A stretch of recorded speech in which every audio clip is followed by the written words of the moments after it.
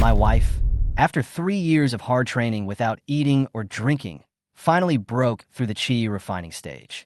As for me, I spent the whole day planting flowers and grass, raising pets, and lying down in the sun, and I surprisingly broke through to the Nascent Soul stage easily. The reason behind all this is that I have acquired a magical ability, activating the ability to restore my physical fitness. In other words, only if my wife's cultivation level breaks through will I also break through. Moreover, no matter what I give to my wife, I will receive 10 times the blessing in return. For example, I gave my wife a rusty dagger. The next second, I received the gift of a mid-grade spiritual weapon, the ice dagger. For example, I gave my wife a 30-year-old Ganoderma lucidum. I will be given a 300-year-old Ganoderma lucidum immediately. At this time, in the southern part of Tianjin continent, Yin-Yang sect. Congratulations to Wong Mean, a male disciple from Luoxia Peak, and Zhang Xiu, a female disciple from Luoxia Peak, for successfully holding hands. Following the announcement from the presiding elder, thunderous applause broke out from the audience, echoing throughout the entire hall. This is the annual Yin-Yang sect's blind date conference. The sect will arrange Taoist partners for single disciples of appropriate age. Those who successfully hold hands will not only receive blessings, but also a reward of 10 spirit stones. Sitting in the male disciple's seat, I looked around and saw my companions holding hands successfully one after another, and I couldn't help but yawn. I was playing with the jade token I picked up yesterday in my hand, but I was full of indifference in my heart. I am just a herbal medicine disciple. I have been in the sect for 5 years, but I still haven't opened up my spiritual veins, and I can't cultivate spiritual energy. When I first got started, I was full of enthusiasm and practiced hard, hoping to open up my spiritual veins as soon as possible and embark on the path of cultivating immortals. But as time went by, I gradually accepted the fact that I was useless and began to learn to let go. I just took care of my own herb garden every day, living a leisurely and carefree life, more comfortable than anyone else. In another month, it will be the 5-year deadline for me to join the sect. If my spiritual vein is still not open by then, I will be expelled from the sect. But it doesn't matter, there's still 2 acres of land in my hometown down the mountain where I can grow herbs, bask in the sun, and live. Even if I haven't succeeded in cultivation these years, at least I can live a long and healthy life and enjoy the good years. As for blind dates, I never had any expectations. After all, who would be interested in a useless person like me who couldn't practice cultivation? The Yin-Yang sect practice emphasizes the harmony of yin and yang, and men and women practicing together can achieve twice the result with half the effort. In order to promote the lifelong events of the disciples, the sect holds this matchmaking conference every year.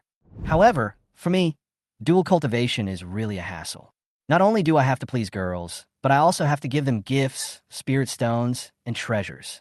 I prefer to leisurely grow herbs and enjoy my freedom alone. Double cultivation? Forget it.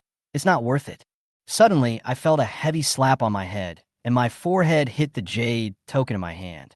I was in so much pain that I couldn't help but turn my head and glare at the person behind me. What caught his eye was Wong Mean, who had just succeeded in holding hands, with a proud smile on his face. Hey, I succeeded in holding hands, and we're about to start double cultivation, so hurry up and congratulate me. Seeing his smug look, I complained helplessly, Go away. Go and practice dual cultivation with my daughter-in-law, and don't disturb your father here. Let's go. After saying that, he took Zhang Xiu, who was blushing, and left happily.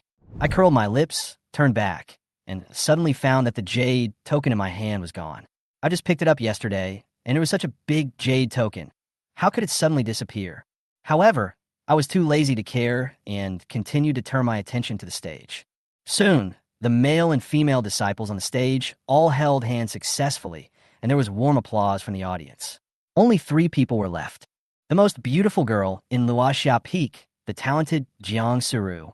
The most handsome man in Luoxia Peak, Yilong Yuan, who comes from a distinguished family and has extraordinary talent. And me, a useless person who is unable to practice. Only Jang Suru was left sitting on the stage. She was not only extremely talented, but also cold, arrogant, and noble, like a banished celestial being from heaven, possessing an unapproachable temperament. She was elegant and refined, with picturesque features, and she wore a plain white dress. Her every move seemed noble and inviolable. Her beauty is unmatched. Even Yilong Yuan, who has pursued her for many years, has never been able to win her heart. Now, Jang Suru is already 18 years old. If she doesn't choose a partner, the sect will force her to arrange one. The elders kept her until the end, which was obviously an opportunity arranged for Yilong Yuan. After all, his background and qualifications were enough to match her. I know very well that I am just a foil. The elder looked at Jang Suru and said calmly, Jang Suru, since you're the only female disciple, please choose your Taoist partner. Jang Suru looked at Yilong Yuan and me with an indifferent look and suddenly spoke slowly, I choose. The disciples around her watched with bated breath, and some were even ready to clap their hands, wishing her and Yilong Yuan a wonderful story. However, Jang Suru's voice sounded like a clear spring, Hanfeng. As soon as the words fell, the disciples around were stunned. I was also completely dumbfounded, and my mind was at a loss. Why did she choose me? I was not interested at all. I just wanted to continue my life of lying flat. Yilong Yuan was so outstanding, and he had liked her for so many years. How could she choose me? At this moment, Yilong Yuan's expression was as if he had eaten 10 years of old rat shit, his face full of anger and disappointment. Obviously, he was dissatisfied. It seems that my life of lying flat is about to face a big challenge. However, I've already agreed to it, and it would be inappropriate to regret it now. Just then, a clear female voice sounded in my mind, like the voice of a teenage girl. Congratulations on becoming a Taoist couple for the first time. You have received the blessing of marriage and activated your cultivation to return your physical fitness. From now on, your cultivation and that of your Taoist couple will be returned tenfold through the blessing of marriage. The skills, magical powers, and treasures you gave to your Taoist couple will also be returned tenfold to you. The items given by blessing cannot be transferred to others. The return multiple will increase as your realm improves. I frowned, my head puzzled by the voice, but it felt like something out of the ordinary. Where was it coming from? Suddenly, a flash of light came to my mind. That jade token? Yes, the jade token was in my hand. Wong Mean patted me, and my head hit the jade token, and it suddenly disappeared. But what about this marriage blessing? What does love your wife mean? Is it to make me a bootlicker? And it also returns my cultivation points. Is it to tell me to practice harder? This is really too troublesome. Whoever wants a Taoist partner can have one, and whoever wants to practice can practice. I might as well just lie down. Just then, a loud bang startled me.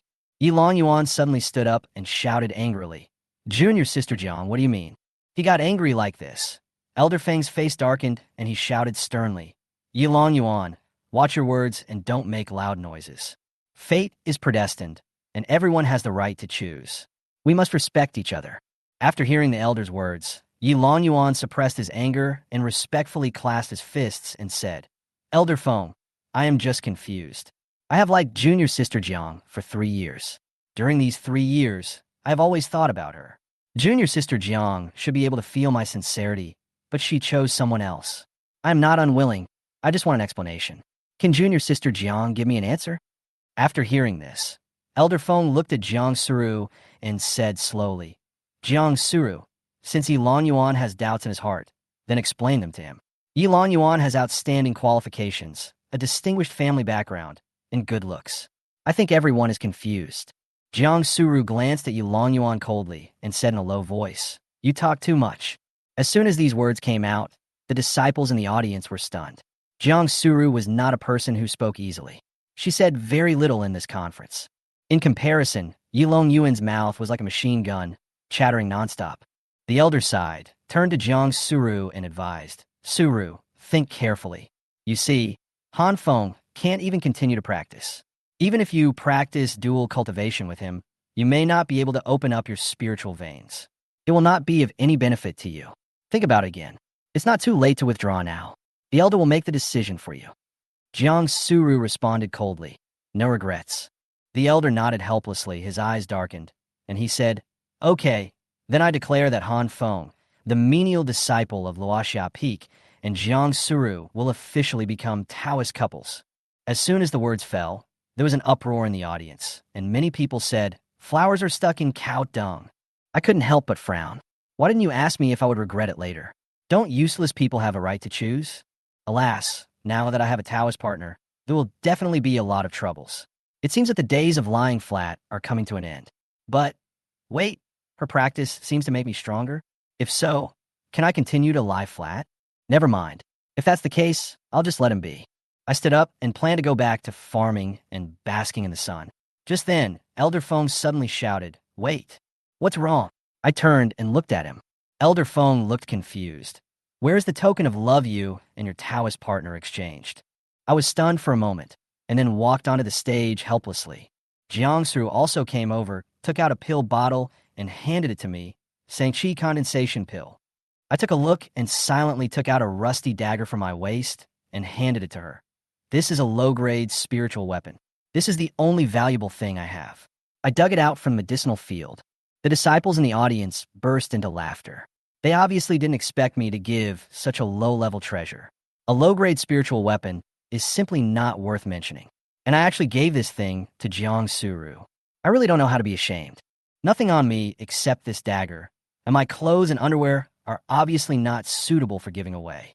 Jang Suru took the dagger, and I took the Qi condensation pill. The voice came again in my mind. "You gave your Taoist partner a low-grade spiritual weapon and received 10 times the blessing in return. A medium-grade spiritual weapon, an ice dagger. Do you want to receive it?" My heart moved. It seems that the blessing of this system is real. I decided not to accept it for the time being. After putting away the Qi condensation pill, I clasped my fist towards Jang Suru and turned to leave. As for whether Yilong Yuan would come to trouble me, I saw his murderous eyes, so he would. But who cares? I just went back and continued to lie down. I took a few steps and looked back at Jang Suru on the stage, thinking that this farce was over. Just as I was about to leave, Jang Suru actually followed me. We walked to a deserted place, and I turned around and said coldly, "Okay, no need to see me off. You can go back now." Jang Suru sneered at me and said, "Aren't you wondering why I chose you? Are you blind?" I asked. "You." She was slightly stunned, but then he restrained his expression, lowered his head, and remained silent for a moment, then raised his eyes and looked at me with disdain and said coldly, "To tell you the truth, I chose you because I have enough talent. I have a rare spiritual root. I can make a fortune on my own without relying on men. The Yi family is too powerful, and Yilong Yuan is ambitious. Being with him is too restrictive, and I don't like it. And he not only wants to practice dual cultivation with me, but also wants to be my man. How can I give myself to someone I don't like? I chose you only because the Yin-Yang Qigong of the Yin-Yang sect requires the cooperation of men and women to practice, and you're useless enough that you will not restrict me." After hearing these words, I breathed a sigh of relief and felt a little comforted. If she really likes me, there are two possibilities. Either she has other plans, or she has a problem with her brain. No matter which one it is, I will stay away from her. As for being called a waste, I've gotten used to it and don't care at all.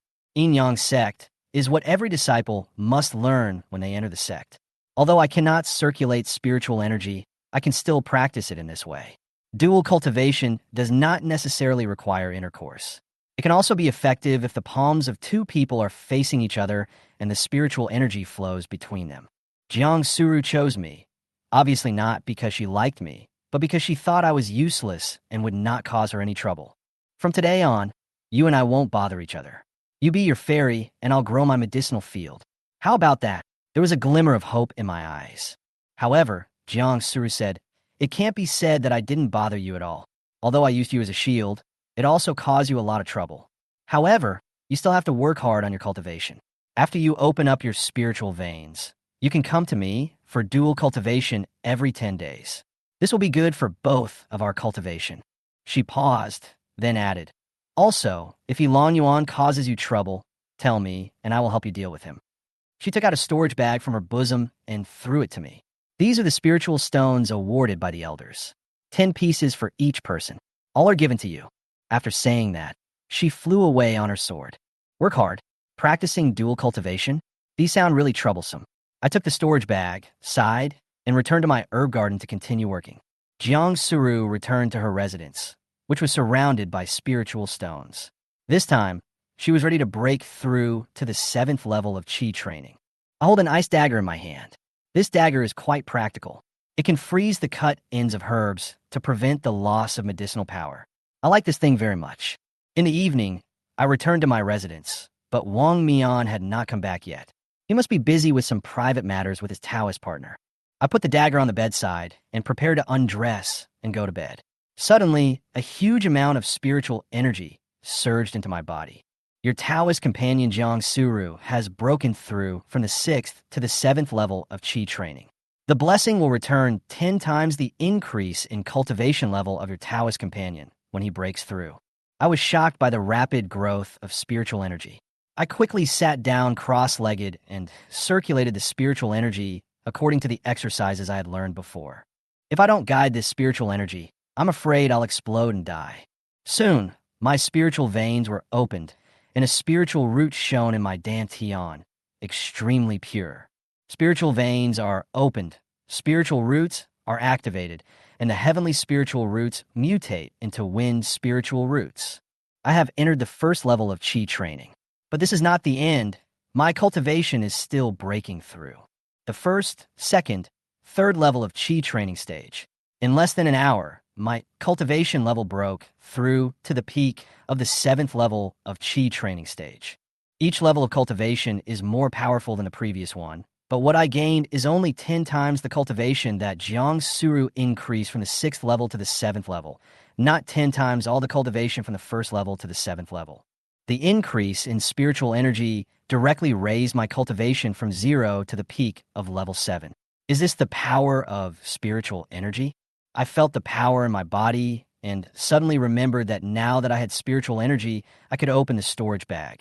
I immediately dripped blood to recognize the master, opened the storage bag, and saw 20 spiritual stones inside. I took out one and tried to absorb the spiritual energy in it, but found that I could not absorb any. It seems that I am indeed a useless person who cannot cultivate on my own. Even if I have spiritual roots, I still cannot improve myself. At this moment, a voice sounded in my mind. You cannot improve your cultivation on your own. You must rely on your Taoist companion to improve. Now your spiritual energy is full and you can't absorb anymore. You need to consume it before you can continue to absorb it. But even after consuming it, you can't absorb it on your own. Now I understood. It turns out that my level of cultivation is like a container. The spiritual energy is the water. The water can be poured out and then filled again, but I cannot expand the container by myself to hold more water. Suddenly, a gloomy voice came from outside. Is Junior Brother Hana home? My heart tightened and I asked, is it Boss Ma? It's me, Junior Brother. Come out for a moment. I have something to talk to you about. The voice of Boss Ma came from outside. Boss Ma is the manager of the medicinal garden in our area. He has reached the 4th level of Qi training and has a sinister mind. He often exploits his subordinates. I have also been bullied by him before. I hid the dagger, walked to the door, opened it, and sure enough, I saw that familiar face who looked like a horse. Boss Ma, do you have something to talk to me about? I asked coldly. Couple with senior sister Jiang today. I am really envious of you.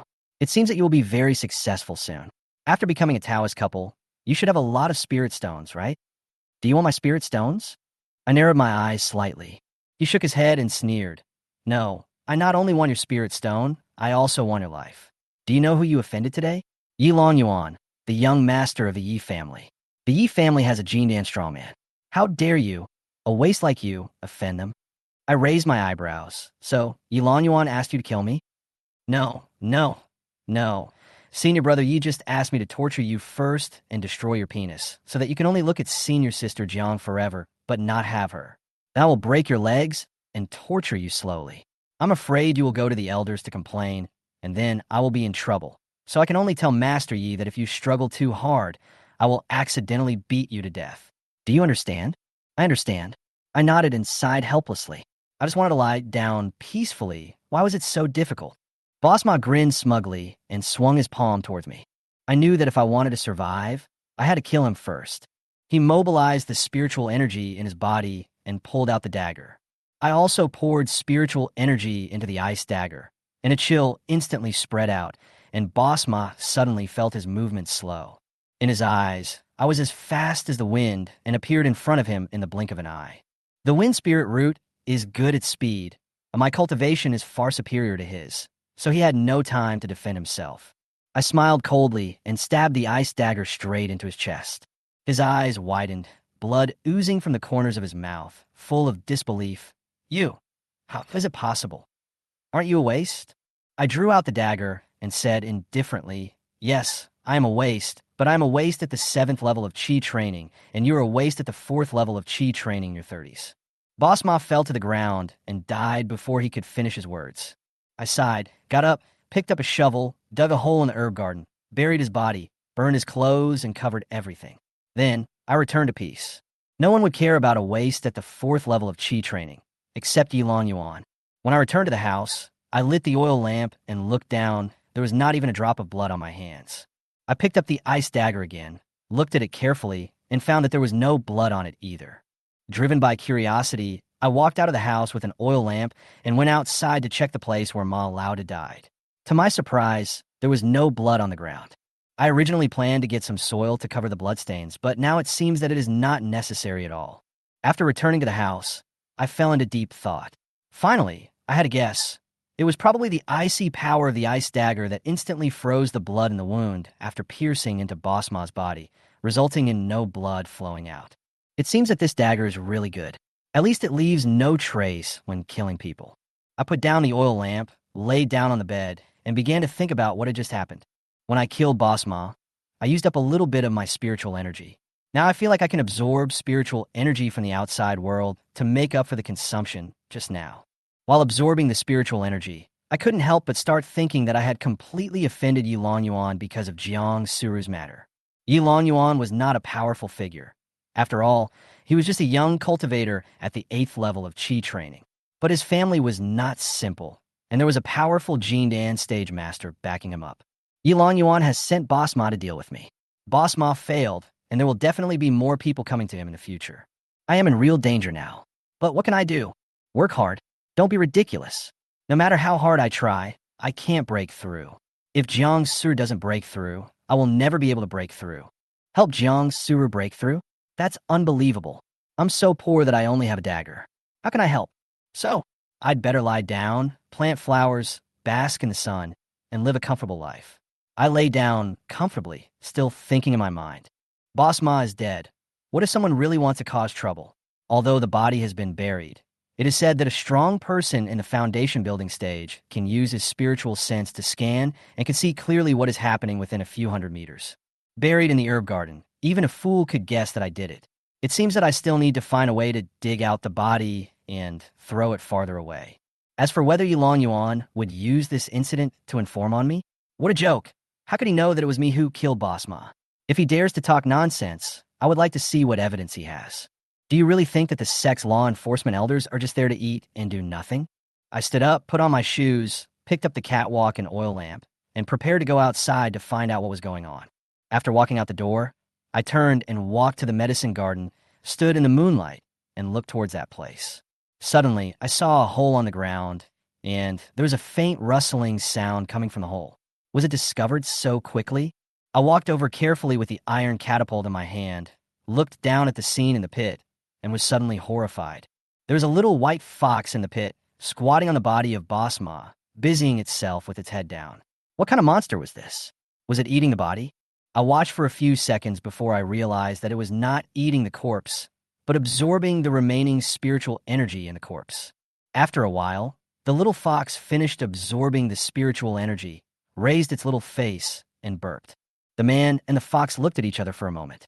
The little fox was obviously frightened. Its fur immediately stood on end, its fangs were exposed, and its eyes flashed with green light. It stared at me fiercely. At this moment, a huge and blurry figure suddenly appeared in the air above the pit. The figure looked like a fox, with bloodshot eyes, and was extremely brutal. Its pupils were like the starry sky, vast and boundless, and behind it were 9 huge fox tails swaying gently, as if containing the energy to destroy the world. However, this scene only lasted for half a second and then disappeared. What's strange is that such a powerful phantom and might were not noticed by any strong person in the entire Yin-Yang sect. Are you the spirit beast that escaped from the spirit beast peak? I asked curiously. No, I'm wild, the little fox replied. So what are you doing here? I'm hungry. The little fox jumped out of the pit, squatted on the mud, and looked at me with its big round eyes. Aren't you afraid of me? We both asked almost in unison. Why should I be afraid of you? I asked back. Because I'm a spiritual beast that can talk. So, I blinked. As a chores disciple, I naturally didn't know what it meant for a spirit beast to be able to speak. Then why aren't you afraid of me? I have an iron hammer in my hand, and I can kill you with one blow. I couldn't help but continue asking. You have no murderous intent or ill will towards me. I can feel the threats and malice from people. You don't have that, so I'm not afraid of you. The little fox's tone was as soft as a child's. I smiled and said, You are quite interesting. Are you full? No. The little fox shook his head. You just inhaled spiritual energy. Are you feeding on spiritual energy? Yes, but the spiritual energy of heaven and earth is absorbed too slowly, so I come to absorb the spiritual energy from the corpse. The little fox replied. Seeing that it looked somewhat pitiful, I took out a spirit stone and handed it to it. When the little fox saw it, he immediately took it, opened his mouth, and chewed it up, eating it with relish. This scene stunned me. The spirit stone is not an ordinary thing. It is harder than a spirit weapon. It is said that even a powerful person in the nascent soul stage cannot easily destroy it. I didn't expect it to be chewed. Are you full? No. Can you give me another one? I took out another spirit stone and handed it to it. The 20 spirit stones it got today were of little use to me, but to the little fox, they didn't seem like much. The little fox took the spirit stone, but did not eat it immediately. Instead, it put it behind its back. Then, it burped, looked at my suspicious eyes, and explained guiltily, I was afraid that if I got hungry again, you would not give me any more. I smiled and said nothing more. I felt that I had a liking for this little fox. Looking down at the body in the pit, I couldn't help but sigh. You seem to be enjoying your meal, but what about my body? You dug the pit full of blood, and if I carry it all the way, I'm afraid there will be blood everywhere. The little fox looked at the corpse, then looked at me, hesitated for a moment, and suddenly took a deep breath and exhaled a puff of white air. The white gas came into contact with the corpse. The corpse began to melt at a speed visible to the naked eye, and finally turned into a small red ball. The little fox jumped into the pit, picked up the ball, and handed it to me. This is his blood essence. Eating it will help your cultivation. I took the ball and felt sick. Thinking that it was filled with the blood and flesh of Basma, I just threw the ball on the ground. The small ball rolled under a medicinal herb, then turned into bits of energy and was absorbed by the herb. I didn't notice this scene. I took the cattail, filled the hole, and planted a herb in it. This way no one would find it. After finishing all this, I took the catalpa and went back to the house. The little fox followed me and said, Okay, the trouble is solved. Let's go and rest. I stopped, turned to look at the little fox, and slowly said we. The little fox blinked. What else? Why are you following me? I was confused. Then where should I go? The little fox seemed a little confused. Go back to your home. I pointed to the empty space around us. Where do I have a home? The little fox lowered his head, looking aggrieved. I've been hiding here and there, afraid of being captured and used as a spirit pet. It's a rare opportunity to meet a good person who doesn't despise me and is willing to give me spirit stones to eat. Of course I won't leave. I was slightly stunned. Did you just miss something? No, really not. The little fox quickly avoided his gaze. I looked suspicious. Oh, you are so powerful. You eat spirit stones and refine corpses. Why are you afraid of humans? Because I have no cultivation. The little fox's eyes became helpless. You have no cultivation. Why do you want to eat spiritual energy? I'll be hungry if I don't eat spiritual energy. The little fox shook its tail. Don't worry, I'm easy to feed. One spiritual stone is enough for several days. I pondered for a moment and thought that since it had no cultivation, it shouldn't pose a threat, and it could be a little helper in disposing of corpses, so it wouldn't be bad to keep it. It would be fun to raise flowers and plants and pets in the future. Well, come with me. Back in the house, I took off my shoes and lay down on the bed to get ready for sleep. The little fox jumped to the end of the bed and asked, Hey, what's your name? My name is Han Feng. I answered casually. Why don't you kill me or force me to sign a contract and become your slave? I'm lazy. I closed my eyes and prepared to rest. I got up the next morning, washed my face in a daze, and then walked to the yard, ready to lie on a lounge chair to bask in the sun. This day, as usual, apart from taking care of the herbs, I spent the rest of the day on the recliner. Pastoral life, lying down and worry-free. When I walked to the lounge chair, I saw the little fox lying lazily on the lounge chair, basking in the sun, looking very comfortable. I walked over, picked up the little fox, lay down on the lounge chair, put it next to me, and bask in the sun together. After a while, the little fox yawned and complained, "I'm hungry. Go find me something to eat." I was stunned for a moment and asked, "Can't you survive for several days with one spiritual stone? You ate a spiritual stone yesterday and absorbed a lot of spiritual energy. Why are you hungry again?" "I'm bored and want to eat something." The little fox answered as a matter of course. "Then go find it yourself," I said helplessly. "I'm too lazy to move." The little fox blinked and said bluntly. The two of us lay on the lounge chairs, enjoying the sunshine. "Come to think of it, I'm a little hungry too. Little fox, go make me some food." The little fox opened his eyes wide and looked at me in shock. "Brother, I'm just a fox. Why should I keep you if you can't cook?" I stood up and carried it to the herb garden. Walked to the herb garden, I saw the wood spirit 3-needle flower that stood out from the crowd. Ordinary 3-needle flowers are only 1 foot tall, but this one is taller than my house. I was shocked. The wood spirit 3-needle flower is the main material for refining the soul-restoring pill. It can enhance cultivation, restore spiritual energy, and heal injuries. It matures every 3 months. This one is definitely more than 30 years old. Could it be that the small blood and energy ball I casually threw away last night was absorbed by it? Did this flower become so powerful because of this? The little fox's eyes sparkled with desire as he pounced on the flower. It must be delicious. I stopped it and suddenly thought of a great opportunity. Giving this flower to Jang Suru in exchange for a 300-year-old 3-needle flower is a sure-win deal. However, when I thought about facing Jang Suru's ugly face, my motivation disappeared instantly. Forget it, I'd better lie down and talk about it next time.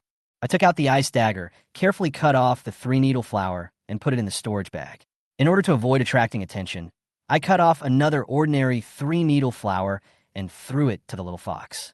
It bit the flower angrily, as if venting its emotions on me. I took it back to the lounge chair and continued to enjoy the sunshine. After the little fox had eaten, it curled up beside me and fell asleep. We, one big and one small, lay comfortably. Suddenly, there was a sound of hurried footsteps outside, and a familiar figure came running towards them. "Hey, don't sleep anymore, wake up. I have something exciting to tell you." Wong Mean ran to me excitedly, his face full of excitement. "Guess what I found out this morning? Have you learned about the joy of dual cultivation? Or have you learned how soft someone's body is?" I glanced at him with a tone of disdain. "You old lonely widower, are you jealous that I found a Taoist partner? Then why are you still staying here?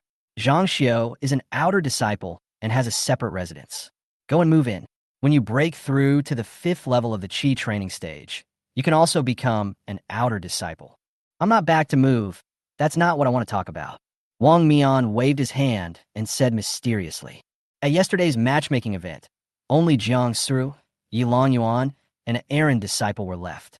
Everyone thought Jang Suru would choose Yilong Yuan, but guess what? She chose the errand disciple."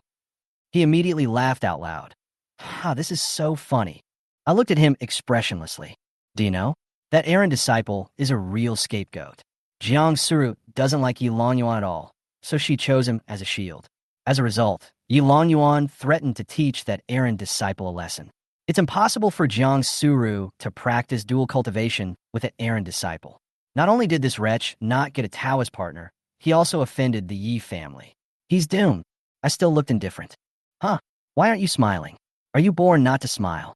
Wong Mean saw my expression and finally realized that something was wrong. His smile froze instantly and turned into astonishment. "Wait, that errand disciple. Could it be you?" Seeing Wong Mean's eyes changing from joy to astonishment, I said coldly, "It's not me, it's your father." Wong Mean blinked, rubbed his hands dryly, laughed awkwardly twice, and then said excitedly, "Brother, you really found a treasure. Jiang Suru is the most beautiful girl in our Luoxia Peak. She's like a fairy who has descended to the earth and has countless admirers. Besides, she has a natural spiritual root, so her future is limitless. If you make a fortune, you will be able to live off her in the future. When you become rich, don't forget me, your brother. When you become rich, don't forget me." I sneered and said leisurely, "That's not what you said just now. You clearly said that I was a big wrong person." "Oh no, absolutely not." Wong Mean laughed dryly and sighed. Then he continued, "Brother, I just want to comfort you. Everyone knows that Yilong Yuan has been in love with Jang Suru for a long time. This time, Jang Suru chose you. He must be unhappy and will definitely take revenge on you. The Yi family is so huge, and there are elders in the Gene Dance stage. Although the elders may not necessarily take action because of this, Yilong Yuan will definitely not let it go. Brother, listen to my advice. Run away quickly, and it is better to go out and become a casual cultivator than to live in fear here. Life is the most important thing.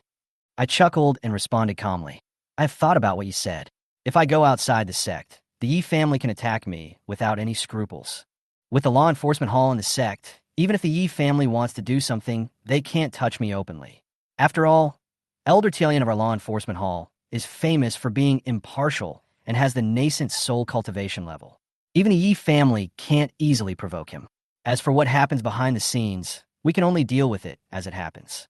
In short, it's unwise to leave the sect. So, you plan to stay here forever? Wong Mean frowned.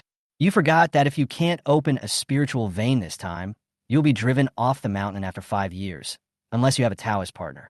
Even if you have a Taoist partner, unless Jang Suru can use the power of the Jiang family to help you get the status of an outer disciple, you will still be driven away. And outer disciples are much better than menial disciples. At least the law enforcement hall will pay a little attention to them. After all, if a menial disciple like you dies, no one will care. I nodded. Wong Mean was right. Now, I really need the identity of an outer disciple to protect myself, but I don't need to bother Jang Suru about this matter, because to become an outer disciple, I only need to break through to the 5th level of Qi training. You're right. I'll do it today. I paused and asked, by the way, are you back to move things this time? Yes. Zhang Xiao has already broken through to the 5th level of Qi training and has a special residence.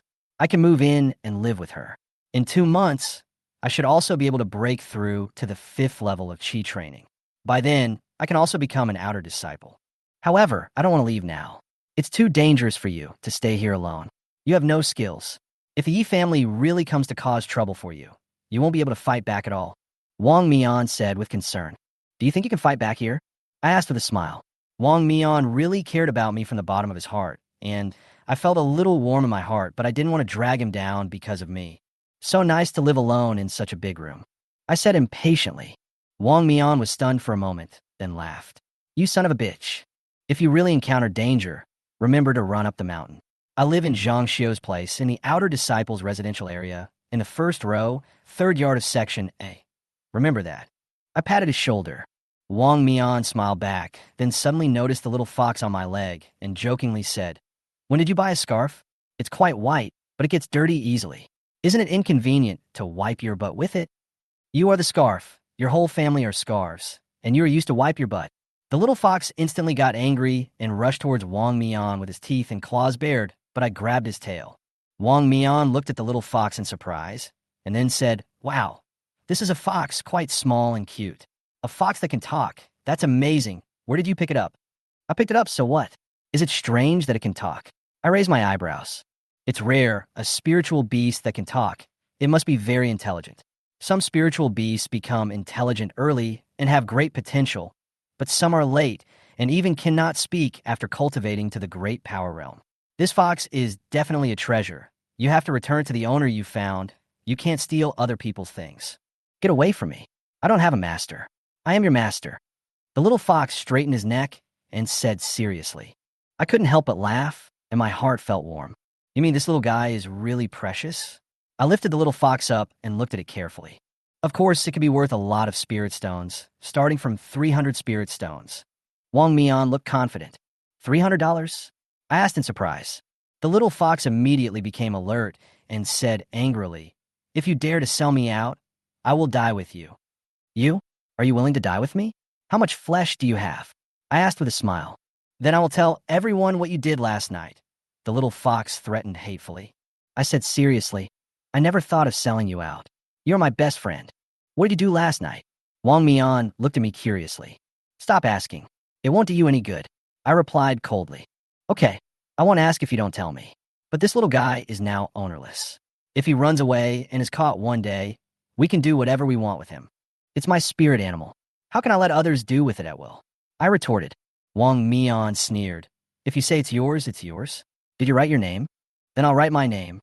I said unconvinced. It's useless to write it yourself. Take it to the Spirit Beast Peak to register and authenticate it and put a collar on it. This way, others will know it's your spirit beast and won't dare to snatch it away. It will be your personal property, and a law enforcement hall will protect the disciple's property. Okay, I understand. I nodded. Wong Mean patted my shoulder, turned around, and went into the house to pack his things. The little fox stood on my shoulder, frowning, and whispered, I said before that I will not recognize anyone as my master and will not sign any unequal soul contracts. I know. Don't worry. I'm just going to register to protect you. I won't let you recognize your master. We are best friends, aren't we? I comforted it. After saying that, I picked up the little fox and walked towards the mountain. Hearing these words, the little fox nestled in my arms looked even more suspicious. What do you mean by we are best friends? We just met last night, and it's only been 12 hours. How do we become best friends? What do you mean by these words? Are you trying to coax me and then sell me out? This little guy is quite clever. He is so young, but he already suspects me. I just said it casually, don't think too much. Can you sense any malice from me? This fox is not stupid. How can I not be smart to survive for so long under the pursuit and blockade of you humans? There are so many experts in the human race. How did you survive until now without any cultivation? I won't tell you. The little fox blinked his big eyes vigilantly, turning them around and looking around, as if he was always ready to deal with any sudden danger. Not long after, I arrived at the top of Luoxia Peak carrying the little fox. This time, the matter is not simple. The first place to go is the registration room. This is the place where all the information of Luoxia Peak disciples is registered and managed. Only by passing the assessment here can the menial disciples be promoted to outer disciples. As soon as I entered the registration room, I saw several young men dressed as outer disciples busy behind the counter. So I walked over and asked, Brother, hello, where should I go to register and take the examination to become an outer disciple? The disciple didn't even raise his head and casually pointed at the sign next to him. I followed his instructions and saw the sign that read, On the first day of every month, all disciples who have broken through the 5th level of Qi training will come to register for unified assessment and be promoted to outer disciples. I was immediately speechless and couldn't help sighing in my heart. I've been too lazy in the past 5 years. I didn't even understand these basic things, and Wong Mean didn't tell me. Since I can't take the test, I won't force it.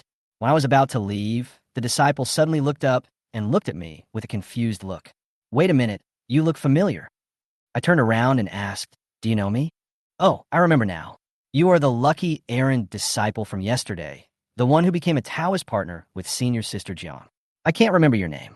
By the way, I heard that you've been practicing for several years, but have not made a breakthrough. Why are you taking the test today?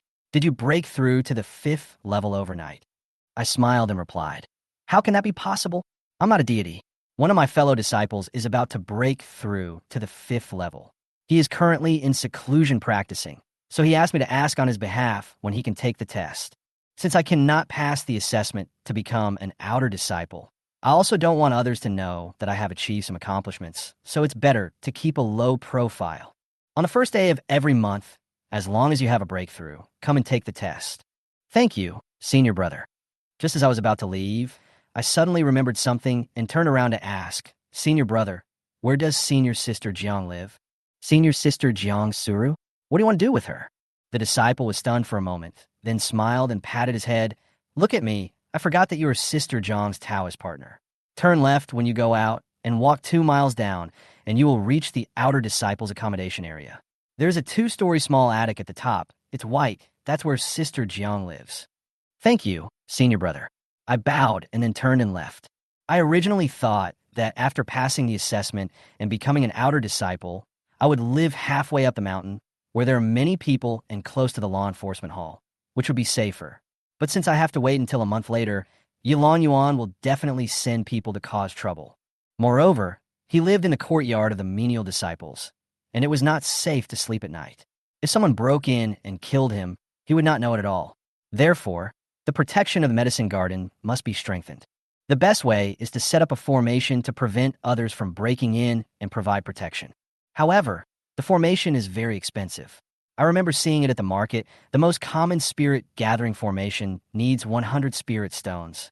And the formation I want is even more expensive. It may cost thousands of spirit stones. The only valuable thing I have now is a mutant three-needle flower. A 3-year-old herb can be sold for 2 spirit stones, and a 30-year-old herb can be sold for 300 spirit stones. As the age of the herb increases, the price doubles. But 300 spirit stones are far from enough. I need more spirit stones, so I decided to make the most of this 3-needle flower and give it to Jang Suru, hoping to be blessed by marriage with a 3-needle flower that is more than 300 years old. Such a plant, if taken to auction, could be sold for at least 3,000 to 5,000 spirit stones. Moreover, many high-level elixirs require herbs that are more than 100 years old to be refined.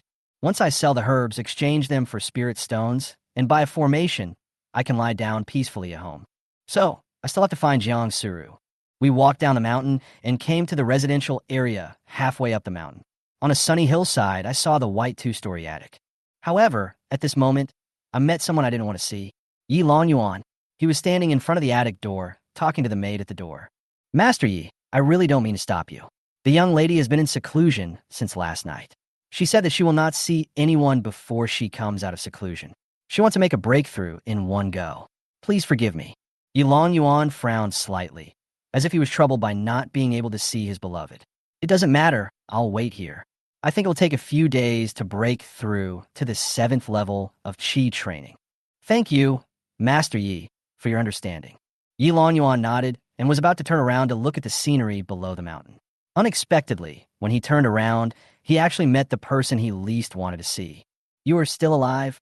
Yilong Yuan narrowed his eyes and spoke coldly. I sighed. This Yilong Yuan has a nice appearance, but no brains.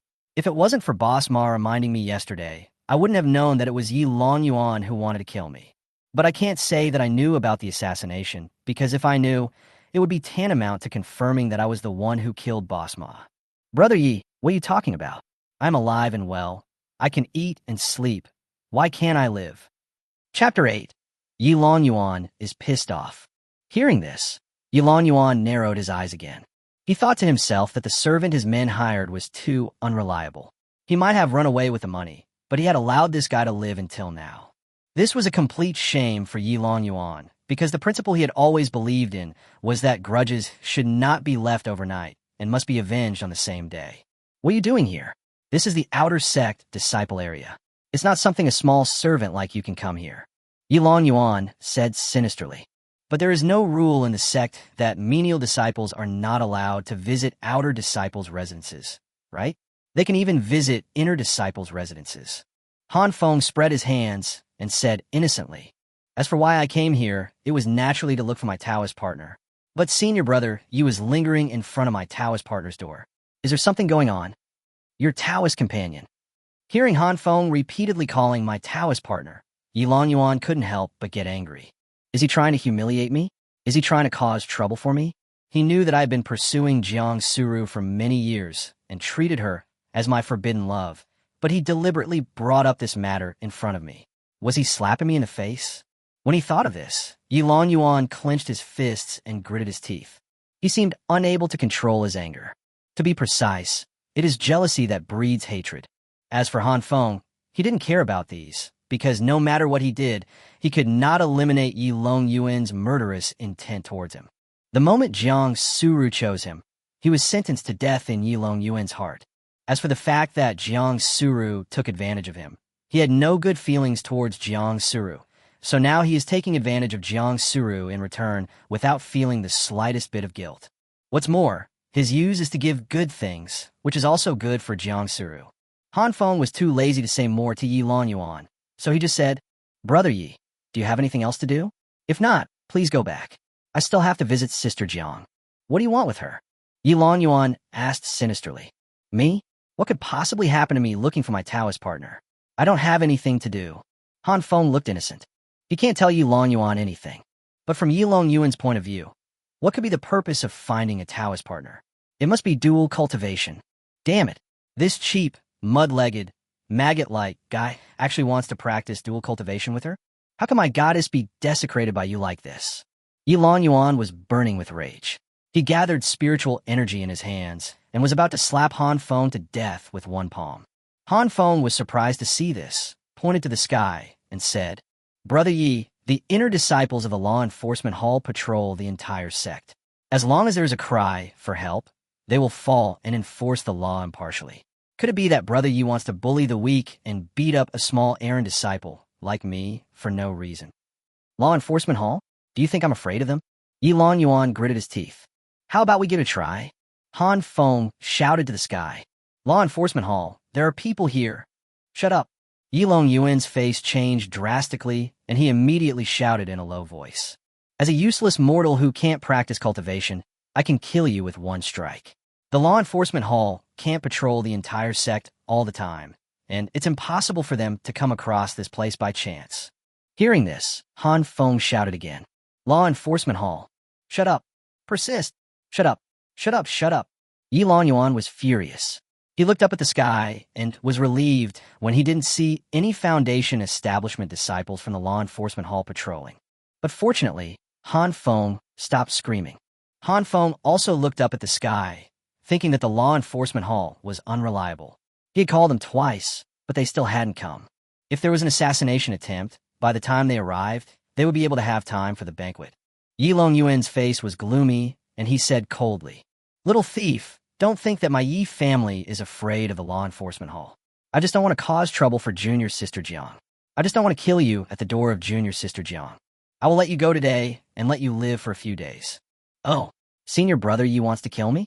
Why? I have no grudge against Senior Brother Yi and we are strangers. Why does Senior Brother Yi want to kill me?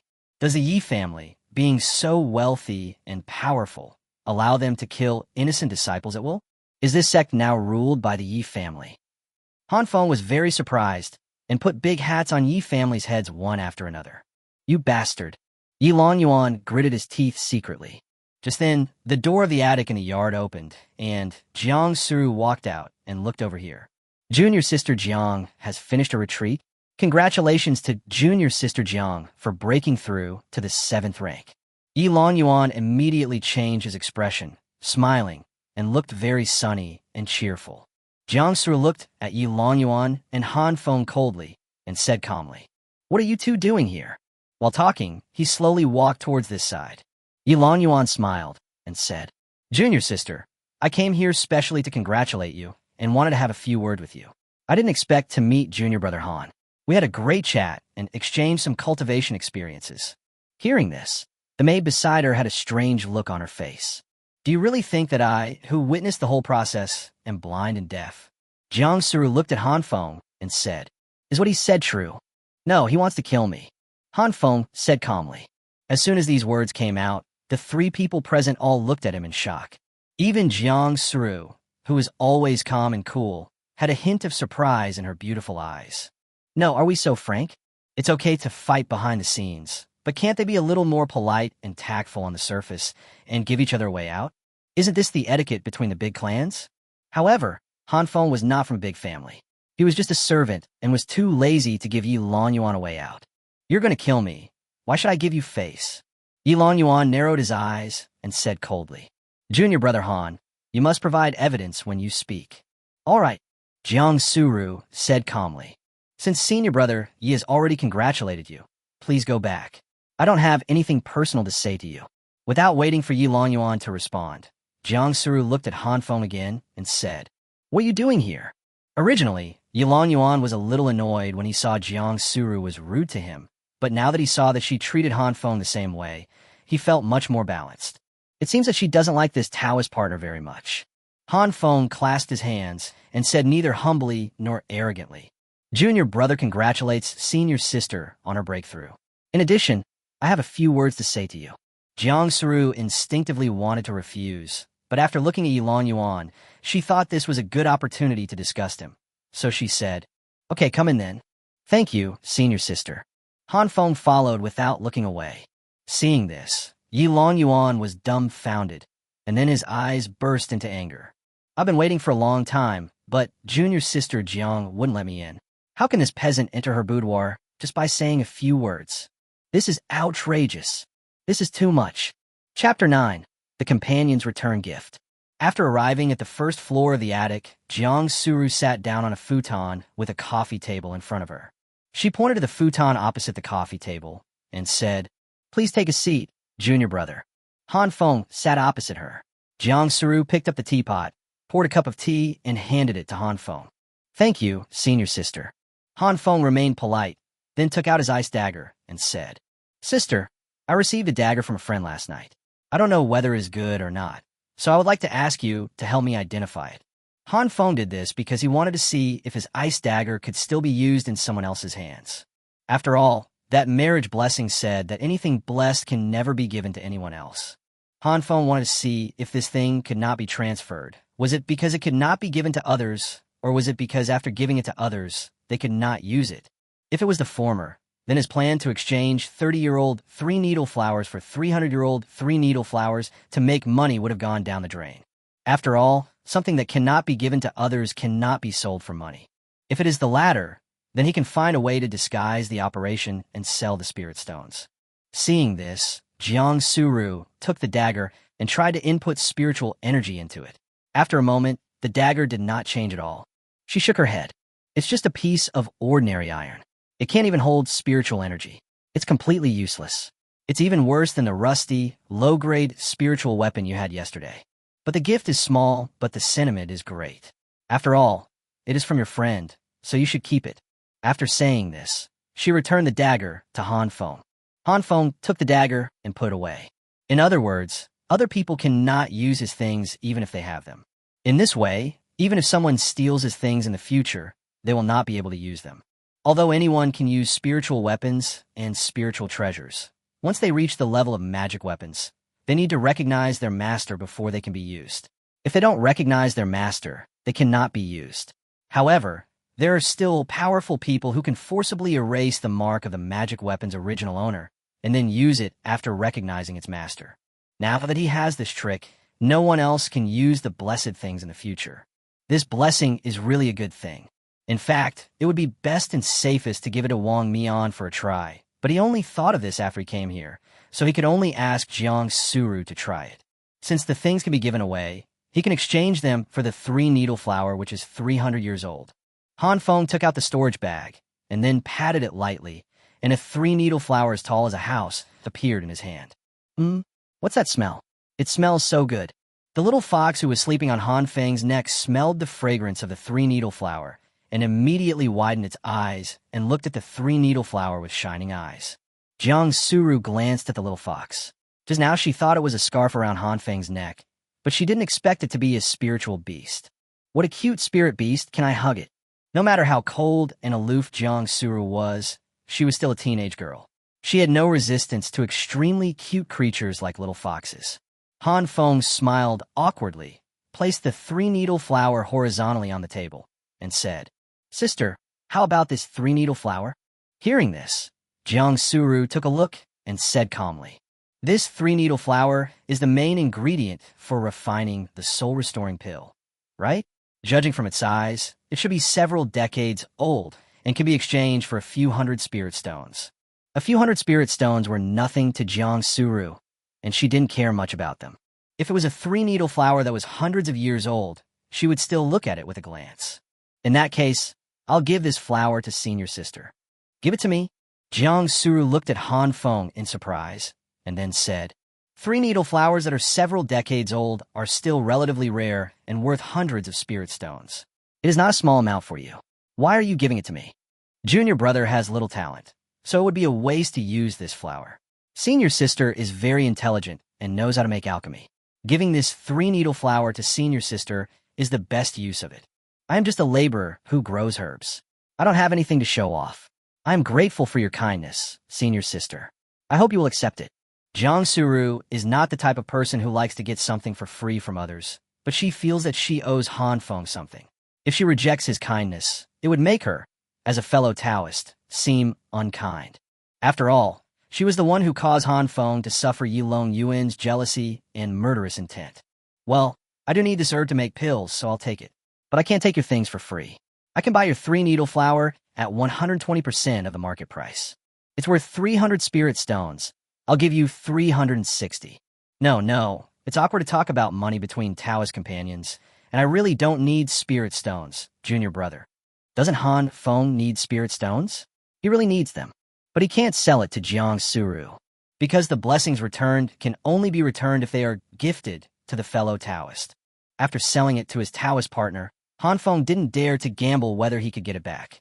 Jang Suru looked at Han Feng strangely. Could it be that this guy really thinks of me as his Taoist partner? Well, it's not quite right to say it's a deal, so let me give you a treasure in return. Jang Suru took out a jade pendant from her storage bag, handed it to Han Feng, and said, Yilong Yuan is targeting you now. This is my fault. I will negotiate this matter through my family as soon as possible. During this period, you must protect your own safety.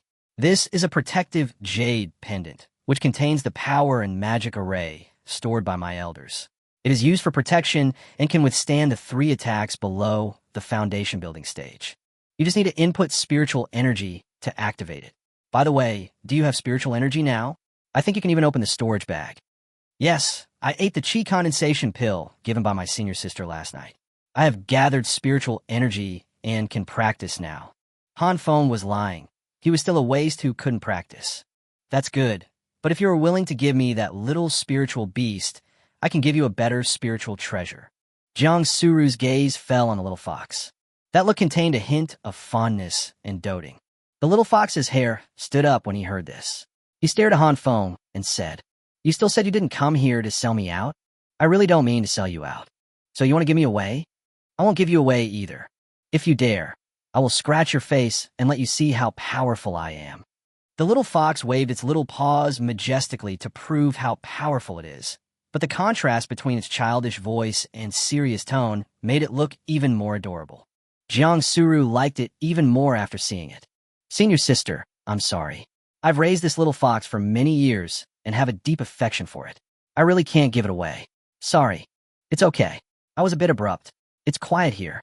If there is a little pet, it would be fine to talk to me. If there is none, it doesn't matter. Chapter 10. Selling Things at the Auction House. Han Feng smiled and said nothing, although he also wanted to know what kind of spiritual beast would be returned to him as a blessing of marriage if he gave the little fox to Jang Suru. But this little fox is quite cute and has a similar personality to him. They both like to lie down and be lazy, so he is still a little reluctant to let it go.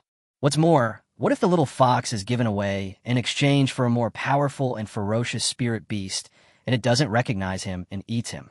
Han Feng took the jade pendant and hung it around his waist.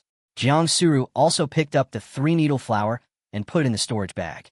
Only when she accepted it and took it was the gift completed. A voice also appeared in Han Feng's mind. Han Feng gave his Taoist friend a plant of 3-needle flower with a 35-year medicinal age. He received a tenfold blessing in return, a plant of 3-needle flower with a 350-year medicinal age. Do you want to receive it? This tenfold return means 10 times the quality of the item given away, not 10 times the quantity. Just like the dagger in the previous incident, what was returned was a mid-grade spiritual weapon of 10 times the quality, not 10 broken daggers. This time is the same. A 350-year-old 3-needle flower is definitely more valuable than 10 35-year-old 3-needle flowers. Hearing this voice, Han Feng was finally satisfied. Then he stood up and clasped his hands and said, Sister, my business is done, so I'll take my leave now. If I find any more rare treasures in the future, I'll give them to you. I hope you won't refuse. Goodbye. Well, walk slowly and be careful on the road. Jang Suru answered politely, but there was still no smile on her cold face. Seeing Han Feng turning around and leaving without hesitation, Jang Suru frowned slightly. She was a little confused about Han Feng. She originally thought that Han Feng came here to practice dual cultivation with her to improve his cultivation. She was quite averse to this kind of thing. Even if they were not doing anything romantic, she still had to have physical intimacy with a man, which she did not like very much. But unexpectedly, Han Feng came just to give her flowers, nothing else, and he didn't mention anything about dual cultivation. Wait, flowers? Jang Suru's eyes narrowed slightly. He just said that he would send me something in the future. Could it be that this guy is trying to please me, win my favor, and then propose dual cultivation with me? Haha, then I will accept everything you send me and see how long you can hold out for. Han Feng went down the mountain and returned to his residence, only to find that Wong Mean had left. It was getting late now, almost evening. Han Feng has 3 things to do today. One thing was to become an outer disciple, but the timing was not right, so it didn't work out. The second thing was to find Jang Suru and exchange the 3-needle flower for a better one. Then take it to the market town at the foot of the mountain to sell it, and exchange it for a formation. The third thing is to get an identity certificate for the little fox.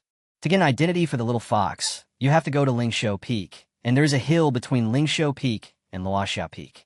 The Yin Yang sect is located among the mountains. Disciples and elders live on several peaks. There are many towns and cities at the foot of the mountains and between the mountains. All of them are inhabited by major families, small forces, and ordinary people who are affiliated with the Yin Yang sect. Where there are people, there will naturally be trade.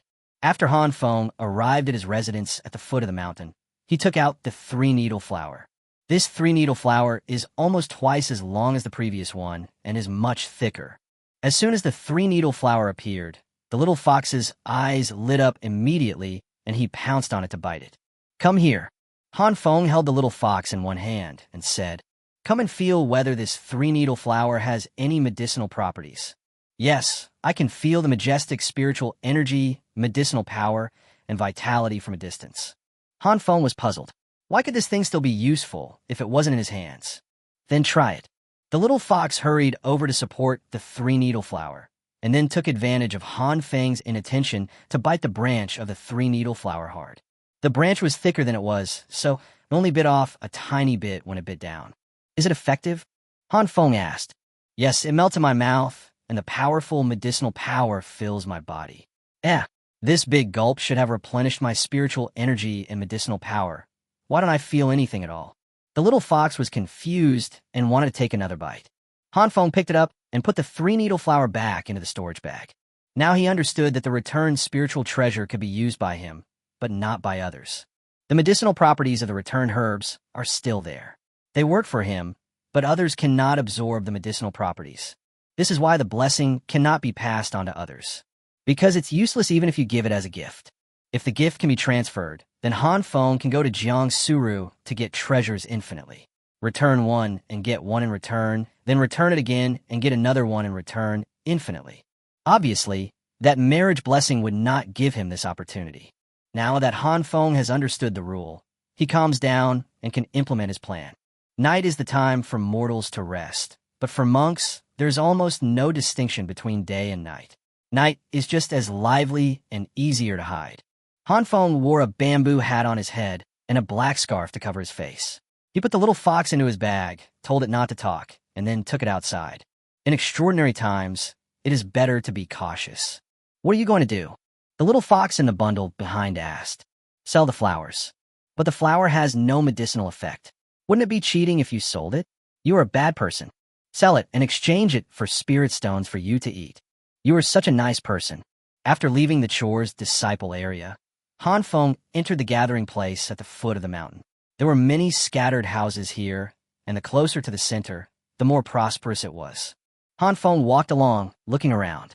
He originally thought that his appearance would be a bit out of place, but along the way he met many people dressed like him, and they all seemed to be doing something shameful. Han Feng had heard from people that there was an auction house in the town at the foot of the mountain. There were auctions every night, and there was also a market selling various treasures, spiritual treasures, and formations. He had been here before, but as he was short of money, he was not eligible to go to the auction house, so he didn't know where it was. After asking around, Han Feng finally found the Junzi auction house. This name is very gentlemanly. When they arrived at the gate, the servant at the door looked at Han Feng. He did not look down on him because of his shabby clothes, nor was he curious about him because of his mysterious dress. People had seen many people like him. "Sir, do you want to buy or sell? You need to pay a 5 spirit stone deposit to buy something, and it can be refunded if you don't buy anything." The servant walked up and asked with a smile. "Selling things. To sell something, you need to pay an appraisal fee of 5 spirit stones, which is non-refundable. Please follow me." The servant brought Han Feng into the auction hall and walked around the gate towards the inside. Han Feng glanced at the auction room and saw that there were many people sitting inside, bidding fiercely. Following the servant, I went around to the back door, and after entering, I saw a small room. Qi Huaijuan is appraising someone inside. You can go in after the person inside comes out. "Thank you very much." After the servant finished speaking, he left. Chapter 11. Fortune and Honor in Danger. Han Feng tried hard to recall the information about Qi Huaijuan in his mind. He only knew that the other party was a Jindan expert who had appraised countless treasures and had a very accurate eye. I'm not sure about the rest. He He is not afraid of having the other party identify this herb because its medicinal effects are real. As for the fact that the pills made by the buyer don't work after he buys them, that is none of his business. After all, it was you who failed in making the pills. But this kind of thing may happen once or twice, but if the things you sell don't work for people every time, then you'll be exposed. Soon, a man came out with a smile on his face, and it seemed that he had identified a good price. Next, a gentle voice came from inside. Hearing this, Han Feng pushed the door and walked in. In an elegant and antique room, Han Feng saw a young monk sitting behind a table. The young monk looked to be about 30 years old, with a face as gentle as jade, a warm smile on his lips, and a palm leaf fan in his hand. Greetings to Senior Qi Huaijuan. Han Feng clasped his hands and said, Please take a seat, fellow Taoist. Qi Huaijuan pointed at the chair. Han Feng sat down and said, Senior, I want to sell a spiritual herb. First time here. Qi Huaijuan looked at Han Feng with a smile. Well, how did you know that? Those who come here frequently will put the consultation fee of 5 spirit stones here before I speak. Hearing this, Han Feng was embarrassed for a moment and quickly took out 5 spirit stones and placed them on the table. Qi Huaijuan then said, Ordinary spiritual herbs can be bought and sold at the market. The ones that you can sell here must be relatively rare, right? It's the Muling 3-needle flower. Such a common herb can be found everywhere, so it must be very old, right? Yes, the 3-needle flower that is 350 years old.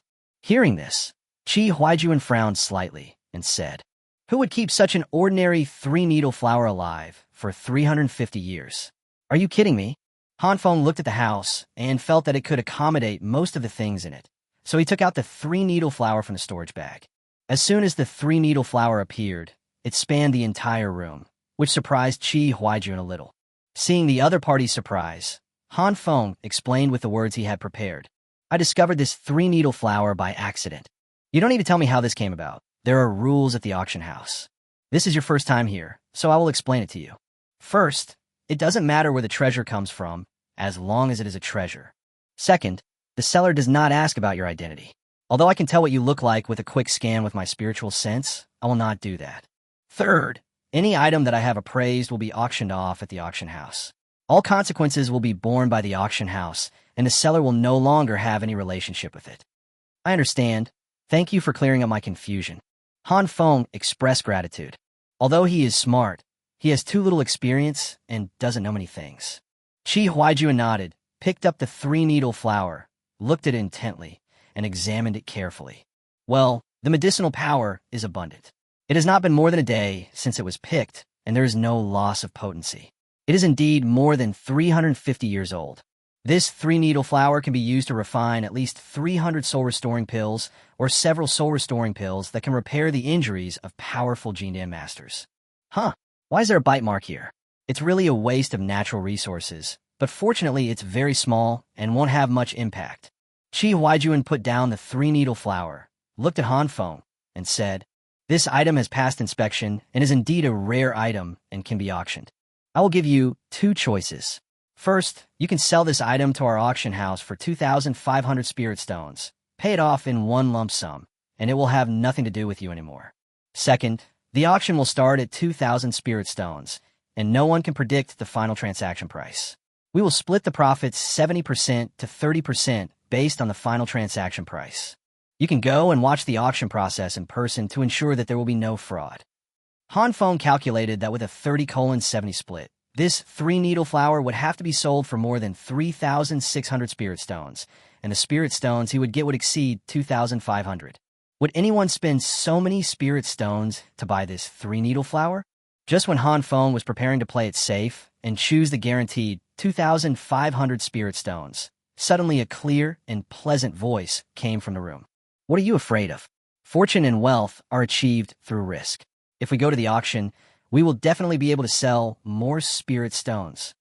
The voice came from behind Han Yun, so there was no need to ask who said it. Qi Huaijuan smiled and said, Have you thought it through, my friend? If you can't make a choice, why not listen to your little spirit beast?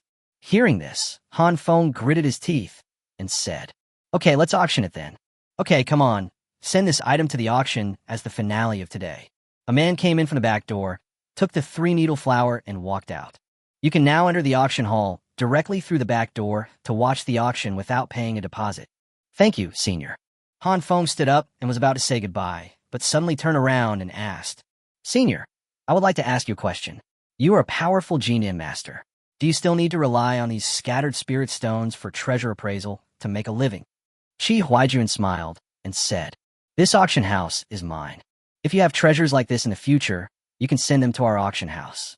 We welcome you at any time. Thank you, Senior. Han Feng walked out, thinking to himself that once they found out they had been cheated, they would probably not welcome him anymore. He left the treasure appraisal room and walked towards the back door of the auction house. On the way, he whispered to the little fox viciously, If you lose, I'll sell you for spirit stones. Also stop talking. After arriving at the auction venue, Han Feng found a seat in a corner and sat down, watching the auction proceed. Here, Han Feng saw many people from the family and elders from various peaks. It was obvious that many people came here to pick up bargains, hoping to find some good things here. But you can only pick up bargains. After all, this auction is held every day. Han Feng did see a lot of rare treasures, but unfortunately he was short of money and couldn't afford to buy anything. After several rounds of bidding, the auction was nearing its end, and it was finally Han Feng's turn to bid on the three-needle flower. The old host on the stage said loudly, Everyone, next is the finale of our auction, a three-needle flower. As soon as these words were spoken, there was a burst of sighs from the audience, and everyone said that there was nothing special about the three-needle flower. The old man continued with a smile. As everyone knows, the three-needle flower is an important ingredient for refining the soul-restoring pill, and the soul-restoring pill is a life-saving item that can quickly recover from injuries and restore spiritual energy. Its importance is self-evident. The older the three-needle flower is, the better the effect of the fulling pill made from it. And this three-needle flower, after being personally identified by Qi Huaijuan, is said to be 350 years old as a medicinal herb. It is conceivable how powerful its medicinal power is. Moreover, this three-needle flower was picked less than a day ago, and Qi Huaijuan personally sealed the broken end, so the medicinal power will not be lost. You can rest assured a bit. Chapter 12, My Yi family wants this flower. When these words were spoken, everyone below was shocked. The three-needle flower that is 350 years old? You know, three-needle flower is an extremely common medicinal herb, and herbs that are more than 300 years old are not rare. But no one would cultivate a worthless herb like three-needle flower for more than 300 years for no reason. It would just occupy the sacred medicinal field in vain. This also means that the three-needle flower, which has a medicinal history of more than 300 years, is extremely rare. At this time, a young monk stood up and said, Host, you're right? A 300-year-old three-needle flower? How is that possible? Who would be so bored as to cultivate a three-needle flower for so many years? Which old weirdo has nothing better to do? Haha, maybe it's wild. Of course, we have personally identified this. If you don't believe it, we welcome your supervision. Anyone who has doubts can come up and test it themselves. The old man said with a smile. Then let me test it. The young man stood up, clasped his hands, and said seriously, I am Zhao Huayun, the top-grade alchemist of Dansha Peak. I want to make it clear in advance that it's not that I don't trust Senior Qi Huaijuan, but I am really excited to see the prey. I haven't seen the three-needle flower for so many years, so I want to take a look and broaden my horizons. With Qi Huaijuan and Master Zhao Dan's endorsement, we can naturally trust it. Master Dan, please go and have a look. Yes, we are all waiting for the results. Everyone shouted. Zhao Huayun, the top-grade alchemist, also walked up, and the host took out the three-needle flower and placed it on the table. Seeing such a big three-needle flower, everyone exclaimed in amazement. Zhao Huayun first looked, then smelled, then touched, and finally input spiritual energy to carefully feel the medicinal power of the three-needle flower. After a moment, he nodded. It is indeed more than 350 years old, which is extremely rare. Host, what is the starting price for this three-needle flower? I, Zhao Huayun, want it. I want to personally refine it into the rejuvenating pill and make the most perfect rejuvenating pill. I want to use this pill to advance to the master level. When these words were spoken, everyone below was surprised. Everyone knows that alchemists are divided into lower, middle, upper, master, and grandmaster levels, and the pills they refine are also divided into grades in this way. In the entire Yin Yang sect, there is not a single grandmaster level alchemist, only 3 masters. Zhao Huayun is known as the brightest alchemist of a younger generation and a young prodigy who has the greatest hope of reaching the Grandmaster level. With this three-needle flower, he might really be able to refine a pill that can exert 100% of its medicinal power and break through to the master level. Everyone was optimistic about him, but Han Feng was the only one who was secretly wondering if he had tricked an innocent victim. The host laughed and said, "Master Zhao Dan, please be patient and take a seat to bid. In an auction, the highest bidder wins. It should be so. I am sorry for being so presumptuous." After saying that, Zhao Huayun returned to his seat, but his eyes were still fiery.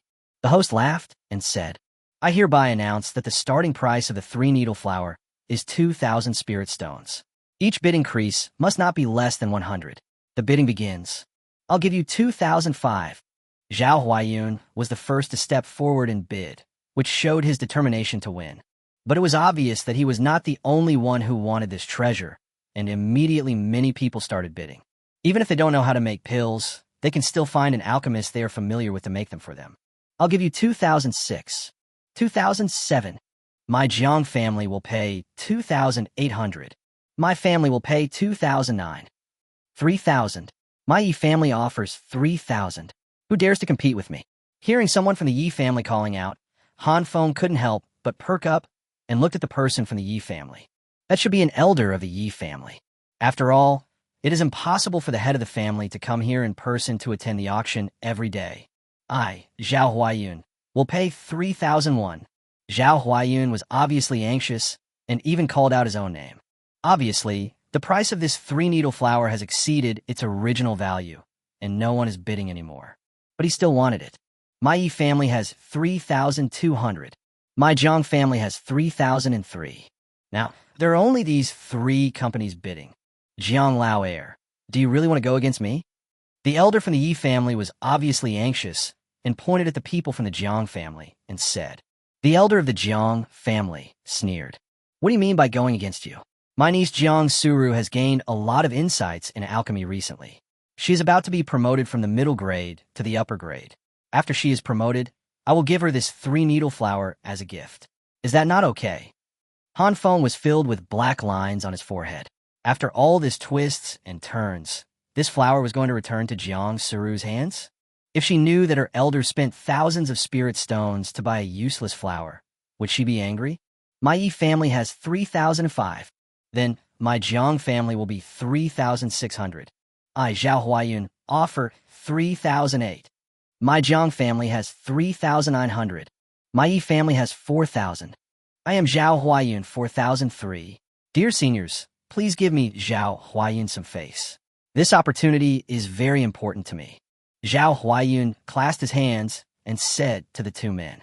The elders of the Jiang family laughed and said, "Since Master Zhao Dan has spoken, then my Jiang family will give you this face.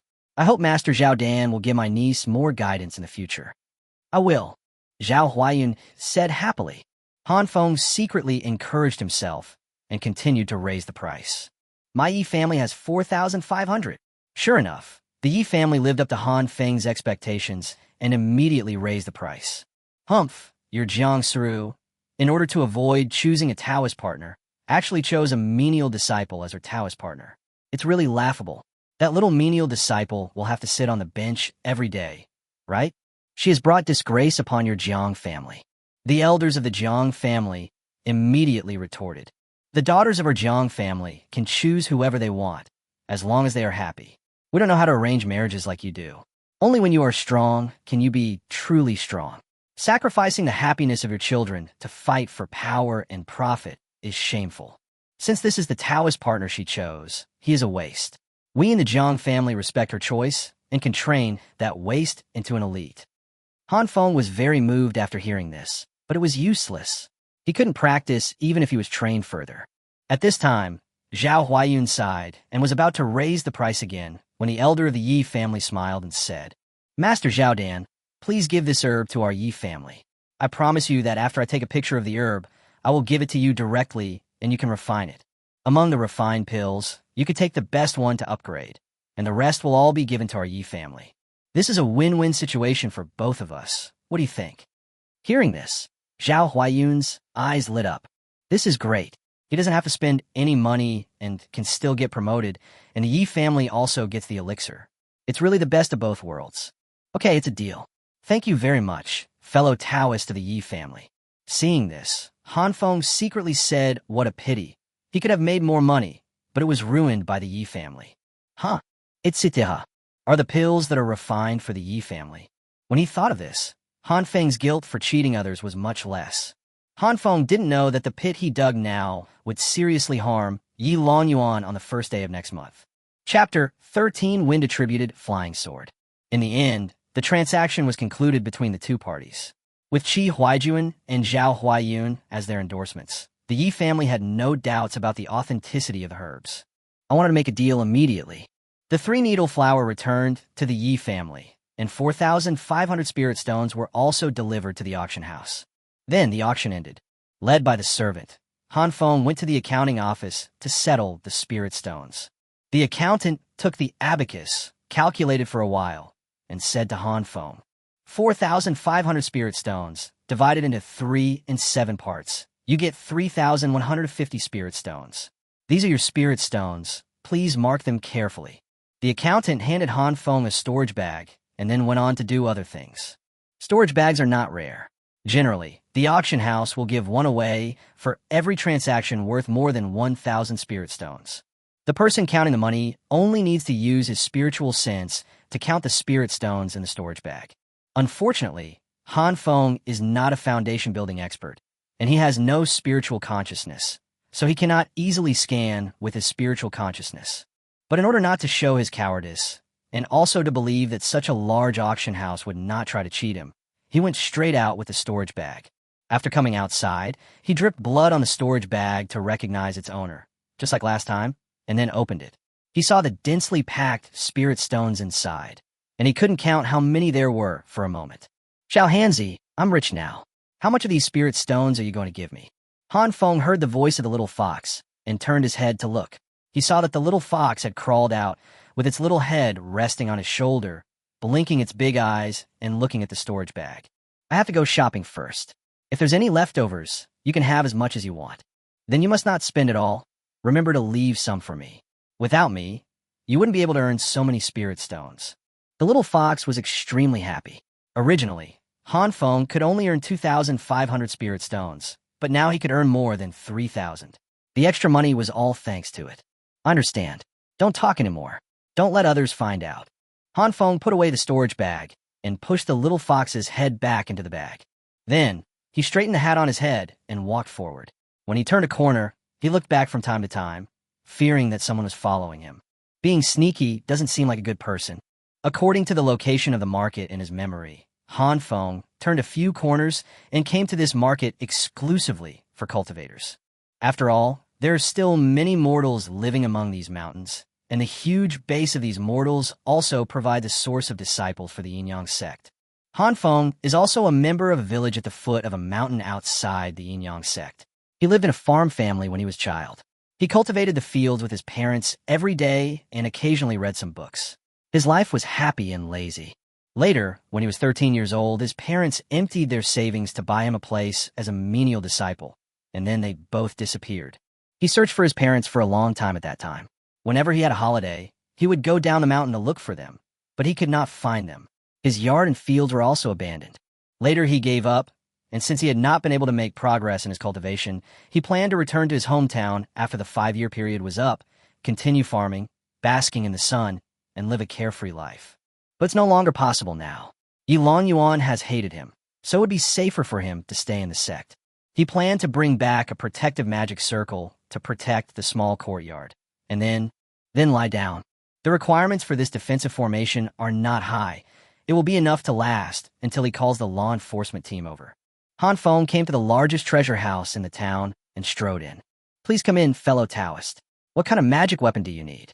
I can recommend one to you.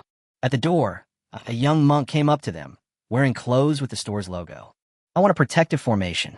Where is it? Han Feng asked politely. The formation is on the 2nd floor. Please follow me. The instructor monk introduced to Han Feng as he walked. We have many treasures in our treasure pavilion, all of which were transported from various places.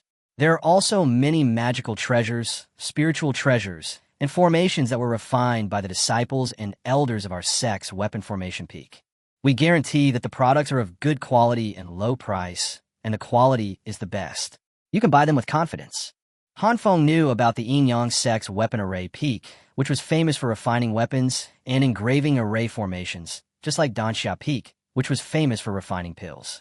Most of the medicinal herbs in Han Feng medicinal field are provided to Danxia Peak. Of course, among the major peaks of Yin Yang sect, cultivation is basically the main focus. Even the alchemy and weapon refining at Danxia Peak and Qijin Peak are just auxiliary. As a disciple of Yin Yang sect, Han Feng can of course go to Qijin Peak to buy items directly, and the prices are much lower than here, but he needs to register his name to buy magic weapons at Qijin Peak.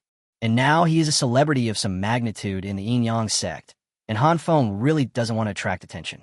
While following the man forward, Han Feng's eyes were always scanning the magic weapons on the first floor. He passed by a counter displaying sword treasures. The dazzling array of swords on the shelves overwhelmed him. The cheapest are the spiritual swords on the outermost side, which are the worst, and the ones before that are spiritual treasures. Spiritual treasures are more powerful than spiritual weapons and have greater power. As for the more powerful magic weapons, they are not displayed here. Every weapon here is exquisite. As he was walking, suddenly a light blue sword caught Han Feng's attention. The sword emitted a faint blue light, with traces of rune arrays carved on it. It was streamlined and very beautiful. There's a note below. Low-grade spiritual treasure, wind control sword. Does Dao's friend like this flying sword? The guide monk smiled and explained, this flying sword came from outside, and it's a low-grade spiritual treasure. Using this sword to fly with the wind, the speed is far faster than that of ordinary flying swords.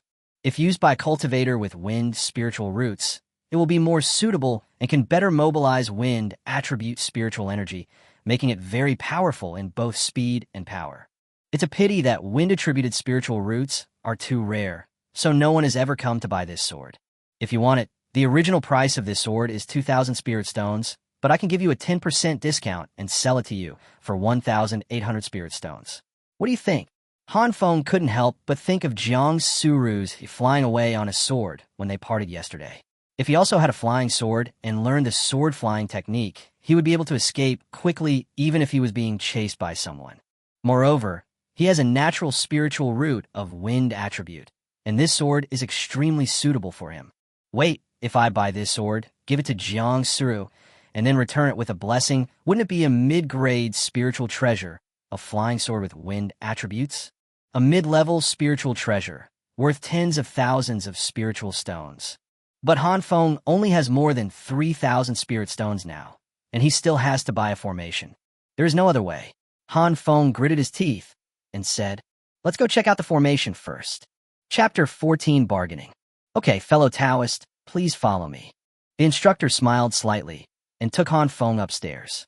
In a large area on the second floor, various array illustrations are arranged in categories. There's only a picture, and the engraved formation is not displayed on it. After the customer makes his choice, someone will go and get the formation and send it over.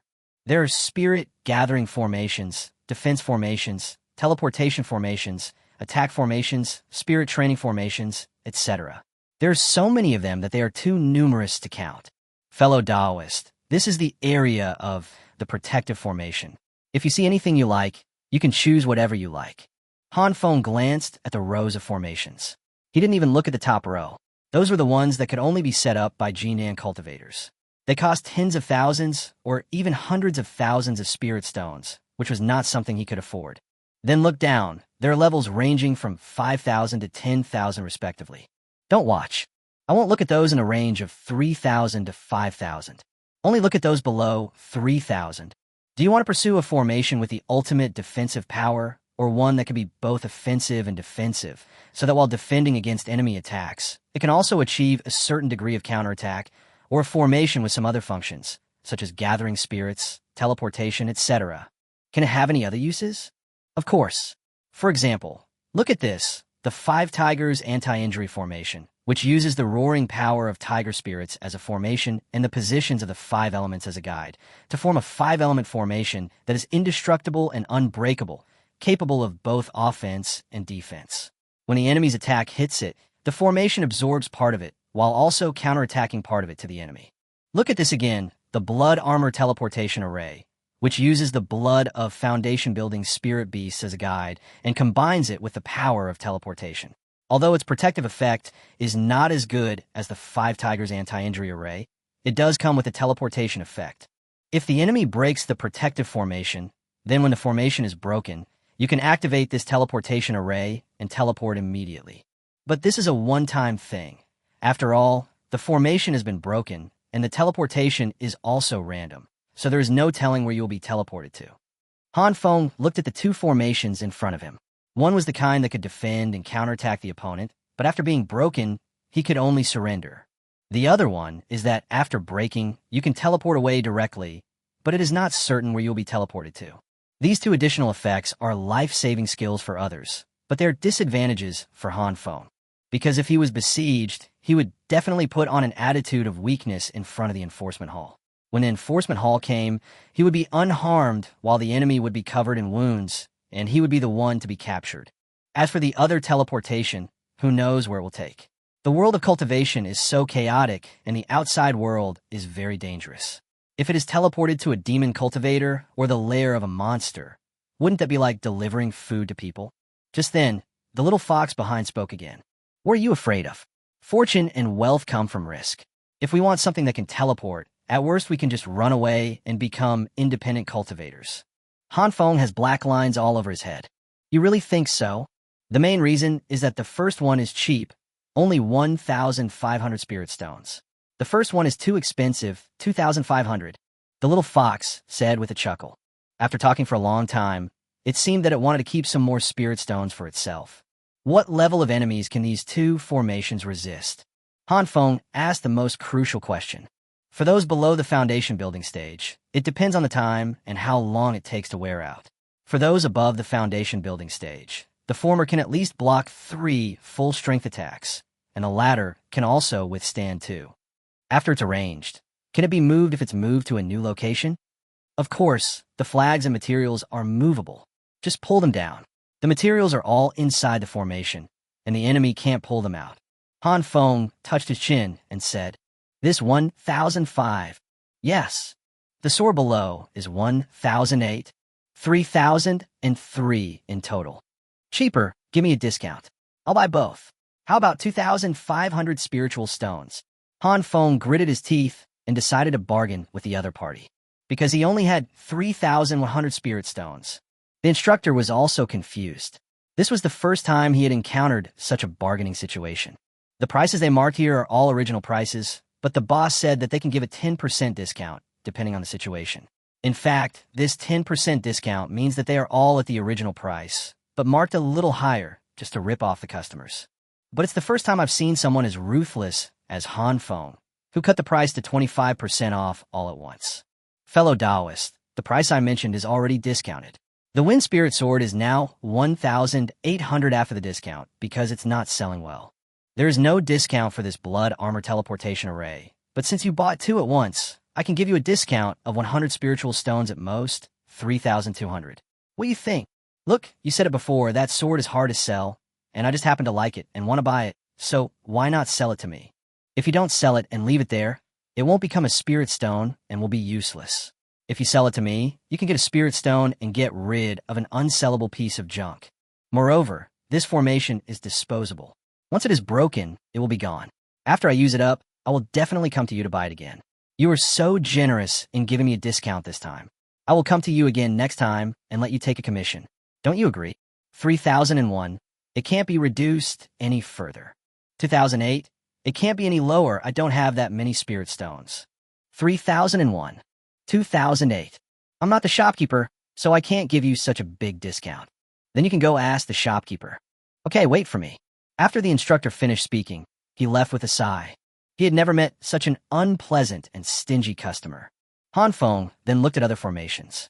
Soon, the instructor came back and said to Han Feng, Fellow Taoist, our shopkeeper said that to make friends, you need 3,000 spirit stones, not a single stone less, because this price is already equivalent to the price of weapons sold at the weapon array peak.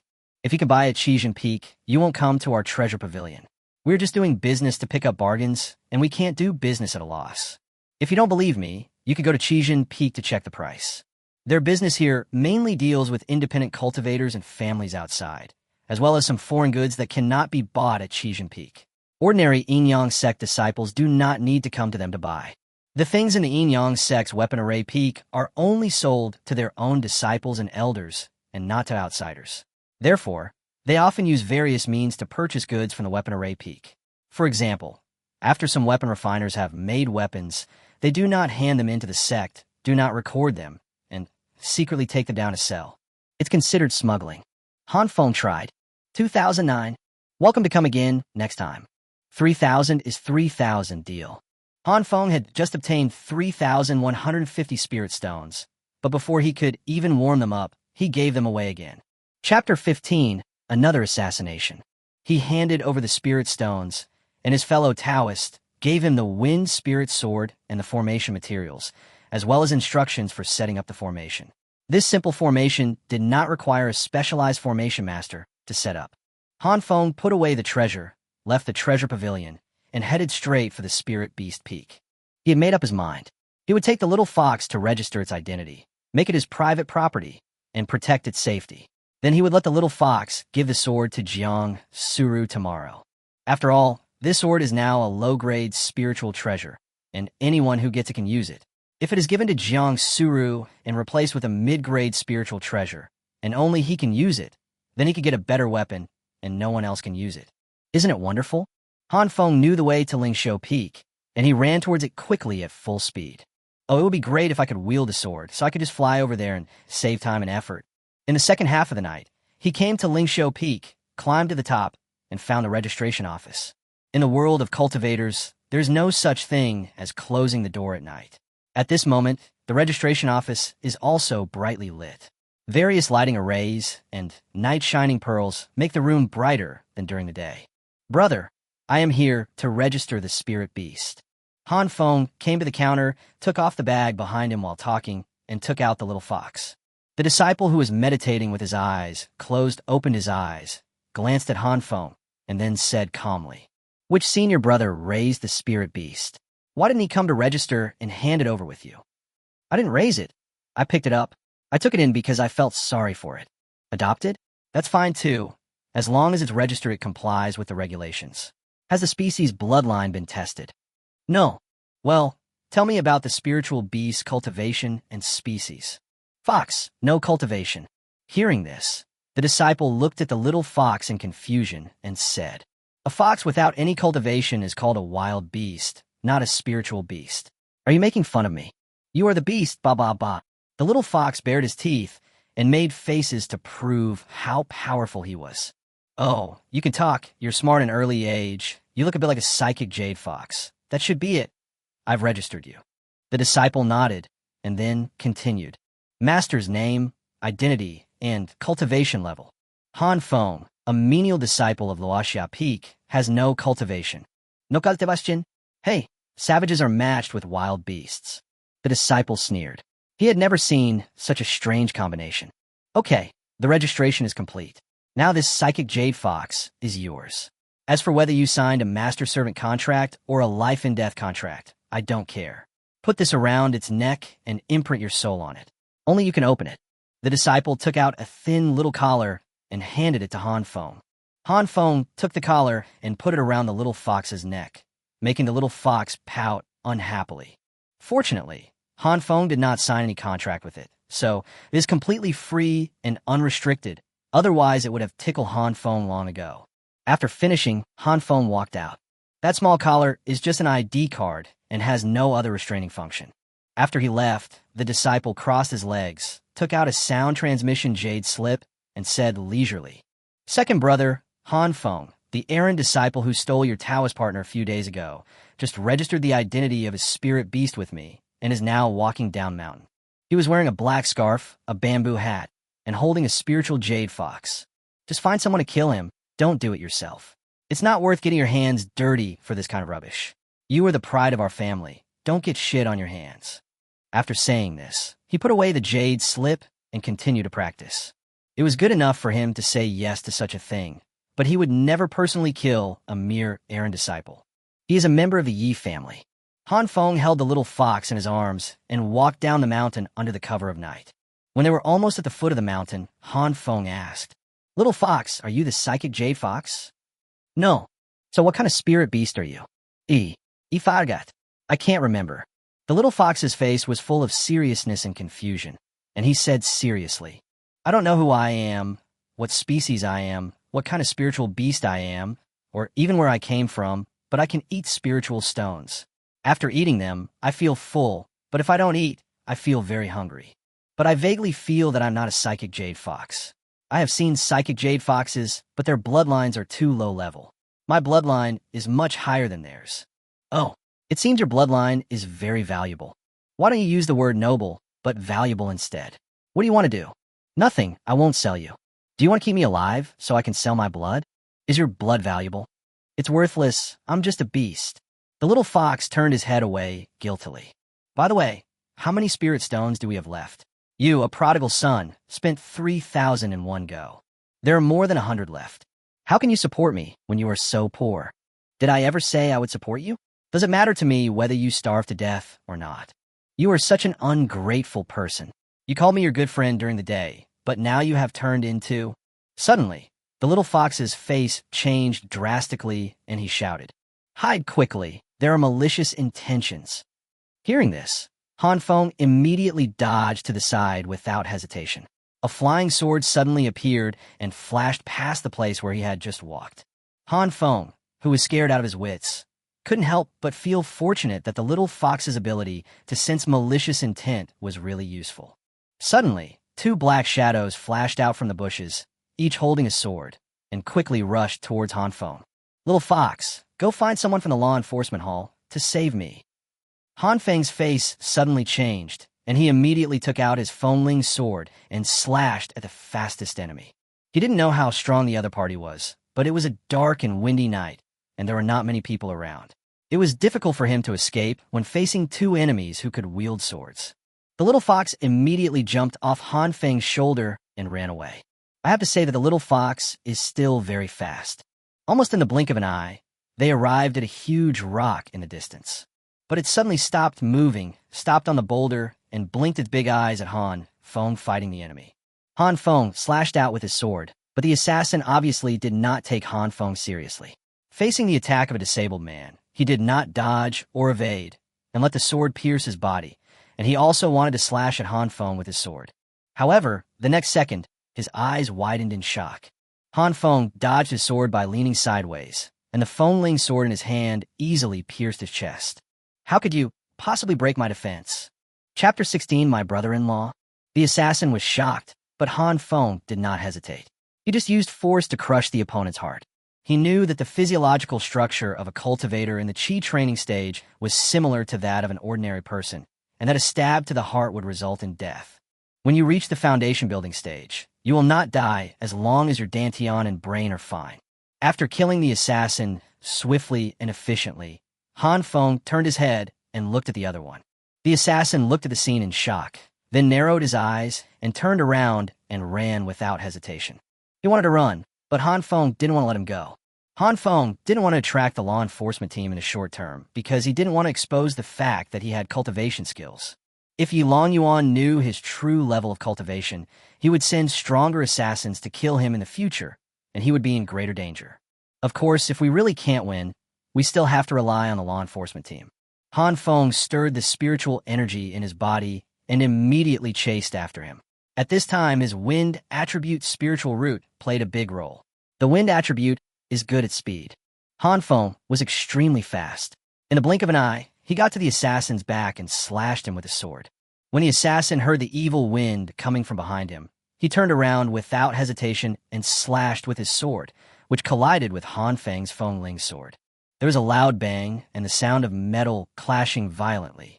Han Feng took 2 steps back and the assassin was chopped away. Han Feng felt that the opponent was at most at the 5th level of the Qi refining stage. With his spiritual roots and realm, he could easily defeat him. However, the assassin did not want to fight with Han Feng anymore. He threw the sword in his hand directly, which floated into the air. Then he jumped up and landed on the sword, intending to fly away on the sword. Not good. Han Feng was shocked. The other party could wield a sword and fly, but he couldn't fly. But you can't let the other party escape, otherwise there will be endless trouble later. At this critical moment, the little fox in the distance suddenly jumped up and jumped in front of the assassin. Stars appeared in its eyes, and it looked at the assassin. When the assassin saw the starlight, he immediately felt dizzy and could not control his flying sword, and fell directly to the ground. The little fox also fell on his back and lay on the ground crying. Han Feng seized the opportunity, jumped up, activated the wind-attributed spiritual energy, and in the blink of an eye he arrived beside the assassin and killed him. After killing the assassin, Han Feng looked up and saw 2 long rainbows flying in the sky from the north. Someone was flying towards him on a sword. He didn't know whether it was an assassin, the law enforcement hall, or just someone passing by. No matter who it was, Han Feng couldn't let the other party discover him. He immediately grabbed the assassin's body and put it into a storage bag. Then he quickly moved to another assassin and put him in as well. Storage bags cannot hold living things, but they can hold corpses. After doing all this, Han Feng quickly ran to the little fox, grabbed it, moved it among the rocks, and disappeared into the night in the blink of an eye. In the sky, the 2 figures stopped and hovered in the air. Both of them were wearing light blue robes with a symbol on the left chest. The symbol is a sword standing upright, with a pole on the hilt and 2 dots on either side. That's a scale. This is the symbol of the law enforcement hall. The scale represents fairness and justice. It also represents that every disciple of the law enforcement hall must have a scale in their heart to enforce the law impartially and selflessly. And that sword represents judgment and punishment, and represents the majesty of the law enforcement hall. The square-faced disciple looked at Han Feng's back as he moved away and suddenly smiled. This boy is really quick and decisive. Facing the siege of 2 assassins, he counterattacked in just a few breaths, picked up the bodies, and ran away. Decisive enough, no dragging your feet. The sharp-faced disciple at the side frowned and said, "Brother Jiang, but he killed someone? Shouldn't we arrest him?" Humph! If he had killed a disciple, he would have been arrested, but he killed a sneaky assassin, and no one knows which family he was raised by. He has no legitimate identity, so he can be killed. Junior brother, as a disciple of the law enforcement hall, you should have a scale in your heart. When our disciple was assassinated, we should help him. Now the enemy is weak and was killed by our junior brother. Do we still have to arrest our own junior brother? Even if you invite the master over, he will still say, "Well done for killing." Those bastards who send assassins to kill their fellow disciples deserve to be killed. Well, I think this guy is quite interesting and decisive in killing. He is suitable to join our law enforcement hall. Let's go and have a look to see who he is. Pay more attention to him in the future. If he is innocent, try to recruit him. Okay, brother, I'll listen to you. Han Feng ran at full speed all the way, and after arriving at the market at the foot of the mountain, he continued to walk quickly through winding roads, and finally arrived at his own small house at the foot of Luoxia Peak in the west. If it weren't for the 2 disciples from the law enforcement hall who were watching him from above, he would have really lost track of him. Han Feng sat on the bed, breathing heavily, then sat cross-legged and took out the spirit stone to replenish his physical strength and spiritual energy. The battle just now didn't actually consume too much of his spiritual energy and physical strength. It was mainly because he ran all the way back, which consumed too much spiritual energy and physical strength. His condition is very bad at this time, and he still needs to recover as soon as possible. The little fox also looked very tired and listless. He sat aside with his eyes squinted, holding a spirit stone and chewing it gently in his mouth. In the sky outside the gate, 2 disciples of the law enforcement hall, led by senior brother Jiang, looked at the ordinary small courtyard and the almost identical small courtyards around it. Senior brother Jiang frowned and said, "Isn't this the residence for menial disciples?" The sharp-faced junior nodded and said, "Yes, it seems to be the residence of the menial disciples in charge of the spiritual land area for planting. Each person is responsible for a piece of land in his own yard. This is the 8th yard in the first row. Okay, we'll find out after we go back and check." Okowo. The 2 law enforcement hall disciples quickly flew towards the main peak of Luoxia Peak and came to the branch of the law enforcement hall on Luoxia Peak. They asked their fellow brothers for the information of the menial disciples. 2 people live in courtyard number 8, Wong Mean and Han Feng. Han Feng. This name sounds familiar. The pointed-faced disciple looked at senior brother Jiang and said. A disciple from the Luoxia Peak Law Enforcement Hall nearby laughed and said, "Of course I'm familiar with him. Isn't he your brother-in-law, Jiang Huayang?" "What do you mean my brother-in-law? Where did I get my brother-in-law?" Senior brother Jiang said in surprise. "Just the day before yesterday, your sister Jang Suru and this Han Feng became a couple. Didn't you know? I'm really not sure about this, but these two people are living in this yard right now, right?" Jiang Huayang asked seriously. Chapter 17, Some Wonderful Misunderstandings. The disciple of Luoxia Peak Law Enforcement Hall thought for a moment and said, "No, it seems that the outer disciples sent a registration today, saying that Wong Mean and his Taoist partner, Zhang Xiu, moved to the outer disciples' residence. Han Feng is the only one living in that house now." "What is the cultivation level of this Han Feng?" "Cultivation? What kind of cultivation does he have? He is a well-known loser.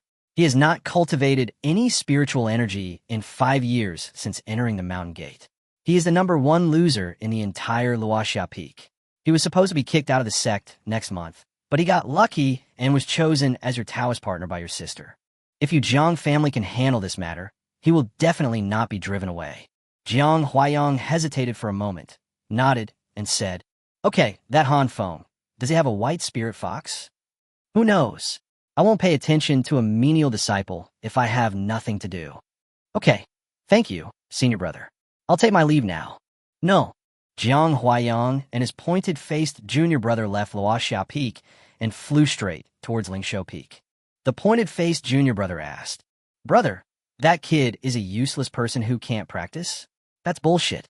Judging from the speed with which that kid killed a 5th-level Qi training cultivator in a split second, he must be at least at the 7th or 8th level. At his age, he is at the 7th or 8th level of Qi training, so he is considered to be one of the talented ones. I also think this matter is a bit unusual. This kid has aroused my interest. Now let's go to the Spirit Beast Peak to ask, and we can confirm it."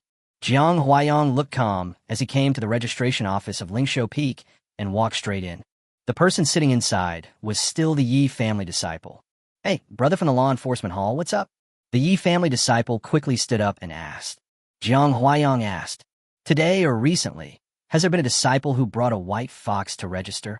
Jiang Huayang saw Han Feng being assassinated at the foot of the Spirit Beast Peak. As a disciple from an outer peak, coming to the Spirit Beast Peak should have no other business except purchasing and registering a spirit beast. The Yi family disciple's heart trembled, but he still hurriedly said, "Yes, it's a coincidence. Just half an hour ago, another disciple came to register a psychic jade fox." "Oh, what's your name? Let me take a look." The Yi family disciple pretended to open the booklet, looked at it, and said, "My name is Han Feng." "Oh, her name is Han Feng." Jiang Huayang nodded calmly, without any surprise on his face. When he turned to leave, he suddenly turned to look at the disciple and said, "May I have your name?" The disciple was startled when he heard this and said, "My name is Yilong Yuan." "Someone from the Yi family?" "Yes." "Okay, I understand." Jiang Huayang walked out. Now it can be confirmed that the disciple who just killed the assassin was Han Feng. He entered the sect 5 years ago at the age of 18. He had always been a menial servant, but he had the cultivation level of the 7th or 8th level of the Qi training period. And judging by his speed and control over spiritual energy when he attacked, he must have at least a top-grade spiritual root, maybe even an earthly spiritual root. But why doesn't he become an outer disciple? Why could a menial disciple who only knew how to grow medicinal herbs be so decisive and swift when killing people? Where did he get that powerful sword? This kid has a big secret. It seems that my sister chose him not out of spite, but because she had a keen eye for talent. It's becoming more and more interesting. Since Su Ro knows him better than I do, I'll just ignore him for now and observe him more so that I can train a strong man for the family in the future.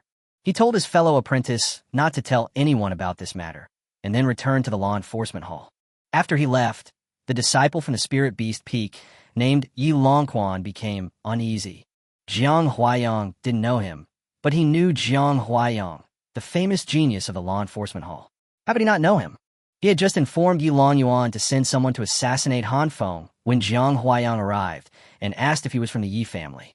Okay, you click on me, right? He called a junior fellow apprentice to come and take over his shift, and then he used the sword-controlling technique to fly quickly towards Luoxia Peak.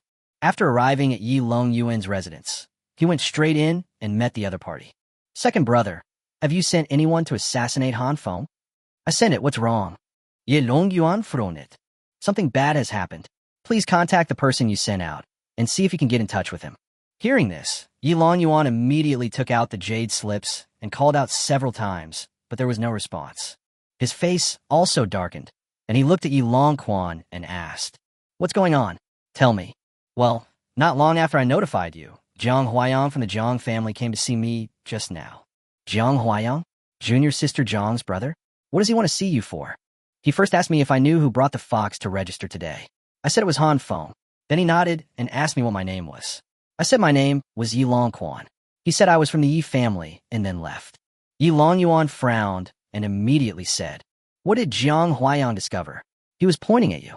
If nothing unexpected happens, the person I sent out to assassinate should have been killed by Jiang Huayang, and the mission failed.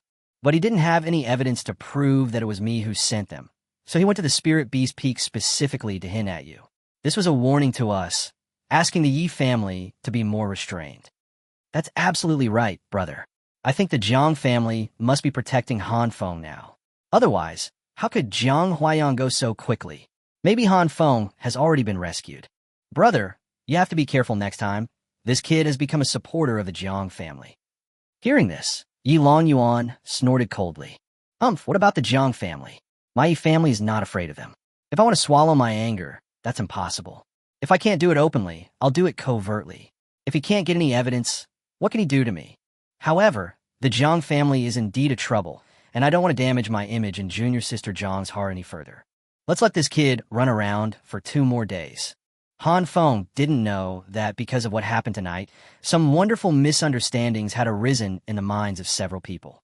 By daybreak, Han Feng had finally finished regulating his breathing, restoring his spiritual energy and physical strength to their peak state. The little fox was also burping nearby.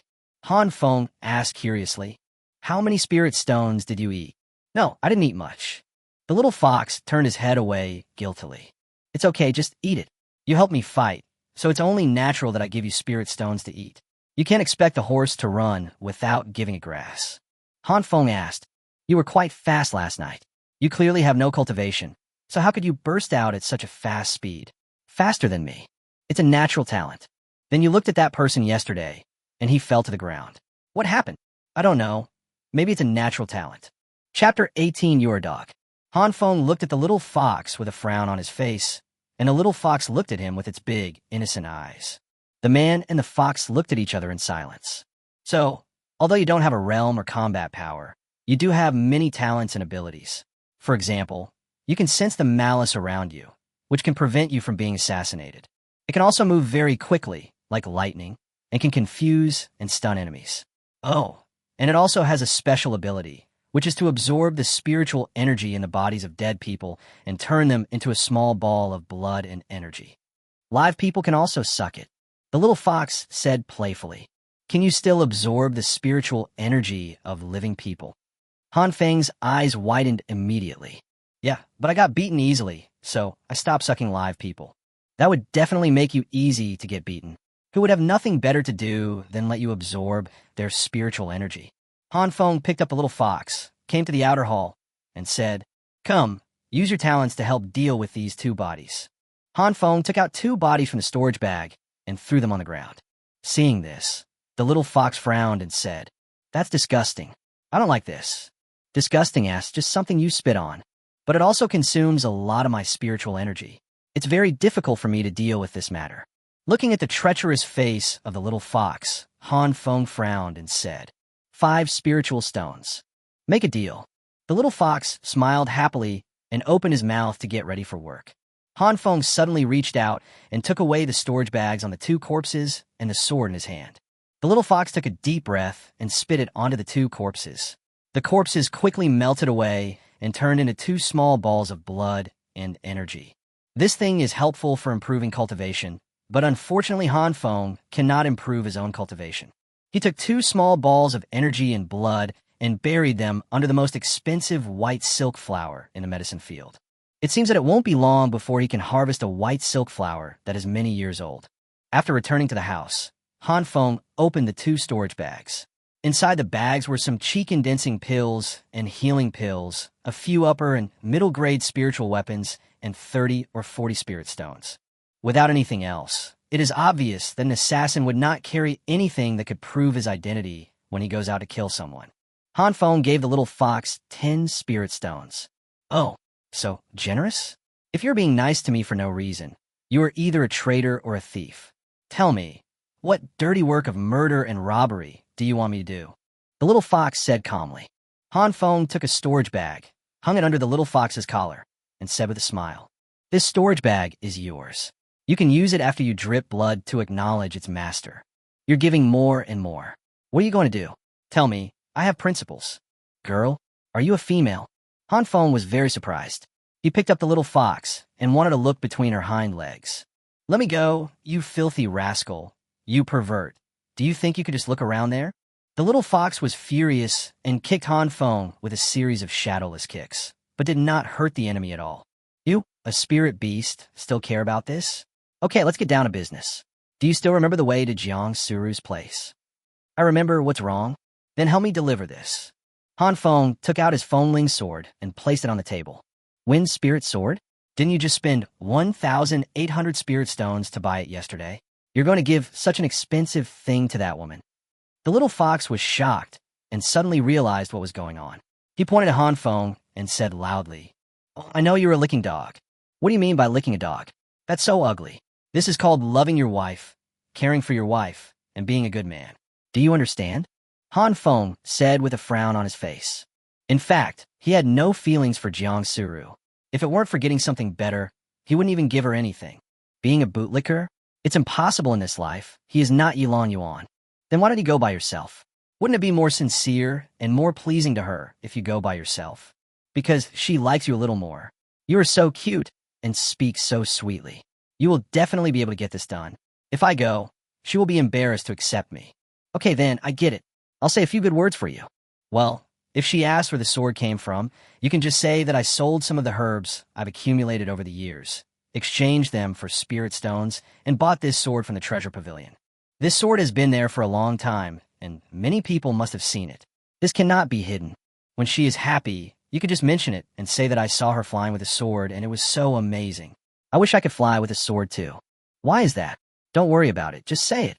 Han Feng cannot use the Fengling sword to exchange with Jang Suru for the sword controlling technique, because the blessing said that he must give the Taoist partner an item before it can be returned. If he makes a direct request, it would be a transaction, and transactions are not refundable. But if he gifts Jang Suru the flying sword, and Jang Suru gives him the sword-riding technique in return, this will not affect the return. If possible, Han Feng even wanted to give all the formations and spoils to Jang Suru, and then return more. But that wouldn't work. Firstly, Jang Suru doesn't need these things, as she is the daughter of a wealthy family. Secondly, Jang Suru has a cold personality, and she would definitely be annoyed if you give her too many gifts. If he refuses to accept them in the future, he won't be able to exchange for supplies. And he had no way to explain why he had so many things. After listening to this, the little fox put the wind spirit sword into its storage bag, jumped up and down the mountain, and ran toward the outer disciples area on the mountain. Looking at the little fox's back as it left, Han Feng smiled with satisfaction. Humph! That C.I. Fu wanted him to be a bootlicker? He simply treated C.I. Fu and Jang Suru as tools. As for Jang Suru herself, she would rather avoid seeing people if possible. If she encounters trouble, she would just lie down happily. Han Feng took out the formation he bought yesterday and arranged it around the yard according to the instructions. This formation can be hidden and will only be activated when an outsider steps in or attacks. After setting up the formation, this yard truly became Han Feng's private territory. He nodded with satisfaction, moved the recliner over, lay down on it, basked in the sun, and fell into a deep sleep. The world is big, but lying down is the biggest thing. You can lie down comfortably. He felt comfortable, and the little pet was still happily helping him with his work. The little fox successfully arrived at Jang Suru's residence, jumped onto the courtyard wall, and after taking a look, found Jang Suru sitting cross-legged in meditation by a window on the second floor. Sister Suro. The little fox stood on the courtyard wall and called out sweetly. Jang Suru opened her eyes, turned her head, and saw an extremely cute little fox waving its little paws at her. Jang Suru's cold face showed a hint of smile, and she waved. "Little guy, why are you here? Come in quickly." "Yes, yes." The little fox leaped over and just managed to grab the eaves outside the window, but he failed to hold on well and was about to fall down in panic. Chapter 19, The Silver-Tongued Little Fox. Seeing this, Jang Suru immediately raised her hand, waved out a stream of spiritual energy, lifted up the little fox, then gently brought it through the window into the house and placed it on her legs. Looking at the cute and panicked look of the little fox, her heart was melted.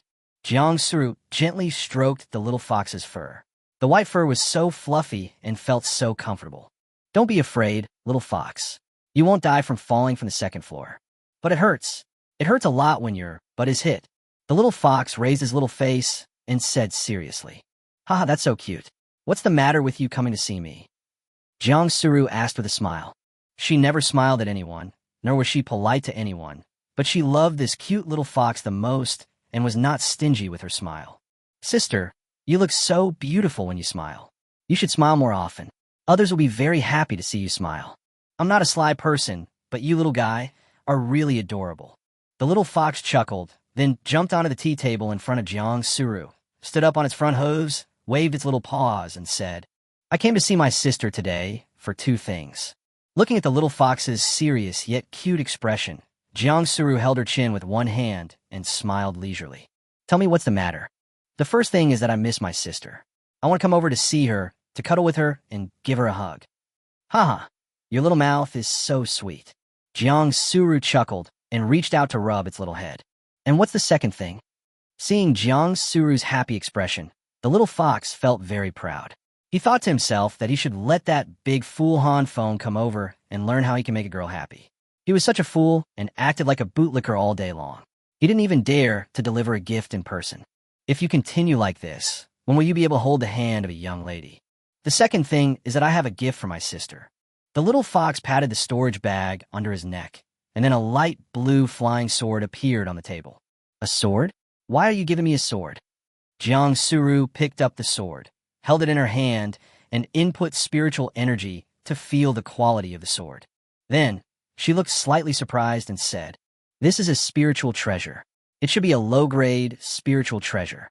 It's quite valuable. Where did it come from?" Spiritual treasures are indeed valuable. Some poorer foundation-building cultivators don't even have any spiritual treasures and can only use spiritual tools. Only people like Jang Suru, who have a large family fortune, can afford to use spiritual treasures. Spiritual treasures are also the main weapons of middle-level cultivators in the entire Yin-Yang sect. As for the magic weapons, each one is extremely expensive. There are not many of them in the entire Yin-Yang sect. They are all in the hands of the elders, and each one is a treasure. Jang Suru definitely doesn't have it either. Her own life weapon was only a mid-grade spiritual treasure. She was naturally very surprised to see the little fox giving her a low-grade spiritual treasure. The little fox explained, "Han Feng bought this last night and asked me to give it to you on his behalf." "Did Han Feng buy it?" "This low-grade spiritual treasure is worth at least 2,000 spiritual stones. How can he, a mere errand disciple, afford such a spiritual treasure?"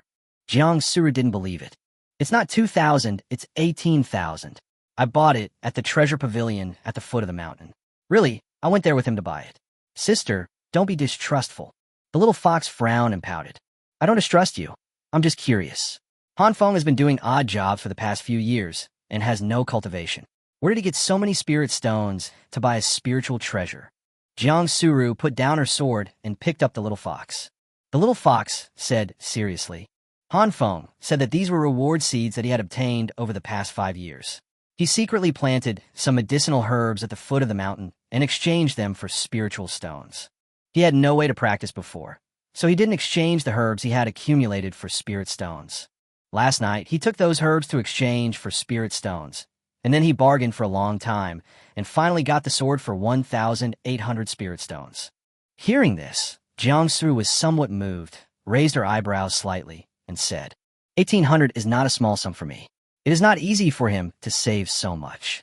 But if this is the case, I cannot keep this sword. This is the money he saved up after 5 years of hard work. I have done him no favors, and he doesn't owe me anything. You should take it back." Upon hearing this, the little fox said quickly, No, this is a gift he spent a long time selecting for you." He said that he was just a chore's disciple, and fortunately, senior sister Jiang took a liking to him and became his Taoist partner. He had not given senior sister Jiang a gift yet, so this was considered a meeting gift, and he hoped that senior sister would accept it. Han Feng never taught the little fox these words. The little fox spoke them all based on his own intelligence. But I've only known him for 3 days. On the first day, he gave me a low-grade spiritual weapon. On the second day, he gave me a 3-needle flower that was 35 years old. On the third day, he gave me a low-grade spiritual treasure again. How can you say he never gave me anything? But you also gave him a lot of things in return. But I'm still curious, how can he, a mere errand disciple with no cultivation, give away so many good things? When I first met him, he said he was penniless. Jang Suru said, while touching the little fox's fur. You also know that he is just a chore's disciple with no cultivation." The little fox rolled his eyes, and a plan came to his mind. He said, "Think about it, sister. He is a chore's disciple with no cultivation, but he has such a good low-grade spiritual treasure. If others knew about it, wouldn't they come to snatch it? The man is innocent unless he is in possession of a treasure. What's more, he has offended the Yi family now. If the Yi family knew that he had such a good treasure, they would definitely try harder to kill him and rob him. With his strength, he is unable to bring out the full effect of this spiritual treasure. Now, this spiritual treasure is not only not a good thing to him, but also a burden and a disaster. Sister, at worst, you can just keep it for him first, right?" Hearing what the little fox said, Jang Suru became a little hesitant. She looked at the sword in front of her, wondering if this sword would really harm Han Feng. No, why is she still concerned about that little errand boy? Seeing that she was moved, the little fox struck while the iron was hot and said with a pitiful look, "This is the task he assigned to me. If my sister doesn't accept it, then I won't be able to complete the task. After returning, he will definitely punish me, spank my little butt, and deduct my food. It's too cruel." "What? He dares to hit you?" Jang Suru's beautiful eyes narrowed slightly, and a murderous look appeared in her eyes. Did I say that too much? I'm here to help him pursue the goddess, so I can't affect his impression. Chapter 20 Jang Suru. I'm really not a human being. The little fox said quickly. Not really. He was just trying to scare me like that. He just couldn't bear to hit me. He loves me the most. He gives me delicious food, fun things to do, and basks in the sun with me. We're best friends. In my opinion, he is not good to you at all. I will go find him later and ask him to give you to me, or even sell you to me. With me, you have countless natural treasures to eat. I will make you the best nest and find you a good friend. How about that?" Jang Suru still wanted to take the little fox for herself. The little fox sighed and asked, "Sister, do you have a family? Do you have parents?" "Yes, I have." "Any brothers or sisters?" "I have a brother and a sister. What's wrong? Do you have any good friends?" "Yes, I have 2 or 3 close friends." "You have a lot of admirers and a lot of cultivation resources to obtain. You're also a genius in the outer sect, right?" "Yeah, what do you want to say?" Jang Suru looked at the little fox in confusion. The little fox sighed and said, "But he has nothing. He only has me." As soon as these words came out, Jang Suru stood there in a daze, a strong feeling of guilt sweeping over her heart. Yes, he was just a menial disciple, without a father or a mother, without friends or resources. He had a Taoist partner, but that was a name only. He had nothing but a little pet as a companion. But I actually wanted to take away the only thing he had. I am really not a human being. Well, he's quite pitiful. He has nothing. You're pretty good too. He has nothing, but you're still willing to follow him. I really envy you guys." After hearing what Jang Suru said, the little fox chuckled. In fact, it also knows that the environment on Jang Suru's side is better, and it loves it very much. In comparison, Han Feng's side is poor and run down, but he always makes it work. But Han Feng and Jang Suru are different. Jang Suru only treats it as a pet, while Han Feng treats it as a friend. They have an equal relationship. If the little fox could accept itself as a spiritual pet, it wouldn't have to hide around and pick up spiritual energy from corpses. Any human it saw wanted to tame it. Only after it met Han Feng, the lazily lying man, did it feel friendly and willing to protect it. Treat it as an equal, like a friend. Jang Suru picked up the sword and said, Since it's not good for him to keep it with him, I will keep it for him first. When he has the strength to control it in the future, I will return it to him. But he gave me such an expensive gift. What should I give him in return? Alas, if you keep giving gifts, I will be too poor to give any gifts in return. No need to return the gift. We are all Taoist companions. Why are we talking about different things when we are one family? The little fox said in a quirky way, but Han Feng often told me that when he first met you, you looked so handsome and cool when you flew with a sword, and he wished he could fly with a sword too. Sister, why don't you give him a sword-controlling technique so that he can fly and take me with him to fly for fun? Okay. The sword-controlling technique is not some profound magic. Every outer disciple can obtain it at the Sutra Pavilion through merit. Almost everyone knows it. It's a bit embarrassing to give this as a gift. How about this? I have a magical power passed down from my family, which is an advanced version of the sword-controlling technique. It is faster and more powerful than the sword-controlling technique. It can be used to fly, and it can also be used to fight against enemies. It is a mid-grade, Xian-level magical power. This magical power is called Seifeng Feiyu. Please help me pass it to him. Jang Suru took out a jade slip from her storage bag, placed it on the table, and then said, even if he has the sword control technique, he still can't do without a flying sword. He is so poor that he has nothing. Give him a flying sword. Jang Suru took out another spiritual flying sword and placed it on the table. The little fox's eyes sparkled as he said, wow, sister, you are so nice. You are really the most caring sister in the world. Han Feng is so lucky to have a Taoist partner like you. It is a blessing that he has cultivated for 8 lifetimes. The fox is so envious. That's really good.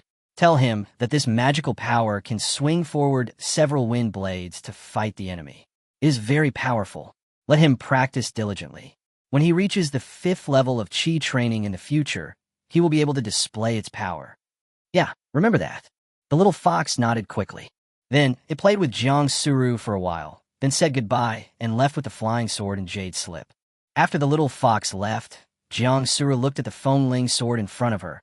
A playful smile appeared on her lips, and she said slowly, you send gifts every day, spend so much money. How can you keep your composure and not mention dual cultivation? Little errand boy, this is quite interesting. She put away the wind spirit sword and continued to meditate with her eyes closed, absorbing spiritual energy to consolidate her 7th level of Qi training and prepare for a breakthrough to the 8th level. In fact, Jang Suru, Yilong Yuan, and other geniuses with natural spiritual roots can cultivate very quickly, but they're still in the Qi training stage. It is not because they lack aptitude, but because they cannot practice too fast before the age of 18. Firstly, their bodies are not mature enough, and secondly, the foundation must be laid well. The 2 stages of Qi training and foundation building are the most numerous stages for cultivators, but they are also the most important stages in laying the foundation. A tall building cannot be built without a solid foundation. After you turn 18, you can speed up your efforts to seek breakthroughs. Because my body has been well taken care of. Han Feng was lying on a recliner in the small courtyard at the foot of the mountain, enjoying the sun. Suddenly, a voice appeared in his mind. Han Feng gave his Taoist partner a low-grade spiritual treasure, the Wind Spirit Sword, and received a tenfold return, as well as a medium-grade spiritual treasure, the Wind Controlling Spirit Sword. Do you want to receive it? Hi. This is the moment I've been waiting for. It seems the little fox is quite reliable. Han Feng was overjoyed and immediately said, receive. Immediately afterwards, an azure flying sword appeared in Han Feng's hand. This flying sword is thinner and longer than the previous Fengling sword, but also more exquisite.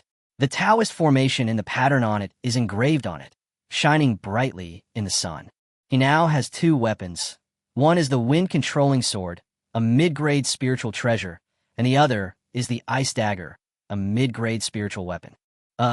It seems like the ice dagger has no use other than cutting herbs, right? After Han Feng happily used the wind-controlling sword for a while, he put it away and continued to lie down in the sun, letting his thoughts wander. His thoughts were in a trance, floating in the sky, thinking about everything. And as he was thinking, he thought of this blessing of marriage. To be honest, he had been so busy these past few days that he hadn't had time to think carefully about what this blessing of marriage was all about. But now think about it carefully. This thing can return your cultivation points, and it can also return your magic weapon. It's simply a divine method. Chapter 21, just call me Shinzu. Han Feng had heard before that in some families, the elders were powerful and could use the initiation method to forcibly improve the cultivation of the younger generation. Although this had its drawbacks, it was still possible to improve. But that would only be possible with the help of a powerful person. I have nothing, just something in my mind. Not only can it improve his cultivation out of thin air, but it can also create treasures for him out of thin air. This is quite weird. What the hell is this thing? Where did it come from? Why is it in my head? What is its purpose in helping me? Han Feng vaguely remembered that this blessing of marriage seemed to allow for communication and conversation, right? He coughed dryly and asked in his heart, Master Sifu, are you there? I'm here. Please get down to business. The voice in my head replied. The voice was cold yet lively, like a human, yet also like nothingness. Excuse me, Junior, but who are you? Are you a human or an immortal? I'm a human, a fairy, a god, and a will. I'm just an existence. I can be in any form. Han Feng was full of black lines. What does this mean? Can you tell me something I can understand? You can understand that I am here to help you, because you cannot practice and cannot improve your cultivation on your own, so you need the blessing of marriage to help you improve. So how did you get into my head? Because you picked up the jade pendant, it is a rule, a permission. I am not in your mind. I can only communicate with you at any time and monitor your status at any time. There's only a consciousness of me in your mind. Okay. It seems that you must be a powerful person. Then I want to ask you, I have no relationship with you. I am just a servant. Why do you want to help me? The voice, after a moment's silence, said, You have the resources of an old friend, and you also have the blood of an old friend. Who is your old friend? It is indescribable, Duck. Well, you must have helped me for a purpose. You trained me. What do you want me to do in return? It is indescribable, Duck. Then, I have an unwelcome request. You are so powerful. Do you know where my parents are? Han Feng sat up straight and asked seriously. He is a lazy person with no desires or requests. There are only two things in this world that he cares about the most. One is his own life. The other is the whereabouts of his parents. Originally, he thought that this powerful person would definitely help him find his parents. But the other party replied, It is indescribable, Duck. Han Feng laid back in his chair like a deflated ball. There's nothing I can get out of this, so I'd better just lie down. One last question for you. What's your name? The voice was silent for a moment, then said, Just call me Shinzu. Heart group? XIN for warmness, Zu for ancestors. Remember this name. Only you know it. If you see my name somewhere else in the future, don't tell anyone. Okay, if you have any questions about cultivation, feel free to ask me. If you don't have anything else, don't bother me. I'm very busy. When I need blessings, I'll report it. Han Feng nodded and said no more. It is enough to know that the other party is a being with some humanity that can be communicated. The only thing to be afraid of is that it is some weird thing that wants to take over his body in the future, which would not be fun. Now it seems that given the status of this ancestor, he should look down on him. Just when he was about to fall asleep, Han Feng suddenly heard a cry of ah. When he opened his eyes, he saw his good friend Wong Mean standing at the door, touching his nose, looking curiously at the formation in front of him, with a little fox in his arms. Han Feng waved his hand, controlled the formation to open the entrance, and let Wong Mean in. Han Feng, you made great progress. Did you create such a large formation? Wong Mean just bumped into him. Jang Suru gave it to me to protect me. Han Feng lied casually. She is so good to you, I really envy her. If I had a Taoist partner like her, I would wake up laughing in my dreams. I came to look for you, and I saw the little fox on the way, so I brought it to you. The little fox jumped down from Wong Mean's arms, jumped onto Han Feng, and lay down together to bask in the sun. What's wrong? What do you want from me? Han Feng asked. Wong Mean sat on a stone bench nearby, patted his storage bag, took out a sky blue robe, and threw it on Han Feng. The little fox was directly covered underneath, and the little fox kicked its legs repeatedly in anger. Damn it! How dare you disturb its sun basking? Han Feng picked up the robe and asked, What are you doing? I'm going to give you some new clothes. Look at the robe you're wearing. You've been wearing it for years. It's become white from washing. It was given to you when you were a handyman. Isn't it embarrassing? Hearing this, Han Feng smiled and said, Oh, this gigolo is different. He speaks with a firm voice. He gave me this robe worth several taels of silver without hesitation. Come on, it's not even as valuable as a spirit stone. You could buy half of the goods in a shop with one spirit stone. But to be honest, Zhang Xiu was really good to me. He gave me spirit stones, elixirs, helped me practice, and even gave me a house to live in. Speaking of which, I was really touched. Looking at Wong Mean's smug pretty face, Han Feng chuckled and said nothing. The little fox got excited, patted his storage bag, took out a jade slip and a flying sword, put them on the table, and said proudly, "We have some too. These are all given to Han Feng by Sister Suro. We are no worse than you, Humph." Wong Mean looked at the things on the table in surprise and said, "Is this a spiritual weapon flying sword? What is this? Magical power? Wow. This is giving away treasures, magical powers, and formations. It's really frustrating to compare yourself with others. Your little crispy pork is really good to you. Nothing to say. Little crispy meat?" Han Feng's expression turned strange. "Why? Don't you think Su Ro and Su Ro look alike?" Yes, it really does." Han Feng didn't know whether to laugh or cry. "Okay, I came here just to give you some clothes. The first day of next month will be the ancestor worship ceremony. Although it happens once a year for the sect, it happens once in a lifetime for us. You have to dress nicely anyway. If you wear this, it will not only embarrass you, but also your little sweetheart." Ancestor worship ceremony? Han Feng frowned slightly, then thought of it. The ancestral worship ceremony is a ceremony to worship the founder of the immortal path. Every year on the first day of May, which is the birthday of the founder of the immortal path, the sect will organize 18-year-old disciples to worship their ancestors and hold a coming-of-age ceremony. Everyone has only one chance in their lifetime to participate in ancestor worship, and here, one can get the blessing of the ancestors more or less. The good ones can obtain very powerful magical powers, or awaken their bloodline, or greatly increase their cultivation. The lesser ones can also cleanse their meridians and marrow to improve their cultivation. Han Feng and Wong Mean are both 18 years old this year and will both participate. However, every year's ancestral worship ceremony is always a battle of dragons and tigers, a bloody storm. Chapter 22, Safing Feiyu. Why? Are you going to attend this ancestral worship ceremony? Han Feng asked. Wong Mean looked at Han Feng in surprise and said, "Brother, do you have a fever?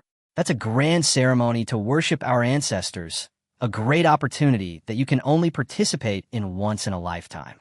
Whether you can get good things depends on that one chance. Who would not participate?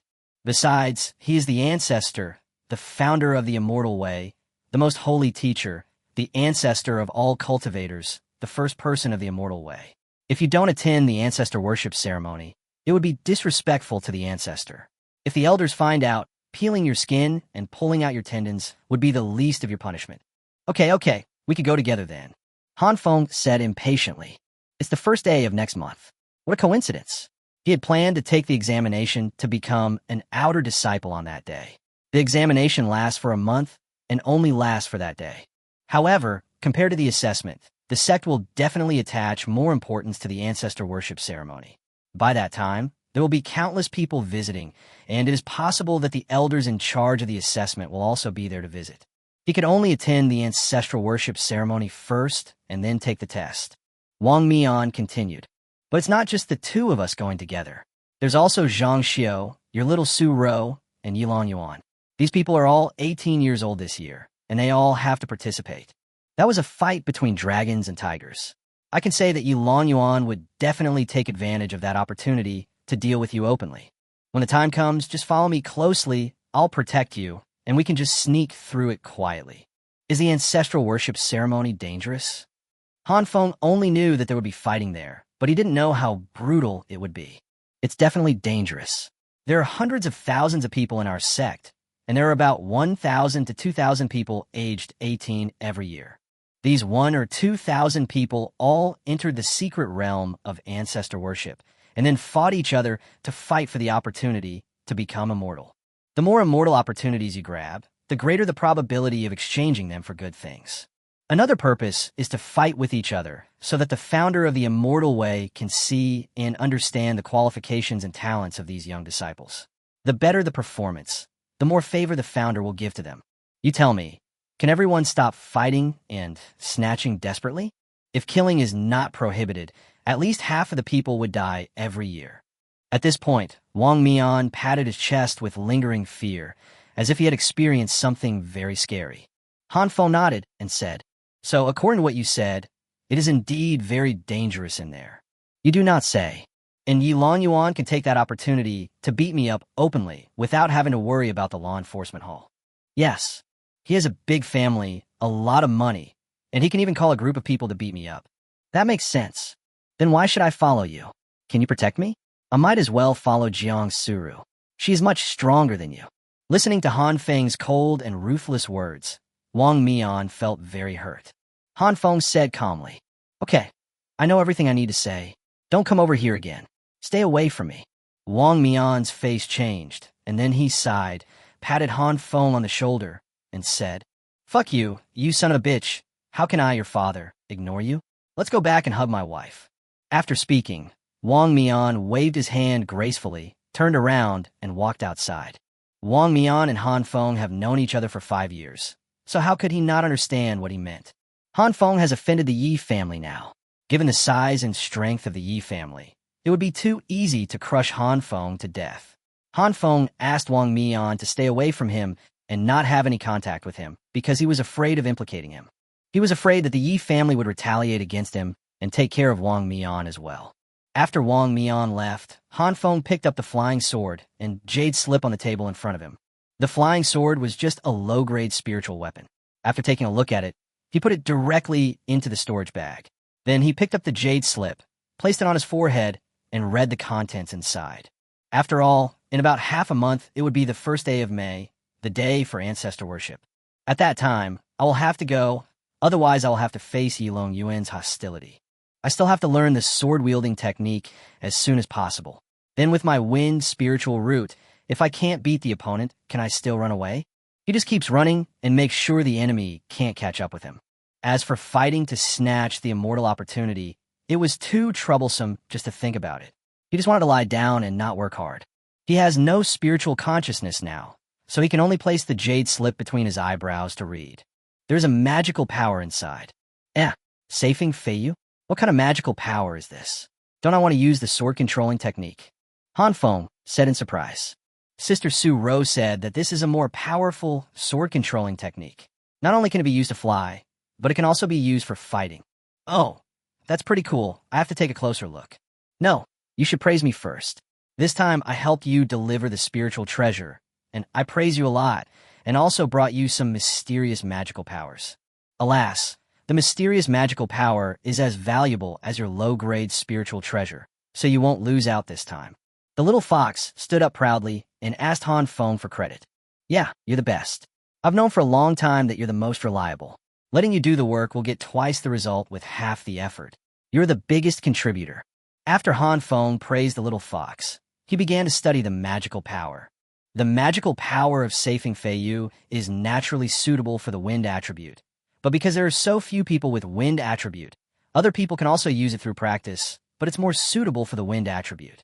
Han Feng was born with the wind attribute and is most suitable for the magical powers and spiritual treasures with wind attributes. This magical power can make one fly with the sword and kill enemies with the sword. It can swing out 3 wind blades to attack the enemy. It can hit 1 person or 3 people. The wind blades are very powerful.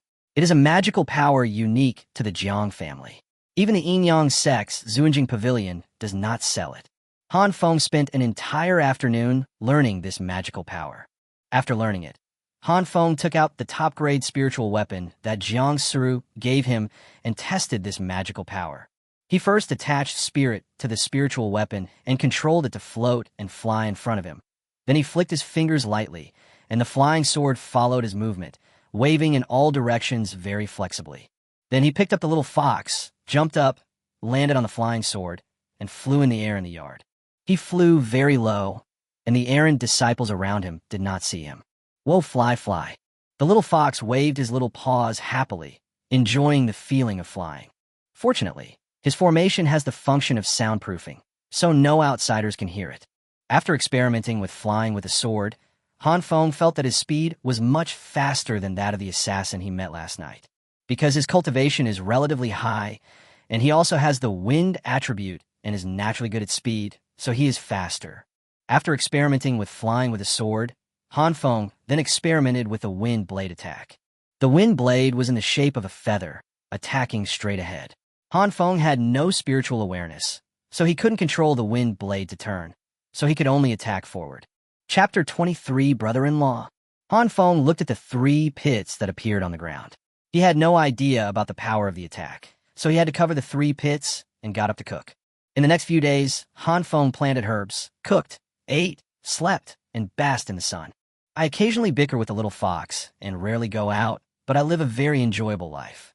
Because Boss Ma died and there was no new manager for the time being, no one assigned a chores disciple to Han Feng's house.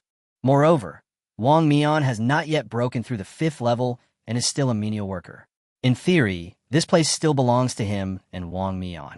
So Han Feng lives very comfortably alone now. He had already thought about it. When he became an outer disciple, he would have his own residence. He would then move there, continue to grow medicinal herbs in the yard, and then lie down to bask in the sun every day. After a few days of uneventful life, Han Feng seemed to have forgotten Yilong Yuan's threat. Until one day, late at night, Han Feng was sleeping soundly in the house when suddenly the little fox started shouting with malicious intent. Then a loud noise was heard, waking Han Feng up. Han Feng immediately turned over, took out the sword that Jang Suru gave him, and looked out the window. Outside the gate, there were 2 men in black, looking at their own formation with confused looks on their faces. Han Feng saw one of the men in black take out a jade slip and quickly said, "Sir, this is bad. There is a protective formation in his house. We just bumped into it. It hurts so much." I don't know what the other side replied. The man in black said, "No, I just tried it. This formation is very strong and has the ability to counterattack. It is impossible to break it in a cup of tea. The 2 of us are not strong enough." "Okay, got it. We'll retreat now." After saying this, the 2 men in black were about to slip away, but suddenly a voice came from inside the house. "You 2, are you in such a hurry to leave? Where are you going?" Han Feng turned off the soundproofing function of the formation, picked up the little fox, and walked out, yawning and looking at the 2 men in black with a smile. It was obvious that these 2 people were sent by Yilong Yuan to assassinate him.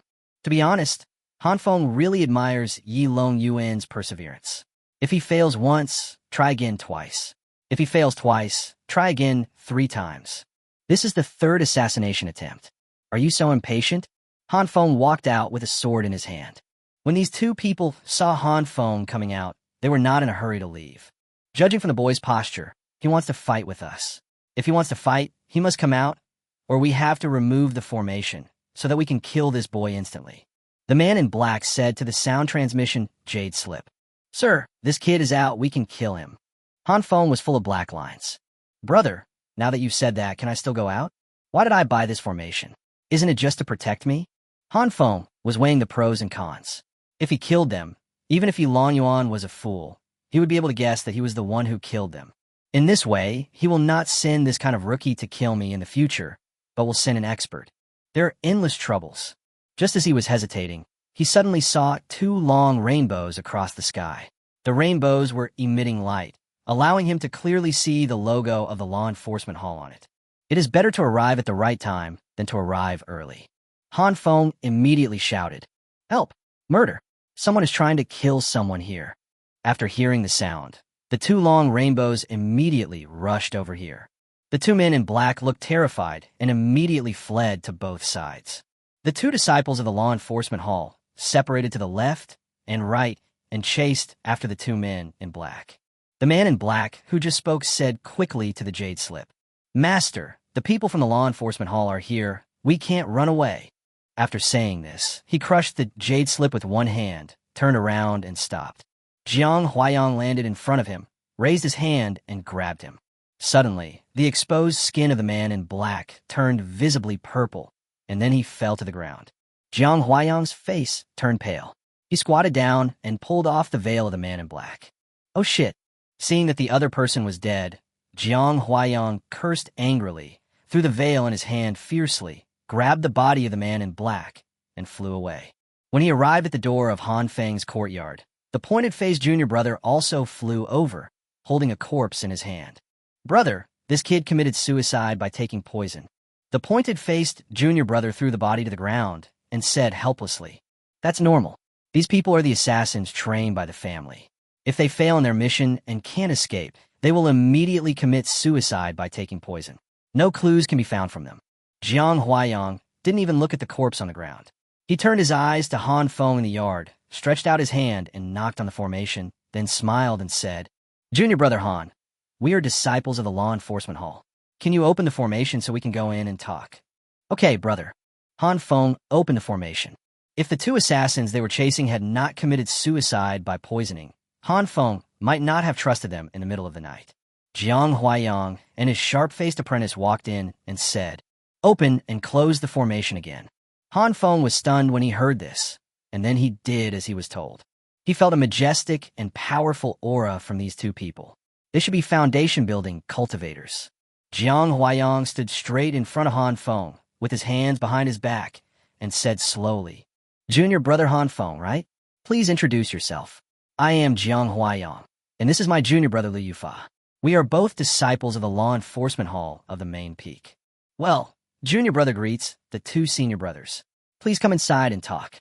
Han Feng brought the two of them into his room. His house had only one room, with two beds on both sides, a table in the middle, and a few stools. It can be said that the most valuable thing in Han Feng's house is the recliner outside. Jiang Huaiyang looked at the room and smiled. "In your place, even if a thief comes, he will leave you 2 bags of rice and cry when he leaves." Han Feng scratched the back of his head and laughed awkwardly. "My humble abode is simple. I am sorry to have embarrassed you two senior brothers. It's really simple. There's not even any tool to make tea for guests." The two sat on the stools, and Han Feng asked, "How do you know my name, senior brother?" Liu Yu laughed and said, "Your name is well known to us. Everyone knows it. I am Jang Suru's brother." Before Liu Yu finished speaking, Jiang Huaiyang interrupted him and said slowly, "My dear brother." Han Feng was startled when he heard this and blurted out, "Brother-in-law?" Jiang Huaiyang was full of black lines. "You're quite good at making connections, kid. You've only been my sister's Taoist partner for a few days, and you're already calling me brother-in-law?" Han Feng chuckled. Knowing that the other party was one his own, he no longer remained restrained and sat down directly. Chapter 24, Brother-in-law who is good at imagination. Although given his status as a brother-in-law, he would definitely look down on a useless person like me, but let him look down on me. Over the years, Han Feng has become accustomed to being called a useless person. Jiang Huaiyang said, "Public affairs first, private affairs second. Do you know the identities of these two assassins who came to kill you?" "That person must have been sent by Yilong Yuan. I have only offended him. Who else could it be?" I also heard the man in black saying something like, "Young master," so he must be Yilong Yuan himself. Han Feng told everything. Just like the last time Jang Suru asked him, he told the truth directly. There is no need to give Yilong Yuan face. Jiang Huaiyang nodded and said, "Well, do you have any evidence to prove what you said?" "If there was evidence, I would go directly to the law enforcement hall." Han Feng looked at. "Well, has there been a similar situation before? Like an assassination?" "No, it's the first time." "It scared me." Han Feng has a sweet smile and looks honest. Jiang Huaiyang said calmly without changing his expression, "Really? But a few days ago, we saw with our own eyes that you killed 2 5th-level Qi training cultivators with just 2 moves. It was quick and decisive." As soon as these words were spoken, Han Feng's face suddenly changed. His eyes flashed with brilliance as he looked at Jiang Huaiyang. Jiang Huaiyang smiled leisurely. "Junior brother Han, let me give you some knowledge. After a cultivator reaches the foundation-building stage, he opens up his sea of consciousness and projects his spiritual consciousness outward, which enables him to detect the cultivation of others. As long as the cultivator's realm is lower than his own, or not much higher, he can detect it. You are 18 years old this year, at the peak of the 7th level of Qi training, higher than my sister and slightly lower than Yilong Yuan. It seems that your aptitude is still very good. After all, both of them have natural spiritual roots." Han Feng laughed dumbly and said, "It seems that I still can't hide it from senior brother Jiang. There's no need to hide it. Any person who is interested in foundation building can know your cultivation level with just a simple probe. With your level of cultivation, you must have already broken through to the 5th level of the Qi training stage, right? You've been doing menial work for 5 years in the mountains. Why don't you want to become an outer sect disciple? Come on, I was a useless person a few days ago." Han Feng thought for a while and said, "A big tree attracts the wind. I just want to live a stable and peaceful life." Well, he has a good character. He is young and talented, but he doesn't show off. He just wants to keep his identity secret and live a stable life. This is very rare in the cultivation world. You must know that many geniuses were too ostentatious when they were young and offended their enemies. As a result, they died halfway, which is a pity. Thank you for the compliment, senior brother. Han Feng Luokit. What a pity. You wanted to hide and didn't want to offend your enemies, but unfortunately things didn't go as planned. My sister still discovered your shining points and discovered your qualifications and excellence, which made her willing to give up Yilong Yuan and choose you. I have to say that my sister has a very good eye. So many people haven't noticed your excellence, but she was the one who discovered it. It's a pity that you have offended the Yi family and brought disaster upon yourself. Brother, do you have any misunderstandings? Han Feng was 100% sure that Jang Suru chose him simply because she hated Yilong Yuan and had no other choice. At that time, he had no cultivation at all, let alone any shining points. But Jiang Huayang doesn't think so. He likes Han Feng more and more. He has good aptitude, a good state of mind, and is able to keep calm and be steady. If he is trained well, their Jiang family will have another genius. Does Su Ro know that you were assassinated a few days ago? No, I didn't tell her. Yeah, that's good. You're a real man. You take responsibility for your own actions and don't let women worry about you. You're a good boy. Jiang Huayang liked him even more. Thank you for the compliment, senior brother. Han Feng was ashamed. Is this misunderstanding getting bigger and bigger? Well, since you and my sister have become a couple, then you and her are also a family. You have your own plans. I don't care, and I won't ask. You could do whatever you want. After all, you have to live your own life, and your daughter will get married sooner or later. I won't tell her what happened today, so she won't worry. Thank you for your understanding, brother. Where did you get this formation? Jiang Huayang suddenly asked. Han Feng laughed and said, I bought it at the treasure pavilion at the foot of the mountain. After all, I have offended someone, so I have to take some precautions. Someone came to assassinate me tonight. This formation must cost a lot of spirit stones, right? How can a chores disciple like you have that much money? I have quietly saved some money over the years, and I put it all into this. After all, my life is more important. In that case, why did he go to the Jiang family? The protection of a Jiang family is much better than yours. Jiang Huayang asked. Looking at Han Feng's embarrassed face, he suddenly realized and smiled. Oh, I see. You don't want to be a gigolo. You don't want to be stabbed in the back, right? That's right. After all, you're a responsible man, and I understand your feelings. But now, I'm the only one who knows about this matter. If my father or other elders of the Jiang family know your qualifications in the future, they will definitely give you resources to let you practice. After all, you are my sister's Taoist partner, and you are half a family member. But you have your own considerations, so I won't say any more. As I said, you two should handle your own affairs. Thank you for your understanding, brother. Han Feng really likes Jiang Huayang's ability to imagine himself. Jiang Huayang looked at the sword in Han Feng's hand and said, I remember giving this Xianshu sword to my little sister on her 15th birthday.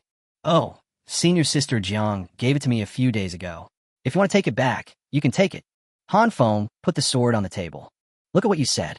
Am I, Jiang Huayang, so shameless? What she gave you is naturally yours. If she can give you something, it means she has you in her heart. How can I go against her wishes? I, the younger sister, am different from my older sister. I am cold and quiet, not good at speaking, and I keep everything in my heart. But I'm also competitive and never want to lag behind others. To put it bluntly, she is stubborn and difficult to communicate with. As her brother, I hope you can be more tolerant of her. Of course. Senior sister Jiang and I both like quiet personalities. It's fine for us to practice on our own without disturbing each other on weekdays. Jiang Huayang nodded and said, Speaking of which, the incident of Yilong Yuan stabbing you is all caused by me alone. It was our family that harmed you, so naturally we should take the responsibility. Give me your voice-transmitting jade slip, and I will leave a mark for you. If you encounter danger again in the future, send me a voice message immediately, and I will come to save you. Yugong, I am a disciple of the Law Enforcement Hall, and have the responsibility to protect my fellow disciples. Personally, your experience is all because of our family, and I should protect you. Chapter 25. Ginger is still spicy with age. Thank you, senior brother. I'm very grateful. After Han Feng finished speaking, he rubbed his hands and said, Brother, I am just a chores disciple. All the money I have saved over the years has been used to buy formations. I don't have a sound transmission jade slip with me. You don't even have a sound transmission jade slip? Sigh, you've suffered so much these years. You have such a good talent, but you've always been doing menial work and living in poverty. Jiang Huayang took out a sound transmission jade slip from a storage bag, handed it to Han Feng, and said, "Here's this jade slip for you. I happen to have an extra one on me. Just input your spiritual energy into it to activate it. It contains the imprint of my spiritual consciousness, so you can communicate with me directly." "Thank you, senior brother. I will be very sorry to refuse. I will return the money to you someday." Han Feng took the jade slip for voice transmission. "What's the point of talking about money? We are all family. Why would we be short of such a small sum? Well, it's time for me to go back and report. Sooner or later, I will find evidence of the assassination and severely punish Yilong Yuan and the Yi family." Gone. Jiang Huayang stood up and walked out with Liu Yufa. "Brother, take care." The two of them took the assassin's body and returned to the law enforcement hall headquarters. Han Feng played with the jade slip in his hand and then put it into the storage bag. Lie in bed. Sleep. The turmoil of the night passed just like that. For Han Feng, tonight was just a small episode. The only gain was probably that his brother-in-law liked him very much, thought he was talented and steady, and liked him very much. But it was of no use. Han Feng was too lazy to even pay attention to Jang Suru, let alone this cheap brother-in-law. Han Feng slept soundly, but for someone, tonight was destined to be a sleepless night. In the Yi family's ancestral home, Yilong Yuan sat on the bed, holding the jade slip. After struggling in his heart for more than an hour, he finally made up his mind and confessed the matter to his father.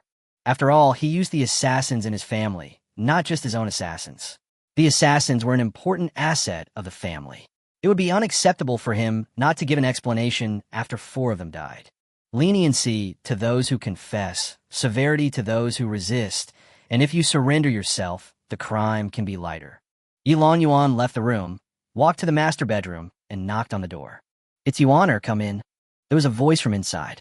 Yilong Yuan pushed open the door and saw 2 cushions in the middle of the main hall with 2 people sitting cross-legged.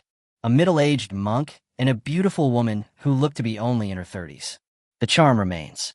"My son greets his parents." Yilong Yuan clasped his hands and saluted. His father opened his eyes and asked, "What's going on? Why are you coming here to disturb my practice in the middle of the night?" Yilong Yuan knelt down and said, "I apologize to my father." "Apologize? You are a kid who has always been steady and never caused trouble. What did you do? Are you here to apologize?" "Here's the thing, Dad. I've been in love with junior sister Jiang for a long time and have been pursuing her for many years. At the matchmaking conference a few days ago, I bribed the elders and made some arrangements." At that moment, Yilong Yuan recounted everything he had done, detail by detail, no matter how big or small. After hearing this, his father's face darkened and he said, "So, not only did you kill 4 of your family's assassins, you also attracted the attention of the law enforcement hall and offended the Jiang family at the same time." Yilong Yuan was so frightened that he was sweating all over. He knocked his head to the ground and said, "I know that I have committed a grave sin, and I am willing to go to the ancestral temple to be punished. Please punish me, Father." "Punishment? You've committed such a serious crime, so a word of punishment is enough. I'll beat you to death." There was a stern gleam in Ye's father's eyes. At this time, Ye's mother immediately opened her eyes and said, "You old fool, what are you saying about my son? You just made a small mistake. Why do you want to beat him to death? If you beat him to death, I will beat you to death first." She walked to Yilong Yuan, pulled him up, and said, "Son, get up and sit down. It's not a big deal. You did nothing wrong in this matter. It's your useless father who is wrong. He told him to go to the Jiang family to propose marriage, but he refused.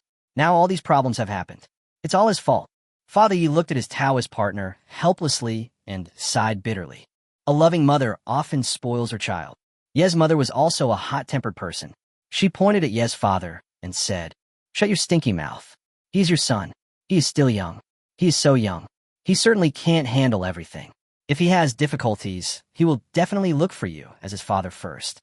If he encounters problems and doesn't even look for his father, it can only be said that you as a father are a failure." Am I mad at him for making a mistake? I'm mad at him for not being able to handle such a small matter. He was just a menial disciple, but he failed to kill him after several days of hard work.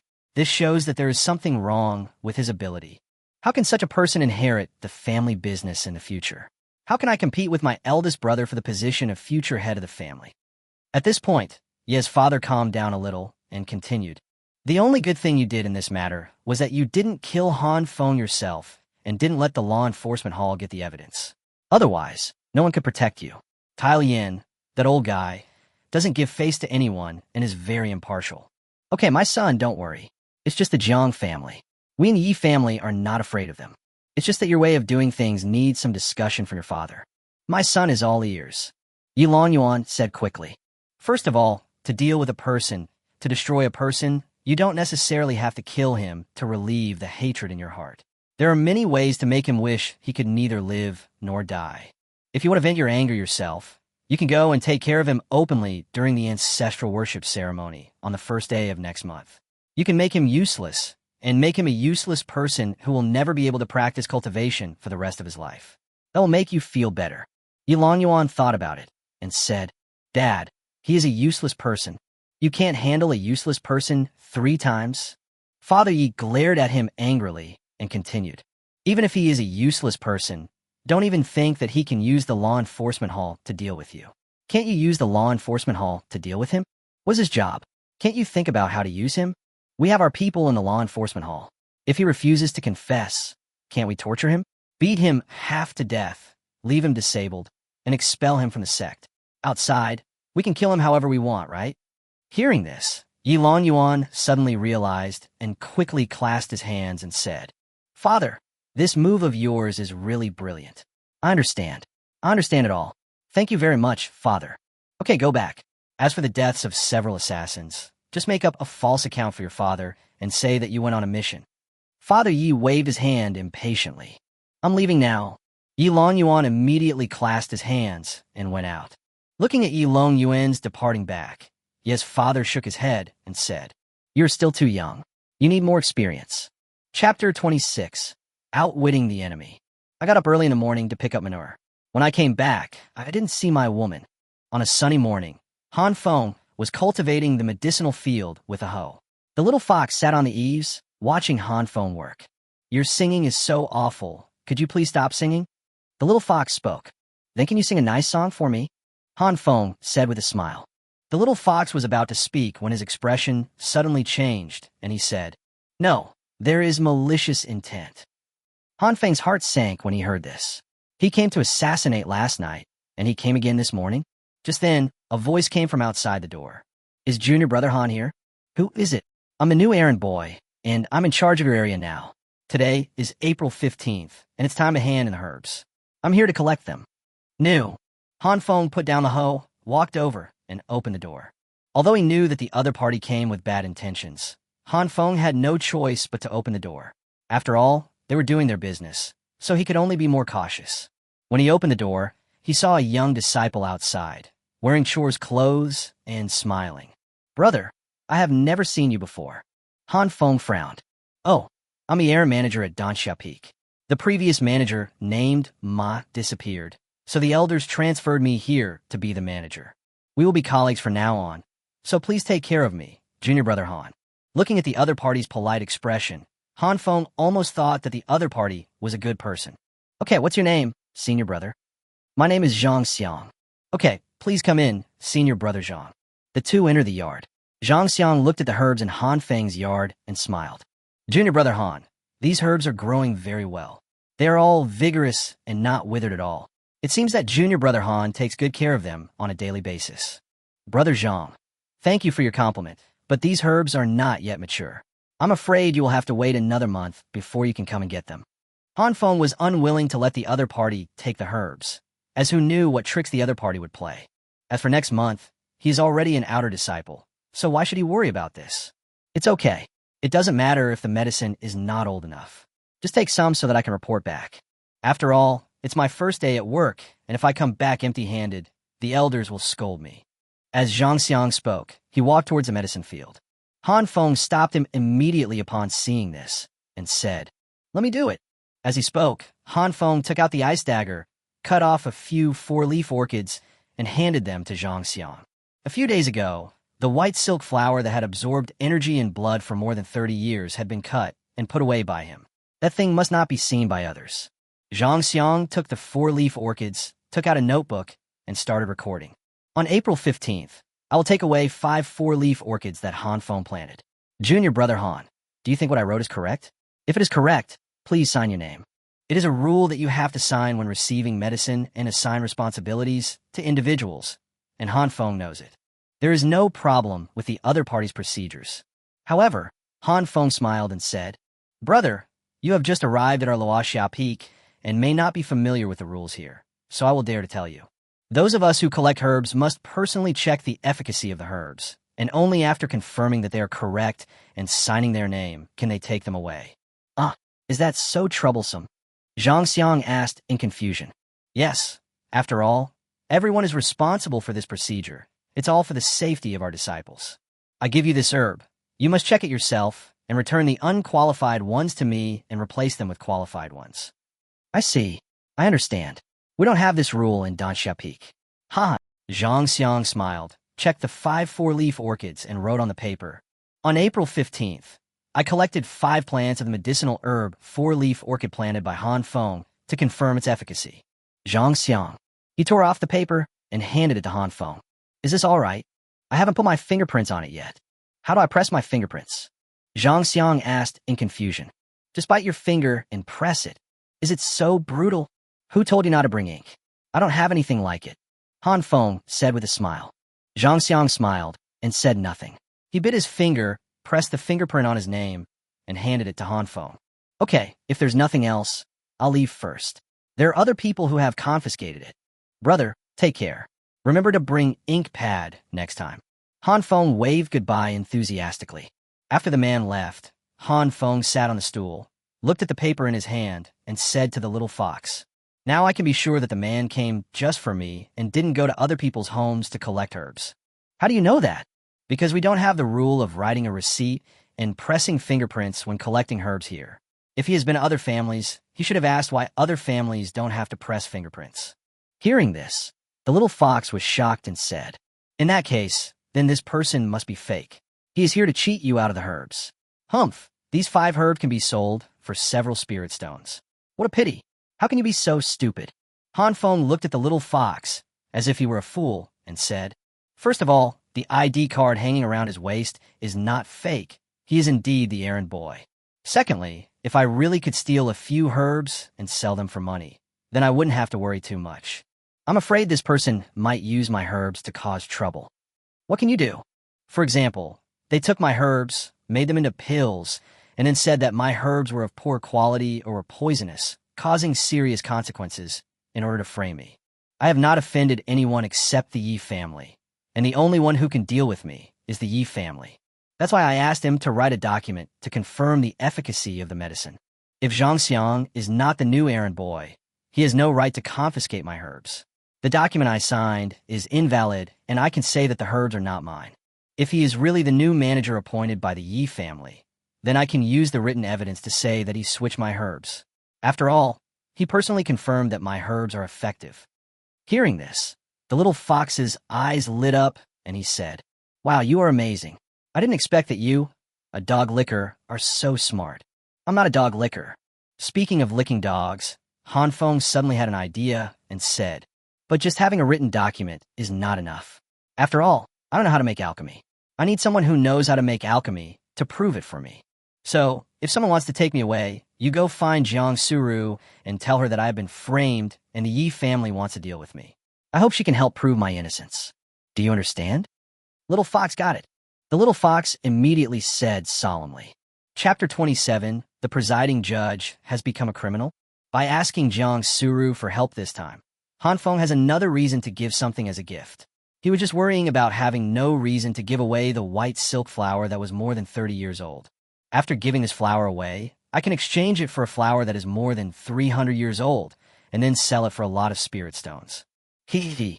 Han Feng fell asleep while lying down in the sun with the little fox.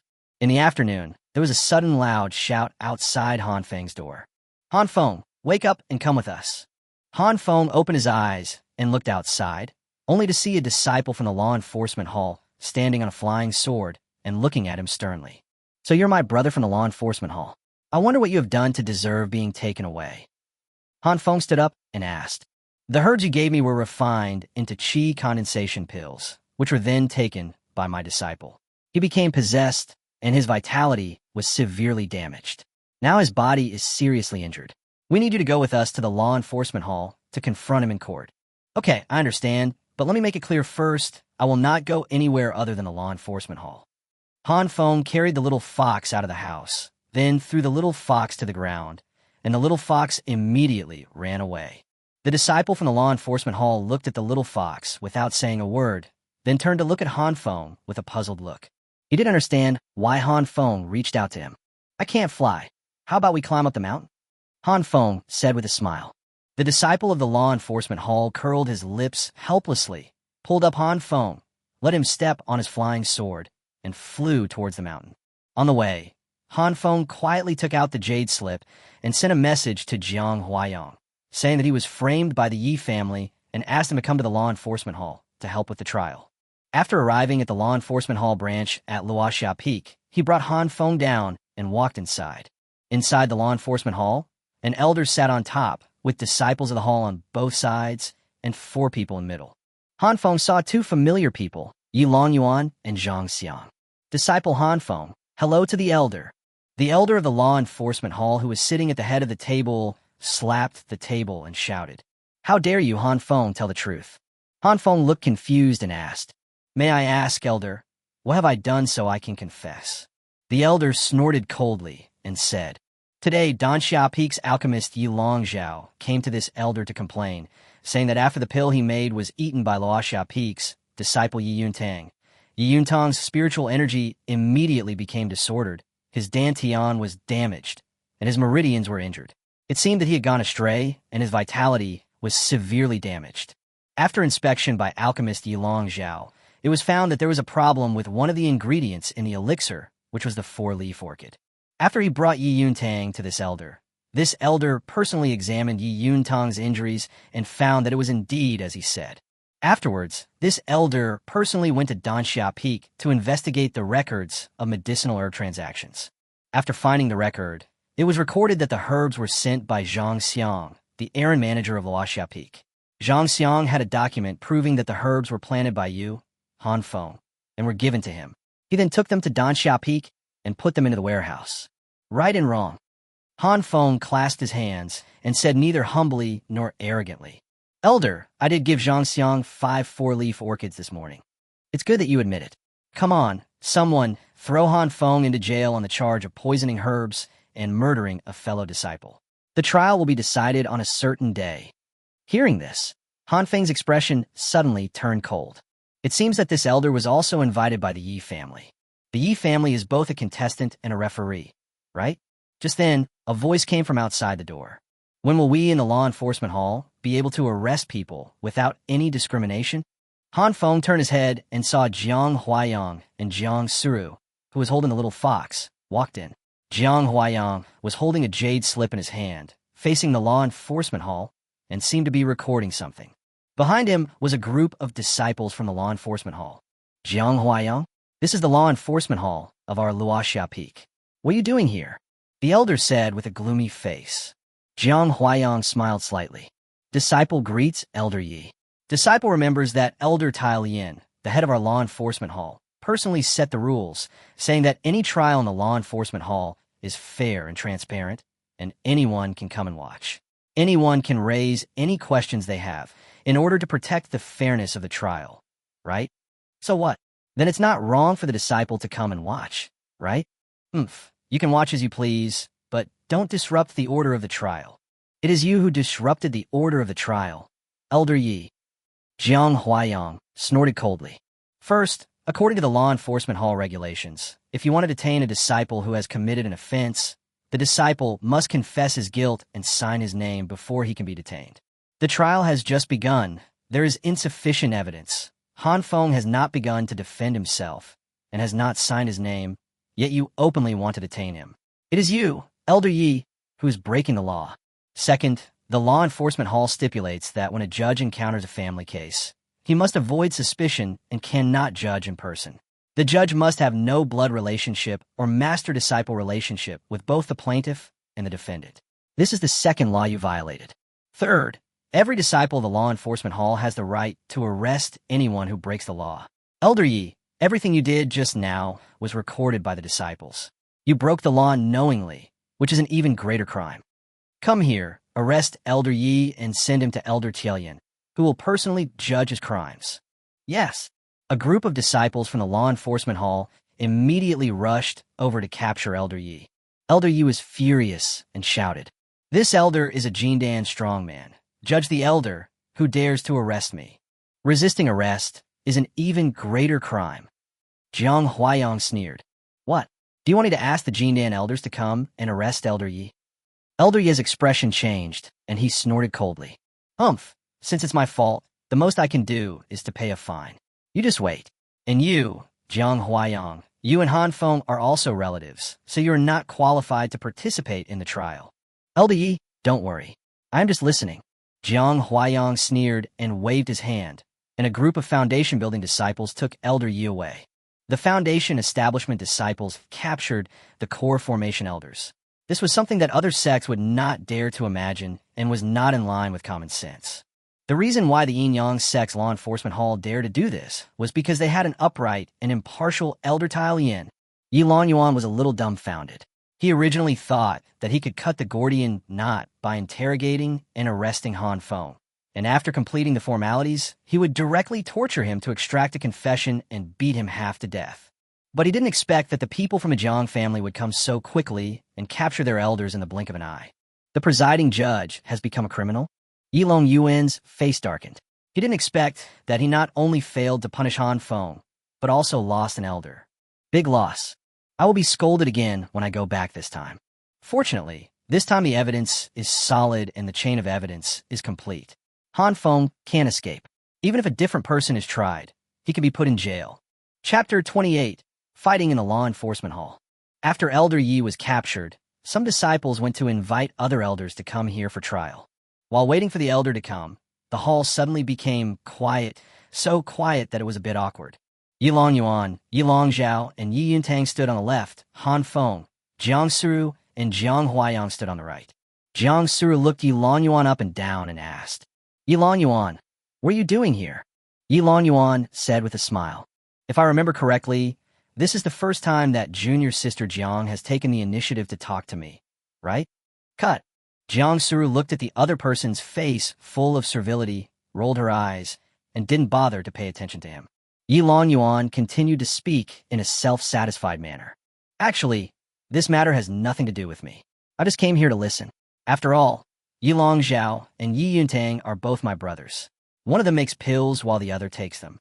If something happens to the one taking the pills, the one making the pills must be held responsible. This is a personal matter, so I came here to take a look. Junior sister Jiang, what are you doing here? This matter seems to have nothing to do with you, right?" Jang Suru was a person of aloof temperament, too lazy to say a word. She just spoke to Yilong Yuan because she knew that it was he who framed Han Feng this time, and she disliked him even more.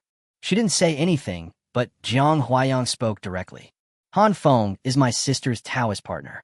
If he has something to do, my sister will naturally come to help. After all, my sister has just found her ideal husband after careful selection, and she cannot let a villain frame her." Hearing the words, Mr. Ideal Husband, Yilong Yuan and Jiang Suru both widened their eyes. Jiang Suru was surprised. Everyone knew that she chose Han Feng out of helplessness, but how come when it came to her own brother, it became that she had carefully chosen him? Yilong Yuan was surprised why Jiang Huayang was so optimistic about a mere errand disciple, and a useless one at that. "You are Jiang Suru's biological brother. You're the only brother. Shouldn't you protect your sister? You have a natural hostility towards your brother-in-law, and just dislike him no matter what. You have disliked me for so many years, and now you like Han Feng?" Jiang Suru is still young, so it's okay that she has poor vision. But as her brother, you are in your 20s, and you also have poor vision? Yilong Yuan took a deep breath and said slowly, "Brother Jiang, as a disciple of the law enforcement hall, you must provide evidence when speaking. Who is the villain? Who is the villain? Everyone knows it in their heart. Those who are not villains should not be scolded here." "Why? I am scolding the villain, not your junior brother Yi. Could it be that junior brother Yi is setting up a trap to frame my brother-in-law?" Jiang Huayang said in a weird tone, "Alas, Some villains compete openly for a Taoist partner, but when they lose, they resort to all kinds of dark and despicable means, repeatedly trying to assassinate others. Now that the assassination fails, they resort to conspiracy and trickery. It's really like dog meat cannot be served at the main table. Shame on you. Really shame on you. As soon as these words came out, Jang Suru stood up suddenly and asked angrily, "Brother, what did you say? He sent people to assassinate Han Feng?" And again and again. Jiang Huayang and Han Feng looked at each other, and their hearts skipped a beat. "Oh shit, the secret is exposed." Han Feng hurriedly said, "Aha, senior sister, don't worry. They're just small matters. There were only 2 times in total. Senior brother Jiang helped me to block them. Senior brother Jiang has done me a great favor." "Oh yes, I help with all of it. After all, he is my brother-in-law." Jiang Huayang patted Han Feng's shoulder and smiled. He knew that Han Feng didn't want Yilong Yuan to know his strength. Seeing the two of them chatting and laughing in a relaxed manner, Jang Suru was a little surprised. When did these two become so close? Yilong Yuan sneered at the side. "Humph, don't talk nonsense if you don't have any evidence. Otherwise, the person you wrongly accuse may sue you for false accusation. Let's not talk about what happened before. Let's just talk about the facts this time. My cousin used the herbs grown by junior brother Han to make a pill, and then asked another cousin of mine to eat it. I don't know if he was injured or poisoned. I'm afraid this responsibility has to be taken by junior brother Han, right?" Han Feng sneered at it. "Brother Yi is wrong. The herbs I gave you are flawless and have good efficacy.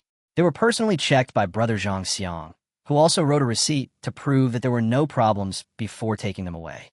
Whatever happened has nothing to do with me. Who knows if your alchemist is not skilled enough and doesn't even dare to eat the pills he made, so he uses his relatives to test them. If something goes wrong, who could be blamed?" At this time, an elder from the law enforcement hall walked in from the back hall and said as he walked, "My last name is Wong. As the chief judge of this incident, I heard your conversation just now. Now, bring up all your evidence and let this elder review it." The elder sat directly in the main seat. Yilong Zhao immediately stepped forward, placed 3 receipts and a bottle of elixir on the table, and said, "Elder, please look at this. This is the receipt for Zhang Xiang's confiscation of Han Feng's medicinal herbs. It has Han Feng's autograph on it. This is the storage certificate from Danxia Peak's herb room, which states that the herbs come from Han Feng. This is the receipt for the disciple to collect the herbs in the herb room, and it has the signatures of the disciple and the disciple in charge. There is conclusive evidence that this herb was grown by Han Feng. The 5 4-leaf orchids were used to refine 5 qi condensation pills, one of which was taken by Yi Yuntang, and the remaining 4 are all here." Han Feng saw the other party put all the documents and pills on the table. "What solid evidence. This chain of evidence is really complete. You have really put a lot of effort into framing me." The elder looked at the document in front of him, nodded, and then said, "Han Feng, where is your evidence?" Only at this time did Han Feng take out his document.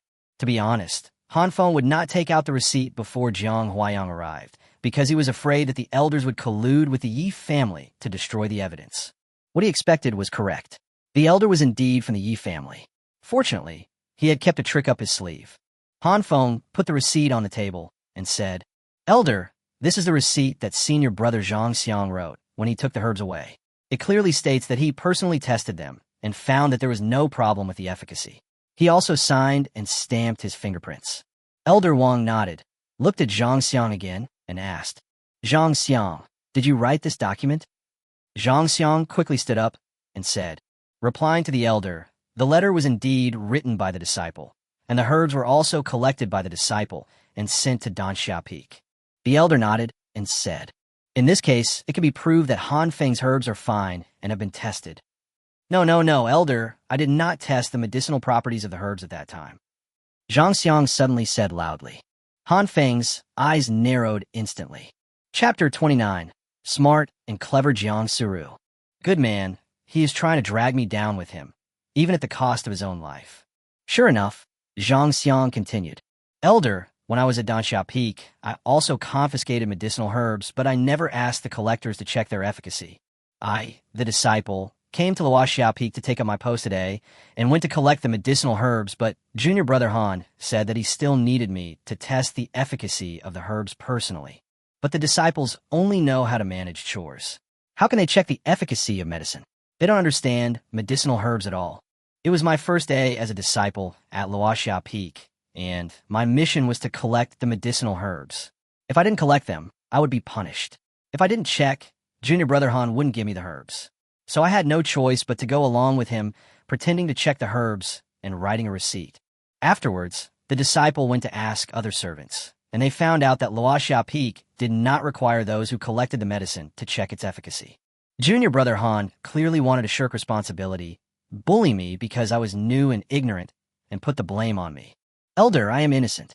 Junior Brother Han is blackmailing me. Elder Wong's face darkened, and he said, since there was no inspection, you shouldn't have written that you had done the inspection. This is also a crime of deception and malfeasance. Yes. I accept the punishment. Zhang Xiang said quickly. Han Feng clasped his hands and said, Elder, every time my disciples' herbs were confiscated, I would ask the confiscators to check and write a receipt. Previously, it was always Boss Ma who wrote it, but then Boss Ma disappeared and this senior brother took over. Elder, I believe that checking the efficacy of the medicine is a must and is also the responsibility of the collector. After all, the disciple gave him the herbs. What if he took them and replaced the good ones with bad ones, passing the inferior ones off as good ones, and then sold the good ones for money? Or what if he took the herbs and then poisoned them to frame his disciples? After all, once the herbs are taken away, we, the growers, no longer have the final say on what becomes of them. Just like this time, after he took the herbs away, he poisoned them. Or maybe the alchemist himself was not skilled enough and came to cause trouble for his disciples. I do not admit this sin. After all, I have evidence to prove it. I personally checked it and even wrote a receipt. Zhang Xiang sneered. Humph, whether to recognize or not is not up to you, and whether or not to conduct an inspection is not something you, a mere errand disciple, can decide. Our sect does not have such a rule at all, so the document I wrote is not in compliance with the regulations, and I do not recognize it. Elder Wong interrupted and said, Okay, you have all made your arguments and presented evidence. Now it is time for this elder to personally check whether this pill is poisonous. After saying this, he opened the pill bottle, poured out a pill, and swallowed it in one gulp. Han Feng was confused. Is this such a fierce and primitive testing method? After a moment, the elder nodded and said, It is indeed poisonous. Hearing this, Yi Yintang jumped up and pointed at Han Feng and cursed. Han Feng, you bastard, you dog thief. What else do you have to say? Your herbs are poisonous and you want to kill me. 5 herbs can be used to make 5 pills. You want to harm 5 people. Elder, I beg you to arrest this villain and torture him severely. This kind of person has ulterior motives and harms his fellow disciples. His crime is even more serious. He should be abolished and expelled from the sect. Elder Wong pondered, thinking about how to handle this case. At this time, Jang Suru stood up and said, Elder, I am also a mid-level alchemist, and I am very skilled in refining qi condensation pills. As far as I know, there are 3 recipes for refining the qi condensing pill, and one of them requires 4-leaf orchid. The recipe includes 1 4-leaf orchid, 1 golden ice flower, 2 tails of qishuan root, 5 cents of lingqiao ash, and 1 square orchid. 5 kinds of herbs are needed here. So how can we be sure that it is the 4-leaf orchid that is the problem? And even if the problem with the 4-leaf orchid is confirmed, this herb has gone through 3 hands. It was first in Han Feng's hands, then in Zhang Xiang's hands, then in the herb room at Danxia Peak, and finally in Yilong Zhao's hands. Any of these links could have been poisoned and destroyed the efficacy of the medicine. So how can we be sure that it was Han Feng who did it? If they're to catch someone, they should also arrest all the people involved and investigate, including the alchemist. This is still within our own sect, where there are relatively few procedures. If you buy herbs from a street stall outside and something goes wrong, you can't even find the person. So who can you catch? The disciple thought that this kind of alchemy business could only be done by finding the lowest level supplier, that is, the alchemist. As an alchemist, the pills he makes are for human consumption, so he should be responsible for ensuring that every pill is effective. Every herb should be checked for problems before refining it. It's like when you eat in a restaurant and something goes wrong with the food, instead of blaming the chef or the owner, you go and find fault with the person who grew the vegetables. Does that make sense? When a vegetable grower sells vegetables to a restaurant and the transaction is completed, the vegetable has nothing to do with the farmer anymore. If there is something wrong with the vegetable, the restaurant should not buy it. Now that there's a problem with the pills that Yilong Yuan has refined, instead of looking for him, he is looking for the person who grew the herbs. This is really ridiculous.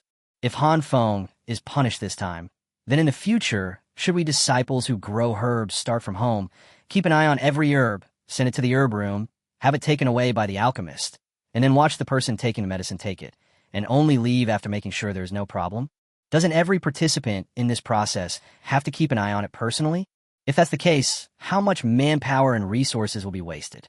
We just don't need to do anything, and just keep an eye on the person who buys the pills. If he takes the medicine for 1 month, he will watch it for 1 month. If he takes the medicine for 10 years, he will watch it for 10 years. Is this the truth? After hearing this, Elder Wong burst out laughing and said, "This is nonsense. But there is nothing we can do about this, unless there's a rule that every person who collects the herbs must personally check the efficacy of the herbs. After confirming that they are correct, they will be responsible for this step. In this case, we can just go directly to the final alchemist. And even if you're an alchemist, it is not the last step. What if the person who bought the elixir took poison and framed the alchemist?" Elder Wong said, "People's minds are unpredictable. This is something that cannot be prevented. So, when someone has problems after taking a pill made by an alchemist, instead of looking for the responsibility of the alchemist, they look for the responsibility of the herb grower. Isn't that ridiculous? If it is really the responsibility of those who grow the herbs, then everyone in the supply chain has a greater responsibility because no one checks the efficacy of the herbs. If the herb collectors don't understand these things, don't the alchemists also understand them?" Jang Suru's eloquent logic left everyone present stunned. Chapter 30. You stand behind the dog. Zhang Huayang was surprised. "Sure, little sister. You seem to be very quiet usually, but when something happens, you can really speak up. For your good, brother-in-law." Jang Suru rolled her eyes at him. After Elder Wong pondered for a moment, he said seriously, "My disciple, what you said makes a lot of sense, and this case is also very typical and has never happened before. This elder needs to report to Elder Tianyan and discuss with the head of Dansha Peak to revise the regulations. This elder believes that every link in this entire supply chain should be responsible to ensure that no one else is implicated. If the collector is responsible, then the menial disciples will not be responsible and it will not be so troublesome. If there is a problem in any link, just find the person in that link directly. I will give this pill to the elders of Dansha Peak to determine whether there is a problem with the herb or the proportions in the pill refining. Or maybe it's about the temperature or something like that. This elder doesn't understand alchemy, so I can't jump to conclusion. However, even if it is detected and confirmed that the problem is with the 4-leaf orchid, it cannot prove that it is Han Feng's responsibility, because too many people have been involved, and anyone could have poisoned it, and there is no evidence to prove who poisoned it. Based on the principle of presumption of innocence, Han Feng was acquitted in this case. In addition, as the terminal of the supply chain, the pills made by the alchemist Yilong Yuan caused problems when his disciple Yi Yuntang ate them. Therefore, the alchemist Yilong Yuan has an unshirkable responsibility. First, detain Yilong Yuan and find out the truth before making a trial. When these words were spoken, the 3 members of the Yi family were all dumbfounded. No, the original intention was to frame Han Feng. It was not enough to sacrifice an elder of the Yi family, but now another Yilong Yuan was involved. Hearing this, Yi Yuntang quickly stood up and said, "Elder, this is Han Feng's responsibility. Han Feng has a grudge against our Yi family. He must want to poison us." "Oh, really? Then how did Han Feng know that this herb would definitely be sent to Dansha Peak and would definitely be taken away by your Yi family to make an elixir and then eaten by the Yi family? Or did you, the Yi family, directly take control of these 5 herbs from the beginning so that Han Feng's herbs could fall into your hands and frame Han Feng?" Elder Wong narrowed his eyes and asked in a sinister tone. Hearing this, Yi Yuntang hurriedly explained, No, I'm just making random guesses. I have no evidence." "You are just making random statements and framing people without any evidence? I see you are alive and kicking. You don't look like you're seriously injured." Yilong Yuan on the side kept winking at Yi Yuntang. Yes. The disciple is not injured, not poisoned. Don't arrest Yilong Yuan, he is innocent." Yilong Yuan covered his forehead with his hands in pain, wishing he could kick Yi Yuntang, the idiot, twice. The same is true for Yilong Yuan. This fucking idiot born out of wedlock has such a bad brain. Sure enough, Elder Wong slammed the table hard and said, "Since you were fine, why did you file a complaint? Why did you falsely accuse Han Feng? Tell me, what is your intention?" Yi Yuntang was dumbfounded and didn't know what to say for a moment. Elder Wong continued, "Also, this elder personally took this elixir, and it is indeed poisonous, but the toxicity has no effect on this elder's elixir-forming cultivation. There are indeed problems with the pills refined by Yilong Zhao, and you are fickle, making false accusations, giving false testimony, and talking nonsense without any evidence. I think you're also highly suspicious, and you and Yilong Zhao will be detained together for trial. Adjourn." After saying that, the disciples from the law enforcement hall stepped forward and took Yilong Zhao and Yi Yuntang away. Yi Yuntang, this idiot, is still shouting, "Brother Yuan, save me! Brother Yuan, save me!" Yilong Zhao said nothing because he knew that the problem was with the herbs, not the alchemy technique. At most, he would be punished for not checking carefully enough, and he would be released if he paid some spirit stones. On the contrary, it was Yi Yuntang, that idiot, who was shouting and making noise and making things complicated. Now it is no longer a matter of alchemy accident, but a matter of frame-up and false accusation. It can't be said that it was a good hand that was played badly. The ending was not that bad originally, but it was ruined by Yi Yuntang. Everyone in the lobby went out. Zhang Xiang clasped his hands towards Yilong Yuan and quickly ran away. Yilong Yuan's face was extremely gloomy. His father gave him some advice and a brilliant plan, but the result was that he trapped 3 members of the family at once. Father Ye's clever plan brought peace to the world, but it cost the elders and harmed the younger generations. At this moment, Yilong Yuan was so angry that his lungs were about to explode, and he did not look happy when he looked at the 3 people opposite him, especially the Korean style. This damn menial disciple was obviously just a waste. He attacked 4 times and not only suffered heavy losses, but also failed to hurt the opponent at all. At this moment, he looked at this servant with dislike at first, jealousy later, and now hatred. He sneered and said, "Junior brother Han, you are very smart. Last time you had senior brother Jiang helping you. This time you have junior sister Jiang helping you. So what about next time? What about the next time? I wonder how many people can help you. People like you should sleep with one eye open, and when walking at night, it's best to have a companion. Otherwise, no one can guarantee which will come first, tomorrow, or an accident." Han Feng sneered. "Thank you, senior brother Yi, for your concern. I am alive and well, but you, senior brother Yi, will eventually perish if you do too much evil. You should be more careful when walking on the road at night. It's a dark and windy night, and it's easier to capsize in a ditch. Okay, then let's wait and see. By the way, the ancestral worship ceremony will be held in half a month. I'm looking forward to seeing what kind of great fortune junior brother Han can obtain at the ancestral worship ceremony. It's just that the place is dangerous.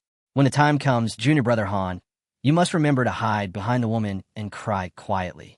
Don't show your head, otherwise..." After saying this, Yilong Yuan was about to leave, but he stopped and looked at Jang Suru. His expression softened, and he said, "Junior sister Jiang, I will not give up on you. If you have a Taoist partner, I can wait for you to break up. Even if you get married, I can wait for you to get married. The life of a cultivator is long, and I can wait. Sooner or later, junior sister Jiang will see my true heart. I, Yilong Yuan, am the best man for you." Jang Suru rolled her eyes. "You line up behind the dog." Yilong Yuan's face suddenly turned dark blue. After enduring it for a while, he did not get angry. He snorted coldly, turned around, and left.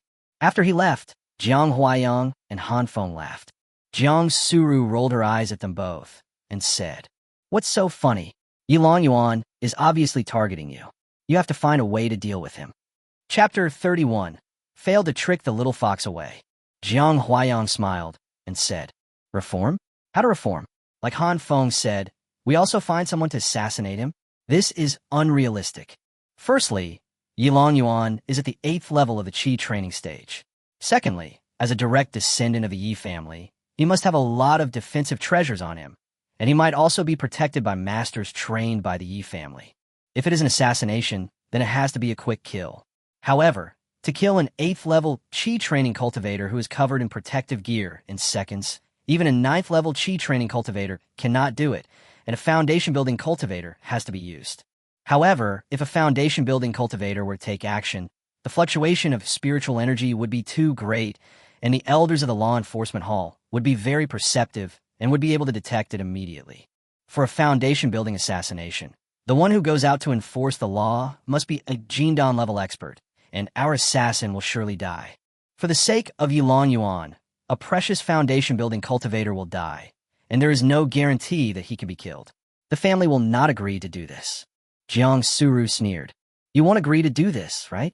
A disciple of the Justice Law Enforcement Hall. Jiang Huayang grinned and said, Yes, I won't agree to do this either. I won't allow anything that violates the law. As of now, if we want to take revenge, the only chance is during the ancestral worship ceremony, where we can beat him openly. The people of the Yi family will definitely unite. There are large and small forces in the sect, including those of a family, a master, a peak, and so on. It is rare for them to fight alone. By then, the 18-year-old young people of our Jiang family will also gather together, and we can work together to win over those other small groups and deal with the Yi family together. Jang Suru said, According to what you said, let alone dealing with the Yi family, it would be good if the Yi family didn't wipe us all out. Wouldn't they find other small groups to join in? No. If it really develops into a fight involving hundreds of people, the sect will not ignore it, and the Yi family will not tear their faces with our Jiang family just for the sake of a few grandchildren. The best outcome is that the younger generations of our Jiang family fight with the younger generations of the Yi family, or that there will be no fight at all. After all, Yilong Yuan's target is Han Feng, not our Jiang family. After listening to Jiang Huayang's words, Jang Suru thought for a moment and said to Han Feng, you will follow me when the time comes. Wherever I go, you go. I want to see if Yilong Yuan dares to attack me. Haha. Thank you for your protection, senior sister. I will have to rely on you a lot for this ancestral worship ceremony. Han Feng clasped his hands and smiled. No need to say more. All the disasters you are experiencing now are caused by me, and I will naturally be responsible for you to the end. During this period of time, you should also practice hard. After all, if you want to participate in the ancestral worship ceremony, strength is the king. I have to go back and practice hard and try to break through to the 8th level of Qi training within half a month so that I can be more confident when facing Yilong Yuan. After saying that, Jang Suru was about to leave, and Han Feng quickly said, Sister, I have 2 things to ask. What's up? Jang Suru looked at him and asked. Han Feng took out the white silk flower from his storage bag, handed it to Jang Suru, and said, This is a white silk flower that is more than 30 years old. I don't know how to make pills, but you do. Why not give it to you? It will help you improve your cultivation. You're giving me herbs again? I can't accept them. You've already given me enough. If you ask for more, I'll have nothing to give you in return. Jang Suru shook her head. Junior brother, you don't know how to make an elixir. If this good herb were left in my hands, I would just eat it directly, like a cow chewing a peony, which would be a waste of natural resources. Senior sister, please refine it into a pill and take it. After Han Feng finished speaking, Jang Suru wanted to refuse, but Jiang Huayang took the flowers and stuffed them into Jang Suru's hands, saying with a smile, Just keep what your brother-in-law gives you. You two are from different families. He grows herbs, and you make pills. If you need any herbs in the future, just go to him and get them. It's such a simple thing. Really, seeing you two pushing and shoving each other makes me feel awkward and embarrassed. If you become stronger, won't you be able to protect him better? Jang Suru looked at the white silk flower in her hand, nodded, and said, Well, then I'll take it. This bloodthirsty pill, made with white silk flowers as the main ingredient, is useless for improving cultivation, but can greatly increase combat effectiveness in a short period of time. It is also the best choice when fighting against the enemy. She put the white silk flower into her storage bag. Shinzu's reporting voice also came into Han Feng's mind. Han Feng presents a 38-year-old white silk flower to his Taoist companion. He will give you a tenfold return of your blessing, a 380-year-old white silk flower. Do you want to receive it? Not for the time being, Han Feng said in his mind. Jang Suru was about to leave again, but Han Feng stopped her. Wait a moment, senior sister. What's the matter? Junior brother, I have 2 things to ask you. The second thing is, should I return this little fox of mine to me? Han Feng said as he looked at the little fox in Jang Suru's arms. Jang Suru's face was slightly embarrassed. She rolled her eyes at Han Feng and stuffed the little fox back into his hand. Take it, take it. I don't want to occupy your pet. You elite. You just want to take over people. The little fox stuck out his tongue and said mischievously, "You bastard." Jang Suru glared at it and waved her fist. "Lulyalu, I'm not afraid of you." The little fox laughed happily. Jang Suru smiled, turned around, and flew away on her sword. The plan to trick the little fox away failed again. Hanfeng knew that Jang Suru liked the little fox very much and wanted to take it away. He also knew that if he gave the little fox to Jang Suru, the blessing in return might give him a better spirit beast. But in his eyes, the little fox is his friend, not a pet. It is a living being with flesh and blood and intelligence, not his private property. He respects the little fox's choice and will not make any trade with it. Jiang Huaiyang looked at Hanfeng and smiled. "Boy, have you made up your mind? Do you want to reveal your strength and go to our Jiang family to practice? No one in the Jiang family dares to assassinate you. Forget it. I'm used to being free and at ease." Hanfeng shook his head and declined. He has a natural spiritual root and a rare wind attribute. The Jiang family will definitely provide him with resources to cultivate him, but that is useless. Hanfeng cannot practice on his own. Whether his cultivation level will improve depends entirely on his Taoist partner. No matter how many resources he is given, it will be useless. Besides, practicing is so tiring, it's more comfortable to lie down. If he went to the Jiang family, they would give him resources for cultivation, and he would be tied to the Jiang family. Hanfeng did not want to be involved in too many causes and effects and owe too many favors to others. Otherwise, he would feel uneasy when he lay down. After Jiang Huaiyang left, Hanfeng also returned to his residence. Chapter 32, Blessing, Return Loophole. Little Fox, do you think it's better to sell this 380-year-old white silk flower for spirit stones? Or should I ask an alchemist to refine it into a pill and keep it for the ancestral worship ceremony? Hanfeng asked. The little fox looked at the white silk flowers that almost filled the whole room, pondered for a moment, and said, "Tell me first, where did you get this herb that is over 300 years old?" Hanfeng said, "I don't really need the spirit stone right now, and it's useless. If I can refine it into a pill, then my trip to the ancestral worship ceremony in half a month will be a little more secure. At least I will have some self-protection power when facing Yilong Yuan." Little fox, I understand the reasoning, but the key question is, where the hell did you get this herb? Last time you suddenly took out a 300-year-old three-needle flower, I was very surprised. Hanfeng, if I go to Danxia Peak to find an alchemist, they may not help me, and I can't afford the cost of alchemy and other auxiliary materials and herbs. Little fox, this is a herb that is over 300 years old. It is very rare in this small place. You're only 18 years old this year. Could it be that you have been growing it since your last life? Do you still have memories of your last life in this life? Hanfeng, but I heard that there are alchemy rooms at the foot of the mountain. If you provide the materials and find an alchemist to make the pills, you don't have to take money, but you have to give the alchemist a share of the refined pills. Little fox, but the question is, where did these herbs with so many years of medicinal age come from? Can you answer my question directly? Hanfeng, but I don't even know the prescription. How about asking senior sister Jiang? She must know about this. How about sending this to her for refining? That won't work either. I can't explain the source of this herb clearly. Little fox, you know you can't explain the source clearly? Please explain to me where this herb comes from. You are a poor disciple. How can you get such a good herb? Hanfeng, but if I don't find Jang Suru, I won't know what herbs the prescription requires, and I don't know what herbs to collect. Seeing that Hanfeng kept avoiding the topic and just kept replying that he had read the words, the little fox got furious and opened its mouth to chew on the herb. Hanfeng was quick to pick it up and asked, "What are you going to do?" "What?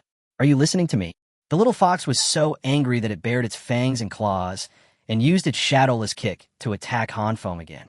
Unfortunately, his legs were too short to hit him. Hanfeng smiled and said, "Don't ask me any more questions. I have a secret." "Of course I know you have a secret. Otherwise, why have you been hiding your cultivation for so many years?" The little fox jumped onto the table, his face full of suspicion, but his eyes sparkled with wisdom. He analyzed calmly.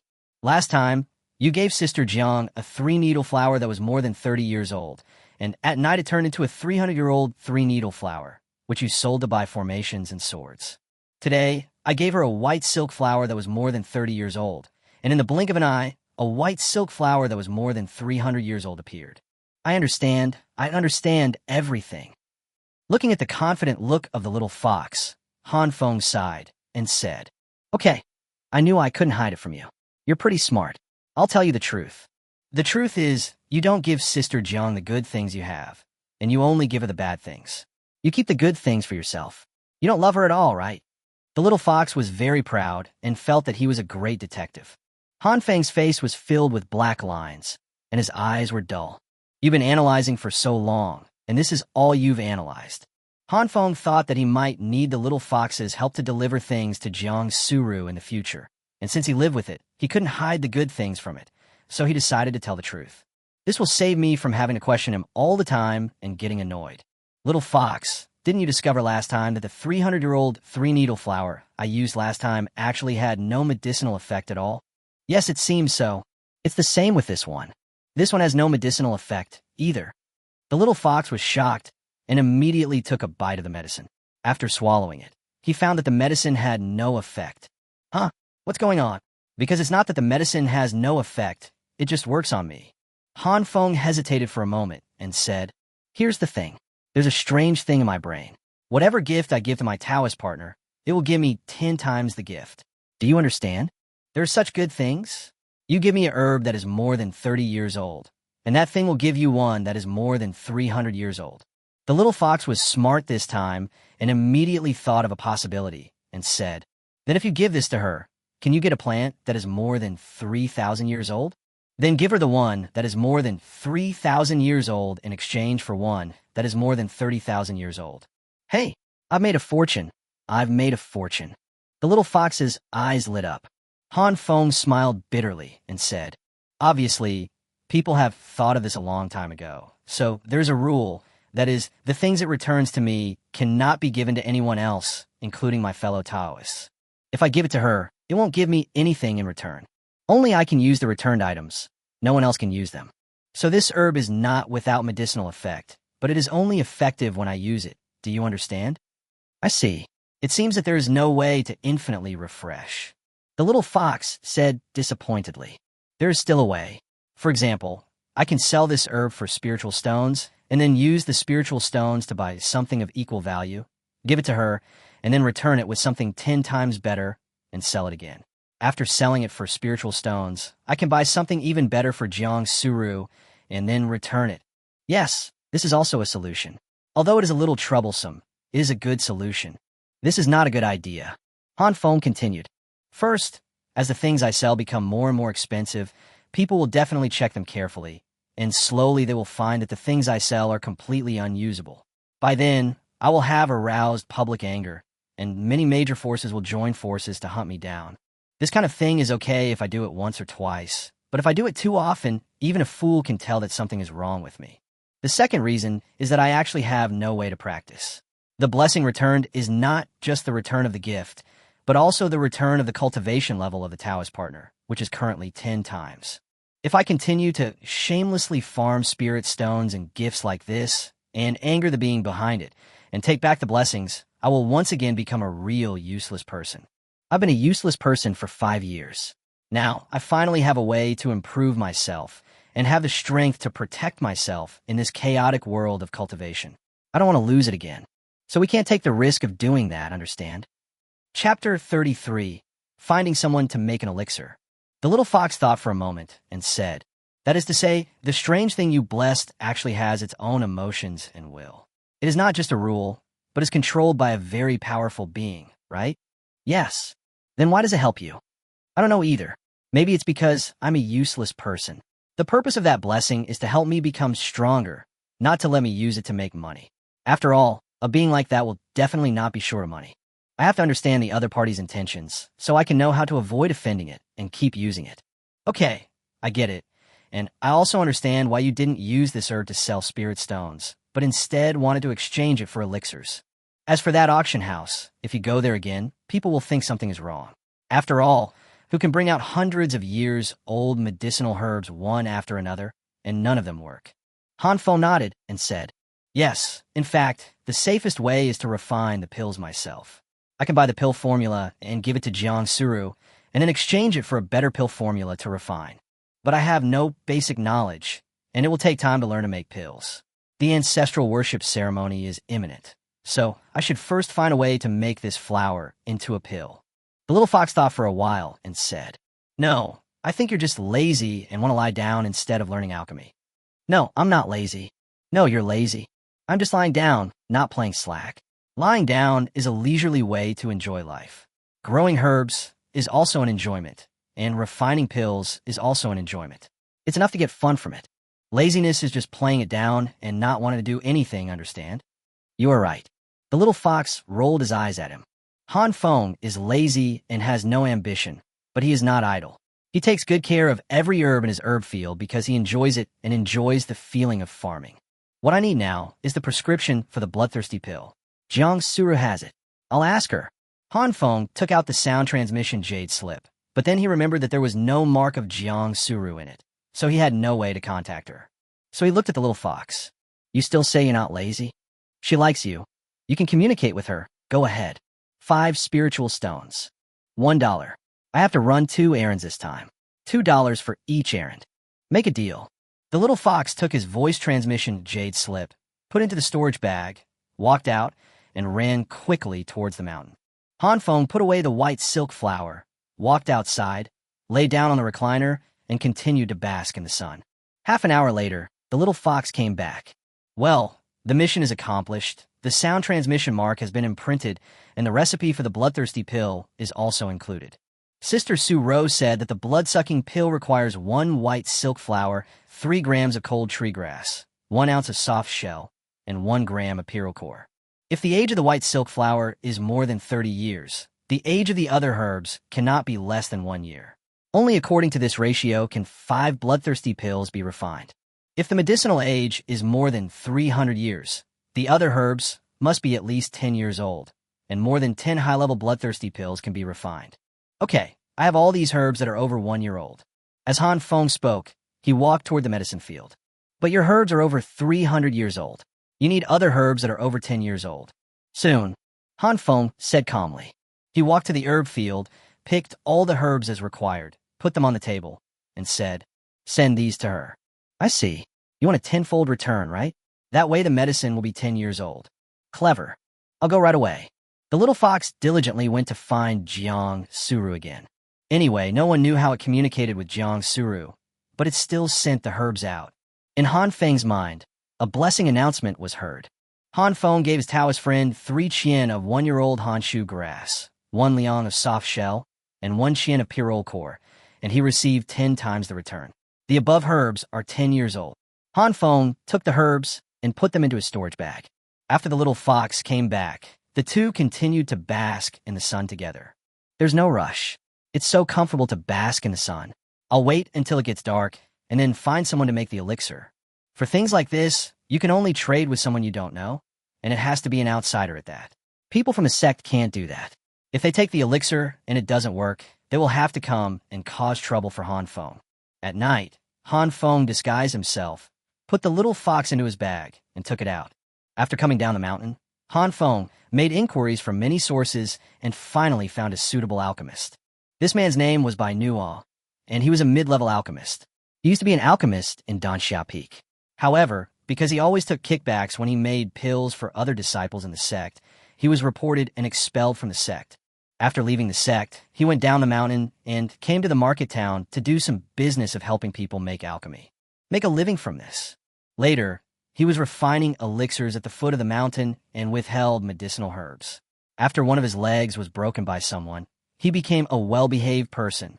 Han Feng chose him because this person was in the Qi training stage and there was no way to scan his appearance with spiritual sense, so there would be no subsequent trouble. After turning around in the huge market town, Han Feng stopped in front of a house in a small alley and knocked on the door, saying, "Is Master Baidana home?" After a while, the door opened and a slovenly young man came out. He looked at Han Feng and asked, "Alchemy? Bring your own herbs and we'll split it 20 to 80. I'll take 20 and you'll take 80. Okay, come in." Bai Nuo limped in, and Han Feng followed. After arriving in the house, Bai Nuo sat down in front of the alchemy furnace and said, "What kind of medicine?" "Bloodthirsty pill. Take out the herbs." Han Feng slapped his storage bag, and a group of herbs were placed on the ground. "Wow, a white silk flower this big must be more than 300 years old, right?" 380 years. With your level, can you practice it?"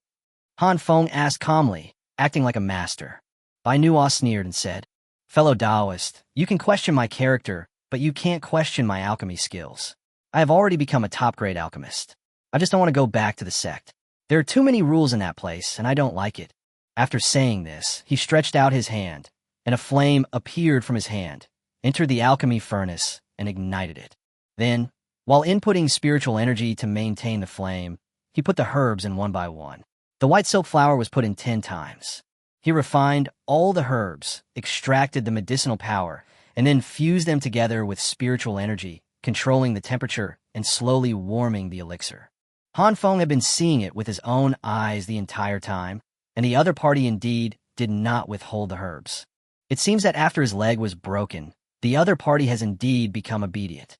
Chapter 34, Cultivation Breakthrough, Ancestral Worship Ceremony. This Bai Nuo, just as he said, has a very high level of alchemy skills. A portion of herbs that can be used to refine 10 pills is not divided or refined in batches. Instead, all of them are thrown in to be refined. 10 pills are formed at once. Each one is round and full, emitting a dark red light. When the 10 bloodthirsty pills were placed on the table, Han Feng's eyes lit up. Bai Nuo said calmly, "These herbs of yours are so good. They can be used to refine high-level bloodthirsty pills, which are more effective and can improve your strength by 1 or 2 small realms. According to the rules, I will refine the pills and split the profits 20 hours, 80 minutes. You take 8 and the rest is mine." Bai Nuo let Han Feng take it first, which also proved that every pill he refined was effective. "Thank you very much."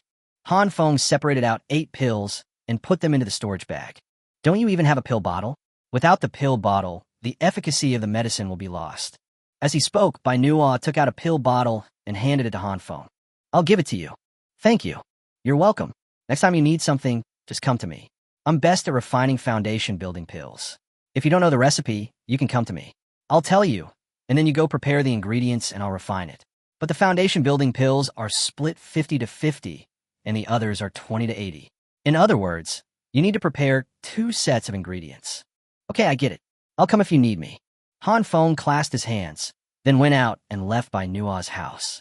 After he left, Bai Nuo took out the sound transmission jade slip and said, "Hey, Mr. Yi, the high-level bloodthirsty pill you asked me to find last time has been refined. Come and get it when you are free."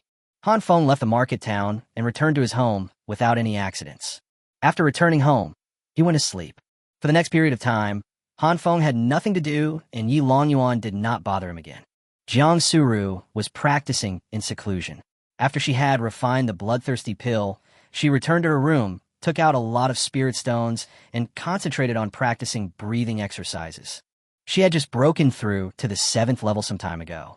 Logically, she shouldn't have broken through so quickly, but now that the ancestral worship ceremony was approaching, she had to hurry up and try to break through one more level, so that she would be more confident when fighting to snatch the immortal opportunity.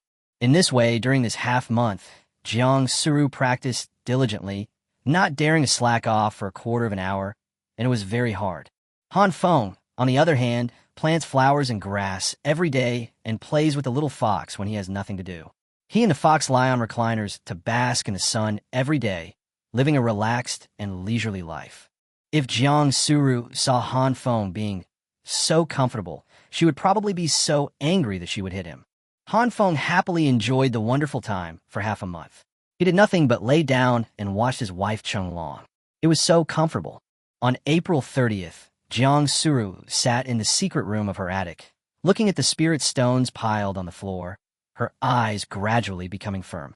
After half a month of hard training, coupled with her natural spiritual talent, she finally succeeded in reaching the peak of the 7th level of Qi training.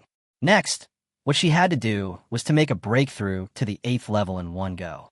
Breaking through the Qi training stage is relatively easy for people with good aptitude, but becomes more difficult as time goes on. Jang Suru used all her strength to practice her martial arts. The spiritual energy in the spiritual stones in the secret room actually turned into white mist, which entered Jang Suru's body visibly, impacting the shackles of her realm. Finally, half an hour later, when the spiritual energy in the spirit stones was almost exhausted, Jang Suru suddenly opened her eyes. An even more powerful aura burst out from her body, sweeping across the entire secret room. She broke through. She successfully broke through from the 7th level of Qi training to the 8th level. Jang Suru looked at the aura condensed in her hand and murmured to herself, "Not bad. I finally broke through today." I don't know if Han Feng has practiced hard and whether he has broken through to the 2nd level of Qi training. I heard that he will be completing 5 years next month. Although he has opened his spiritual veins, he has not yet become an outer disciple at the age of 18. It will be difficult for him to achieve anything in the future. If it doesn't work, ask the family for some resources to help him grow. Han Feng's Taoist partner Jang Suru broke through from the 7th level of Qi training to the 8th level, and the blessing returned to the Taoist partner's breakthrough increased his cultivation 10 times. As soon as Han Feng finished speaking, an extremely powerful spiritual energy appeared in his body. Han Feng sat up with a somersault, grabbed the little fox, and ran into the house, then sat on the bed, crossed his legs and practiced, circulating his spiritual energy. With so much spiritual energy, if I don't practice martial arts to channel it, my body will explode and I will die. Han Feng circulated his spiritual energy, and soon his realm broke through from the 7th level of the Qi training period to the 8th level. But this was not the end. His cultivation was still growing rapidly. At this time, his dantian was like a vessel, constantly growing and growing, able to accommodate more and more spiritual energy, and his realm became higher and higher. Soon, he broke through again and reached the 9th level of Qi training stage. The improvement of this realm began to gradually slow down, and it did not stabilize until it reached the peak of the 9th level of the Qi training stage.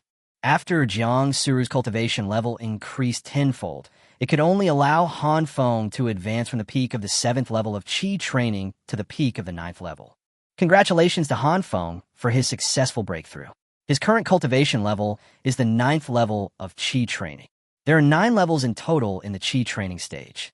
The next step is to condense Qi and build the foundation, condensing the gaseous spiritual energy in the dantian into a solid base. At that time, your cultivation and combat effectiveness will soar, and you will be able to fly in the air and open your spiritual consciousness. There's simply too many benefits. Han Feng felt very happy and was looking forward to the scene of him building his foundation when Jang Suru broke through to the 9th level of Qi training period. The little fox felt Han Feng's powerful momentum and said in surprise, "Hey, you made a breakthrough. Which level did you break through to?" He is only at the peak of the 9th level of Qi training. It is not worth mentioning. Han Feng carried the little fox outside and continued to bask in the sun. As expected, it's amazing. I felt that your whole temperament was different. It turns out that you're not as wretched as before. Shut up, I'm not a slut. At most, I wasn't confident enough before and didn't want to communicate with others. Han Feng lay down on the lounge chair and continued to bask in the sun. Bah, you are so despicable. You don't even dare to personally give gifts to your Taoist partner, nor do you dare to seek out a Taoist partner for dual cultivation. Isn't that despicable? Shut up, or I'll kick you out. Speaking of which, after practicing Qi, you will build your foundation. You don't have a foundation building pill, and you can't practice on your own. So, can you still build your foundation? Of course I can. I don't even need to practice. As long as my Taoist partner breaks through, I can break through as well. It's a natural thing. As long as Jang Suru breaks through to the 9th level of the Qi training stage, I can directly build my foundation. Han Feng was full of confidence, but he didn't know that reality would give him a loud slap in the face in the future. Chapter 35. Immortal Path Master Han Xianzuan. May 1st. This day is considered the busiest day in the Yin-Yang sect, and also the biggest festival in the entire Yin-Yang sect, even more grand than the Chinese New Year. Because this day is the birthday of the founder of the Immortal Way. On this day, the statue of the founder of the Immortal Way, enshrined in the Yin-Yang sect, will open the secret realm of ancestor worship, allowing disciples who are 18 years old or above to enter and compete for the chance to become immortals and gain fortune. Han Feng was holding the little fox and waiting at the door at the foot of the mountain. Soon, he saw Wong Mean coming down. Zhang Xiao can fly with a sword, but you don't even try to break through to the 5th level of Qi training as soon as possible and take me to fly with you. Han Feng looked at Wong Mean and smiled. Wong Mean snorted coldly. Fisk, it's because of you that I asked Zhang Xiao to take me to fly. But since you wanted to walk there, I rejected Zhang Xiao's kindness and came all the way to walk up the mountain with you. After hearing what Wong Mean said, Han Feng was confused and said, "Huh? I thought you were going to walk up the mountain, so I came here to accompany you. Otherwise, I would have asked Jang Suru to take me up the mountain." The two looked at each other for a moment in silence. Then, after cursing bastard in unison, they walked towards Yilong Peak together. Yilong Peak is located right in the middle of the 12 peaks of the Yilong sect, neither too far nor too close to Luoxia Peak. As the name suggests, Luoxia Peak is the westernmost one and Chaoxia Peak is the easternmost one. The ancestral worship ceremony didn't start until noon, so they had plenty of time to get there. The little fox sat on Han Feng's shoulder, not caring whether Han Feng would get periarthritis of the shoulder sitting for a long time, just because it was very comfortable to sit on. On the way, the two of them chatted while walking, and they didn't seem bored. Wong Mean asked, "Han Feng, how much do you know about the immortal founder?" "Me? I know shit. I never leave the house. How can I run around outside every day like you?" Wong Mean was waiting for this. Seeing that Han Feng didn't know, he said proudly, "You see, I know a lot. This powerful person has a great background. According to ancient historical records, you have read a shitload of ancient books and historical materials. You just heard it from others. According to the ancient historical records that others have read, 10 million years ago, there were no immortal cultivators in this world. All humans practiced martial arts, but when martial arts reached the highest level, they could fly into the sky, hide in the ground, burn mountains, and boil seas. It is said that the founder of the immortal way also has the surname Han, and people call him Han Xianzuan, which means the first immortal of all time. In that world of martial arts, he created a unique way to cultivate immortals, became an immortal, and became the first immortal cultivator in the world. How amazing! After he became a powerful man, he swept through the martial arts world, unified the 9 realms, popularized immortal techniques, and forcibly changed a world of martial arts practice into a world of immortal cultivation. All of us now, all the cultivators, all the immortal practitioners, originated from that one person. With his own strength, he changed the structure of the entire world and the cultivation system, allowing everyone to practice and achieve immortality. Therefore, he is called the ancestor of immortality and the most holy teacher, and is revered by all cultivators. As a cultivator, you can disrespect your teachers, your predecessors, and even go against your ancestors, but you must never disrespect the immortal Master Han. If anyone dares to disrespect Han Xianzuan, he will be hunted down by all the immortal cultivators, because Han Xianzuan is the common ancestor of all immortal cultivators. Hearing this, Han Feng nodded and said, "Oh, this Han Xianzuan and I are from the same family." "Fuck, shut up. You dare to say anything? Aren't you afraid of being hacked to death?" Wong Mean looked around quickly, and when he saw no one, he continued, "Is that Han Xianzuan and your family?" "That's you and Han Xianzuan's family, but I can't even say family. Don't try to climb high branches. There are many people with the last name Han in the world." "Ha, I don't care. I'm just better than you." Han Feng laughed out loud. When good friends are together, they always make some meaningless jokes to make everyone laugh. Just show off as you like. Wong Mean also laughed and continued, "Then there are so many sects and forces in the world, countless, and all of them worship Han Xianzuan. Why is it that only the statue of our Yilong sect can open the secret realm and obtain the blessing of the ancestor?" "Why?" "That's because only the disciples of our Yilong sect can practice Yilong Qigong. Yilong Qigong is the basic practice of our Yilong sect. Every disciple knows it. Dual cultivation is of great benefit to practice. I heard that this Yilong Qigong was created by Han Xianzuan himself. So, it is not only the disciples of Yilong sect who can enter the secret realm and receive blessings, but only the disciples who have practiced Yilong Qigong can enter. Do you understand?" "Oh, I see. It turns out that this technique was created by the founder of the immortal path. It seems that this immortal venerable Han is not a serious person either. He actually created such an evil technique." "Ha ha." Han Feng was laughing when a voice suddenly came into his mind. It was the voice of Shinzu blessing him. Han Xianzuan is the supreme god, an omnipotent great and holy being, and the savior who saved this world. He is the greatest guardian of this world and the creator of the immortal way. No one is qualified to slander and defame Han Xianzuan, and you're even less qualified. It's just a joke. Why take it so seriously?" Shinzu calmed down. Han Feng quickly responded in his mind, but he was secretly muttering in his heart that this ex-Xianzu seemed to care a lot about Han Xianzun's reputation. Chatting and laughing all the way, we arrived at the top of Yinyang Peak.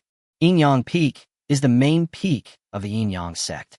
The sect leader and many powerful elders live here. In front of the most magnificent main hall on the top of the mountain is a large square. In the middle of the square stands a very tall and majestic statue.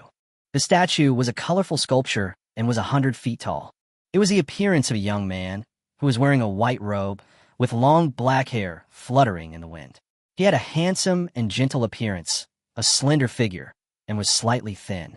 He had a gentle look and a kind smile on the corners of his mouth, like a respected elder who was patiently teaching his junior. The statue's left hand is placed behind its back, and its right hand is facing forward, holding 8 beads. The 8 beads have different colors. This is Han Xianzun, the founder of the immortal path of the 9 realms, the most holy teacher, and our common ancestor. When Han Feng saw the statue, for some reason, he felt a sense of reverence and worship from the bottom of his heart. Considering the other party's identity, he was very great, but Han Feng did not feel the slightest fear. Instead, he felt extremely close to it and wanted to kneel down in front of it and listen to its teachings. Wong Mean looked at the statue and smiled. This is Han Xianzun. I used to be able to see him from afar when I was on Luoxia Peak. Today, I can finally see him in person. Chapter 36, Why Are You So Intimate? Han Feng, let's go ahead and squeeze forward to take a look together. Wong Mean turned around and said, No, you better stay away from me. Han Feng shook his head and said, There are too many people here. Keep your distance from me and go find Zhang Xiao. After entering the secret realm, don't look for me. Just stay away from me and don't let the Yi family notice you. Han Feng offended the Yi family, and the Yi family wanted to deal with him in the secret realm, and he didn't want to implicate Wong Mean. Wong Mean sighed and said, What about you? What will you do? I have people from a Jiang family. Aren't they stronger than you? They can definitely protect me. Han Feng looked it. Okay, well then, you've got someone to rely on this time, but unfortunately my strength is too low and I can't help you at all. If you protect yourself and don't get involved with me, that will be the greatest help to me. Han Feng patted Wong Mean on the shoulder, turned, and walked towards the crowd. On the other side of the crowd, Han Feng quickly found where the Jiang family was. After walking over, he met Jang Suru. Sorry, senior sister Jiang, I'm late. Han Feng looked it. The 18-year-old young men of the Jiang family who were around all looked at Han Feng, sizing him up. It was such a useless errand that took away the most beautiful flower in our Jiang family. If you're not a kid, why do you think you can do that? Is it because of your not-so-handsome appearance, or your useless qualifications that are incapable of cultivation? At this moment, not only the Jiang family members, but all the surrounding disciples cast envious and jealous glances at Han Feng. Jang Suru is the goddess of Luoxia Peak, but her fame has indeed spread throughout the entire Yinyang sect. Everyone knows that this peerless beauty is a standard iceberg beauty who can only be admired from afar and not touched. Many people regard her as their dream goddess, but Yilong Yuan of the Yi family has been pursuing Jang Suru in a high-profile manner. Those secret admirers compare Yilong Yuan's appearance, family background, and qualifications with their own, and can't help but feel ashamed. Jang Suru is very beautiful, but when it comes to pursuing a partner, one cannot just look at the other person's appearance, one must also consider one's own appearance. Whether it is Yilong Yuan or Jang Suru, they are enough to make everyone feel extremely inferior. In the eyes of outsiders, the two are simply a pair of golden boy and jade girl, a match made in heaven. No matter in appearance, family background, or qualifications, they're extremely well matched. People also believe that they will definitely become Taoist couples. But no one expected that at the beginning of last month, at the blind date meeting, at the last minute, Jang Suru would choose the plain-looking Han Feng. It's really unfair. I don't know if God is blind or Jang Suru is blind, but she let that useless servant get such a big advantage. Their dream goddess was taken away just like that. To be honest, it's not shameful to lose to Yilong Yuan. After all, he has the conditions. But he actually lost to Han Feng. Who can accept this? Any man with a penis, even a spirit beast from the Spirit Beast Peak, would be stronger than this boy, right? Jang Suru naturally took the little fox off Han Feng's shoulder and held it in her arms. As if she was very skilled, she stroked the little fox's fur and asked calmly, What took you so long? The ceremony is about to begin. When climbing a mountain, you have to go slowly. It's not as good as flying with your swords. Han Feng said with a smile. Just tell me, and I'll bring you here. Ginger Judo. Forget it. Look at the looks on the faces of those around me. They want to eat me alive and chop me into pieces. If I come here with you on my sword, they will tear me to pieces. Hearing this, Jang Suru chuckled and continued to play with the little fox without even looking around. Han Feng touched the little fox's head and asked, "Can it also enter the secret realm?" Of course we can. Otherwise, how can the disciples of Spirit Beast Peak participate? This action shocked the surrounding disciples, and they cried out in fear. Just now, Senior Sister Jiang actually laughed. Senior Sister Jiang, who is usually cold as ice, was actually amused by this loser, and the two of them were actually so intimate in touching a pet. The pet was originally on Han Feng's shoulder, and now it is in Senior Sister Jiang's arms. Are they raising it together? No, why should you? Just because you are her Taoist partner? Oh, that's okay. No, a Taoist partner is not allowed either. Why are you a Taoist partner? Those male disciples had a myriad of thoughts in their minds, and they wished they could cut Han Feng into pieces. The one who wanted to eat Han Feng alive even more was Yilong Yuan, who had clenched his fists in the Yi family camp not far away. Ever since Han Feng appeared, Yilong Yuan's eyes have never left Han Feng. Before Han Feng came, he didn't look at Jang Suru much, but after Han Feng came, his eyes were always on Han Feng. Is this love? Of course not. This is jealousy, naked hatred, and deep-rooted hatred.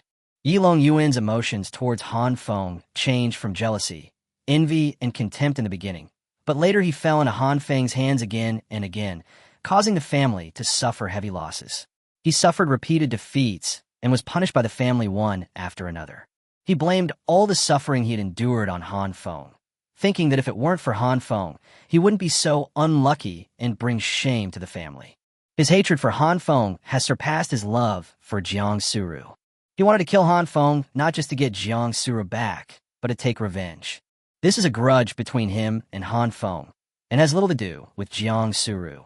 But at this moment, he did not go over to mock Han Feng verbally. Even though the disciples around him would occasionally cast mocking glances at him, he pretended not to see them. After a series of events, he has become much more stable. He knows that making a few sarcastic remarks now will have no effect and will make him look like a clown. It would be better to arrive at the secret realm, defeat Han Feng openly, cripple him, and beat him up so that all the disciples outside can see it clearly. The situation inside the secret realm will be projected outside. This is the biggest event of the year. Only a few people will participate, but there will be many people watching. Most of the disciples in the sect will come. By then, he will defeat Han Feng openly and avenge his previous shame. Just thinking about it makes my blood boil.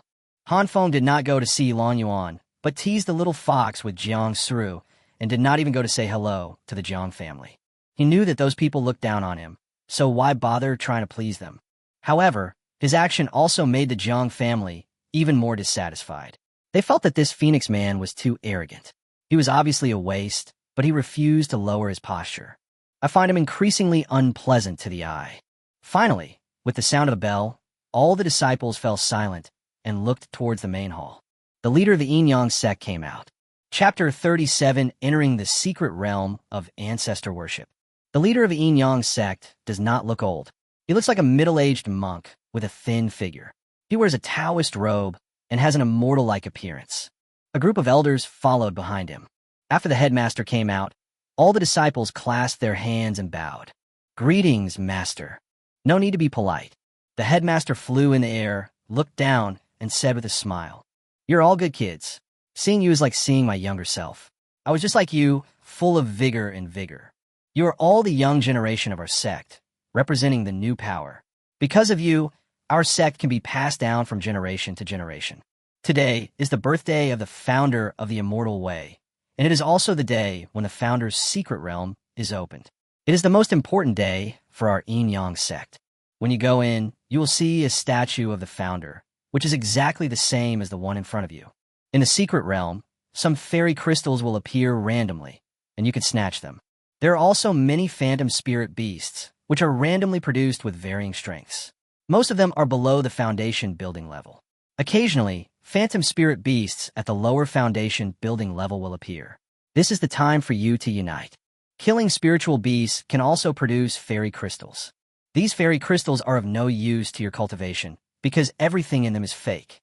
Of course, the injuries caused by your snatching and fighting with each other, as well as the attacks from the imaginary spirit beasts, are real. After entering, you can kneel before the ancestor and pray according to the number of fairy crystals you have collected, and the ancestor will bless you. The blessing is completely random, and no one knows what the ancestor will give you. It could be a magical power, it could be a technique, it could be bloodline, it could be a direct improvement in cultivation, or it could even be a secret treasure. The more fairy crystals you collect and the better you perform in battle, the higher the chance you will have of getting good stuff. It all depends on your performance. However, there are a few rules that need to be stated in advance. You can fight, but you're not allowed to hurt people's lives. If you encounter someone who deliberately kills someone, the law enforcement hall will punish them severely. Also, if you feel you are defeated in a fight, or if your wish is fulfilled and you have received a blessing, you can shout quit, and you'll be teleported out immediately. Remember, you only have one chance to pray for a blessing. We will supervise this process throughout, and the head of the law enforcement hall, Elder Tielian, will enforce the law impartially. As soon as the headmaster finished speaking, a dark-faced old man flew out from behind him. His face was extremely stern, and he looked intimidating without even getting angry. He glanced coldly at the people below and shouted, "Don't think I don't know what you're thinking. Those who have personal grudges and want to take this opportunity to go in and take revenge are welcome, but if anyone dares to hurt someone's life, don't blame me for killing him with my own hands. This is a special moment, and we must enforce the law more strictly to set an example. If we encounter a death in battle, kill the murderer directly without asking the reason. So, all of you should behave yourself. Everyone in the sect knows my temper. It doesn't matter if you are from a big family or a disciple of a Yuanian boss. I will kill you without mercy." Elder Tielian truly lived up to his reputation of being impartial and just. His speech frightened the disciples below. The overall atmosphere of the Yin Yang sect is pretty good. At least there aren't any particularly obvious cases of bullying the weak or beating new disciples to death. This is all thanks to this elder. With his own strength, he suppressed the evil ways of the entire sect so that they dared not show their heads.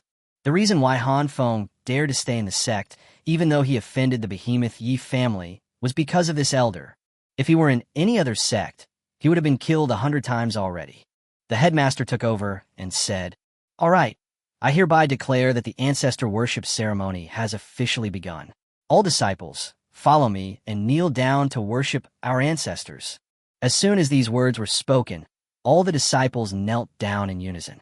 Even the elders flying in the sky all descended to a position lower than the head of the statue and knelt down in front of the statue of Han Shinzuan in midair. After bowing, Han Feng stood up with other disciples and saw the 8 beads in the hands of the immortal founder shining brightly, and then a light curtain barrier flowed down. All disciples quickly enter the barrier and teleport into the secret realm. The master shouted loudly, and the disciple in front immediately flew forward, entered the light curtain, and disappeared. At the same time, the 8 beads also emitted light upwards, and a projection appeared in the air. Han Feng saw that in the projection there were many mountains, rivers, grasslands, forests, hills, and many disciples appeared there. He asked Jang Suru in a low voice, "Were those 8 beads in the old ancestor's hand? Are they magic weapons?" It is said that this is our ancestor's life magic weapon, formed from the essence of all things in the universe. It is the only ancient artifact in the world. Aren't you afraid that such a good thing will be lost if you put it on the statue? Hearing this, Jang Suru looked at Han Feng as if he were a fool and said with a little disdain, "You don't think that such a powerful ancient artifact is worthy of our small Yin Yang sect, right? What's on the statue is fake, it's just a shape. The 8 beads contain a magic circle. It is simply carved in the image of our ancestors' divine weapon." Han Feng knew did. That was right. Their Yin Yang sect was just a small sect on the edge of the Tianqian continent. If they really had treasures of their ancestors, they would have been destroyed and snatched away by countless powerful people the day the news got out. "Let's go, don't just stand there." Jang Suru called out to Han Feng, and the Jiang family followed the flow of people and walked forward directly into the light curtain. The scene before their eyes flashed by, and Han Feng and the others came to an open space. There was green grass under their feet, and there were woods and hills in the distance. It was a breathtakingly beautiful scene. Wow, it's so beautiful. There are cranes in the sky. If I catch them and roast them, they will be delicious. The little fox pointed to the sky and said happily. Han Feng looked up and saw a black and white crane flying across the sky. But before he could take a closer look, he saw a flying sword rising into the sky and killing the crane directly. The person who made the move was Jang Suru. That crisp and powerful sword directly shattered the crane, and the crane turned into streaks of light and disappeared. Then a golden crystal with a little red thread energy fell downwards. When the other disciples saw that it was Jang Suru who killed him, they did not fight for it. Instead, they flew away to look for the fairy crystal. This process is called grabbing the immortal fate. Jang Suru reached out, took the fairy crystal, looked at it, and handed it directly to Han Feng, saying, "Take this one first, or you will end up without a fairy crystal to offer to the ancestors, and you won't even get a blessing." Chapter 38, The Aggressive Yilong Yuan. Hearing Jang Suru's words that seemed cold and sarcastic, but actually contained a hint of concern, Han Feng smiled slightly, said nothing, and took the fairy crystal. Jang Suru has a cold personality. She didn't know Han Feng before they became Taoist partners, but because of her, Han Feng was put in danger, which made her feel guilty. Afterwards, he gave Han Feng a magic weapon to protect himself, and stood up to testify for him when Han Feng falsely accused him. He also came to this secret realm of ancestor worship to protect him. If she really had a vicious personality and really disliked and mocked Han Feng, then she would not care about Han Feng at all, let alone protect him. It's just that her personality is too cold. She's not good at expressing concern, and there are some problems with her tone of voice. Han Feng knew her temper, so he didn't mind. The little fox looked at the fairy crystal in Han Feng's hand, jumped directly from Jang Suru's arms, and came to Han Feng's arms, his eyes shining, and said, "Hurry, give me a bite. Let me taste it. Why are you trying it? This thing is fake and unreal. It's useless even if you eat it." Han Feng put the fairy crystal into the storage bag. "Humph, you're a bad guy." This was the most vicious curse the little fox could think of. "Let's go. Let's continue searching for the fairy crystals." After Jang Suru finished speaking, she led everyone to walk forward. The little fox was unhappy and pouted, feeling upset because he didn't get to eat the delicious fairy crystals. This secret realm is very large. Han Feng doesn't know how big it is, but it is definitely larger than the Yin-Yang sect's sphere of influence. There are all kinds of landforms inside, but he didn't see where the statue of the ancestor was. He asked Jang Suru, and Jang Suru said it was in the deepest area. All of them were randomly teleported in small groups. There were only more than 20 people over 18 years old in the Jiang family's generation. While he was searching slowly, the little fox suddenly stepped on Han Feng's shoulder, jumped out, came to the open space in front, then ran quickly on all fours and reached the top of the opposite hill in the blink of an eye. Its speed is unimaginable. "Little fox, where are you going?" Han Feng floated. The little fox picked up a piece of fairy jade with his two little paws and said happily, "Look, I found this fairy jade."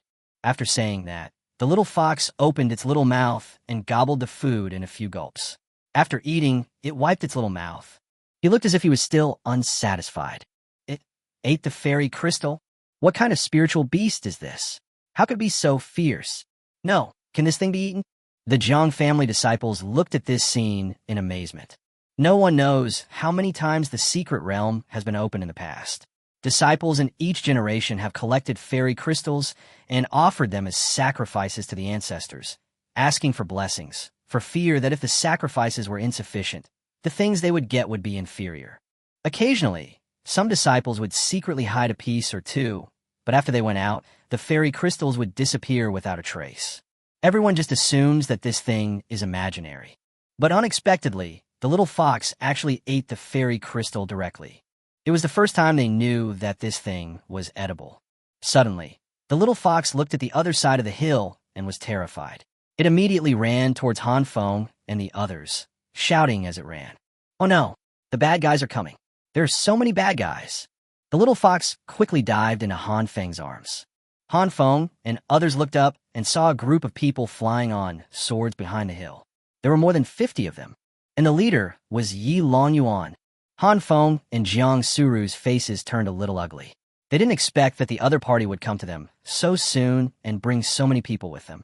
Yilong Yuan flew over here with more than 50 people. The Jang family members immediately drew their weapons and were ready for battle. Jang Suru took a step forward, stood in front of Han Feng, and said, "Hide behind me." That unwavering tone, that not-so-tall but very graceful figure, and the words "hide behind me" moved Han Feng deeply. Is this what it feels like to be a gigolo? So annoying. But why is it that I feel a little touched? Yilong Yuan flew down and landed on the ground. He looked at the group of people in front of him and said with a smile, "Junior Sister Jiang, long time no see. I hope you're well. If you have to fart, let it out. If you don't, get out." Jang Suru said in a cold voice, and at the same time, she took out a light blue sword in her hand, the one that Han Feng gave her. Yilong Yuan's face was stunned for a moment. Feeling humiliated, he stopped pretending and looked directly at Han Feng, sneering. "Hey, you weakling coward hiding behind a woman, come out and fight me. The winner can become Junior Sister Jiang's Taoist partner. Do you dare?" Jang Suru immediately whispered to Han Feng, "Try not to fight at this time. We don't have the advantage at this time. Wait until the end to fight. They're used to being domineering and will definitely fight with other teams. We will fight them when they have fewer people." Han Feng nodded when he heard this, looked at Yilong Yuan, and smiled. "Why should I fight you in a duel? Senior Sister Jiang is my Taoist partner. If I fight you, not only will I get nothing if I win, but I will also have to give my Taoist partner to you if I lose. How can such a good thing happen in this world? Have you become stupid from practicing?" Han Feng really didn't want to fight with the other side at this time, because they had more people, but it didn't mean that he had to swallow his anger. He had never swallowed his anger in front of Yilong Yuan, and he would confront him directly when he had to. Can he swallow his anger and not be hostile to others? Of course not. If that's the case, why should he swallow his anger? If a fight really breaks out, he will catch Yilong Yuan and beat him up first and fight to the death. Yilong Yuan sneered. "Humph! I knew you were a loser and didn't dare to come out and fight me in an upright battle." Yilong Yuan, open your eyes and see clearly. There are hundreds of thousands of people watching outside. You also know that I am a waste, a useless person who cannot practice cultivation. And you, Yilong Yuan, have natural spiritual talents and are the pride of the Yi family. It's really funny that you fight with me. Even if you beat me, will others look up to you? Others will instead think that you are bullying the weak, picking on a useless person who cannot practice, picking on a menial disciple. Not only that, you also want to steal someone else's love, be the third party, interfere with other people's love, and snatch other people's partners. Senior Sister Jiang and I are a registered couple in the sect, but you insist on being the third party and interfering. It's really funny. Is this the kind of disciple that the Yi family has produced? He relies on his high level of cultivation to wantonly bully his fellow disciples, and even becomes a mistress to pursue a female disciple who already has a Taoist partner. You're not just losing your own face, you're losing the face of the entire Yi family. Han Feng's ridicule made Yilong Yuan so angry that his face turned red, and he was about to attack him immediately. Chapter 39, Despicable Villain. However, Yilong Yuan on the side stopped him and said coldly, "Brother, don't be fooled. Our goal is to provoke this kid and make him fight you, not to fight with the Jiang family. It's just the beginning now. There is no point in fighting. The Jiang family is still strong. Even if we wipe them out, we will lose a few people on our side. How can we compete with other families for the fairy crystals? First collect the fairy crystals, then get to the ancestor statue and beat this guy up." Yilong Yuan's analysis was relatively calm. Now in the secret realm, there were not only their two gangs, but also many large and small gangs, as well as many disciples acting alone, and they all needed to compete with others for the fairy crystals. It's not worth it to fight to the death with the Jiang family now. Yilong Yuan's face was gloomy. He nodded and said to Han Feng, "Han Feng, my target has always been you, not the Jiang family. I have no grudges against the Jiang family. I just want to fight you. Jang Suru's willingness to protect you doesn't mean the entire Jiang family is willing to protect you. And if you're still a man, don't implicate the Jiang family. Just come and fight me, lest all the disciples from the Jiang family who come in this time be harmed because of you." Before Han Feng could speak, Jang Suru said, "First of all, Han Feng is my Taoist partner, so he is half a Jiang family member. We Jiang family have always been united. If we don't help him today, then tomorrow when other Jiang family members are in trouble, will we still help them? Stop trying to sow discord here. The unity of our Jiang family cannot be destroyed by you.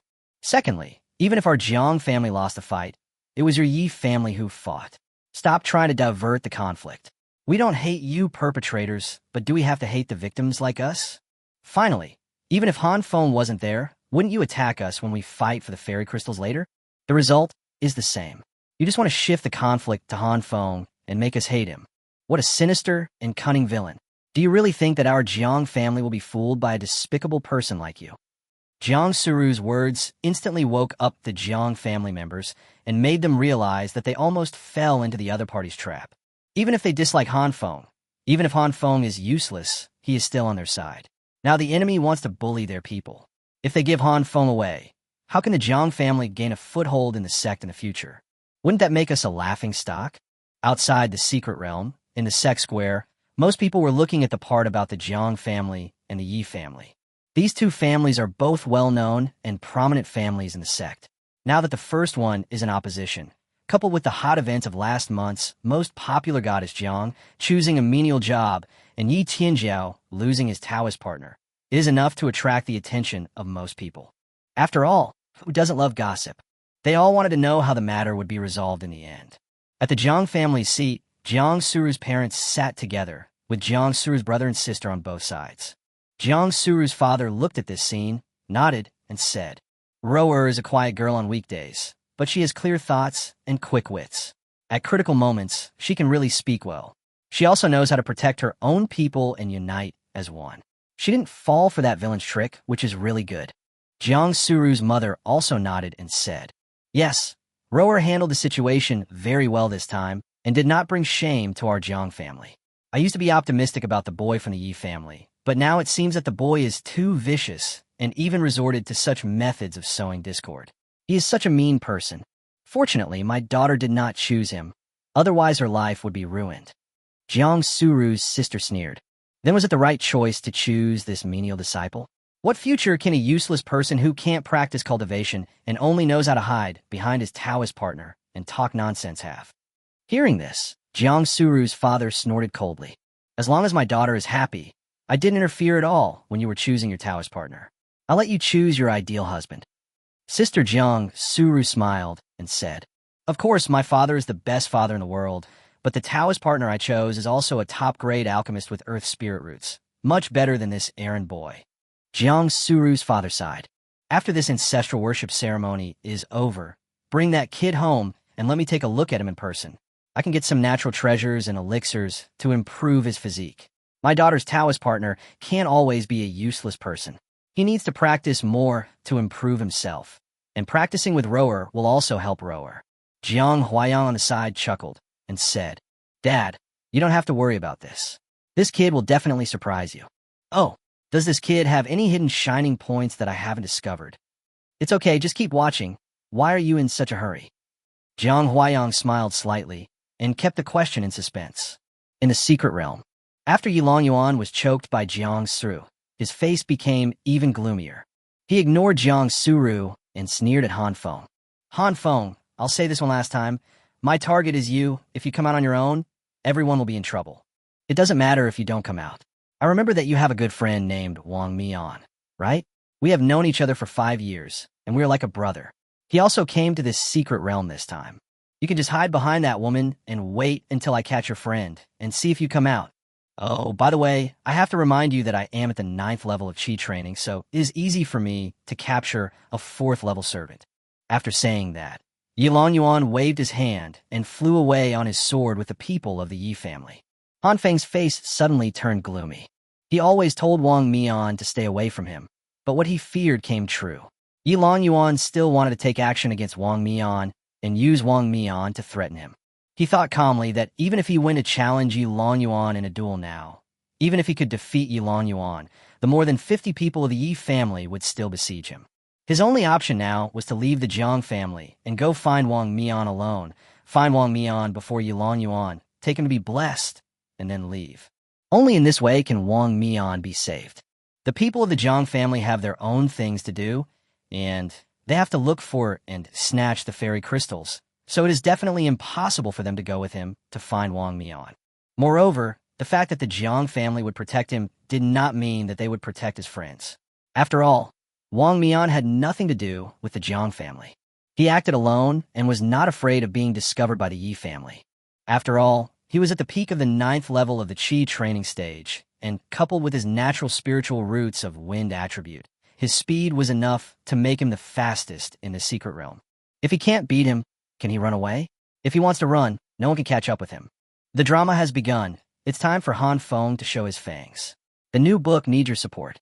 The early data will determine whether this book can survive. Please give more positive reviews and urge for updates. Rewarding a gold coin is also love. I beg you all, the life and death of this book is in your hands. Chapter 40 Shocking.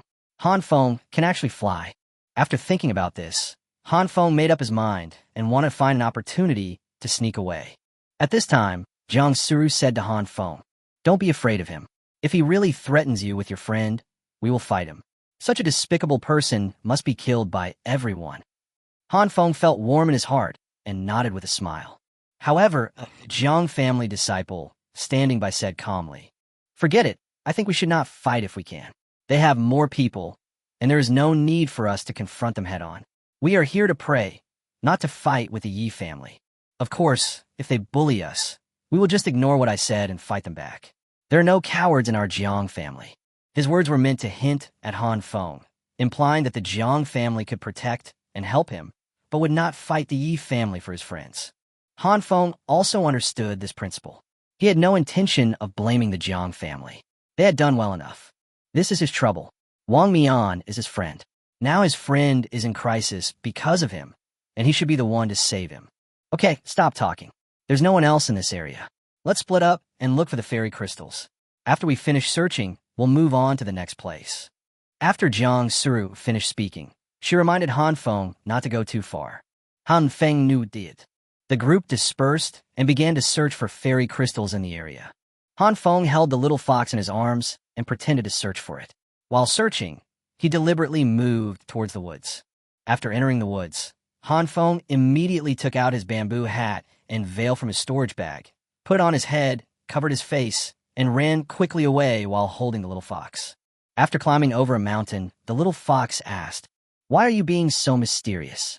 Are you taking me to find some delicious fairy crystals?" Han Feng took out the bag and put the little fox in it, saying, "We have to go find Wong Mean. We have to find him as soon as possible and protect him. Yilong Yuan is obviously going after him. Both he and Zhang Xiu may be in danger." "Oh, that's right. But on the way to find him, can you help me find the fairy crystal? I can sense the location of the fairy crystal." "No, we have to find Wong Mean first." Han Feng carried the little fox on his back, took out the sound transmission jade slip, and said to Jang Suru, "Sister, I have to go find Wong Mean. Yilong Yuan has gone to catch him. I can't let him fall into danger because of me. Don't worry about me. I can protect myself." After saying this, he put away the jade slip and walked away. On the other side, Jang Suru took out the jade slip. After listening to it, her face changed drastically, and she immediately transmitted the message. "Han Feng, come back here. You don't have any cultivation at all. If Yilong Yuan finds you, you're courting death. Come back quickly." Outside the secret realm, in the square, Han Feng acted alone, causing an uproar among the disciples outside. No one could understand why a useless person like Han Feng would dare to leave the Jiang family team and go looking for his friend alone for his friend's sake. Isn't this seeking death? Jang Suru's parents were also shocked when they saw this scene. They straightened their backs and looked at the projection. Jang Suru's father frowned and said, "This Yilong Yuan is too despicable and shameless. If he was an external enemy, it would be fine, but this is a fellow disciple, and he actually wanted to capture Han Feng's friend to threaten him. The Yi family actually raised such a villain. I am ashamed to be associated with them." And Han Feng actually went alone to look for his friends. For the sake of his friends, he was still loyal and righteous, but he was too impulsive. He had no strength, so how could he fight against the Yi family? This kid has a good heart, but he is too impulsive. He will get himself killed. Sister Jang Suru, the charming and ladylike woman, immediately said, "Look, I told you he's not good enough for me." Jiang Huayang smiled and said, "Big sister, it's too early to say that. Let's wait and see." Jiang Suru's father sighed and said, "Forget it, this guy has a conscience. He doesn't want to implicate the Jiang family or his friends, so he made this decision out of necessity. In the final analysis, it was because Rower chose him that he was targeted by Yilong Yuan. However, he never complained, nor was he afraid, nor did he want to terminate his Taoist relationship with Rower. He took on problems on his own and was a real man. No one will die here. If you encounter danger, the worst that can happen is to shout, "Quit," and then you can get out. After he comes out, our Jiang family will train him well. Although his talent is not good, at least his character is good. Wait, this guy is flying with his sword? How can he fly so fast? Han Feng in the projection was wearing a conical hat and a veil on his face. There was a blue flying sword under his feet, and he flew away into the distance with a whoosh. This scene caused an uproar among hundreds of thousands of disciples below. No one had expected that the useless person who they had always considered to be unable to practice could actually fly on a sword at an incredibly fast speed. Jang Suru's father is a powerful Jinan master with a very sharp vision. At this moment, he stared at the projection and analyzed quickly and calmly. The sword control technique is a magic that can only be practiced at the 5th level of the Qi training stage. With his speed, he is at least at the 7th or 8th level of the Qi training stage. It is difficult to estimate his specific strength. We need to wait for him to make a move to know. However, it is rare for him to have such a level of cultivation at the age of 18. He is at least better than 80% of the people in the secret realm. He is not a useless person. We have all misjudged him. Jiang Huayang smiled and said, "That's why I said just wait and see." When this kid killed the 2 assassins sent by Yilong Yuan before, he was very quick and decisive. He killed them one by one with one sword. Oh, he's so powerful? Then why do others think he's a useless person? Has he been pretending all along? A tall tree attracts the wind. He is a genius without any background, so he has to be careful. Dad, if he hadn't offended the Yi family this time, I think he might have continued to pretend and fooled around in the secret realm. Hearing this, Jang Suru's father nodded in agreement and said, "I misunderstood him. He was not impulsive. He might have really done this because he had the ability. This kid has good character and a good heart. He has qualifications, strength, and knows how to hide and disguise himself, making him suitable for survival in the world of cultivation. We in the Jiang family must not let go of such a good seedling. My little sister has a good eye. She discovered his shining points that we didn't notice. Then why did Rower say that he was a useless person with no cultivation? Doesn't Rower know his strength?" Forehead. Jiang Huayang originally thought that Jang Suru chose Han Feng because she discovered his cultivation and aptitude. Now it seems that there may be some misunderstanding. Because of Han Feng's behavior of flying with a sword, the disciples outside were very surprised and almost all their eyes were on him. Han Feng carried the little fox on his back and flew on the Yufeng spirit sword. He didn't fly very fast or very high because he needed to look for Wong Mean. He was disguised at this time, and there were no disciples with foundation-building cultivation in the secret realm, so no one could discover his appearance. He flew a long way, but this secret realm was so huge that Han Feng could only search slowly. Wong Mean didn't have any jade slips for transmitting messages, so Han Feng had no idea where to find him. While Han Feng was searching, he saw 2 disciples not far away fighting with an illusory spirit beast. The 2 of them worked together to kill the spirit beast, and the spirit beast dropped a piece of fairy crystal. The little fox behind Han Feng immediately smelled the scent of the fairy crystal. It jumped out from behind Han Feng with a whoosh, and its body turned into a shadow. In the blink of an eye, it came in front of the 2 disciples and snatched the fairy crystal into its hand. Where did this spirit beast come from? How dare it act wild in front of me? The 2 disciples flew into a rage and immediately raised their palms to slap the little fox. "Little fox, what are you doing?" Han Feng was very anxious and rushed down immediately at an extremely fast speed.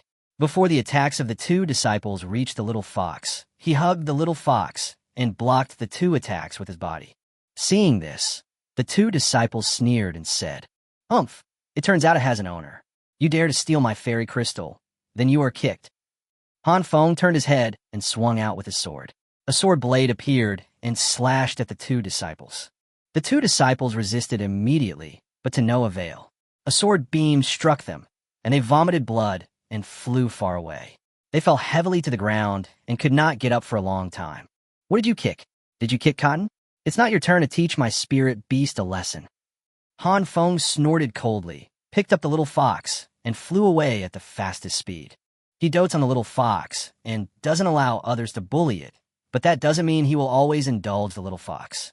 After arriving at the uninhabited area, Han Feng grabbed the little fox. The little fox was shocked and thought that Han Feng was going to steal its fairy crystal, so it immediately stuffed the fairy crystal into its mouth and chewed it. What on earth are you trying to do?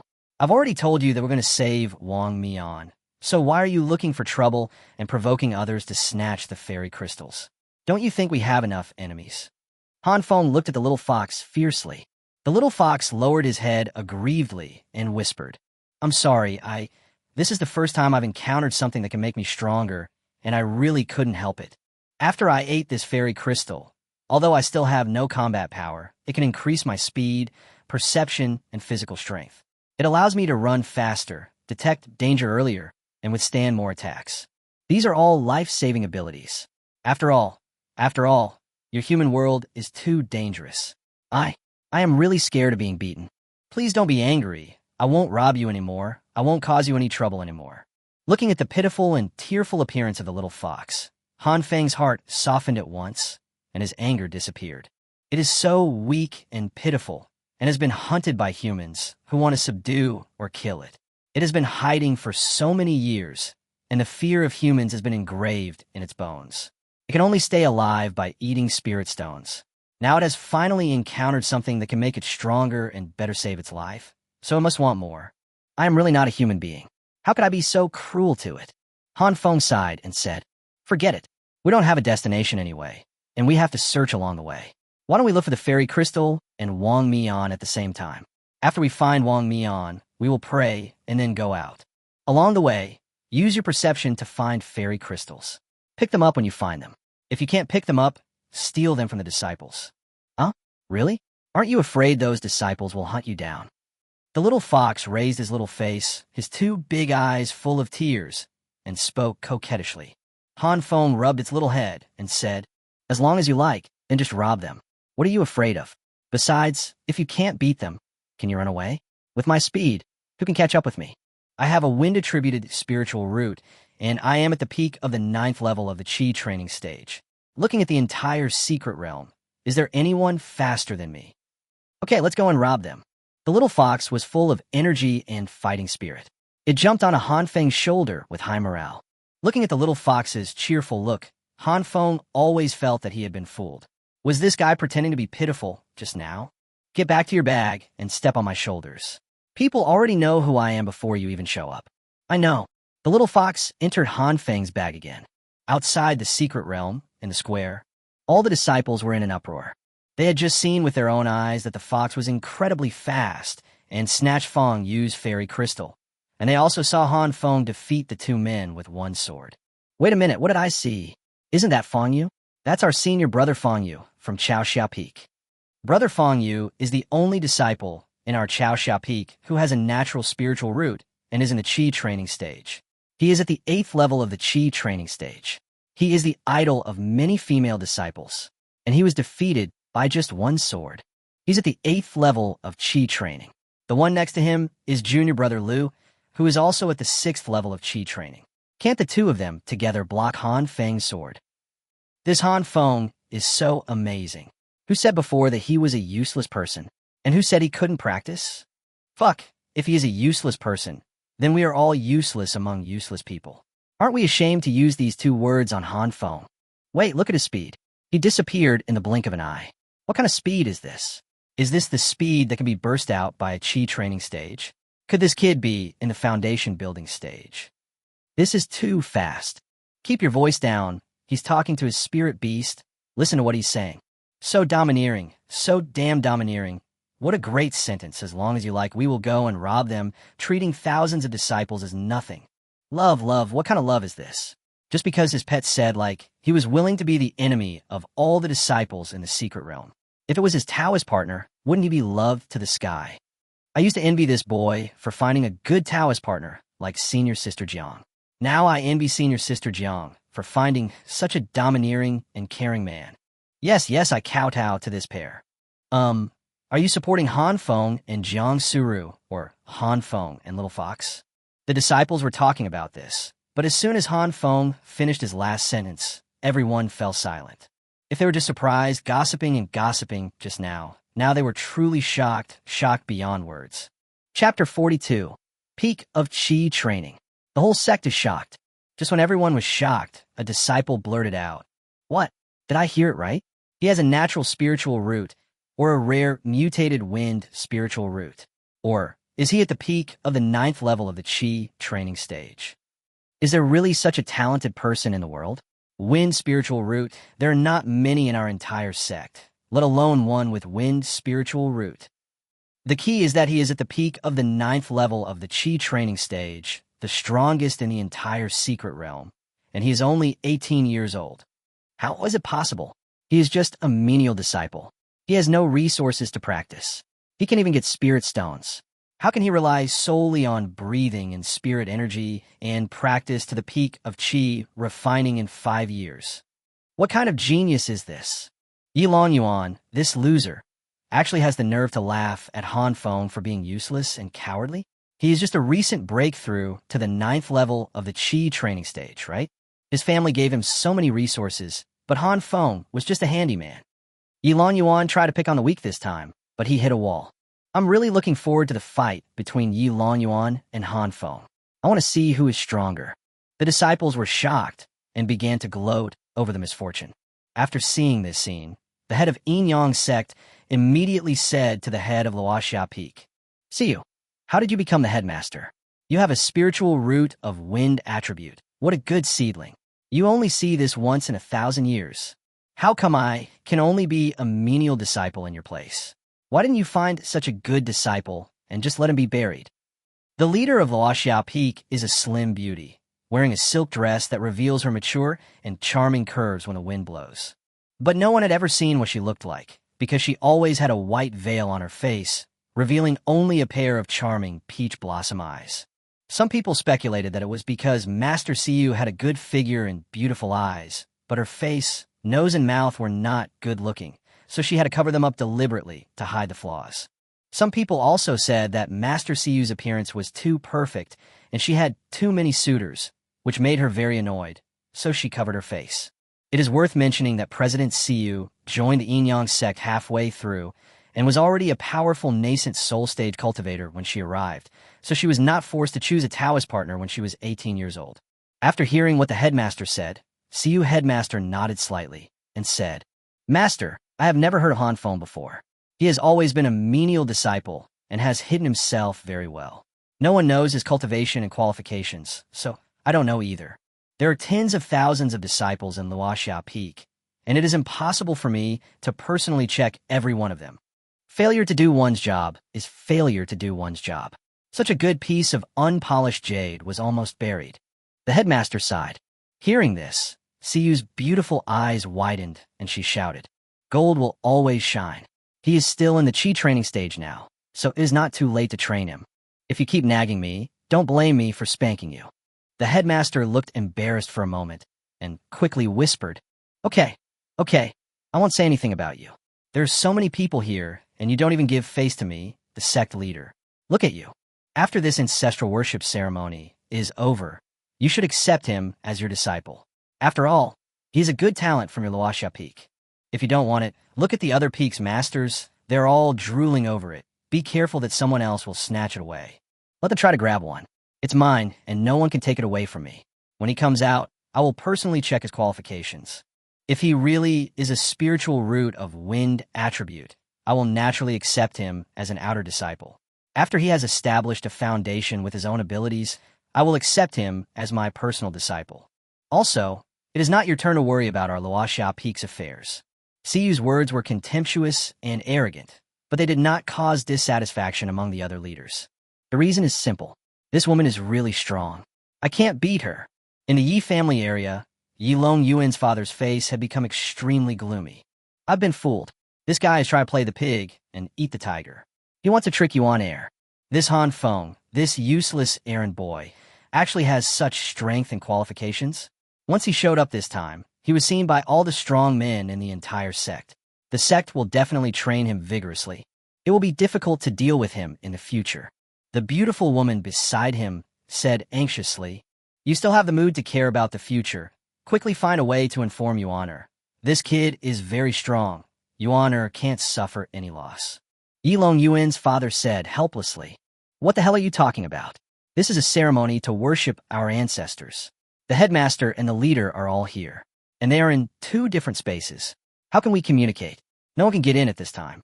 Besides, I have given Yuan many magical weapons for self-defense.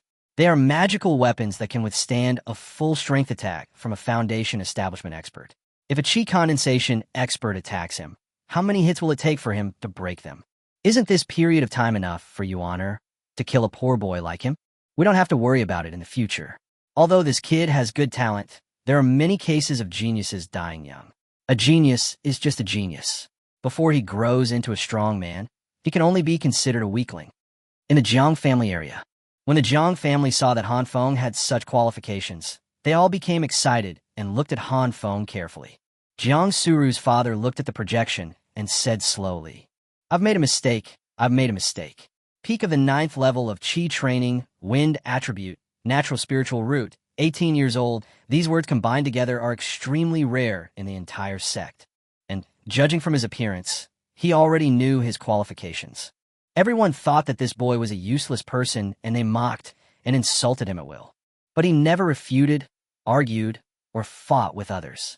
He was young but not arrogant. He had unique skills, but was willing to hide among the dust.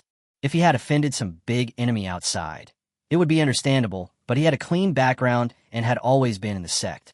Therefore, it is really precious that he, at such a young age, can have such a character. If you don't fly, then don't fly. Once you do, soar into the sky. If you don't make a sound, you will be a surprise. He chose to display his talent and ability at the ancestral worship ceremony, a highly anticipated occasion, in order to attract more attention. Jiang Huayang, standing by, said with a frown on his face, Dad, I still think that if it weren't for the Yi family, this kid would definitely continue to hide. He's been hiding for so many years. Why would he still show his strength? Isn't it because his friend is in trouble? And isn't it because he doesn't want to implicate the Jiang family? He hid for so many years for the sake of his friends and loyalty, but his secret was exposed in one day. I have high hopes for such a person, and I am willing to be his brother. Fortunately, he is my brother-in-law, and I can be his brother. Ha ha ha. Jang Suru's father laughed and said, You kid, it's my fault that you never looked at this son-in-law. If you meet him in person, you will definitely be able to discover his strength and qualifications. He is worthy of Ruer, and Ruer will not suffer any loss. Chapter 43, Don't Be a Billion.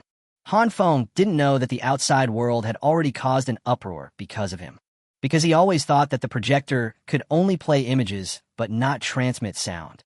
Who could have imagined that this thing was so advanced that it could broadcast every move and every word of thousands of people inside? So when he was talking to the little fox, he subconsciously thought that there were only the 2 of them here and no one outside could hear them at all. All I can say is that poverty and weakness have limited Han Feng's horizons, and he has to lie flat. If he had walked around more and learned more about the ancestor worship ceremony, he would not have made this mistake.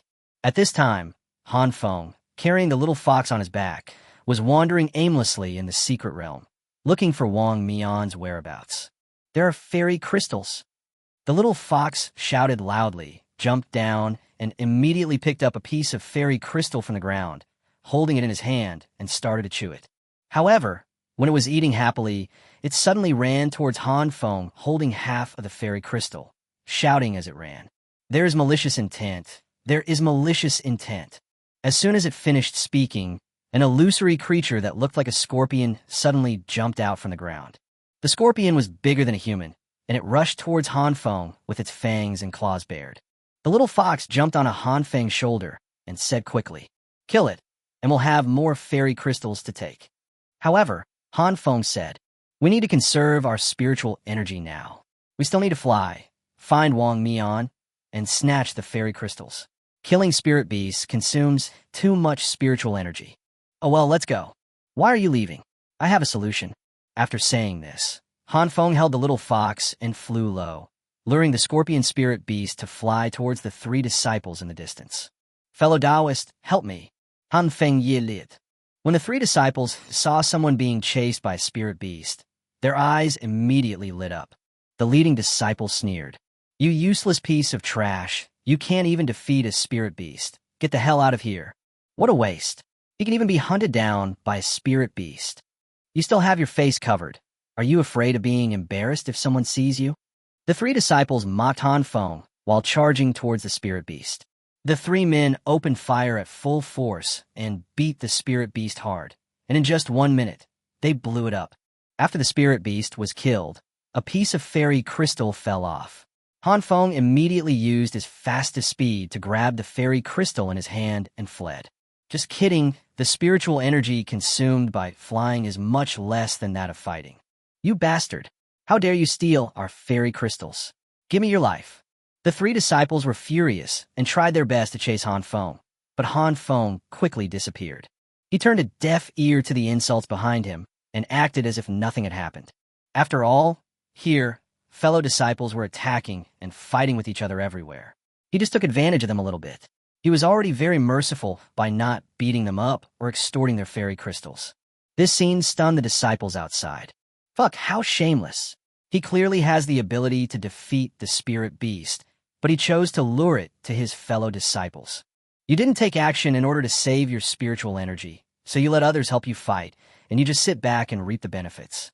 You don't have any shame at all. He has robbed several pieces of fairy crystals along the way. They were all obtained by others with great effort, and then he took them away. Look, that's Lu Gao and his men from Dansha Peak. They just defeated a spirit beast, and in the blink of an eye, it was snatched away by Han Feng. The key is that this guy is really fast. No one can catch up with him. That fox is also very fast, and it can smell the scent of the fairy crystal from several miles away, and then let Han Feng snatch it. This pair is really a perfect match. Shame on you. Can you just go fight on your own? How can you be considered a hero for stealing from others? Although everyone was fighting for the item, if he defeated the other party and succeeded in the robbery, then it's understandable that he was not strong enough. But the key point is that he didn't even fight. He just robbed it and ran away. Han Feng, don't want billion. No billion. No billion. The disciples outside were furious, and they all shouted that Han Feng was shameless. But there were only a few who were truly angry, and most of them were just following the trend and making fun of it. After all, this kind of thing is really funny. The ones who were really angry were the disciples whose fairy crystals were stolen. Sister Jang Suru looked at Jiang Huayang with suspicion and disdain, as if to say, is this the brother-in-law with excellent character that you're talking about? Jiang Huayang smiled awkwardly and said, to rob a secret realm, everyone relies on their own abilities. Han Feng alone should not go head-to-head with so many people on the other side. Instead, he should maximize his advantages, rob the realm with speed, and leave after taking it. Playing to your strengths and avoiding your weaknesses is the way to win. Besides, he didn't steal it for himself. He gave all the fairy crystals he stole to his little pet. This is also a kind of friendship. Bah, don't be so hypocritical. Whatever he does is good in your eyes. In the secret realm, Han Feng had just robbed 5 disciples of 2 fairy crystals and turned and ran away. One of the disciples used some kind of magic weapon to chase Han Feng relentlessly. His speed was only slightly slower than Han Feng's, and he chased him for 2 miles. You shameless bastard, give the fairy crystal back to me. Give it back to me. The disciple roared angrily. Who in the family would understand? They and a few friends worked hard to kill a spiritual beast at the 8th level of Qi training, and it dropped 2 rare fairy crystals. When they were rejoicing, a robber suddenly came and took the crystals and ran away. I have never suffered such injustice in my life. Han Feng turned around and shouted to the disciple, brother, please don't chase me. You should know the truth. If I can return it to you, why bother to take it? Shut up, you bastard. Give me back my fairy crystal. Han Feng was flying in front, and the disciple was chasing him from behind for another 2 miles. He kept shouting and yelling, causing the disciples below to look up. This seriously affected Han Feng's plan to grab the fairy crystal and made him very annoyed. Huh, wait, just one person?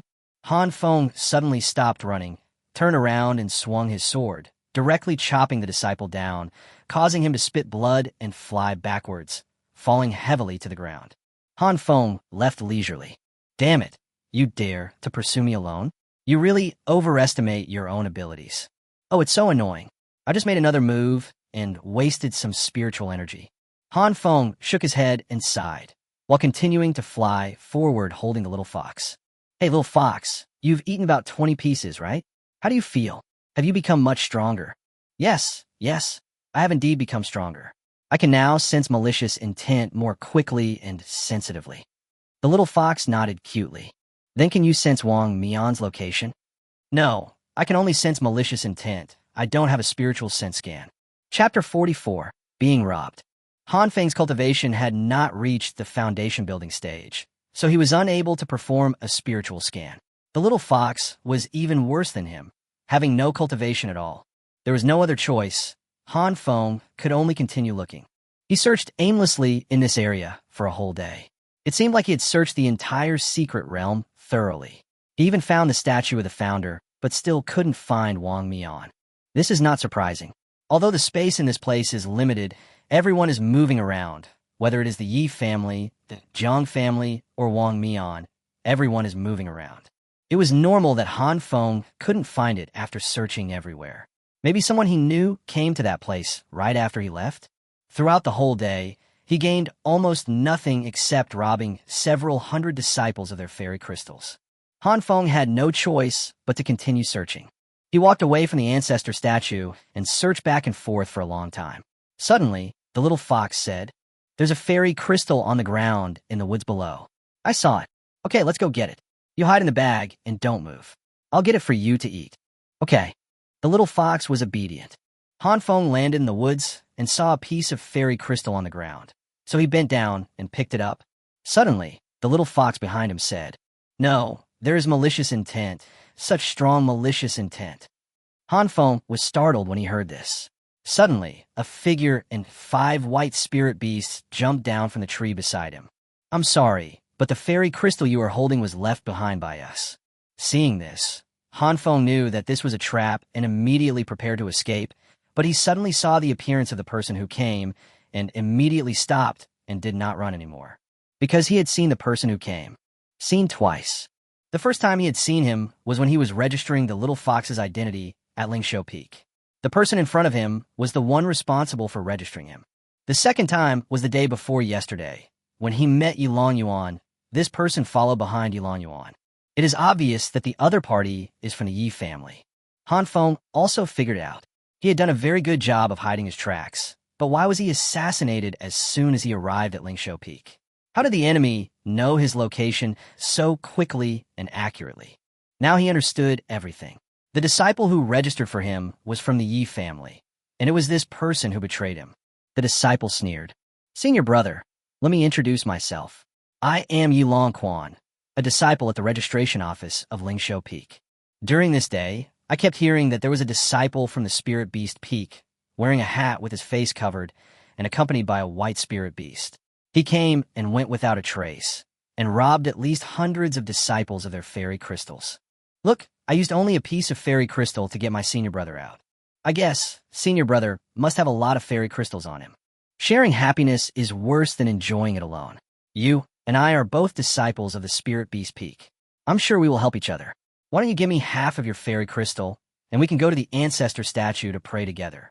After the matter is done, I will not ask about your identity. It will be as if we have never met. All grudges will be written off. We will meet on Lingsho Peak in the future. If you're willing to tell me your identity, I will prepare a pot of wine and become brothers with you. If you don't want to reveal your identity, then just pretend it never happened. What do you think?" When Han Feng heard this, he knew that the other party did not recognize him. He sneered and said in a hoarse voice, "It sounds like junior brother is going to rob me. I don't dare to take the blame for the robbery. I was just pointing out a way for you. You have offended many disciples now, and they are all united to find you. The secret realm is so small, how long can you hide? You must go there to pray, right? Others just need to wait and see. At this time, only our Yi family can protect you. They dare to attack you, but they dare not attack our Yi family. Taking out half of the fairy crystals in exchange for a safe secret realm is still a very cost-effective deal." Han Feng sneered. "Haha, what if I don't give it to you?" Yilong Yuan smiled grimly and said slowly, "Then you, senior brother, just don't accept my toast and drink the wine for punishment. Since I can't reason with you, junior brother, I know a little bit of martial arts, and I have 5 spirit beasts at the 7th level of Qi training as my companions. But if that happens, all of Senior Brother's fairy crystals will be mine. Haha. Well, I robbed so many people, but now in the end I am being robbed. This is really the wheel of fate. Oh, so you have figured out, brother? That's right, we are all brothers from the same sect, and harmony is the most important thing. A confident smile appeared on Yilong Yuan's face. I'm paralyzed with you. Han Feng cursed angrily, raised his sword and slashed towards Yilong Yuan. Yilong Yuan was shocked when he saw this and immediately pulled back, but the sword light still hit him hard. A streak of light first appeared on his body, and then immediately shattered. After the sword light shattered his protective magic weapon, it left a deep blood mark on his body. Yilong Yuan narrowed his eyes slightly. His eyes were full of shock and shouted, "What is your level of cultivation? When did our spirit beast peaks, 18-year-old disciples, have such strong individual combat power?" As he spoke, he controlled the 5 white wolf-like spirit beasts around him and attacked Han Feng. The beast tamers at Spirit Beast Peak are not strong in individual combat power, but their spirit beasts are strong. The spirit beasts are their partners and also their weapons. After all, they're animal tamers. When they have resources, apart from their own daily practice, they basically feed them to the spirit beasts, and they don't have many resources for themselves. This is why, after seeing the little fox's speed of coming and going without a trace, others would subconsciously think that Han Feng is a disciple of the Spirit Beast Peak. The 5 white wolves rushed towards Han Feng, and at the same time, icy air spurted out of their mouths, sweeping towards Han Feng as if they wanted to freeze Han Feng. This sudden attack would have basically made other disciples surrender, but Han Feng was different. He was incredibly fast. He dodged the icy attacks of the 5 wolves, then quickly came behind a wolf and slashed it with a sword, splitting the spirit beast in half. This powerful sword strike scared Yilong Yuan, and also made him realize that with the opponent's speed and strength, his spirit beast could not defeat him. Damn it, didn't those people say that this person was just fast and didn't know what speed secret treasure he used? Didn't he have strong strength and didn't even dare to attack? You bastard, you always try to trick me. No wonder you dare to rob so many people by yourself. You must be really powerful. Yilong Yuan immediately ordered the spirit beast to attack Han Feng, while he himself flew up on his sword. Chapter 45. Han Feng's Cruel and Brutal Side. Yes, Yilong Yuan wants to fly away on his sword. He was quite decisive, and after 2 fights, he had figured out Han Feng's strength. He knew that the opponent was at least at the 9th level of the Qi training stage, while he was only at the 7th level, and the same was true for several of his spirit beasts. If the fight continued, his entire army would be wiped out, and he would also die here.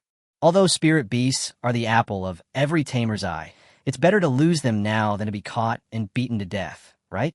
He just needed to let the spirit beast hold back this powerful enemy, and then quickly notify Yilong Yuan and the others to come over, so that he could kill this man.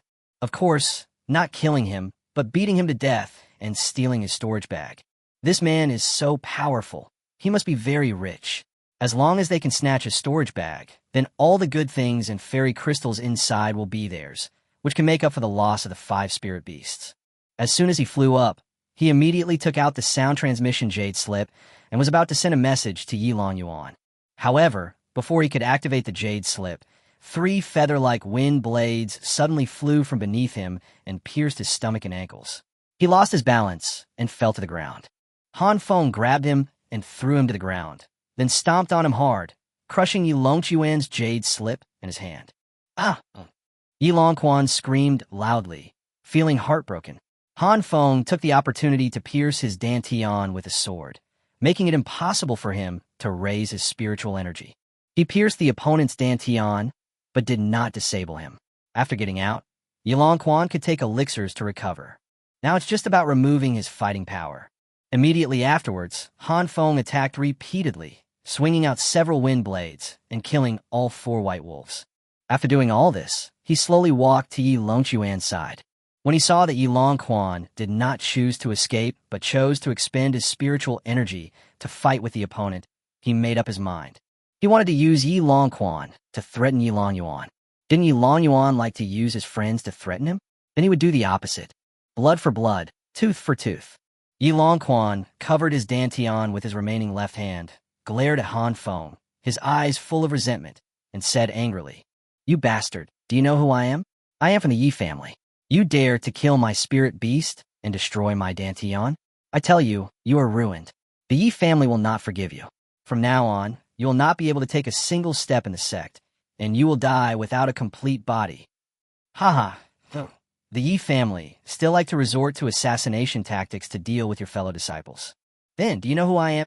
Han Feng took off his hat and face mask, revealing his true appearance.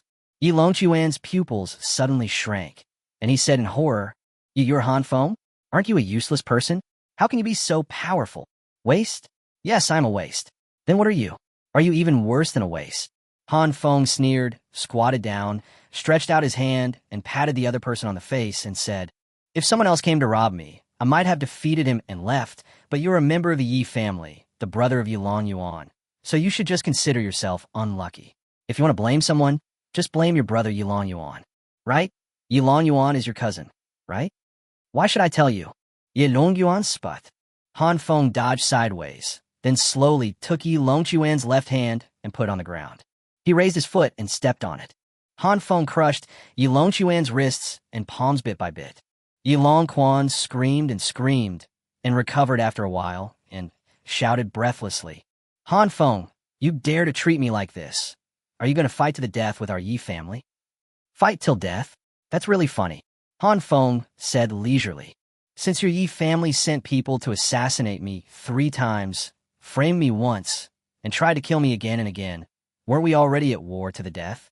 The first time, on the night that senior sister Jiang chose me, Yilong Yuan sent Boss Ma to kill me. Boss Ma told me in person that it was Yilong Yuan who sent him. According to the sect's rules, if someone attempts to kill a fellow sect member and is killed in return, the killer will be innocent, so I killed him. The second time was when I took the little fox to the Spirit Beast Peak to register my identity. As soon as I got off the Spirit Beast Peak, I was assassinated by 2 assassins. At that time, I was very curious about how the Yi family knew my location so quickly. Now that I see you, I understand that the disciple who registered with me was you. It was you who told Yilong Yuan my location and asked him to send people to kill me. Am I right? Do you think you are innocent? Hearing this, Yilong Yuan's face changed slightly, but he still said stubbornly, I don't know what you're talking about. Stop framing me here. Han Feng didn't know that people outside could hear what people inside were saying, but Yilong Yuan knew. Therefore, Yilong Yuan could not admit it. If he did, it would mean he was admitting his guilt, and neither he nor Yilong Yuan could escape. Then tell me, how did Yilong Yuan know my location so quickly? It doesn't matter if you don't admit it. Anyway, you, the Yi family, are all a bunch of snakes and rats who like to do those despicable things. The third time, your Yi family sent 2 people to my residence to assassinate me, but they were discovered by my senior brothers from the law enforcement hall, and the 2 assassins committed suicide. 3 assassinations, 5 assassins. Your Yi family really thinks highly of me. You really want to kill me. Now, you still have the nerve to say that your Yi family will fight me to the death. Yilong Yuan glared at Han Feng. He didn't want to be humiliated by Han Feng anymore, and he wanted to quit. He opened his mouth and shouted, I'll withdraw. However, before he could finish shouting, Han Feng smashed his jaw with a punch, and his teeth bit off his tongue. Don't you think it's too late to quit now? Han Feng picked up the half-tongue and put it on Yilong Yuan's face. Yilong Yuan wants to kill me, so I will naturally find a way to kill him back. As his accomplice, you are also my mortal enemy. You should be thankful that killing is not allowed here, otherwise you would be a corpse now. Yilong Yuan's eyes were full of fear, and he was making whimpering sounds. He seemed to have a premonition of what kind of torture he was going to suffer. However, Han Feng seemed to be chatting with him and spoke to himself. I am a chore's disciple, and my greatest wish is to plant flowers, raise grass, and live a peaceful and law-abiding life. But on that day, senior sister Jiang chose me. Was it wrong for her to choose a Taoist partner? No. According to the sect's rules, she had to choose one on that day. So am I wrong? I wasn't. I didn't do anything. So who is wrong? Tell me, who is wrong? It's Yilong Yuan who's wrong, right? I didn't even know them, but out of jealousy, he tried to kill me time and again. He is the high and mighty genius of the Yi family, and I am just a small errand disciple. He crushed me to death as easily as crushing an ant. But should ants die? Should servants die? Should the low-ranking disciples of the sect be killed at will by people from big families like you? Chapter 46. The crowd is angry and scolds the Yi family. Han Feng looked at Yilong Yuan, who was in such a miserable state, but he still had something to say. You, the Yi family, have tried to assassinate me 3 times but failed. If you can't do it openly, you have to do it secretly. I am a disciple who grows herbs, but you arranged a large group of people to carry out conspiracies and tricks, saying that there is something wrong with my herbs. From the ones who collect herbs, to those who make pills, to those who take the pills, to the judging elders, they are all from your Yi family. Your family is both the plaintiff and the judge, and after going through the whole process, they are planning to put me in jail. If my senior brother from the law enforcement hall had not arrived in time and discovered your favoritism and fraud, and had invited other judges to discover the loopholes in the herb system, I would probably have died unjustly by now. This is the 4th time. The 5th time, you came here and still wanted to kill me. You found more than 50 people to challenge me one-on-one and even threaten me with my friends. 5 times. In just 1 month, you tried to kill me 5 times. Yes, I admit that I'm not as good as your Yi family. Your Yi family is large and powerful, with strong people and resources. But as a big family, shouldn't your family take on the responsibility of protecting the sect and upholding the law? But why do you have to persecute me, a menial disciple, time and time again? I obviously did nothing, and I obviously did nothing wrong. Because I'm weak, I deserve to die, right? Han Feng's words caused all the disciples outside to ponder. If, at first, they were shocked by Han Feng's cruelty and ruthlessness, they thought he was too harsh on his fellow disciples. Now, after listening to Han Feng's words, they began to sympathize with Han Feng. After all, in this sect with hundreds of thousands of disciples, there are indeed quite a few children from wealthy families. But most of them are ordinary disciples like them, with no background and average qualifications. It is precisely because of such a large population base that the Yin-Yang sect is supported, allowing the Yin-Yang sect to continuously produce geniuses, become strong men, and pass on from generation to generation. They are ordinary people with no power or influence, just like Han Feng. But just as Han Feng said, even if they're not wrong, it is just because they have no power and influence, just because they are weak. So should I die? This is everyone's Yin-Yang sect, not the Yin-Yang sect of a big clan. At this time, a hot-blooded disciple stood up and roared, "Shameless Yi family, get out of the sect." His words aroused the enthusiasm of most of the disciples. Soon, countless people followed suit and shouted, "Shameless Yi family, get out of Yin-Yang sect. This is our sect, not the Yi family's sect." The Yi family persecuted and assassinated their disciples. The entire family was executed. Too many disciples have been persecuted, and Han Feng was the first to speak out. He is our hero. Protect Han Feng. Get out of the sect and give us back our safe haven. The Yi family, get out. The Yi family should confess their guilt. The crowd was outraged and cursed loudly. The faces of the Yi family members below were extremely ugly. They didn't expect that Han Feng, a mere menial disciple, could have such great power to stir up the emotions of the entire sect. In fact, Han Feng was just a fuse.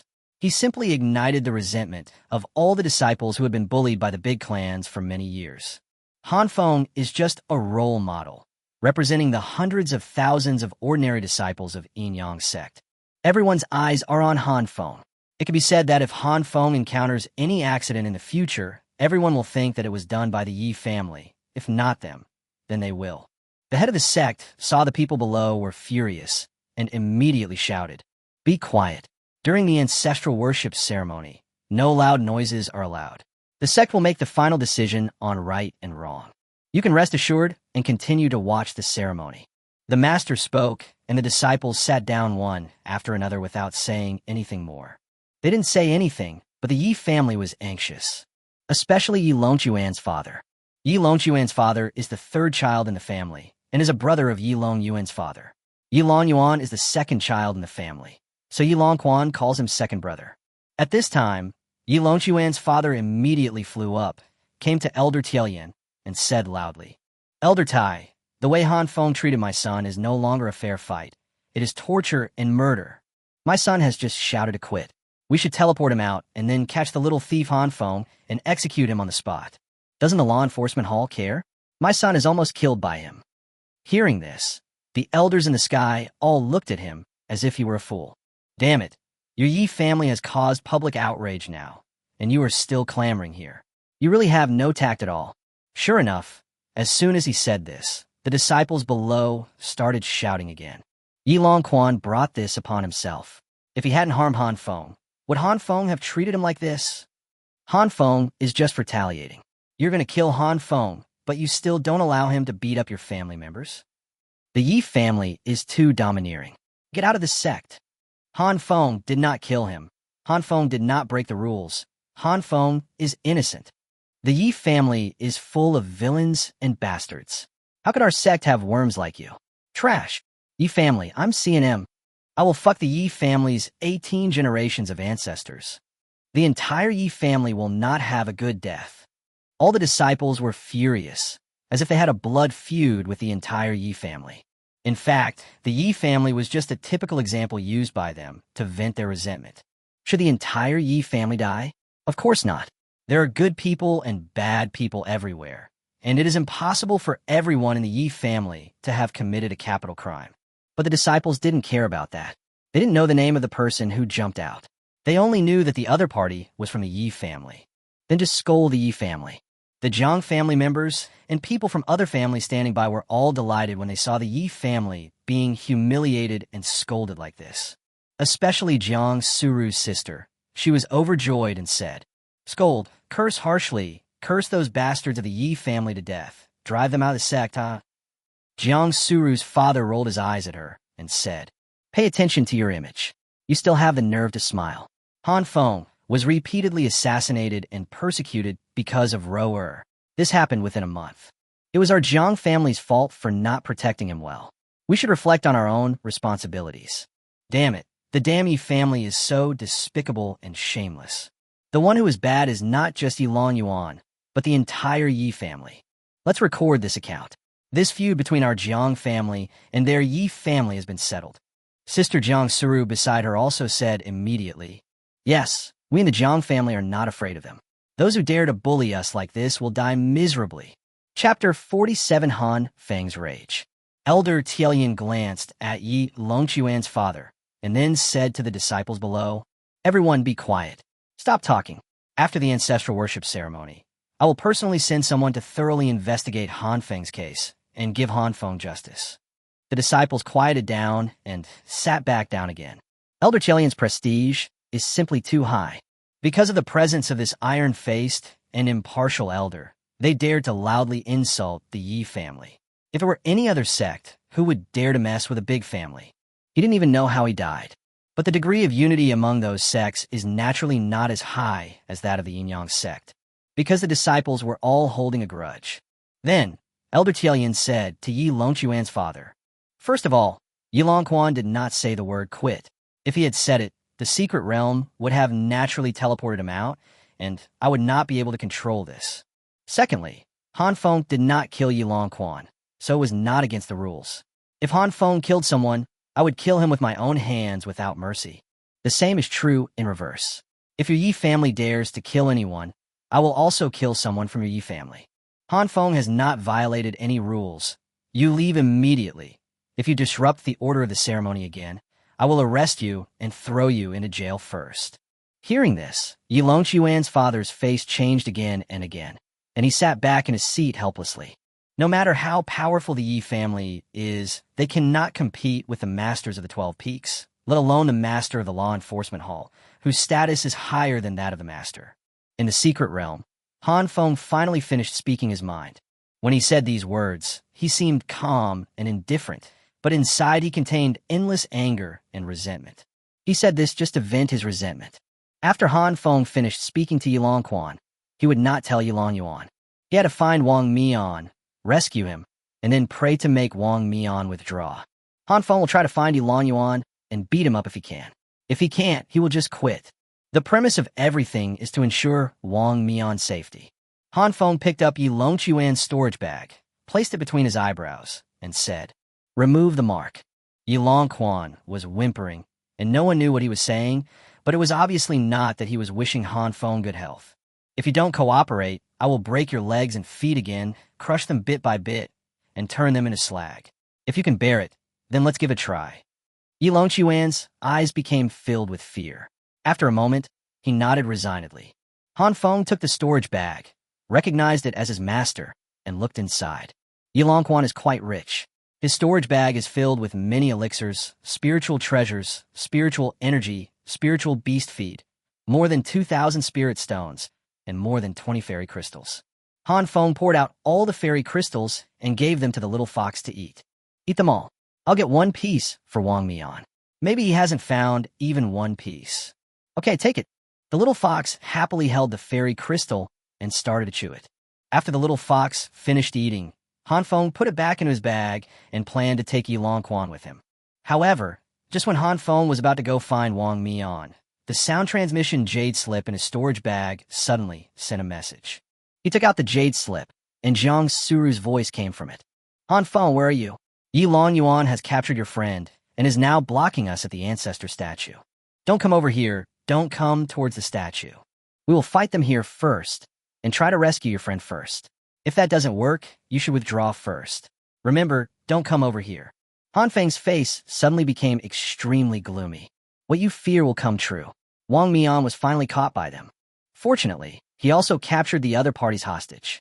Han Feng put away the jade slip, put on his hat, covered his face with a veil, picked up Yilong Yuan, and flew up on his sword. Little fox, we have to fight this one. Don't be a coward. Wealth and honor come from risk. Fight them. Make another fortune. Okay, let's do it with them. Han Feng's gaze became extremely firm. He has only one goal, the ancestor statue in the far north. He was extremely fast. Once he had set his target, he flew to the ancestor statue and a cup of tea. And in that place, a battle was breaking out. Han Feng saw that the people of the Zhang family were being besieged by the people of the Yi family. The people of the Zhang family formed a defensive formation, formed a circle, and struggled to resist the attack of the Yi family. He saw that Jang Suru was being constantly attacked by Yilong Yuan. He also saw that Wong Mean was lying on the ground, dying, with two men holding a sword to his neck. He immediately figured out the situation. Jang Suru could still hold on, but Wong Mean had to be treated quickly. Han Feng hung Yilong Yuan on the flying sword. After soaring in the sky for a circle, he went around from behind the statue of the ancestor and quietly came behind the disciples of the Yi family and behind the two people who held Wong Mean hostage. Han Feng was quick-eyed and quick-handed and immediately swung out two wind blades, heading straight for the backs of the two disciples. He avoided the heart and only pierced their stomachs. The two men fell down with screams. Han Feng immediately rushed over, grabbed Wong Mean with one hand, and then flew up. Han Feng grabbed Wong Mean in his left hand and Yilong Yuan in his right hand and rushed towards Yilong Yuan at an incredible speed. At this moment, Yilong Yuan had just chopped off Jang Suru's sword and then stabbed Jang Suru in the face with the sword. Jang Suru wanted to turn around and dodge, but behind her were disciples of the Zhang family, so she was blocked. If this sword were to stab him, coupled with the damage from Yilong Yuan's spiritual energy, even if he didn't die, he would probably suffer brain damage or even disfigurement. At this critical moment, Han Feng arrived. He had no weapon in his hand, but he had Yilong Yuan in his hand. He swung Yilong Yuan and smashed him hard at Yilong Yuan. When Yilong Yuan heard the bad news, he immediately drew back his sword to block it and slashed forward with his sword. Yilong Yuan's right leg was directly cut off as he was unable to circulate his spiritual energy. Woo-woo! Yilong Yuan felt excruciating pain, but he couldn't shout out because his mouth was full of blood. Han Feng kicked Yilong Yuan again, sending him flying, and landed in front of Jang Suru. He put down the two people in his hands. Jang Suru was shocked. She didn't know who this strong man in front of her was and why he wanted to save her. Yilong Yuan stood up and looked at Han Feng angrily and shouted, "Who are you to meddle in the affairs of our Yi family? I think you want to die." Huh, Yi family are really used to being overbearing. You want to kill people at every turn, right? Han Feng sneered. Suddenly, a disciple in the distance shouted, "I've seen him. He's the powerful disciple from the Spirit Beast Peak who stole a lot of our immortal spirit crystals. Yes, it's him. Damn it, you dared to come here." Chapter 48, Blood for Blood. Tooth for tooth. Those disciples were all very angry. They were all the people who prayed in front of the statue of their ancestors, but they didn't expect to meet Han Feng here. They were so enraged that hundreds of people wanted to come together to beat Han Feng. Han Feng saw a group of people gathered around him and immediately picked up Yilong Yuan and shouted, Come here if you're not afraid of death. I want to see who wants to end up like this guy." As soon as these extremely domineering words were spoken, they immediately shocked the entire audience. When those people saw Yilong Yuan opening his mouth in pain with no tongue in his mouth, his body covered with bruises, blood still oozing from his dantian, both hands fractured, and one leg missing, they were all horrified. Indeed, a group of them could definitely defeat the robber. After all, 2 fists are no match for 4 hands. But the robber was too strong. If he couldn't beat everyone, could he not beat the first few who rush forward? Whoever goes up first will get beaten. It's not worth risking your life just for 1 or 2 fairy crystals, as it's not some deep hatred. Who hasn't had their fairy crystals robbed? Who hasn't robbed others? Those disciples began to think of giving up and retreated one after another. Jang Suru looked at Han Feng in a daze. Although the other party was so cruel, she didn't hate him. Instead, she felt that he was very strong. He was very domineering, as he could drive away hundreds of disciples with just a single word. Women all admire strong men, and Jang Suru is no exception. Seeing a peer so strong and domineering, she was somewhat impressed. After they left, the Yi family became angry. The Yi family members recognized that the person the robber was holding was Yilong Yuan. Seeing his cousin who grew up with him being beaten in such a miserable state, Yilong Yuan was furious and pointed at Han Feng and said, "Kid, who are you? Do you know who you are holding? That person is from our Yi family. If you dare to offend the Yi family, you will not be able to take a single step in the sect, and you will die without a burial place." The man in my hand also said these words, but unfortunately, he became like this. Han Feng said coldly, "Who are you?" Yilong Yuan narrowed his eyes slightly, feeling that Han Feng's voice was somewhat familiar. Haha, haven't you been looking for me? Haven't you always wanted to fight me? Why, now that I'm standing in front of you, you can't recognize me? Han Feng took off his hat and veil, revealing his true face. Han Feng! Han Feng! Yilong Yuan and Jang Suru shouted at the same time, and all the disciples beside them were also stunned. What's going on? The powerful robber who robbed hundreds of disciples, the powerful cultivator who kicked Yilong Yuan away with one kick and drove away hundreds of disciples with one word. Could it be that useless servant Han Feng? Are the heaven and earth turned upside down? Is the heaven and earth turned upside down? What is going on? The hundreds of disciples around, including people from the Jiang and Yi families, felt as if the world was turned upside down. Who could have thought that such a powerful person would be Han Feng, the man looked down upon by everyone? Jang Suru frowned and looked at Han Feng. Her cold and pretty face was full of disbelief. She said, "Han Feng, is it really you? What's wrong with you? How can you be so strong? Senior sister, I will explain this to you after we get out. Now, please help me check on Wong Mean. Do you have any healing pills?" Some. Jang Suru squatted down and carefully checked Wong Mean's injuries. When she saw the rotten dantian, she was shocked. Not good. His dantian is completely ruined. Han Feng was struck by lightning. He looked at Wong Mean, whose eyes were filled with pain and helplessness, and said with wide eyes, "Completely useless. What does that mean?" What it means is that his dantian is completely destroyed, not injured. It is useless now, and his cultivation is completely wasted. There is basically no hope of recovery. He will never be able to practice cultivation again in this life. Jang Suru took out a pill and fed it to Wong Mean, saying sadly, "I'm sorry, I can only use the elixir to keep him alive. He can still move freely in the future, but he will also be a useless person who can't practice." A useless person who can't practice. Han Feng looked at Wong Mean with tears in his eyes. In his mind, he recalled the scenes when he and Wong Mean had been together and the boasts they had made together. Han Feng, your father will become an unrivaled strong man and an elder in the future. I will practice hard and live forever. Han Feng, you can't practice, it's okay, I can. When I build my foundation in the future, I will protect you, and no one can bully us again. How about we beat up Boss Ma first? Let you do it. Han Feng, we're almost 18 years old. No one liked me at the last blind date meeting, but I will definitely like me next time. I also have to practice hard and can't be too bad. Otherwise, if I practice dual cultivation with my Taoist partner in the future, won't they despise me? Han Feng, go and turn the soil. I need to practice. If I don't become stronger, how can I protect you? Han Feng, I had a dream last night. I dreamed that I became an immortal. Han Feng knew how hard Wong Mean practiced. Unlike him, a useless person who just lay there doing nothing, Wong Mean was very hardworking. He also knew how much Wong Mean wanted to become stronger, how much he wanted to be a powerful person, because they were both equally powerless and were both bullied. Wong Mean didn't want to be bullied anymore, nor did he want Han Feng to be bullied. But now it's gone, all gone. The Dantian is completely rotten. With Jang Suru's knowledge, she couldn't find a way to recover. From then on, the road to immortality was cut off. Wong Mean, you'll be immortal for the rest of your life. Han Feng's tears flowed down and fell on Wong Mean's face. He took off the rope that tied Wong Mean's tongue. Yilong Yuan was also afraid that Wong Mean would shout out the word quit.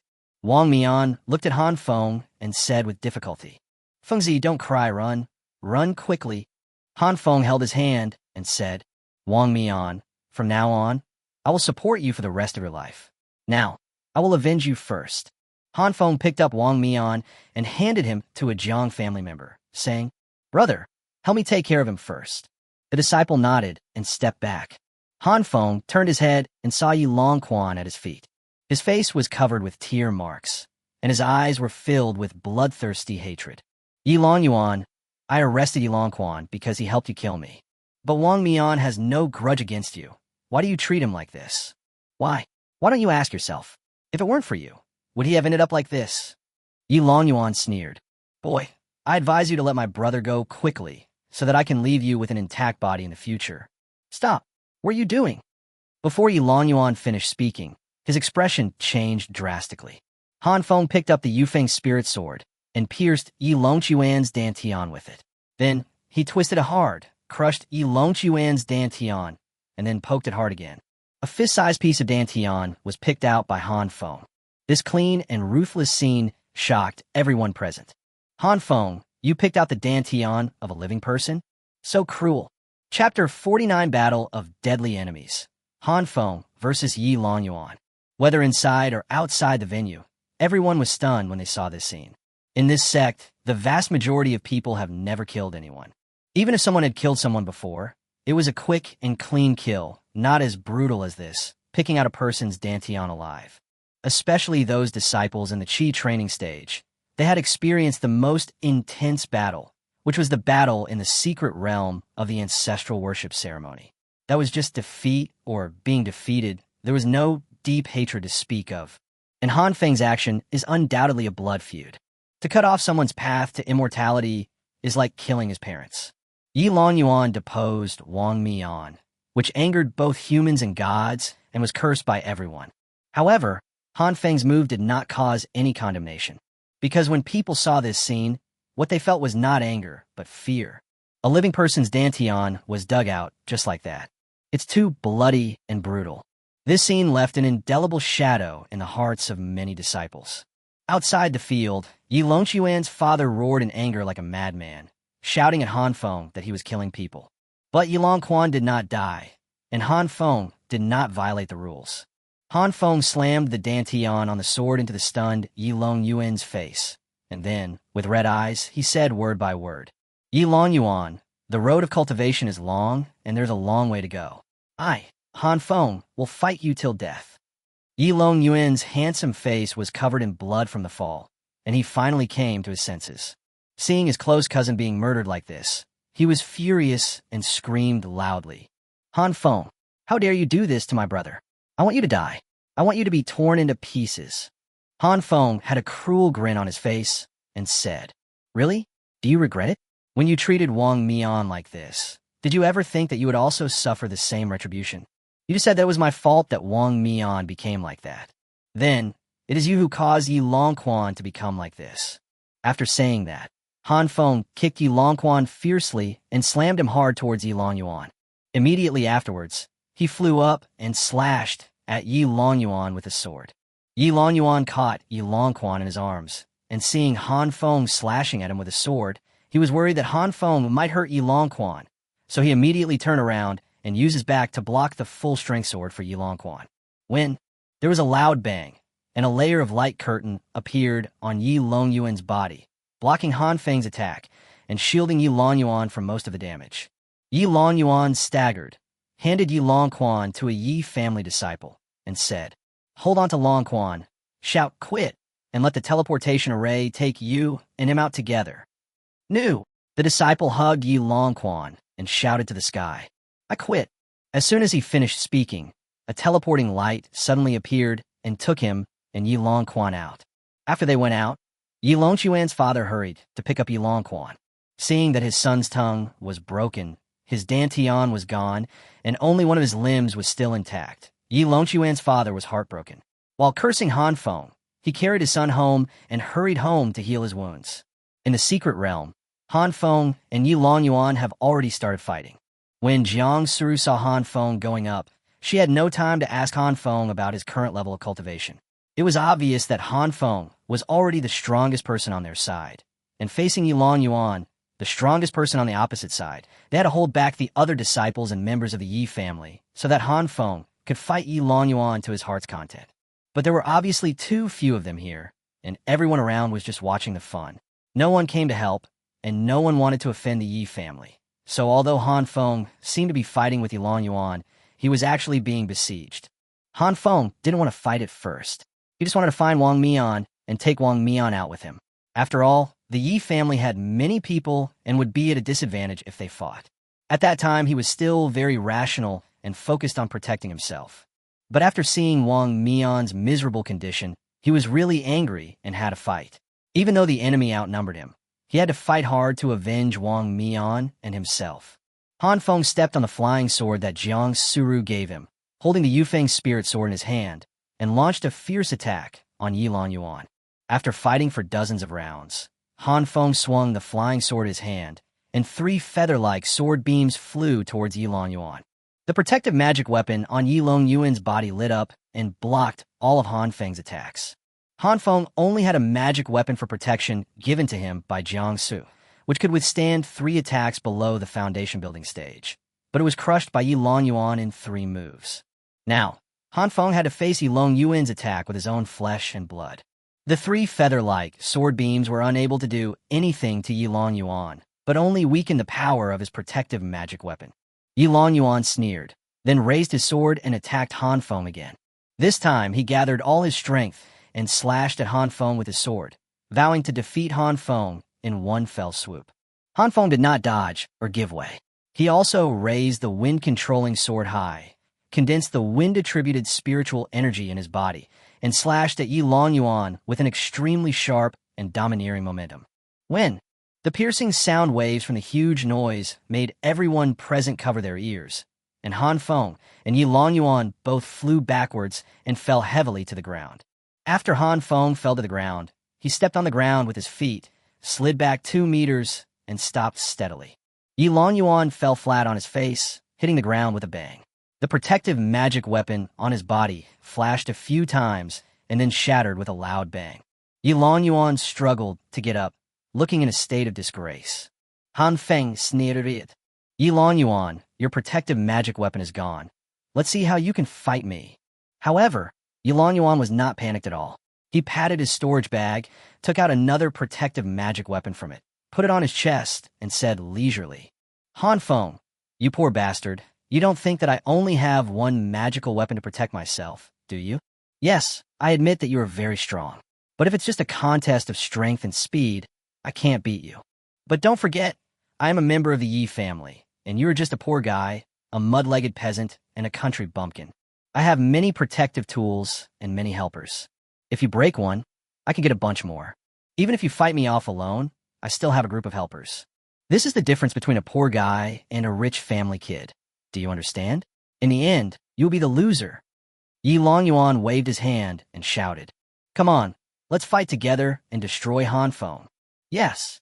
More than a dozen Yi family disciples received the order, picked up their weapons, and rushed towards Han Feng together. Han Feng had no choice but to deal with these Yi family disciples who were at the 6th or 7th level of Qi training first. Chapter 50 Yilong Yuan. Shameless. The disciples outside the venue were so furious when they saw that scene and heard what Yilong Yuan said. Isn't the ancestral ceremony a fair fight? How can a group of people be called a hero when they beat one person? And you still want to show off in front of the ancestors? This is not a show of respect. This is bullying. The Grandmaster will not reward you with good things. You don't have enough strength, so you rely on your large number of magic weapons to win. Why don't you find a turtle shell to hide in? Fuck it, if you can't beat them, call for help. If you're afraid of getting beaten, use magic weapons. Then why are you out here? It's much better to stay at home and sleep. You said before that if Han Feng didn't fight you in a one-on-one duel, you're not a man. Now that he's here, why don't you fight him in a one-on-one duel? Faced with a love rival, you don't even dare to fight one-on-one. If you really beat Han Feng with your own ability, senior sister Jiang might even look at you with a higher regard. You are a worthless person. You want to bully others when you see them weak, and you call for help when you see them strong. If you are weak, you should practice more. If you can't afford to lose, don't play. The Yi family would resort to despicable and shameless means, such as assassination and gang beatings. They are so shameless. This is our Tianjiao disciple. This is the disciple with natural spiritual roots. Shame on me. I feel ashamed to be in the same sect with him. I declare that I will no longer be friends with Yilong Yuan. I don't know him. Yilong Yuan, shame on you. There was one person who took the lead and shouted loudly, and the rest followed suit. Yilong Yuan, shame on you. Yilong Yuan, shame on you. Soon, deafening shouts resounded through the sky. Firstly, Yilong Yuan's despicable, shameless, and erratic behavior aroused public anger. Secondly, it is very rhyming, catchy, and sounds very powerful when shouted. The leader in the sky was watching this scene with a headache. He has been the head of the sect for more than 100 years and has presided over more than 100 ceremonies to worship the ancestors. There have been shouting in the past, but that was all to cheer for the wonderful performances of his disciples. It's nothing like this time, which has repeatedly aroused public anger, with hundreds of thousands of people denouncing one person or one family. This situation has never happened before. Silence. Silence. If you continue to disrupt the order, I will turn off the projection and won't let you watch it. Facing the angry disciples, even the sect leader did not dare to say too many harsh words. The law does not hold everyone responsible, but it is difficult to go against the will of the people. The disciples outside were denouncing Yilong Yuan, and Han Feng inside was also fighting very hard. The dozen or so disciples attacked him together, and Yilong Yuan would occasionally hit him from a distance, and soon, he was injured. Han Feng gritted his teeth secretly, furious. It seemed that he would not be able to deal with Yilong Yuan unless he got rid of these bugs first. Han Feng seized the opportunity, looked at the Yi family disciple who was closest to him, and immediately rushed over. He grabbed the opponent's collar with his left hand and pierced the disciple's dantian with a sword in his right hand. Han Feng used his sword to pick up the disciple and shouted angrily, "My opponent is Yilong Yuan. If anyone else rushes forward, I will destroy his cultivation first and make him a useless person for the rest of his life. I will fight to the death and destroy you all. If I can't defeat you, I will quit after I defeat you all. Let's see who is more ruthless." The Yi family disciples looked at the disciple whose dantian was pierced, and their faces suddenly changed, and they were still frightened.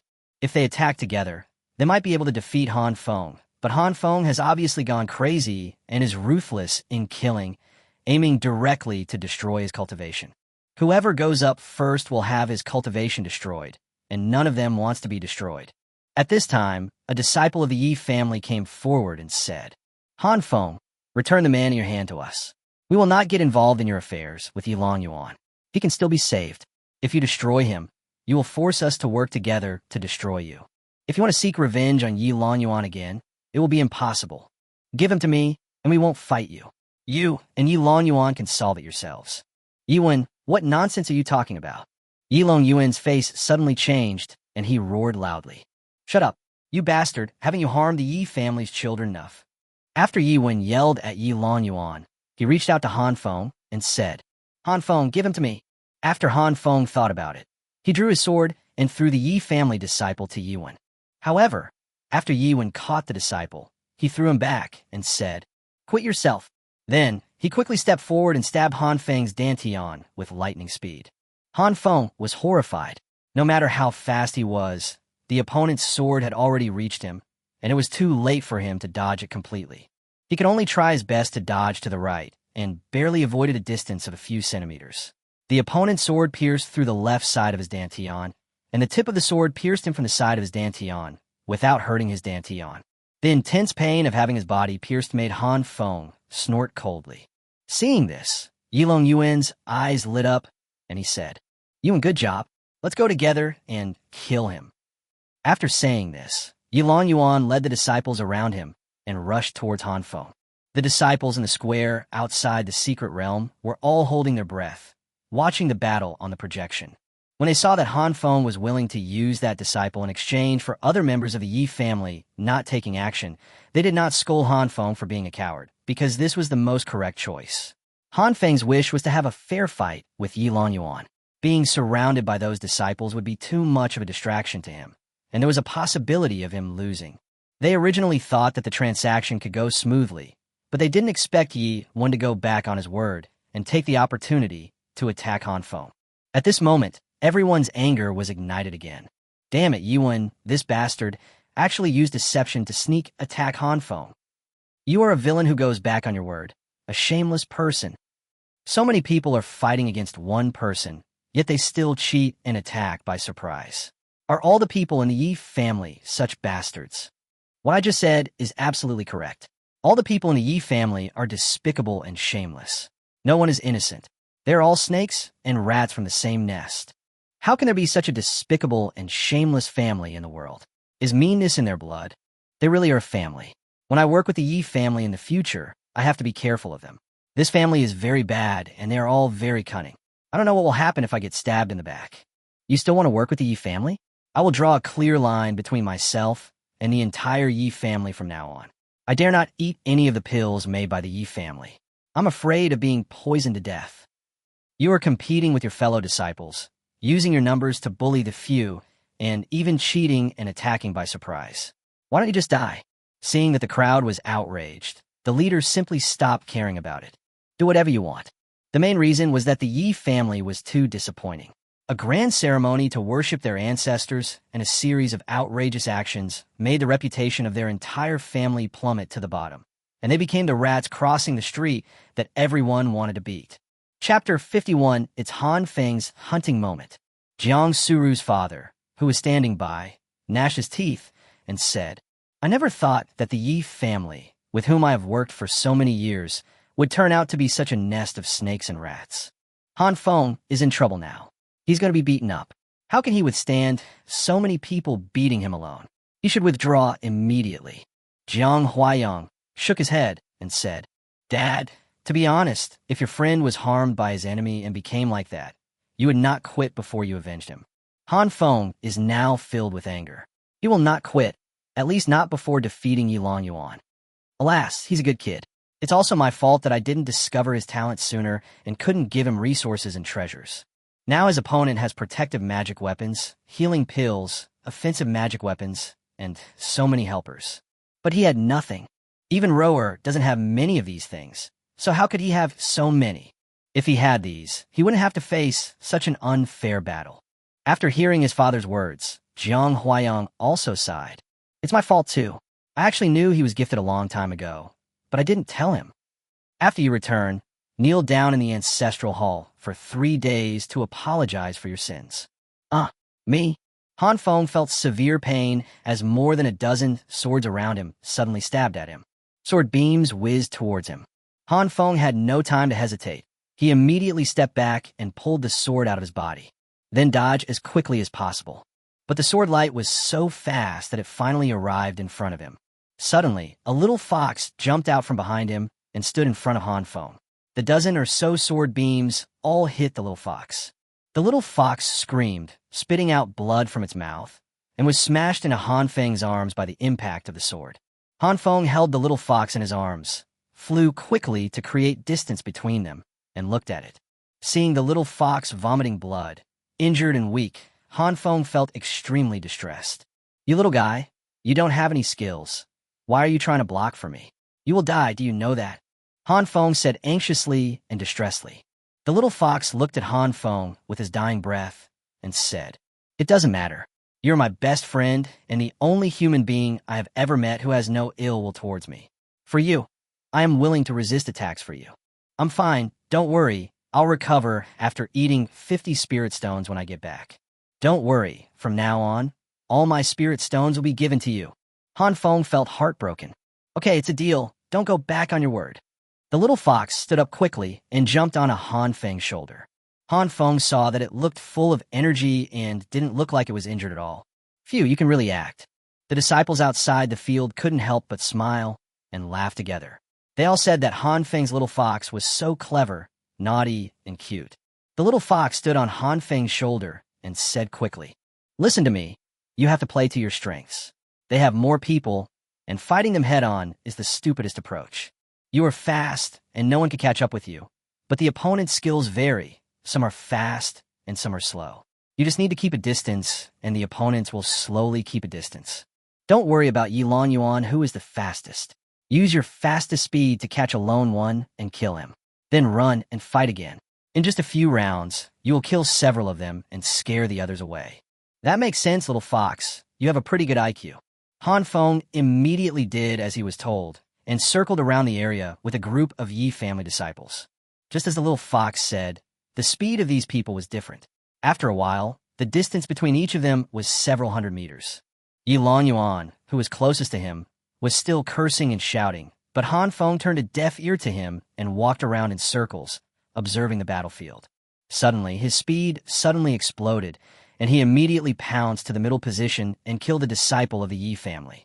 Han Feng's speed was incredibly fast, and he arrived in front of the disciple in almost the blink of an eye.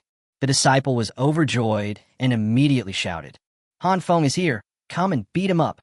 However, at this time, he discovered two problems.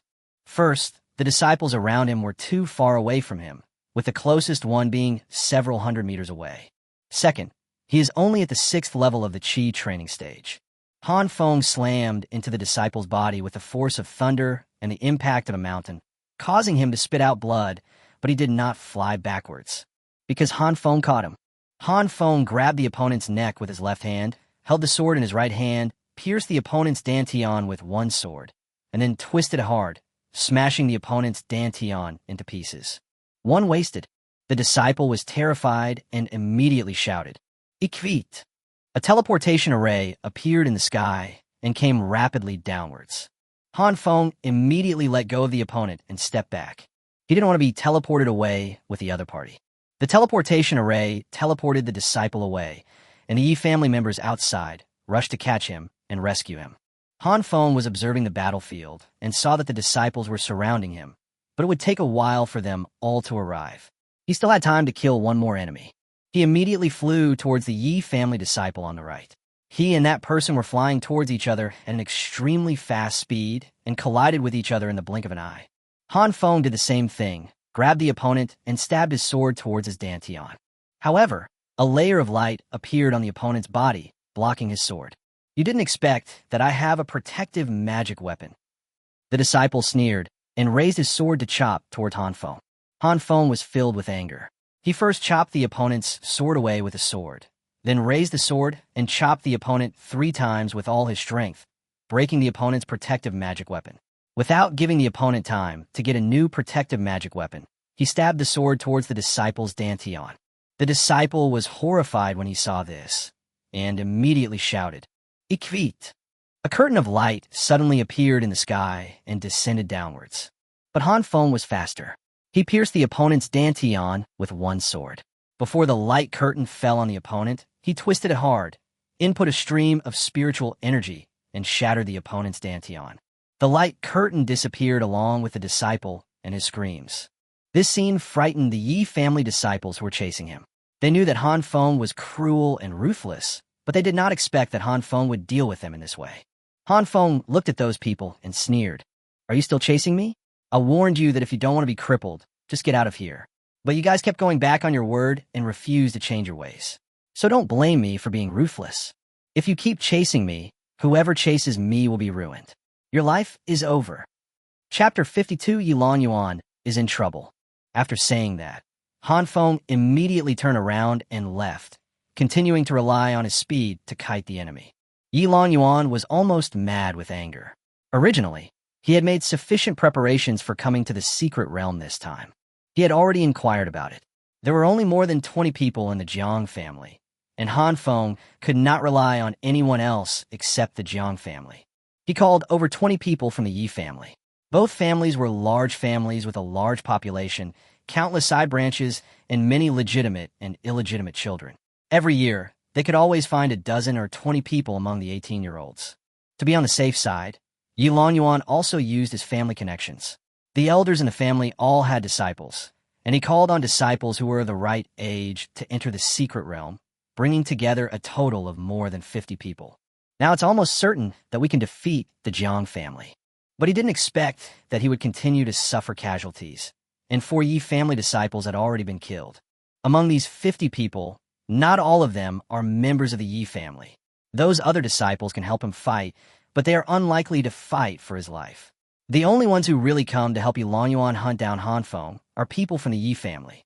After all, the opportunity to enter the secret realm and receive the blessing of the ancestors only comes once in a lifetime, and everyone will cherish it. What if they can get something good? At the very least, it will increase their cultivation or improve their aptitude. There is no need for people to fight with that lunatic Han Feng. But in this case, only the Yi family will be harmed. This time, so many people in the Yi family lost the qualification to pray. Yilong Yuan has already thought about what kind of punishment he will suffer when he returns. At the very least, his third uncle, Yilong Yuan's father, would hate him to the core. If he defeated Han Feng and made Han Feng pay that price, he would avenge his other brothers, and it would be easier for him to explain himself when he returned. But if he was defeated again, he would face even greater punishment when he returned. Of course, Yilong Yuan didn't know at this time that the public outside was already very angry. Because of him, the Yi family had become a rat crossing the street, and the elders of the Yi family had already started discussing how to punish him.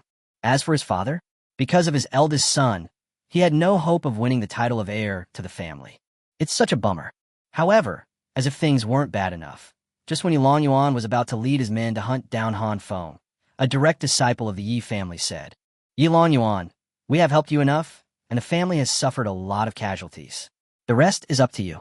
This is your business after all, so it's better for you to handle it yourself. We are all brothers from the same sect. Let's fight fairly."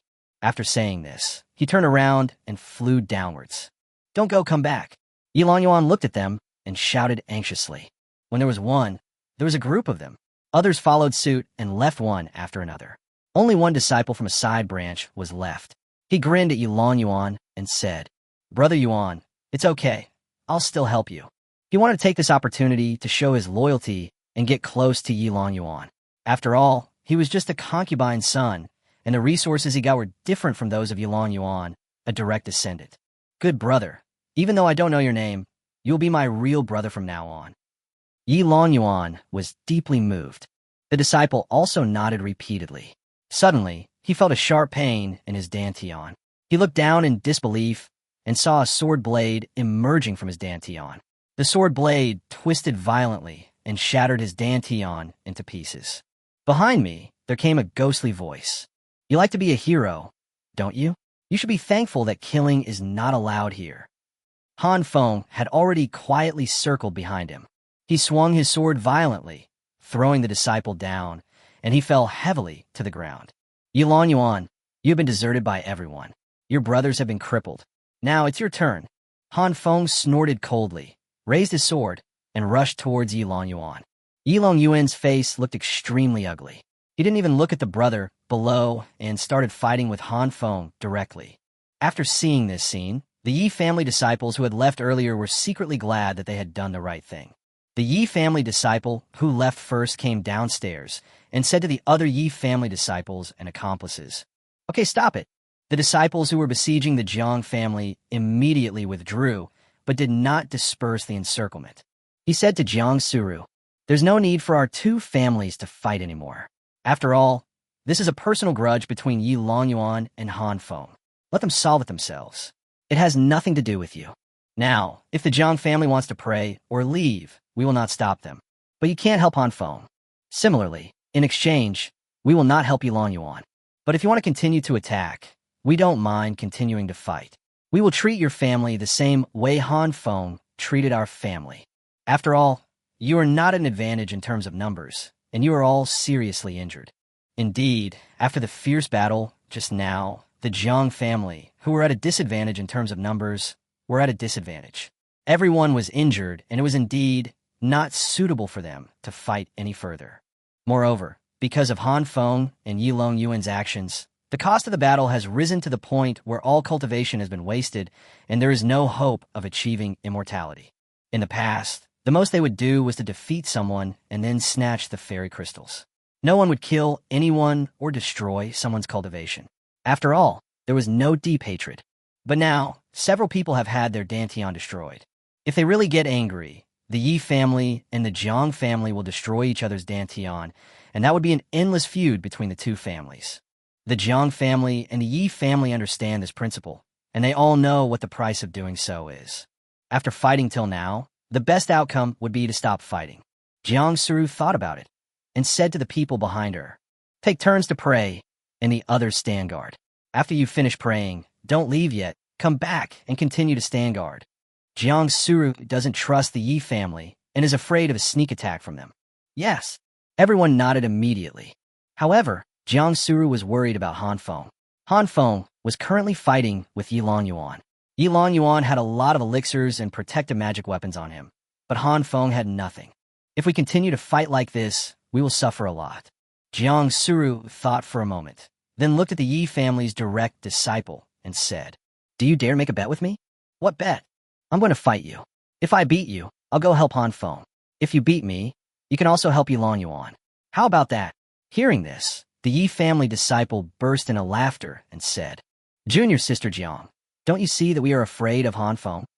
"What?" Jang Suru said with surprise in her beautiful eyes. "Han Feng's fighting style is too shameless. He is fast and strong. He keeps running and catching us alone.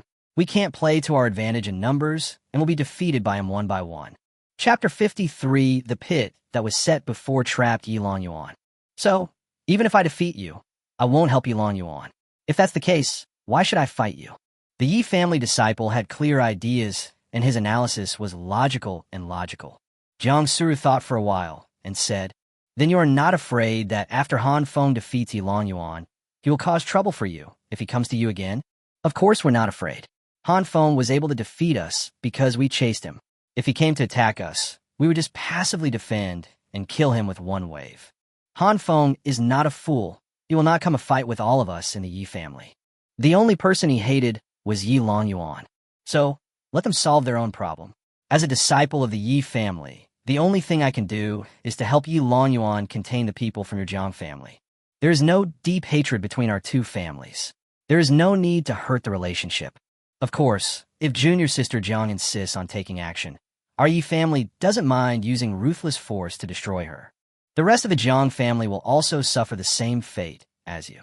Then why don't you use us to threaten Han Feng, since you are so powerful?" Jang Suru sneered. The Yi family disciple smiled slightly and said, "I said, there's no need for our two families to hurt each other, and not all of us in the Yi family are despicable people. Yilong Yuan is capable of using others to threaten his fellow disciples. Yuan is capable of deceiving and launching sneak attacks. But I can't do these things. May I have your name?" "Yi Wulong, a disciple of Yin Yang Peak." "Okay, I'll remember you." Jang Suru glanced at him, then turned to look at the battlefield where Han Feng was. Now, she could only pray silently that Han Feng could defeat Yilong Yuan. She could no longer lead the Jiang family disciples to fight the Yi family head-on. Han Feng was alone, but she had a family behind her. Although she wanted to help him, but she had already tried everything. If she goes up, a war will break out again between the Yi family and the Jiang family. They will be at a disadvantage and still cannot help Han Feng. Yi Wulin's words slightly improved the outside disciples' impression of the Yi family. They understood Jang Suru's current predicament and her actions, but they also knew that the reason the Yi family did not help Yilong Yuan was because Han Feng's speed was too fast. If they could catch up with Han Feng, they would definitely destroy him without hesitation.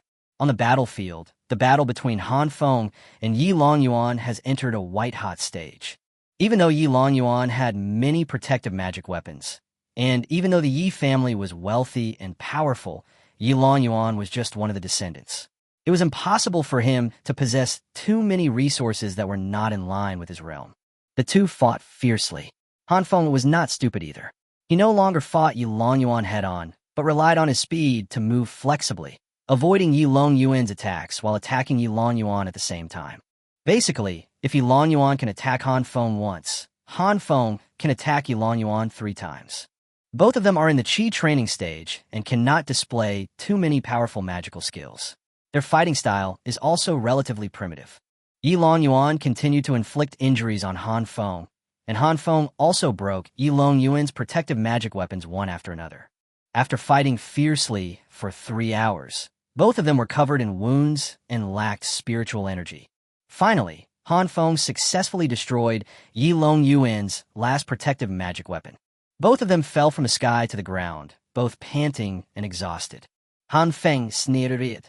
Keep taking them. How many protective magic weapons do you have? Have you used them all? Yilong Yuan leaned his sword against the ground and said slowly, Yes, my protective magic weapon has indeed been used up, but if you think that I have lost, you are totally wrong. How much spiritual energy do you have left now? How long can you withstand the injuries on your body? Han Feng hit back. You're talking as if you still have a lot of spiritual energy. It doesn't matter if your injuries are not as serious as mine. I can beat you, but you can't beat me. In the end, you'll still be the loser. No, I still say that. You can't outlast me. Poor bastard. Yilong Yuan took out a pill bottle from his storage bag and explained to Han Feng with interest. Here is a bottle of medicine called the Soul Recovering Pill, which has the effect of quickly recovering injuries and spiritual energy. This bottle of fulling pill is a top-grade fulling pill, which is made from a rare 350-year-old 3-needle flower as the main ingredient. It was personally refined by the top-grade alchemist Zhao Huayun. This one 3-needle flower alone cost a full 4,500 spirit stones. With the other supporting auxiliary materials, the herbs alone cost more than 5,000 spirit stones. Just this one pill can heal all my injuries. Do you understand? Poor bastard. After saying that, Yilong Yuan took out a pill, put it in his mouth, and laughed out loud. Han Feng's face was extremely gloomy. The opponent had elixirs that could recover injuries and spiritual energy, but he didn't. If the fight continued like this, his advantage would become smaller and smaller. Suddenly, Yilong Yuan, who was laughing, stopped laughing, looked at the bottle of pills, and asked in confusion, Why doesn't it work? As he spoke, he poured out another pill and swallowed it, but it still had no effect. Han Feng suddenly understood, and he remembered something.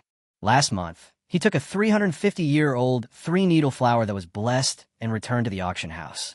In the end, it was bought by the Yi family at a high price of 4,500 spirit stones, and then asked Zhao Huayun from Danxia Peak to refine it.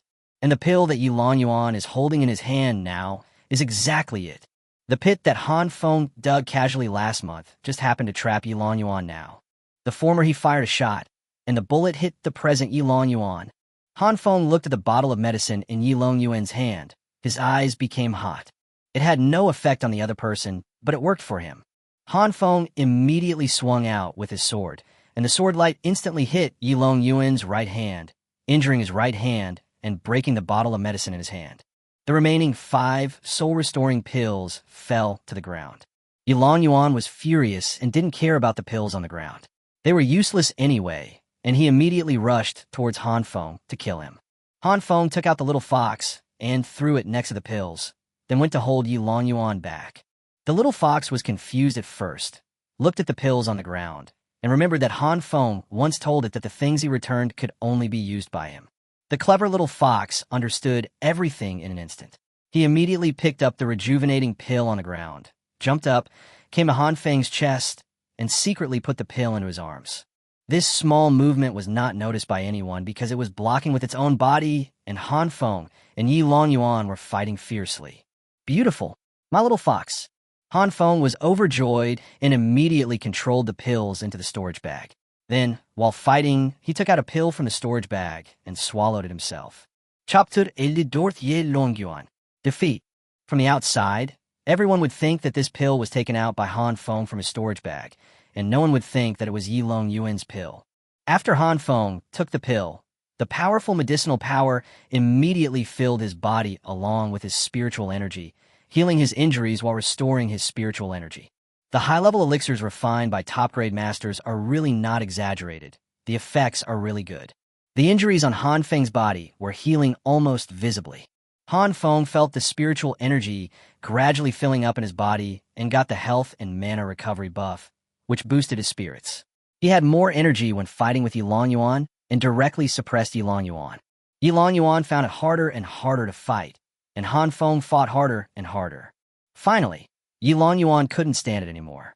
He tried his best and slashed at Han Feng with a sword, forcing Han Feng to retreat. Taking advantage of this time, he immediately took out another pill from his storage bag and said with gritted teeth, "Han Feng, do you think that without the soul-restoring pill, I have no other options? Look at what I have in my hand. This is called the bloodthirsty pill, which can greatly increase combat power in a short period of time. This is a high-level blood-sucking pill made from medicinal herbs that are hundreds of years old. This is my last resort. This time, either you die or I die." After saying this, Yilong Yuan swallowed the bloodthirsty pill in one gulp. Jang Suru's face changed drastically when she saw this. She knew too well the effect of the bloodthirsty pill. Although Han Feng could barely gain the upper hand now, once Yilong Yuan took the bloodthirsty pill, his combat effectiveness and speed would soar in a short period of time. Han Feng, whose spiritual energy was exhausted, would inevitably be defeated quickly. She also used the white silk flower that Han Feng gave her to refine a few bloodthirsty pills, but did not give them to Han Feng because she had never thought of letting Han Feng fight. She immediately took out a bloodthirsty pill and threw it towards Han Feng. "Han Feng, catch it." However, as soon as she threw the pill out, it was shattered by a sword beam. The one who took action was Yilong. "Senior Sister Jiang, I told you it's better not to interfere. But Yilong Yuan has elixirs, but Han Feng doesn't," Jang Suru said angrily. "That's none of my business. I won't provide any help to Yilong Yuan. Let's be fair," Yilong said slowly. "Damn it, the Yi family is full of despicable villains." Jang Suru gritted her teeth and cursed. On the other side, Yilong Yuan laughed wildly, thinking that he had already won. But as he laughed, he stopped laughing. Why doesn't it work again? These profiteers, these alchemists used fake things to fool me. They all deserve to die." Yilong Yuan's face looked extremely ugly. He swallowed the pill twice, thinking he could turn the tide of the battle, but ended up losing face both times. Han Feng's expression became a little strange. It can't be such a coincidence, right? Could it be that the bloodthirsty pill that Yilong Yuan ate was one of the 10 pills refined by Nu? I think I still have 8 of these things.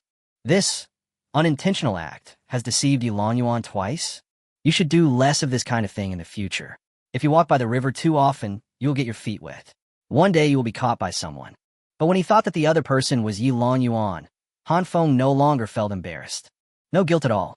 Instead, I am grateful to myself for my wisdom and foresight last month. Han Feng sneered, took out a medicine bottle from a storage bag, opened the bottle, and poured a bloodthirsty pill into his mouth. People outside couldn't tell what kind of medicine it was. After putting away the bottle, Han Feng shouted angrily, "Yilong Yuan, don't look down on others. Do you think you're the only one who has elixirs? I have some too. Although they are not as good as yours, I bought them with my own hard-earned money. They are better than you, a playboy who takes everything from your family. I take pills, I admit it, unlike you, a despicable villain who took pills and pretended that they didn't work and even cursed the alchemist. You really eat with a bowl in your hand and curse your mother when you put it down. Are all of you in the Yi family such shameless villains?" After confusing the audience, Han Feng immediately rushed forward and launched a fierce attack on Yilong Yuan. Yilong Yuan was horrified upon seeing this and immediately drew his sword to block.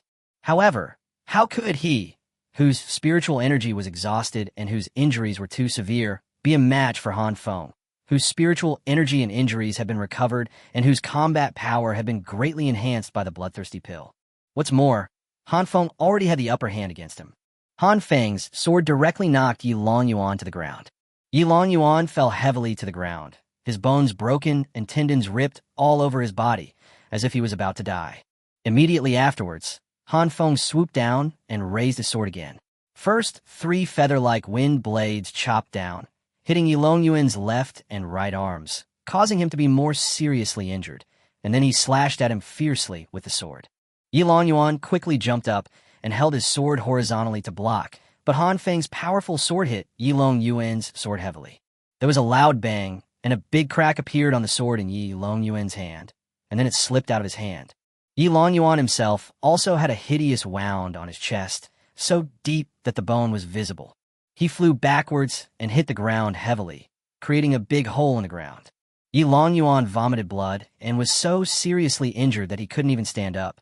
Seeing this, Han Feng immediately flew over, this time with the tip of his sword pointing downward, aiming at Yilong Yuan's dantian. This is the final blow. He wants to destroy Yilong Yuan in one fell swoop. Han Feng is not merciful, nor will he make the mistake of letting the villain die because of talking too much. However, Yilong Yuan was very clear-headed. He knew that he could not beat Han Feng. With Han Feng's character, he would definitely cripple him and torture him in every way. It is never too late for a gentleman to take revenge. Yilong Yuan immediately shouted, "Quit!" In the sky, a curtain of light descended and carried Yilong Yuan upwards. Han Feng's face changed drastically, but it was too late. His sword only cut off Yilong Yuan's left foot. Yilong Yuan left one foot behind, but he still managed to escape. Ah! Han Feng roared unwillingly and slashed the ground with his sword, chopping the foot into pieces of mud and leaving a groove on the ground. He was unwilling to accept the fact that he had missed such a good opportunity. He destroyed many members of the Yi family, but all of them combined were not as important as Yilong Yuan. Yi Wulong, who was far away, saw Yilong Yuan leaving and immediately said, "All members of the Yi family withdraw." "Quit!" All the Yi family members shouted at the same time, and they all left. In the past 3 hours, the Yi family and the Jang family had all finished praying. Jang Suru immediately flew to Han Feng and supported him. She saw that he was covered with bruises and also saw his regretful look. "It doesn't matter. We can't kill him even if we cripple him. Let's wait until we have the chance and kill him with our own hands." Jang Suru comforted Han Feng. Han Feng nodded. He understood Jang Suru's logic. "How are you? Are you seriously injured?" He was badly injured, seriously wounded, and dying. The little fox jumped out and said very seriously and anxiously, "I need a Taoist partner's kiss to get better." Chapter 55, Prayer, Wong Mean's Hope. Jang Suru was stunned for a moment, with a silly expression on her face. Then her face turned red, and she hit the little fox hard on the head. "What nonsense are you talking about, little guy?" Her pretty face was flushed. This little guy actually asked me to kiss Han Feng? How could I possibly eat that in front of so many people? No, that's not the point. The point is, how can I kiss Han Feng? He is not mine. It seems like he's really my Taoist partner. That's not right. When did I start to accept this? I seem to care about Han Feng. How could I care about him? Well, it must be because of me that he got into this situation, so I care about his safety, not because I care about him from the bottom of my heart. It must be like this. Jang Suru explained this to herself, and at the same time adjusted her mindset so that she wouldn't blush so much. Han Feng also regained his composure at this time and recovered from his just felt resentment. It doesn't matter. If I can't destroy him, then I can't destroy him. If I really want to destroy Yilong Yuan, he will never go out in his life, and it will be difficult to kill him. If he is not disabled, Yilong Yuan, who has achieved great accomplishments, will leave the sect sooner or later, and he can then secretly find an opportunity to kill him. This is an endless hatred. If Han Feng and Yilong Yuan were love rivals before, then after Yilong Yuan sent people to attack and kill Wong Mean, and Han Feng killed Yilong Quan and other Yi family disciples, the two of them became mortal enemies. From now on, Han Feng's enemy is no longer Yilong Yuan alone, but the entire Yi family. He has killed so many people in the Yi family this time. If he is alive, it will be a great shame for the Yi family.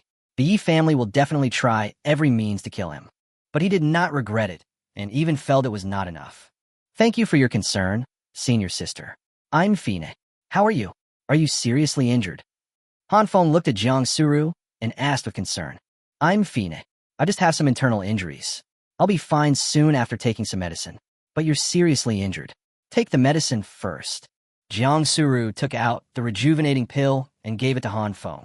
Han Feng took it and swallowed it directly. It was difficult for him to say that he picked up Yilong Yuan's rejuvenating pill. "Thank you very much, senior sister Jiang, and all the brothers of the Jiang family. I am sorry to have caused you so much trouble." A Jiang family member laughed and said, "Hey, we're all one family. Why are you talking about two different things?" The fighting power and ruthlessness displayed by Han Feng successfully convinced the disciples of the Jiang family. Such a genius will surely achieve great things in the future. How could they not curry favor with him? Han Feng is no longer the useless guy that everyone hated. Is Wong Mean. He has recovered a little from his injuries, but his dantian is basically hopeless. I'll go see him. Han Feng flew up on his sword and came in front of Wong Mean. At this time, Wong Mean was leaning against the statue of his ancestor, half sitting. Wong Mean. Han Feng squatted down, his eyes full of heartache. Wong Mean grinned and said, "Sure, Fengzi, I saw the fight you had just now. You're not a useless person. You're very capable. When I go out in the future, I can brag to others that I have a genius brother." Wong Mean, "I'm sorry, it's all my fault. It's all my fault. Don't say that. It was Yilong Yuan who harmed me, not you. Every wrong has its perpetrator. Haven't you also destroyed several people with the surname Yi? Not only did we break even, we also made a huge profit. Those members of the Yi family won't think that Yilong Yuan harmed them, and I won't think that you harmed me. But let me make it clear first. I am a useless person now and cannot practice anymore.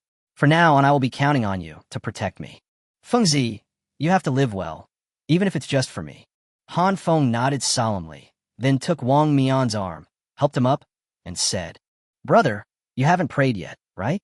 Come, let's pray to the ancestor together and ask the ancestor to show up and help you heal your injuries." Han Feng supported Wong Mean and knelt down in front of the ancestor statue with a plop, then took out 2 fairy crystal from a storage bag. There are only these 2 left. One was given to me by Senior's sister Jiang, and the other was snatched from the little fox. Let's each have one. Okay, one is enough. This little fox is just greedy. Ha ha. Wong Mean smiled brightly. The 2 placed the fairy crystal on the ground and prayed devoutly. The 2 of them spoke together. "Ancestors above and descendants below, please help me and show your spirit. Find a way to heal my brother Wong Mean's injuries. The path of cultivating immortals is too important to him. Ancestor statue, we, the descendants of the future generations, beg you to bless Han Feng and let him live a peaceful and good life." They both prayed at the same time, and the disciples around them and the disciples outside the secret realm could hear it clearly. Everyone was moved. The ancestor worship ceremony is a prayer ceremony that only happens once in a lifetime. It is a rite of passage, a symbol of officially embarking on the path of spiritual practice, and a critical moment to gain the first opportunity. This is the most unforgettable moment in everyone's life, and it is also the only chance to gain opportunity regardless of background, family background, qualifications, or resources. It is their opportunity to determine their upper limit by whether they can lay a solid foundation during the Qi training period. But these 2 people, unexpectedly, chose to use this opportunity to pray for each other. This kind of friendship is touching. This is what brotherhood is. This is true friendship. At this moment, the friendship between Han Feng and Wong Mean touched countless people. The statue of the ancestor is exactly the same as the one in the outside world, with the same face and 8 beads in his hands. The beads lit up and passed down, landing on Han Feng and Wong Mean. Most people have experienced this scene and have seen it many times. Wong Mean's light disappeared 3 seconds after entering his forehead. It's pretty much the same as most people. I grant you the ancient, innate outer sect body refining technique, the immortal Vajra art. It does not require a dantian. It refines the body and allows the body to absorb spiritual energy into the meridians, blood, and muscles, transforming it into innate internal force, strengthening the tendons and bones. It can develop the body to the extreme, making it indestructible, immortal, and indestructible. Wong Mean opened his eyes. Although his injuries had not healed at all, his eyes were filled with shock and a hint of joy. He remembered a legend that before the founder of the Immortal Way created the path of cultivating immortals, this universe was a world of martial arts. If one practiced martial arts to the peak, one could achieve sainthood in the flesh.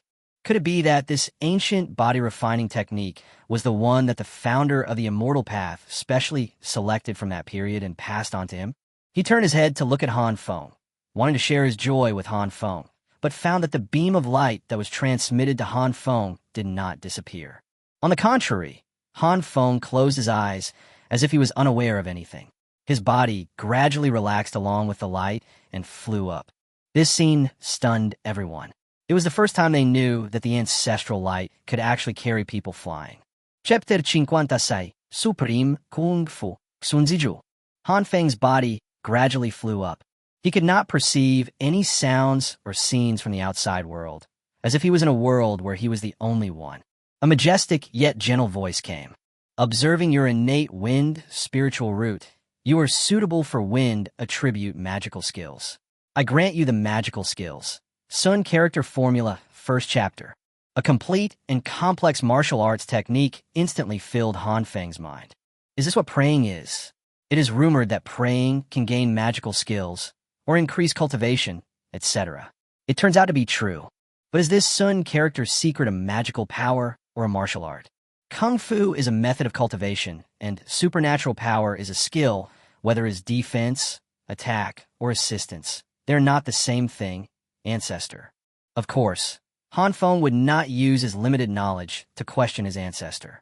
However, the voice did not finish, and continued. Seeing that you have my bloodline and are my direct descendant, I have specially awakened your bloodline and granted you an innate wind body. Child, practice well and cultivate the way of wind to perfection.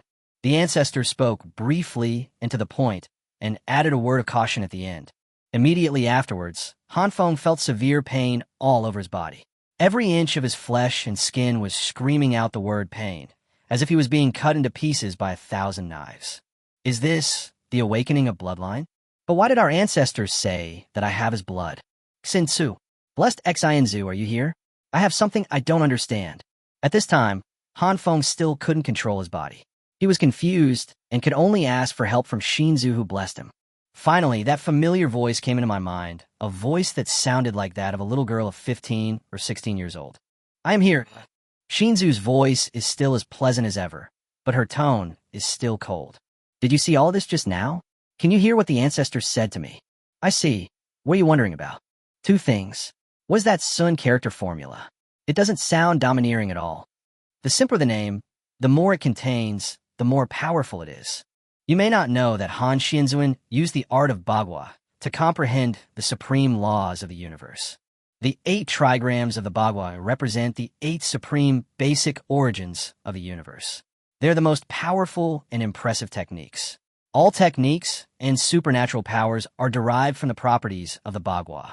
The Sun character formula is one of the supreme rules of the universe. After you practice the Sun character formula, you will possess the basic magical powers that come with the Sun character formula, which you can practice to advance. But you only got the first chapter, the chapters below the immortal path. Maybe Han Xianzuan thinks that you are not qualified to obtain the complete Xuanzi Ju. Then if I give this Sun character formula to my Taoist partner, will I get 10 times the return? Will it be the complete Sun character formula? Han Feng immediately seized the loophole. After a moment's silence, Xinzu's voice finally came. Theoretically, it is useless for you to ask for the complete Xuanzi Ju now, but the rules are set by me and I have to abide by them. If you give it to your Taoist partner, I will return the complete version of Xuanzi Ju to you. Thank you. Han Feng endured the severe pain all over his body and asked. Second question, the ancestor said that I have his bloodline. What's going on? Because you are the descendant of Han Xianzuan. His surname is Han, and yours is also Han. What's so strange about this? But I have such a powerful ancestor. Why am I still a farmer's child? Then do you know that Han Xianzuan has lived hundreds of millions of years ago? Over hundreds of millions of years, his descendants have given birth to countless descendants. His descendants have already spread all over the 9 realms. Any descendant of the Han family may be a descendant of Han Xianzuan.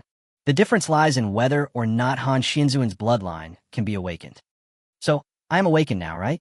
After all, it was the blessing of my ancestors that awakened me personally. Yes, after awakening the bloodline of Han Xianzuan, the benefits are that the combat power soars. The bloodline is the most noble, suppressing all human beings, monster bloodlines. The speed of cultivation is fast, the aptitude becomes better, etc. The benefits are endless. The downside is that if others know that you have awakened the bloodline of Han Xianzuan, countless powerful people will eat you alive and snatch your body and blood. After all, your bloodline is far more valuable to them than any panacea. So, I am in danger?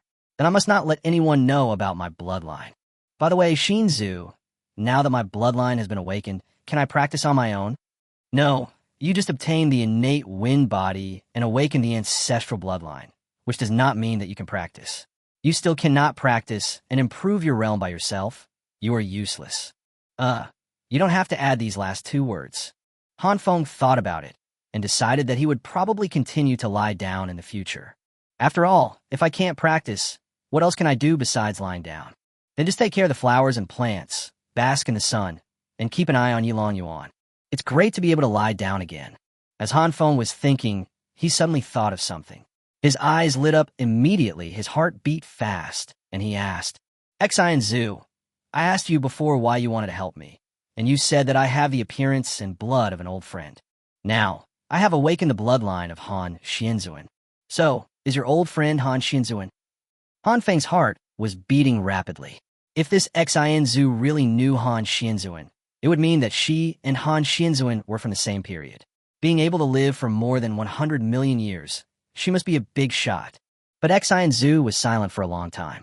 Just when Han Feng thought that the other party had gone offline, Xian Zhu said, You don't need to know so much now. Things at our level are not something you are qualified to know now. They will only bring you disaster. The enemy is everywhere, and we must be careful. Remember, don't mention your bloodline to anyone, and don't mention me to anyone. It's okay if the little fox knows it, but don't let anyone else know. Otherwise, don't blame anyone when you die. Also, be kind to the little fox. After Xinzu finished speaking, the voice disappeared without a trace. Now Han Feng knew that the other party was completely offline. Han Feng said no more and silently accepted the awakening of his bloodline and the changes in his body. But the outside world had already exploded. Damn it, I've been looking for a long time. How long do I have to wait? What's going on? Others' blessings take only 3 seconds, but Han Feng's has already taken 3 hours. That shouldn't be the case. Is there something wrong with the blessing? Wasn't the longest time previously only the duration of an incense stick? Later, that person became an unrivaled genius. Is it possible that Han Feng received a better blessing than any of us? Why?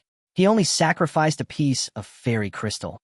Is there a possibility that Han Feng performed too well? He fought against a group of people alone and won. It was a crushing victory. Also, his friendship with Wong Mean might have touched Han Xianzuan. Chapter 57: The Journey to the Secret Realm ends. The disciples outside were all guessing why Han Feng had been blessed for such a long time. There are all kinds of opinions. Some say it's because Han Feng fought against all those villains alone and did not lose, which made the founder of the Immortal Way favor him. Some people say that his relationship with Wong Mean moved the founder. Some people also say that he and his ancestor both have the surname Han, so his ancestor took extra care of him. Everyone scoffed at this last guess. After all, there's so many people with the surname Han, and it is not a rare surname. There are a lot of them in the Yin-Yang sect. Why haven't we seen people with the surname Han being given extra care before? Little did they know that this most outrageous answer was the closest to the correct answer. No matter how people speculated, they all concluded that Han Feng had obtained a great opportunity. People are looking forward to being able to tell everyone that he got them after the Korean trend ends. Finally, after another hour, the tingling sensation on Han Feng's body gradually disappeared, replaced by extreme comfort. It wasn't that comfortable, just an ordinary state, but for Han Feng, who had suffered from 4 hours of torture, this ordinary state was already the ultimate enjoyment. He felt his body was much lighter than before, and he was more in tune with the wind element between heaven and earth. He could even feel the faintest breeze from the breathing when someone was talking next to him. And he can also control some of the power of the wind. Is this the innate wind body? Awesome. Han Feng woke up, and the light curtain disappeared, and his body fell freely downwards. When he was about to hit the ground, Han Feng landed steadily. Han Feng, you're finally done. We were all worried about you, Jang Suru said with a frown. The Jang family disciple next to him immediately said, Hey, don't say anything careless. We're not worried. We're the only one who is worried. Everyone laughed, and Jang Suru blushed again. Wong Mean was supported by someone and came to Han Feng and said, Hey Fengzi, what did you get? Let me tell you, this time Shut up and talk after we get out. Han Feng felt it. Wong Mean immediately understood and nodded. There are so many people here, and Han Feng doesn't want to say too much. By the way, where's Zhang Xiao? Han Feng suddenly asked. After coming in, Wong Mean should have been with Zhang Xiao all the time. Now that he only saw Wong Mean and not Zhang Xiao, Han Feng remembered it. Wong Mean shook his head and frowned. I don't know. She and I were searching for the immortal crystal before. When Yilong Yuan showed up with his men, they took me away. Zhang Xiu, and I don't have any sound transmission jade slips, so I guess she's still looking for me. What you say will come true. At this moment, a figure flying a sword flew over from a distance, shouting Wong Mean. Everyone turned their heads and saw Zhang Xiu, who looked anxious, flying slowly towards them on his sword. Zhang Xiu was only at the 5th level of the Qi training stage and flew very slowly. I'm here. Wong Mean waved towards Zhang Xiu. Zhang Xiu finally flew over, and seeing Wong Mean covered in wounds, his eyes immediately became wet, and he cried. How did you become so miserable? Did those bastards from the Yi family hurt you? Why is your dantian rotten?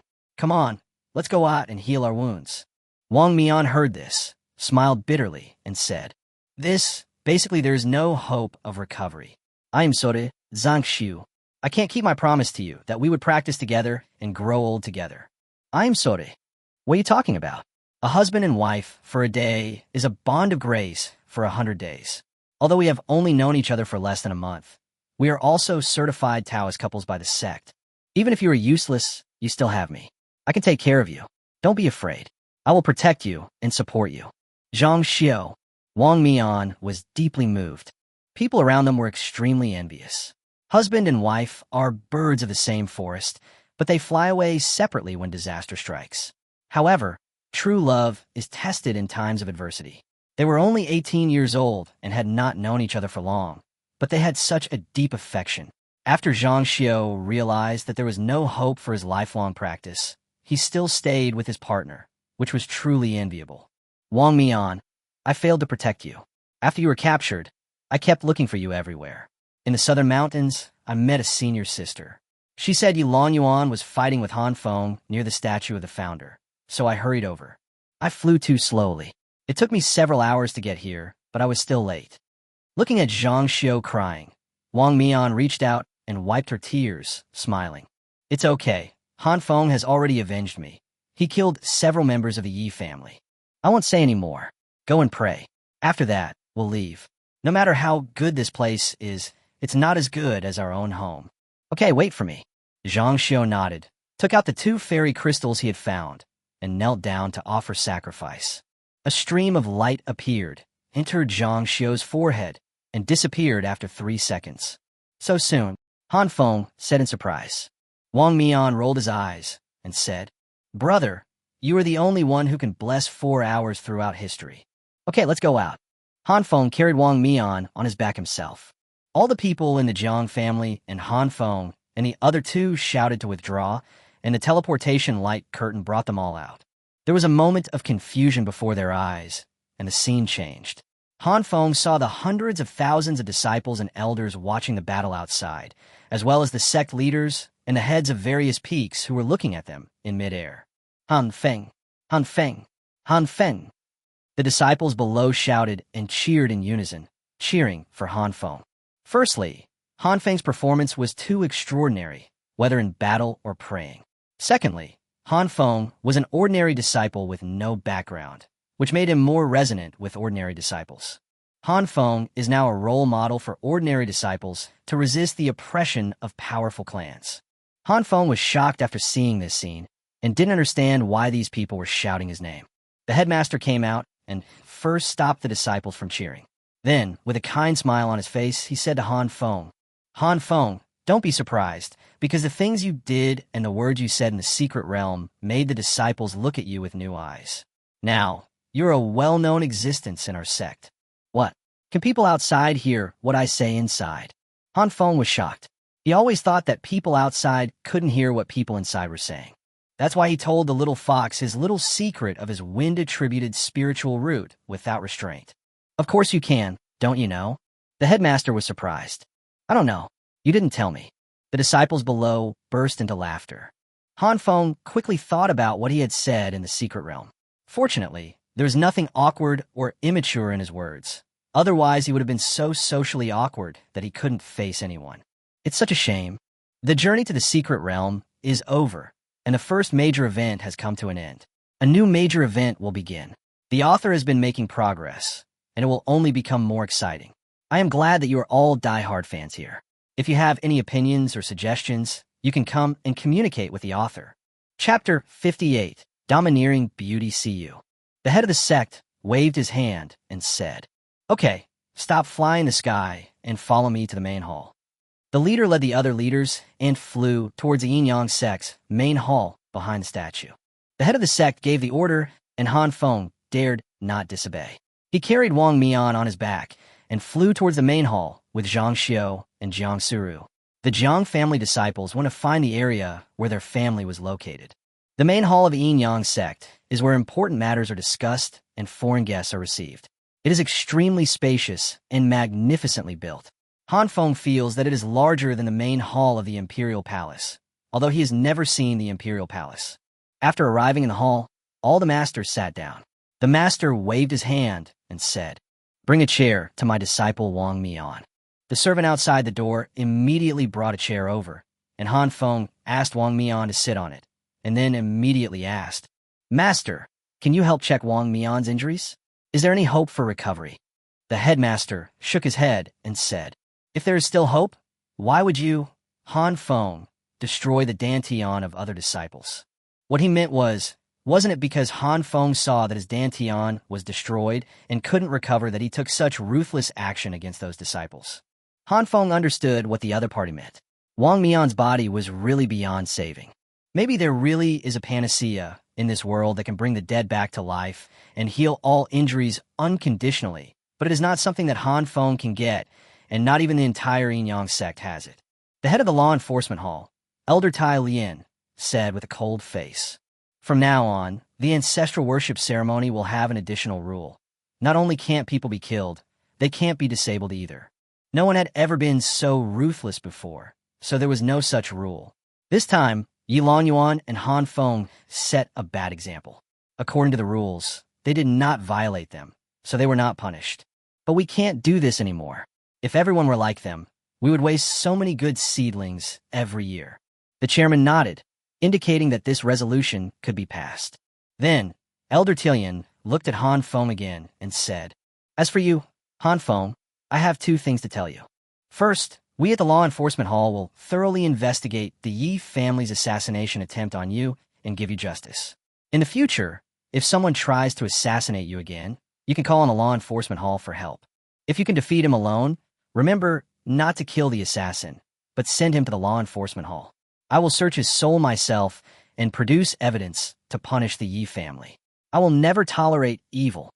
Han Feng felt warm in his heart, clasped his hands, and said, "I have long heard of Elder Talian's reputation for being impartial and just. I admire him very much, and I believe that he will give me justice.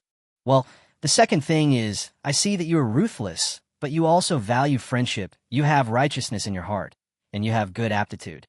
I am willing to accept you as my disciple, to enter the Law Enforcement Hall, to become a disciple of the Law Enforcement Hall, to handle cases impartially and enforce the law strictly." Before Elder Talian could finish his words, a loud noise was heard from his side. Everyone turned their heads and saw that the armrest on the right side of the chair of Siu, the head of Luoxia Peak, had been shattered. Siu's eyes were cold.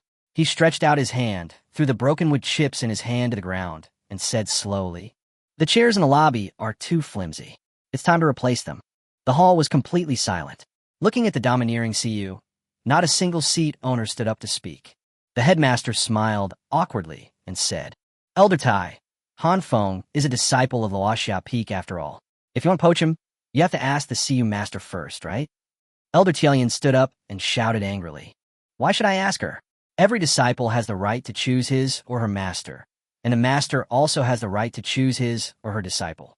Only when both parties agree, the master-disciple relationship is established. Do all disciples from different peaks have to worship the headmaster as their master?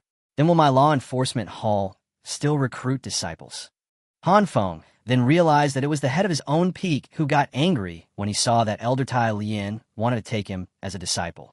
No wonder the aptitude and fighting ability I have shown are indeed good. It is reasonable for the big guys to want to accept me as a disciple. Just looking at this, it seems that this master has a bad temper. The head of the sect waved his hand and said, "Sit down first. You two have the hottest tempers in the entire sect. Of course, you are both qualified to accept disciples, and other leaders are also qualified to accept disciples. I am asking now, who is willing to accept Han Feng as his apprentice. The chairmen looked at each other, and just as they were about to raise their hands, a sound suddenly came out of Chairman Siyu's nose. This threatening voice frightened the other leaders so much that they dared not raise their hands. Han Feng was shocked. Is his leader so domineering? This big sister who looks young, beautiful, and has a good figure, is she so powerful? With a cold snort, the leader of the entire sect was so scared that he dared not speak. A perfect thigh. If not now, when? Elder Tielian frowned and said, Siyu, what do you mean, if you don't accept it? You won't allow others to accept it. Siyu, under the veil of the throne, slightly opened her red lips and said coldly, Did I say I wouldn't take it? I also didn't say you can't snatch it. Who would dare to rob you like this? Is it my fault? You humph. It's hard to conspire with a woman. Crack, and the armrest on the left side of Siyu's seat also broke. She stood up and said slowly, Whether to accept someone or not is up to me. I have very strict requirements for accepting disciples, and those with poor qualifications will not be accepted. This Han Feng himself said that he has a wind attribute spiritual root. I haven't personally tested it yet, so how can I jump to conclusions? After finishing his words, President Siyu waved his hand domineeringly towards Han Feng. Han Feng hurried over. This woman has a bad temper. You must not mess with her. Stand up straight and don't move. Chairperson Siyu first stretched out her flawless white jade-like hand, placed it on the back of Han Feng's neck, touched it, and then placed it on Han Feng's dantian, inputting spiritual energy and releasing her spiritual sense to explore. After a moment, Siyu said, It is indeed a spiritual root of wind attribute, and the physical strength is very high, the blood is rich, and there is some special active agility in the blood. I don't know what blood it is, but it should be good. Well, I'm still a virgin. Han Feng was so upset. Was it necessary to say this last sentence? Siyu looked at Han Feng and said slowly, Before, when my disciple Jang Suru chose you, I was a little confused, but I didn't bother to care. Now it seems that you are indeed worthy of her. She has good taste. Jang Suru's pretty face turned slightly red. She had absolutely no taste at all. She chose Korean style simply because she had no other choice at the time. There was only a dog and a Han Feng left, and she couldn't just choose the dog. But now it seems like I really found a treasure. This Korean style is really good. It's strange. He and Yilong Yuan are both very talented and can both put pressure on me. So why don't I hate him? Chapter 59. Enlightened Jiang Qingzuan. The headmaster asked, Since Han Feng has good qualifications, are you willing to accept him as your disciple? Siyu looked at Han Feng and said coldly, Han Feng, are you willing to take me as your master? However, before Han Feng could answer, Elder Tielian said, Han Feng, I am willing to accept you as my disciple. If you think about it, there are many opportunities to make merit in our law enforcement hall. You can also go on missions in exchange for contributions. In the sect, contributions can be exchanged for resources. If you follow me, you will get more than Master Siyu. Hearing this, Han Feng looked at President Siyu. They have already made an offer. Why don't you also tell me about your advantages so that I can choose? It feels so good to have a choice. It's unlike the blind date meeting last month, where the elder just repeatedly asked Jang Suru if he was willing, but didn't give him a second chance to say yes or not. Siyu glanced at Han Feng coldly and said, What are you looking at me for? Are you waiting for me to raise the price for you? Apart from the occasional guidance in cultivation, there is basically nothing else you can do with me. With your enruer's aptitude, I think it won't be long before you can break through to the foundation building stage. At that time, you two disciples with natural spiritual roots can become my personal disciples. Apart from occasional guidance, you're mostly on your own and have little to do. Nothing to do. This is good. You can lie flat. As for the resources that Tielian mentioned, they were of no use to him since he couldn't practice himself. Whether he can improve himself depends entirely on Jang Suru, and Jang Suru has the Jiang family behind her, so she is not short of resources. Han Feng's eyes lit up, and he found Master Siyu more and more pleasing to his eyes. But it would not be good to offend Elder Tielian by directly rejecting him, so we still have to give him a way out. So Han Feng asked, Elder Tielian, I want to ask, after joining the law enforcement hall, do I have to work every day? Of course. Every disciple of our law enforcement hall must go out on patrol regularly to stop fights and other illegal and disorderly incidents. This is the unshirkable responsibility of every disciple of the law enforcement hall. Han Feng nodded, clasped his hands, and said, "Well, thank you, Elder Tai, for your kindness, but I'm used to being lazy and only like to spend my days growing herbs and basking in the sun.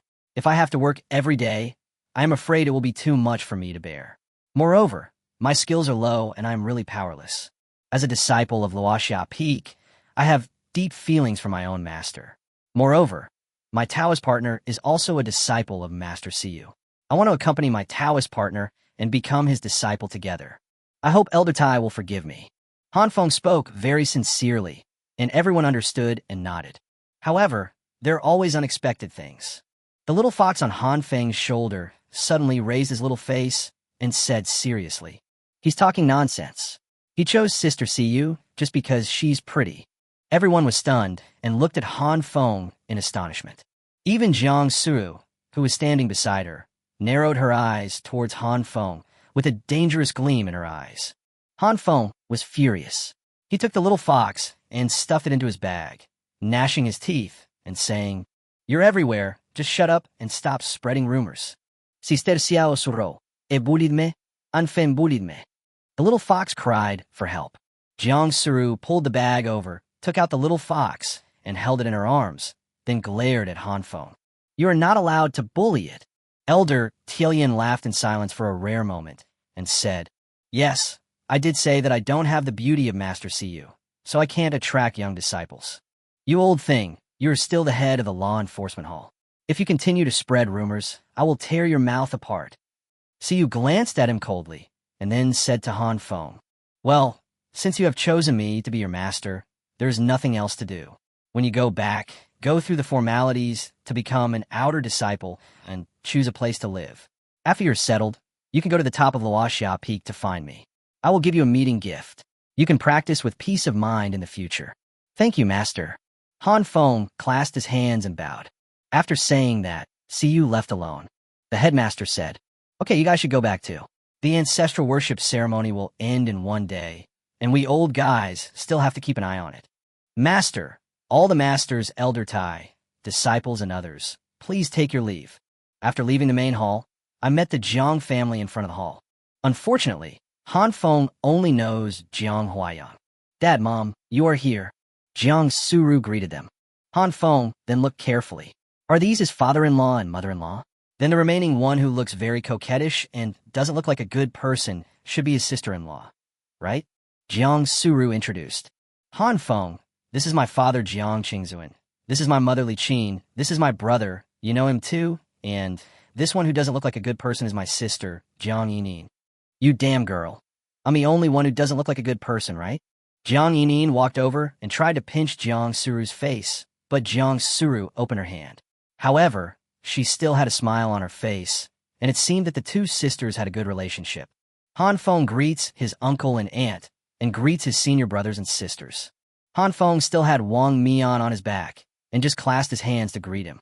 After all, they're just a couple and have not yet married. Moreover, there's almost no such thing as marriage in the world of cultivation, and there are not many worldly rules.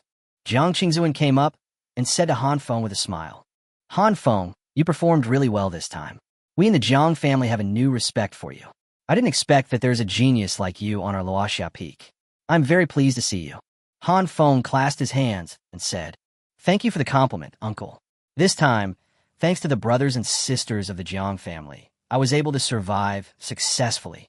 No, it's not the Jiang family who helped you, but you who helped the Jiang family." Jiang Qingzuan shook his head and said, "If you weren't there at the blind date convention, Rower would still choose someone else. Yilong Yuan would still take action, and in the secret realm, the Jiang family would still go to war with the Yi family. Because Rower is the cause of this incident, and you are the result of this incident. There must be a cause for every effect, and no matter who the result is, this incident will definitely happen. No matter who it is, they would not be able to withstand such an attack from the Yi family. Because of you, and only you, you were able to successfully resolve the Yi family's troubles and save the Jiang family's disciples.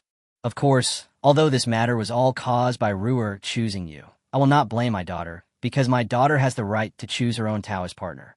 If she doesn't like Yilong Yuan, no one can force her. She was not wrong to reject someone she didn't like. If you want to blame someone, blame Yilong Yuan for being petty, vicious, cruel, and ruthless, and having no sense of shame. If you want to blame someone, blame me for not discovering Yilong Yuan's conspiracy sooner.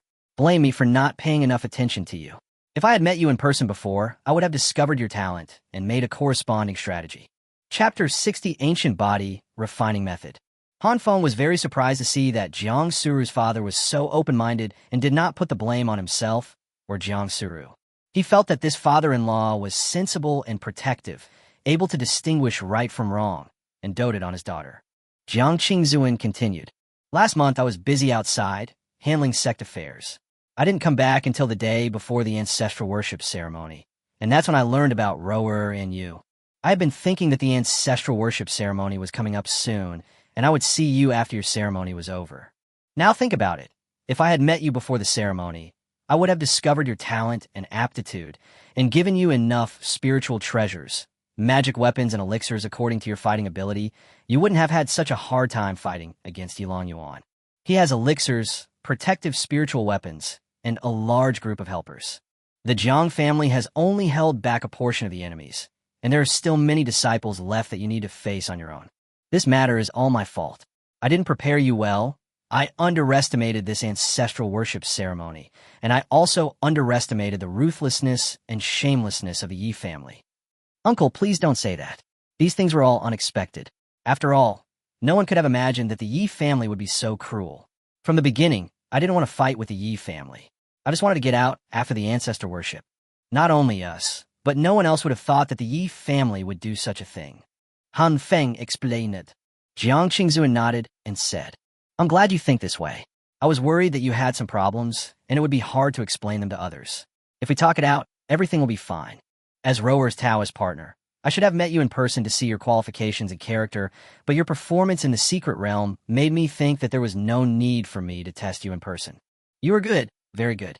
This time, because of Rower, I caused you trouble, and you also helped the Jiang family. The Jiang family owes you a big favor. If you have any problems in the future, come back home and just say hello. Don't treat us as outsiders. Jang Suru's mother rolled her eyes at him and said, Look at what you said. Can't you come home if there's nothing wrong? The Jiang family will always welcome Han Feng. Han Feng grinned, feeling warm his heart, and said, Thank you, uncle and aunt. Jiang Qingzuan looked at Wong Mean on Han Feng's back, sighed, and said, This child is also a good child. It's a pity that he was harmed like this. After I go back, I will prepare a small gift and send it to this little Taoist friend to express my apology. Wong Mean smiled and said, It's okay, it's all small, uncle, don't worry. Jang Suru said, Dad and Mom, if there's nothing else, we can go back first. We still have a lot of things to deal with. And Han Feng still has to go and pay his respects to the master. Okay, go back quickly and have a good rest when you get back. A group of 4 flew towards Luoxia Peak. As he flew, Wong Mean cursed. You son of a bitch, Han Feng, why didn't you tell me earlier that you could fly? I had to climb a mountain with you when I came here. Han Feng grinned and said nothing. They came to the outer disciples of Luoxia Peak and arrived at Zhang Xiu's small courtyard. Most of the outer disciples area are townhouses, and ordinary disciples can only live in ordinary courtyards. Those whose families are well off, such as Jang Suru, can build small buildings with money paid by their families. After arriving at Zhang Xiu's residence, he entered the room and put Wong Mean on the bed to rest. Han Feng said, Okay, now there are no outsiders here. You can just say whatever you want to say. I'll go first. Jang Suru held the little fox, looked at Han Feng coldly, and asked, Shouldn't you first explain what your cultivation is all about? Huh? What's going on? Aren't you a useless person? Where did you get your cultivation? Wong Mean also said, Yes, I also want to ask, kid, you have lived and eaten with me for 5 years, and I have never seen you practice seriously. How come you have reached the peak of Qi training? Han Feng smiled and said, What a gift. Then why do you pretend to be a useless person? Jiang Suru continued to ask. Han Feng looked at her and said seriously, Because I'm not you. What's the meaning? You have a natural spiritual root and great aptitude, but you have a big family behind you to protect you, so no one dares to touch you. But I didn't. I have to keep a low profile and protect myself because a tall tree attracts the wind. Han Feng used the same rhetoric again. But once you reveal your talent, more people will pay attention to you, and the head of the sect will pay attention to you, and they will be able to give you better resources and protection. I don't want so many resources. I just want to live a stable life. Just want to survive. It's that simple. I have no interest in the strong being king or in wealth and glory. I just want to plant flowers, grow grass, bask in the sun, and live a carefree life. If I wanted resources or something, I should have told your father just now that I wanted to marry into the Jang family. With my qualifications, the Jang family would definitely focus on training me. But I don't want it. Hearing this, Jang Suru looked at him for a long time and said, "If this incident hadn't happened, would you have continued pretending?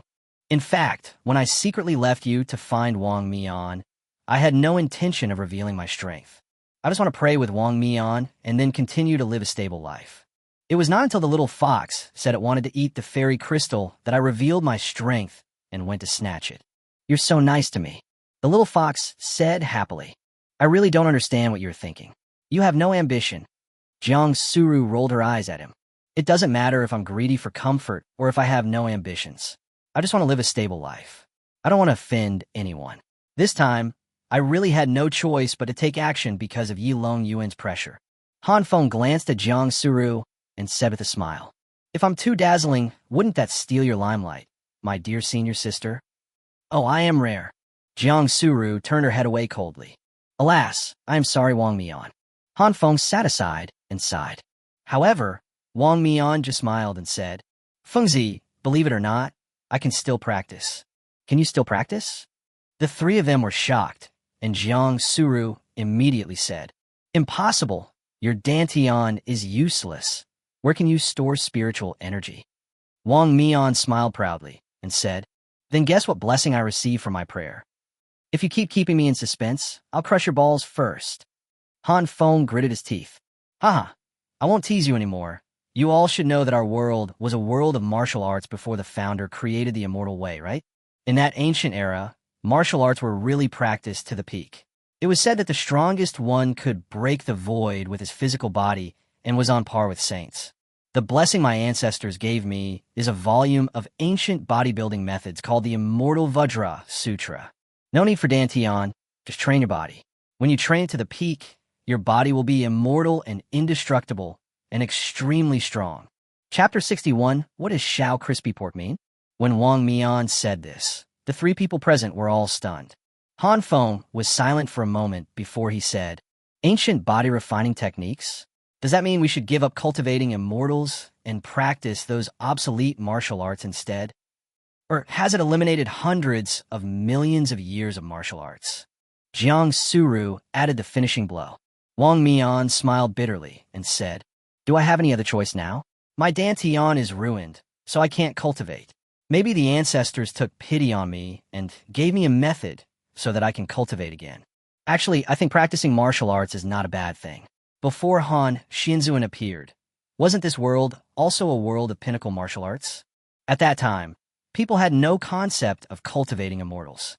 Everyone practiced martial arts, and there were also powerful people who could fly into the sky, hide underground, burn mountains, and boil seas. They were extremely powerful, and I think that if I can succeed in martial arts, it will be very impressive. For example, I don't have the ability to cultivate immortality, so when I fight with others, they just use their spiritual sense to scan me and find that I'm a useless person. As a result, I caught him off guard and punched him dead. Hi. You didn't expect that I'm a martial artist, huh?" Wong Mean laughed loudly. He was not distressed at all because he could not cultivate immortality. Instead, he wanted to comfort everyone. Jang Suru held the little fox in her arms and said leisurely, "But martial artists are rare in this world, and you don't have any basics. How can you practice without a master to guide you? How can you practice by yourself?" But speaking of my master, I remember my father telling me when I was a child that there seemed to be an old senior in our Yin-Yang sect who, when he was in the Jindan stage, fought with someone and his dantian was destroyed and his cultivation was ruined from then on. Everyone thought his life was over and stopped paying attention to him. But unexpectedly, he hid in the back mountain alone and devoted himself to practicing martial arts. Later, one time about a few decades ago, the sect was invaded by foreign enemies, and the Yunshao sect launched a large-scale attack on our sect. The battle was extremely fierce. The old senior took action and knocked out a Nascent Soul cultivator with one punch. After that, he single-handedly held back the three Nascent Soul cultivators on the opposite side and did not lose the upper hand. After successfully repelling the Yunxiao sect, the senior became famous. Later, we joined forces with other sects to launch a counterattack and wiped out the Yunxiao sect in one fell swoop. The headmaster invited him to come out of the mountain and become an elder, but he refused. He was also offered a reward, but he refused it and hid in the back mountain to practice in seclusion. When some people saw how good he was at martial arts, they wanted to send their less talented disciples to become his disciples, but he never accepted them. He had an odd personality, never accepted any disciples, and had no Taoist partner. He practiced martial arts alone in the back mountain. Because he is too powerful and has such a strange temper, we usually don't dare to go to that area. If he could persuade this old senior to accept him as his disciple, then perhaps Wong Mean would have hope in his martial arts training. Hearing this, hope ignited in everyone's hearts. Suddenly, Wong Mean said, "But I'm just a poor boy with nothing. How can I ask someone to accept me as my disciple?" Han Feng immediately said, "There were many people who were richer than you in the past, and they brought rich gifts to visit him. But he didn't confiscate them, did he? Never mind, we have to give it a try. If you just lie here, will they take you in?" Jang Suru also nodded. "However, we can ask Master for help and ask Master to take us there. After all, Master still has a lot of faith in the sect." Han Feng thought of his master with a proud figure and asked curiously, "Master, can that old senior accept Wong Mean for your sake?" "Not necessarily, but it can prevent that old senior with a weird temper from beating us to death. Or if he wants to beat us to death, Master can help stop him." Everyone was shocked and terrified. Zhang Xiu was not afraid of death and immediately said, "Then shall we go and pay our respects to the Lord Chairperson first?" The master rarely sees people on weekdays, so it's not easy to go see him without a suitable reason. However, didn't the master say that after Han Feng completed the outer disciple procedures, he could go to see her, and she would give Han Feng a gift? We can take this opportunity to go meet him together. At worst, Han Feng won't want a gift, but it would be fine if Master could help introduce him to us. Okay, let's do it. Han Feng nodded immediately. Let's go. Jang Suru turned around and walked out. Wait a minute, there's something else. Han Feng suddenly grabbed her hand. This hand-pulling made both of them stunned.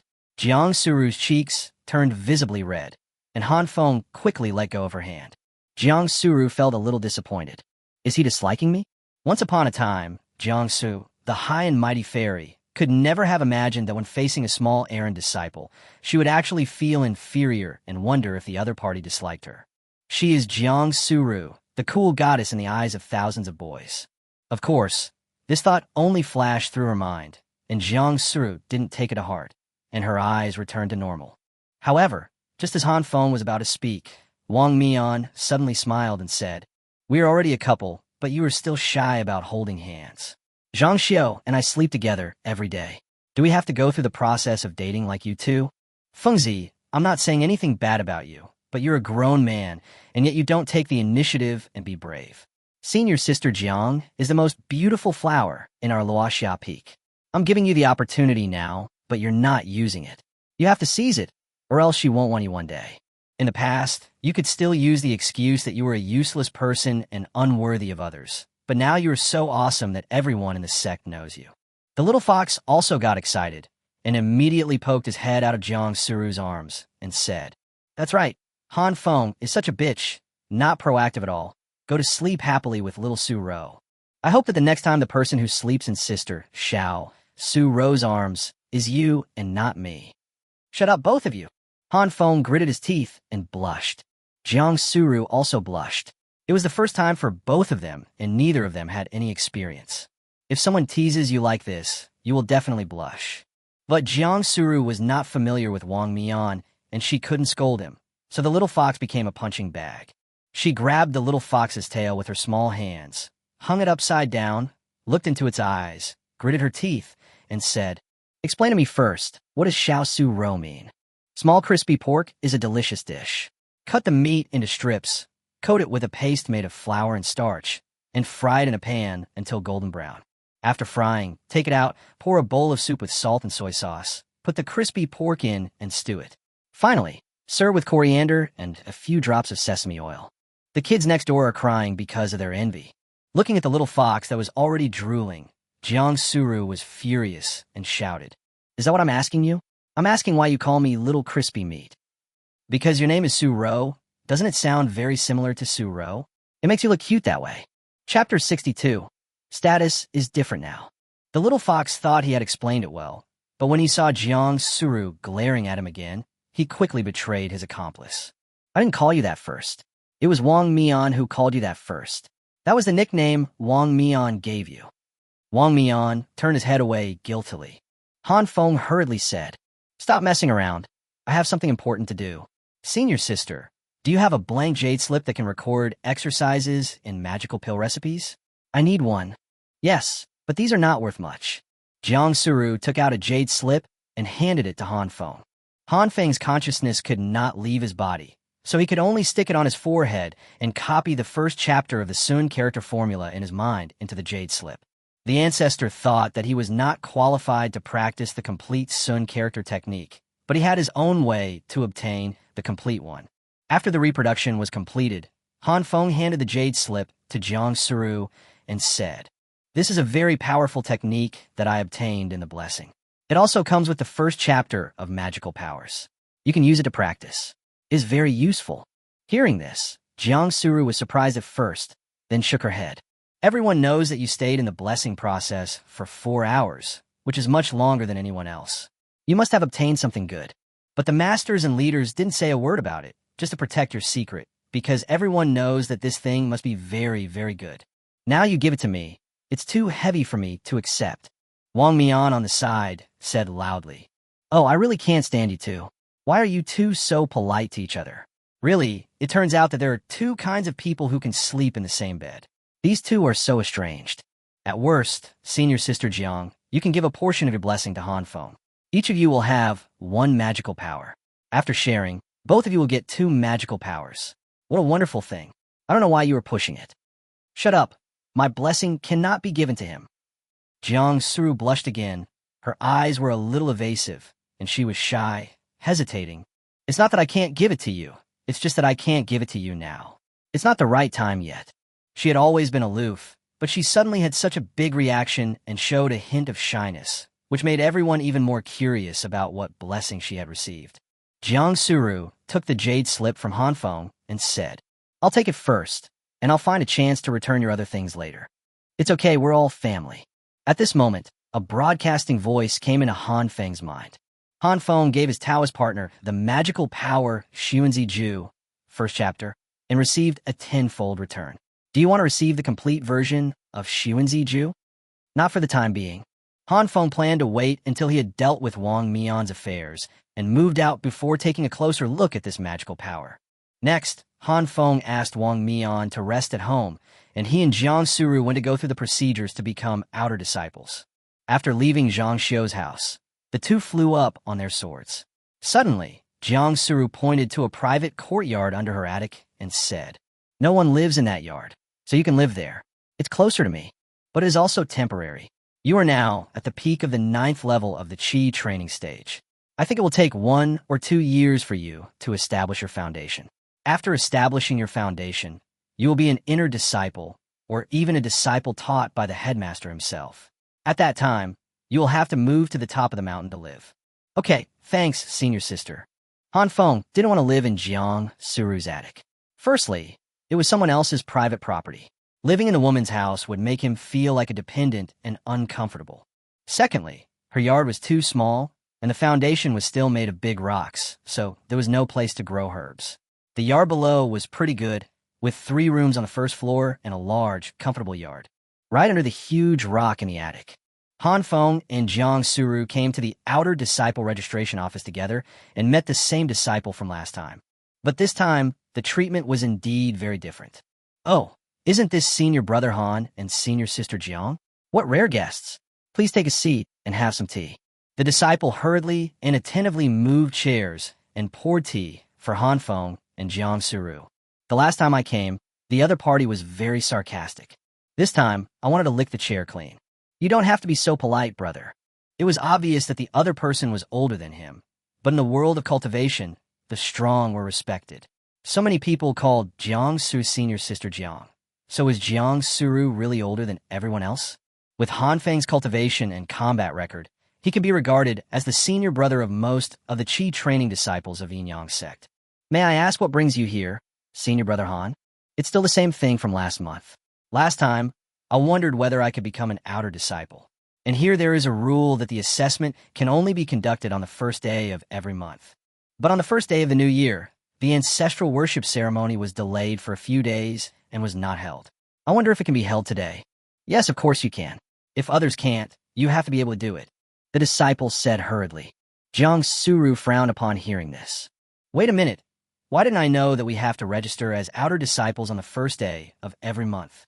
Can we do it every day? Yes, it's always possible, the disciple said quickly. Then he quickly walked towards the door. That's not right. The last time I came here, the sign over there said that it was only available on the first day of every month. As Han Feng spoke, he watched the disciple put the sign into his storage bag. Brand? Where does the brand come from? There is no brand. The disciple said this shamelessly. Han Feng was full of black lines on his head. Do you think we are all blind? Jang Suru snorted coldly. Humph, they just want to be lazy. The one in charge of checking the cultivation is a foundation-building deacon disciple. He wants to free up time for cultivation, so he gathered everyone to register on the first day of the new year, right? Don't blame me, Senior Sister Jiang. It's all our fault. They can only bully ordinary disciples, like Han Feng.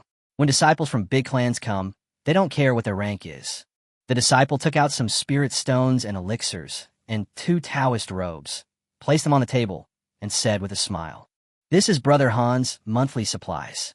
The quota for outer disciples is 5 spirit stones and 10 Qi condensation pills per month. I'm giving you 3 this time. Please don't blame me. I beg you to let it go. Han Feng didn't think there was anything wrong with this. If he had really become an outer disciple last time, Yilong Yuan would have known his strength and would have sent more powerful assassins to kill him, and he would have no chance to kill the assassin in return. If he hadn't killed the assassin, there would have been no white silk flower for more than 300 years, and he would not have been able to trick Yilong Yuan in the battle later. There will not be any subsequent trick of pretending to be a pig and eating the tiger to deal with the Yi family. All I can say is, there is no coincidence in the world. It was precisely because he did not become an outer disciple last time that so many things happened later. So he did not blame the disciple. After getting the things, Han Feng and Jang Suru went together to take Wong Mean to see his master, Master Siyu. Chapter 63, Master's Gift, Quan Xing Phone Wings. As for the registration process that supposedly requires checking cultivation qualifications, that's a joke. With Han Feng's combat prowess in the secret realm, he doesn't need any testing. Those 2 Taoist robes were the set of clothes for outer disciples, but not many people wore them, and the sect did not have any mandatory requirement for disciples to wear Taoist robes. After Wong Mean recovered from his injuries, he was able to walk with difficulty, but in order to save time, Han Feng still carried him on his back, and they all flew up the mountain together. They arrived at the main hall of Luoxia Peak. The residence of President Siyu was in the courtyard behind the main hall. Jang Suru led them there with ease. Disciple Jang Suru, along with disciples Han Feng, Wong Mean, and Zhang Xiao, request to see Master. Standing in the yard, Jang Suru clasped her hands and spoke loudly. Come in. The maid opened the door, and a group of 4 people went in. Han Feng saw that the huge living room was elegantly decorated. Master Siyu was sitting on a chair inside with her legs crossed. Her upper leg was exposed at the slit of her clothes. Her long legs were smooth, straight, and without any excess fat. They were exposed naked in front of everyone's eyes. Han Feng and Wong Mean stared with their eyes wide open. You don't want your eyes anymore, Chair Siyu said slowly without even raising his eyelids. Everyone bowed their heads hurriedly. Only the little fox, ignorant of the danger, pretended to be drooling and said coquettishly, Sister, your legs are so beautiful. I want to touch and lick them. Chairwoman Siyu gave the little fox a strange look. If a man dared to speak to her like that, he would die without knowing how he did it.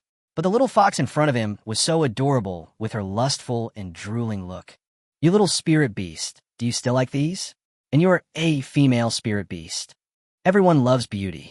My sister's beauty is loved by everyone, regardless of gender or species.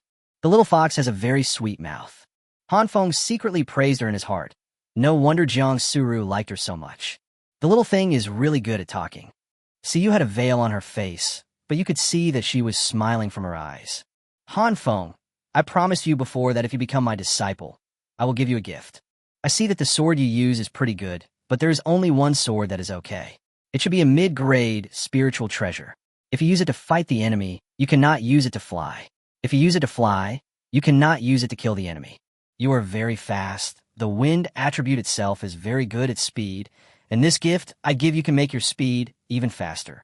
See, you stretched out her hand, and a pair of wings as thin as a cicada's wings appeared in her hand.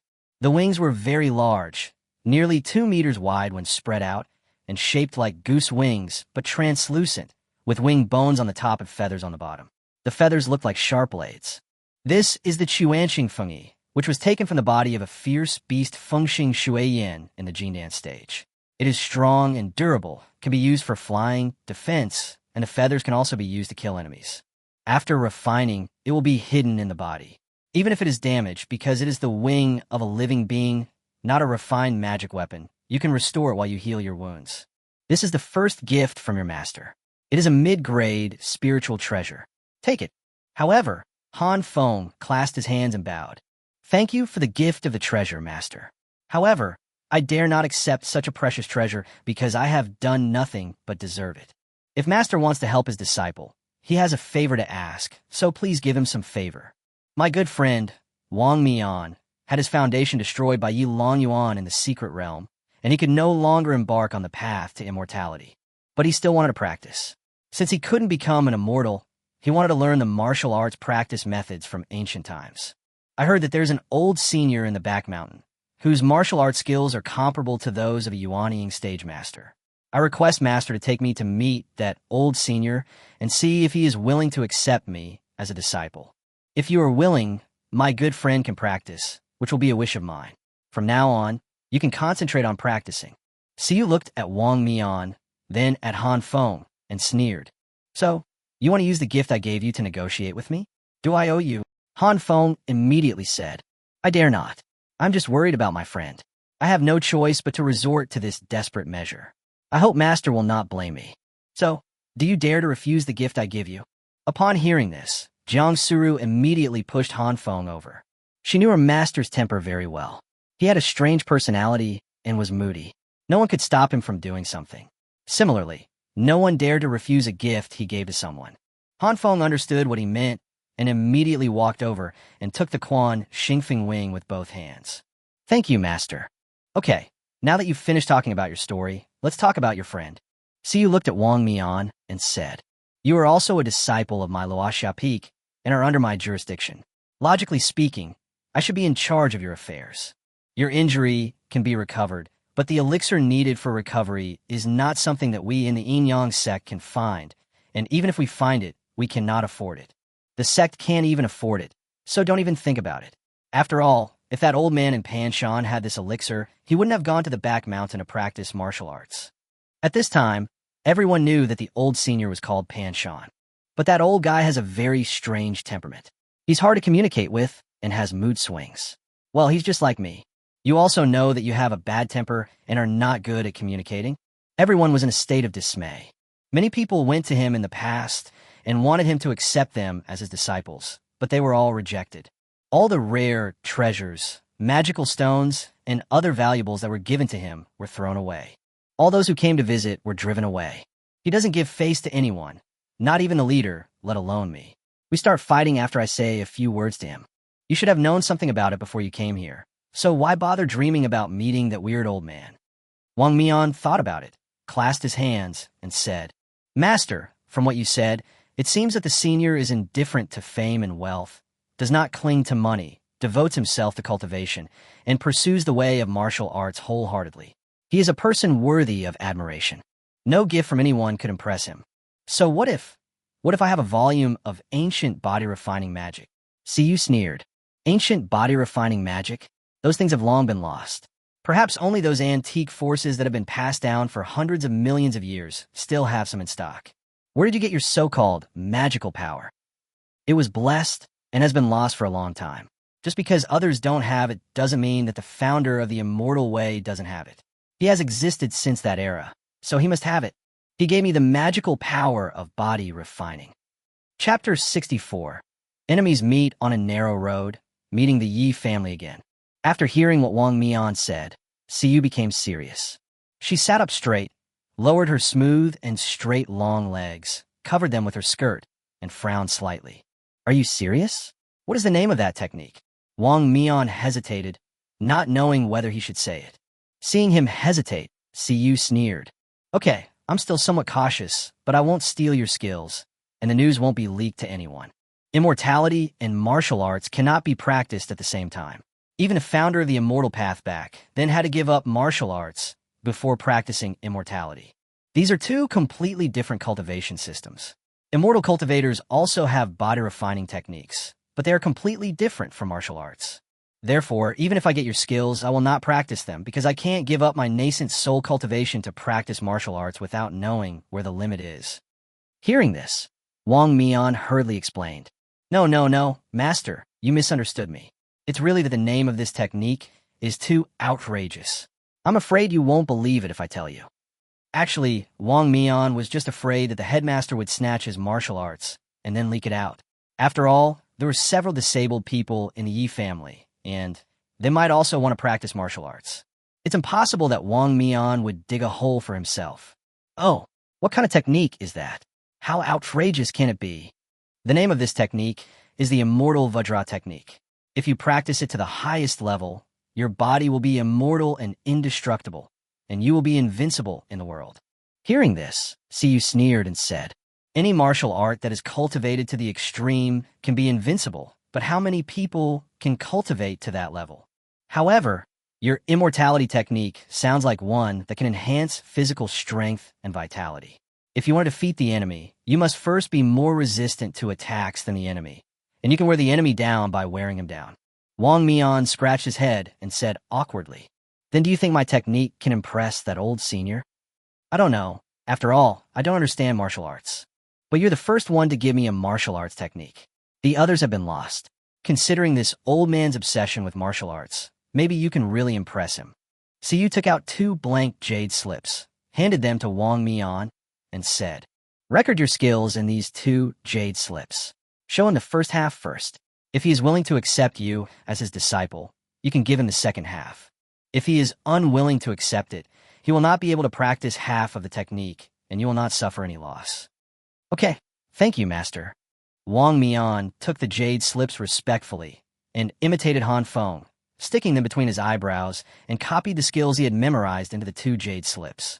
So you stood up and said, For the sake of my 2 disciples, I will take you there once. But that old guy is not easy to communicate with. If they want to kill you, remember to run away quickly. I can still help you block them. These words left everyone with lingering fears, but for Wong Mean, they had to go through the dangerous terrain. Han Feng carried Wong Mean on his back, and several people followed the leader and flew towards the northern part of Yin Yang sect. After arriving at a big mountain in the north, Han Feng saw many streams on the mountain, converging into a low pool of water. The pool was next to a cliff, and a waterway fell down the cliff, forming a magnificent waterfall. Patron Siyu brought them to the back of the mountain, and they saw that below the waterfall was a pool of water formed by the impact. The pool of water flowed to the north, forming a river flowing into the distance. Under the waterfall, next to the pool, there are 2 wooden houses. They look quite simple. After all, the house where Han Feng lived as a menial disciple before was a brick house. Look, this is where the old man from Panshan lives. Huh, why is there someone here? When everyone looked over, they saw a large group of people, young and old, gathered in the open space in front of the 2 wooden houses. The old ones were all very anxious, and the young ones had a big hole in their dantian. Looks extremely pitiful. As for how those big holes came about, Han Feng was very familiar with it. They did not land, but just watched in midair to see what the Yi family was going to do. Yilong Yuan's father stood in front of the wooden house and clasped his hands. Old Senior Panshan, I'm a descendant of a Yi family. 100 years ago, you and my grandfather Yi Qingmei were close friends. Now I have an important matter to ask of you, and I hope you will meet me. After a while, the wooden door opened and an old man walked out. The old man had a head full of long white hair and a long beard, and looked very sloppy. He was only wearing a vest and shorts, and his whole body was muscular, looking very strong and brave. His appearance was seriously inconsistent with his figure.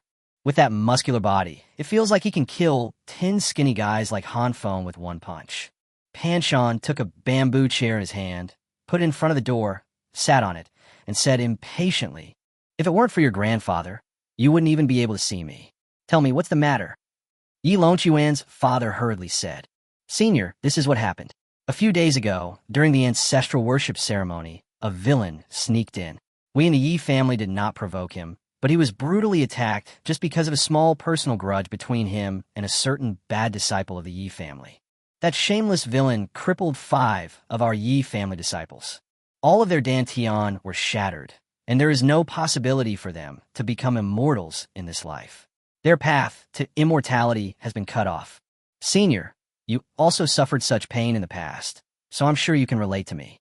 Hearing this, Panshan looked at the 5 Yi family disciples, and seeing the miserable state of their dantian, he nodded and said, "He is indeed a shameless villain.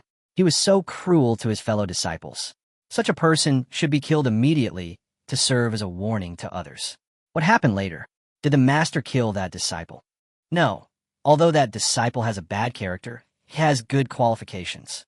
The master has protected him, and he is still at large. Such things are not worth dying for. Forget it. It's none of my business. Tell me, what do you want from me? Do you want me to help you kill that disciple? No. It's just a small matter.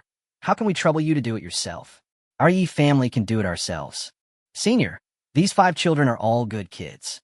Seeing that their lives have no hope of becoming immortals and are ruined like this, we, as parents, really cannot bear it. That is why they have come to visit you, bringing with them generous gifts, hoping that, for the sake of my grandfather, you would accept them as your disciples and let them practice martial arts with you.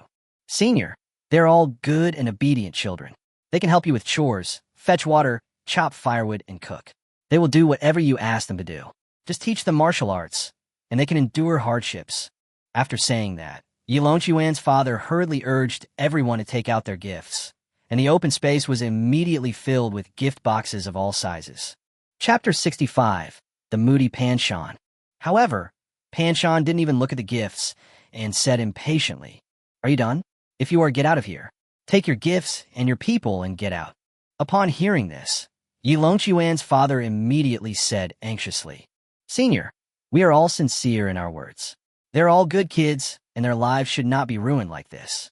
I hope you will grant me some permission, even if it is just for the sake of our ancestors, to give me some guidance.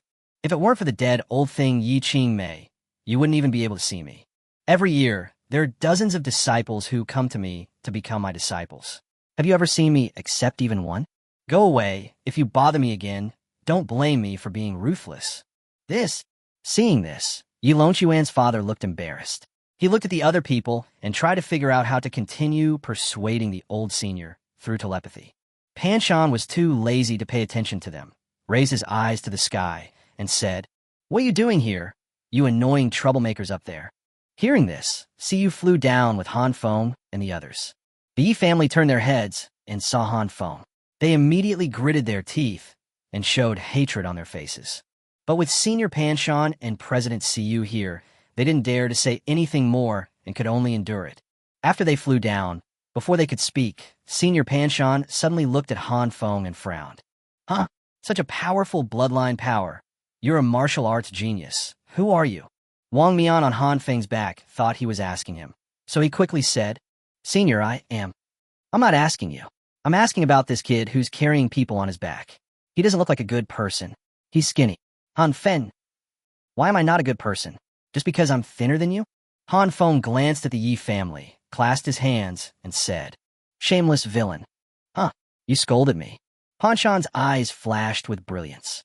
"Senior, I am not scolding you. I am just introducing myself. I am the shameless villain mentioned by the Yi family. Those disciples were all crippled by me." Yilong Yuan gritted his teeth and said, "You bastard Han Feng, you also know that you're a shameless villain, right?" Panshan's expression suddenly turned serious, and he snorted coldly. "You are so cruel to your fellow disciples, so you must be a ruthless person who has done many evil things. Since you have come to me, I will clean up the mess for you, the master." After saying that, he punched Han Feng.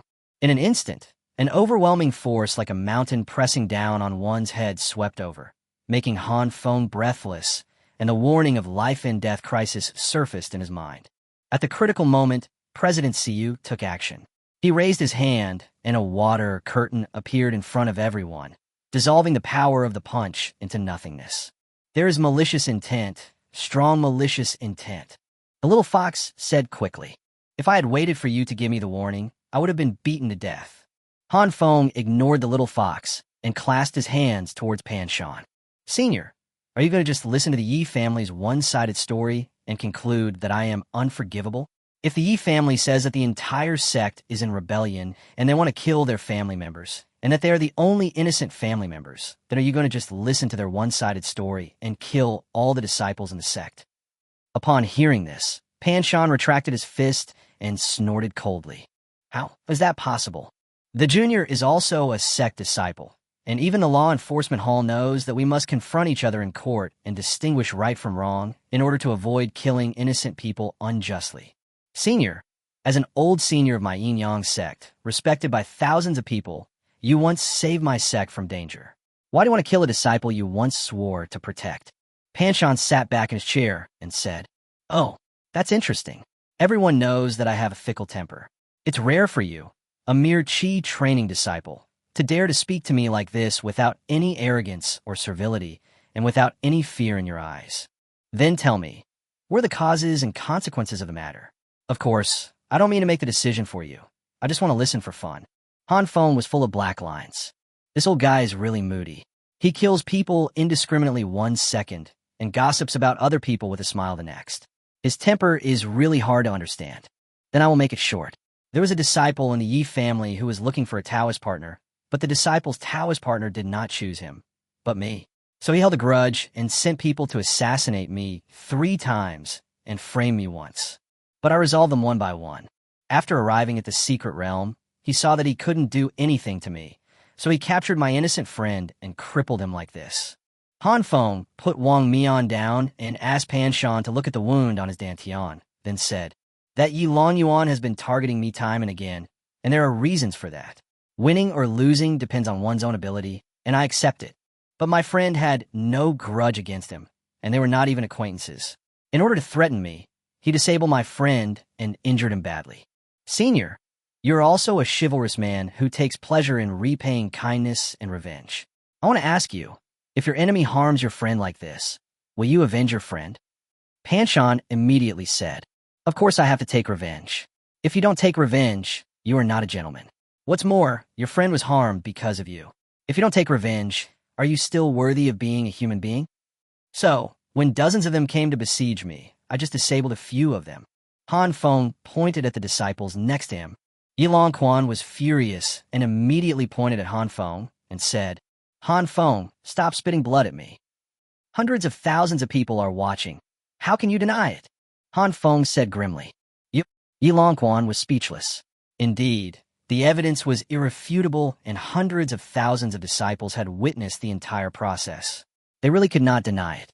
Pan Shan is moody, but he is not a fool. He understood that Han Feng was telling the truth. He nodded with satisfaction and said, "Well, that's right. You can distinguish between gratitude and resentment and take revenge. That suits my taste. Now that I've heard the story, what do you guys want from me?" Han Feng hurriedly said, "Senior, our goal is the same as theirs. My good friend's dantian is completely destroyed and he can't cultivate immortality. I would like to ask you to accept him as your disciple and teach him martial arts." Pan Shan frowned and asked, "Practicing martial arts requires a lot of hardship. Tempering the body is an extremely painful process. It's not like cultivating immortals, where you just sit cross-legged and meditate to cultivate spiritual energy. Most people can't bear this kind of hardship." The Yi family members standing by frowned. From what Senior Pan Shan said, he wanted to accept Wong Mean. Wong Mean hurriedly said, "Senior, I can endure hardships. I'm not afraid of any hardship or fatigue. I was born into a peasant family and have suffered hardships since I was young. I am different from those pampered disciples of big families." Chapter 66. Wong Mean successfully became a disciple. The Yi family members standing by were furious and glared at Wong Mean. "Damn it.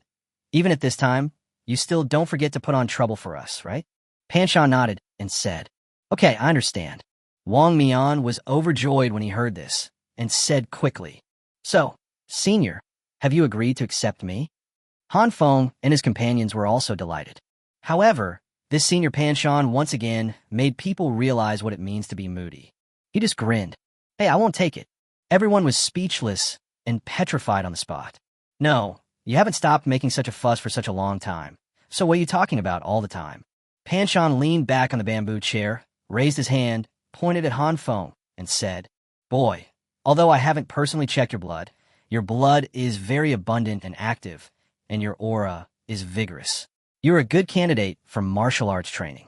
If you want to learn martial arts from me, I can consider it and train you for a while and see how you are. As for that kid, forget it. Let him go back to where he came from.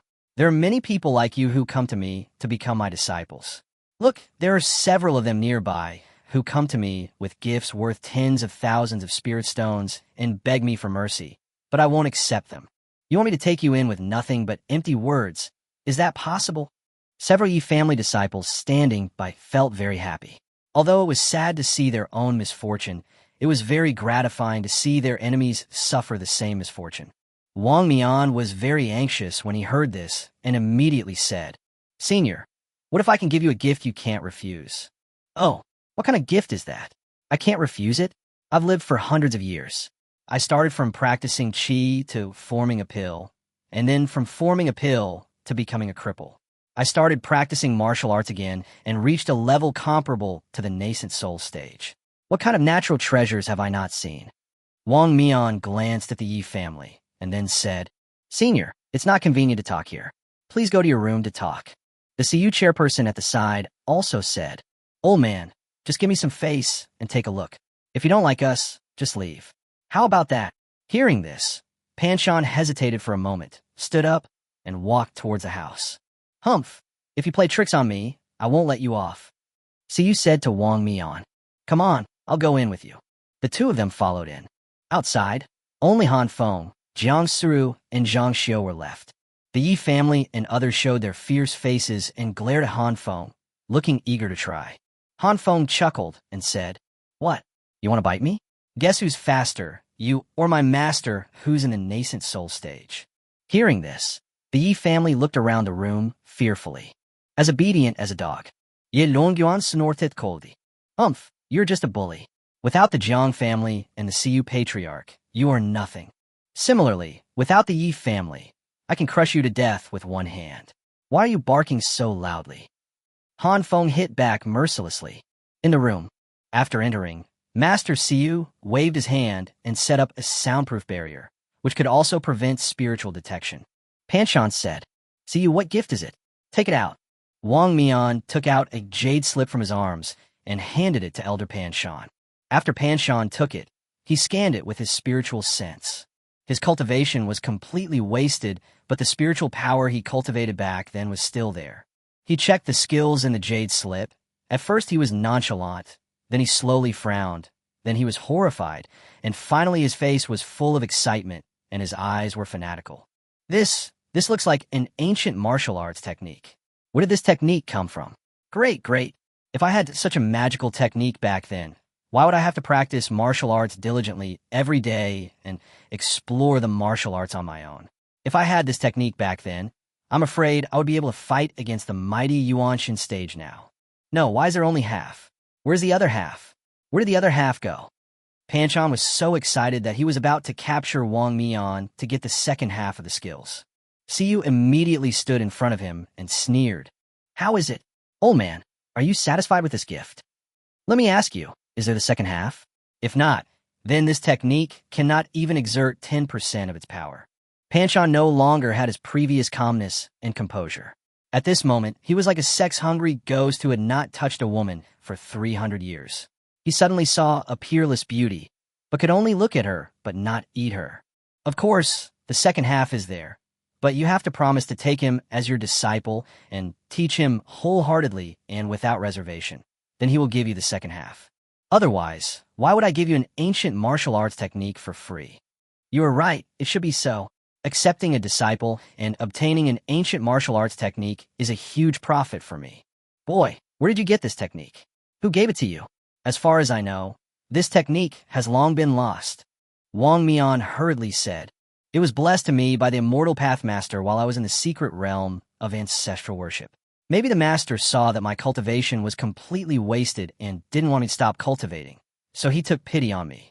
Panchon then said in a daze, That's right. Just because others don't have it doesn't mean that the Grandmaster doesn't have it. The Grandmaster knows everything, and it's normal for him to give you this. Boy, I will accept you as my disciple. I will teach you wholeheartedly in the future. Today will be the day for you to become my disciple. In the future, you and I will practice this immortal Vajra Sutra together, and I will teach you while you learn. How about that? Wong Mean was overjoyed and was about to agree when Siyu suddenly said, Wait, you have to swear an oath to the heavens to teach Wong Mean wholeheartedly and without reservation, and to protect him. Also, if you want to pass this technique on to others, you need Wong Mean's consent. I don't want to see you get the complete set of skills, turn around and drive Wong Mean away, and use his skills to teach others. Panchon was furious and said, See, what do you mean by that?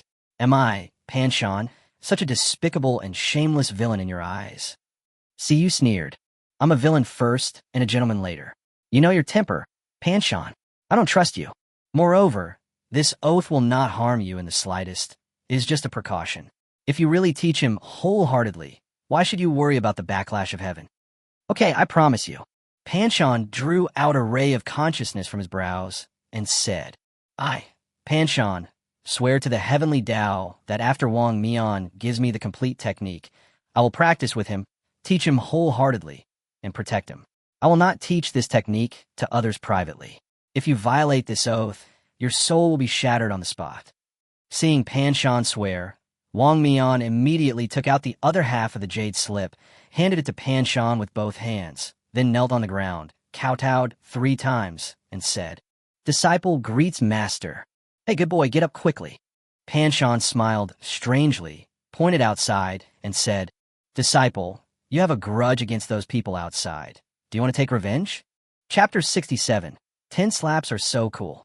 Huh? Revenge. Wong Mean was startled at first. Then his face turned ecstatic, and he immediately said, Of course I thought about it, but killing someone violates the sex rules and requires one to pay with one's life. Alas, look at your lack of ability. All you know is killing people. Don't be so angry. Wouldn't it be better to let you vent your anger and seek revenge in other ways? Don't hold such heavy resentment. Practice martial arts, be calm and peaceful, and cultivate your character, understand? Wong Mean was frowning. Given your temper, is there really any connection between this and these 2 idioms? Go on, get out. Elder Panchon was obviously in a good mood. He opened the door and came out with Wong Mean and President Siyu.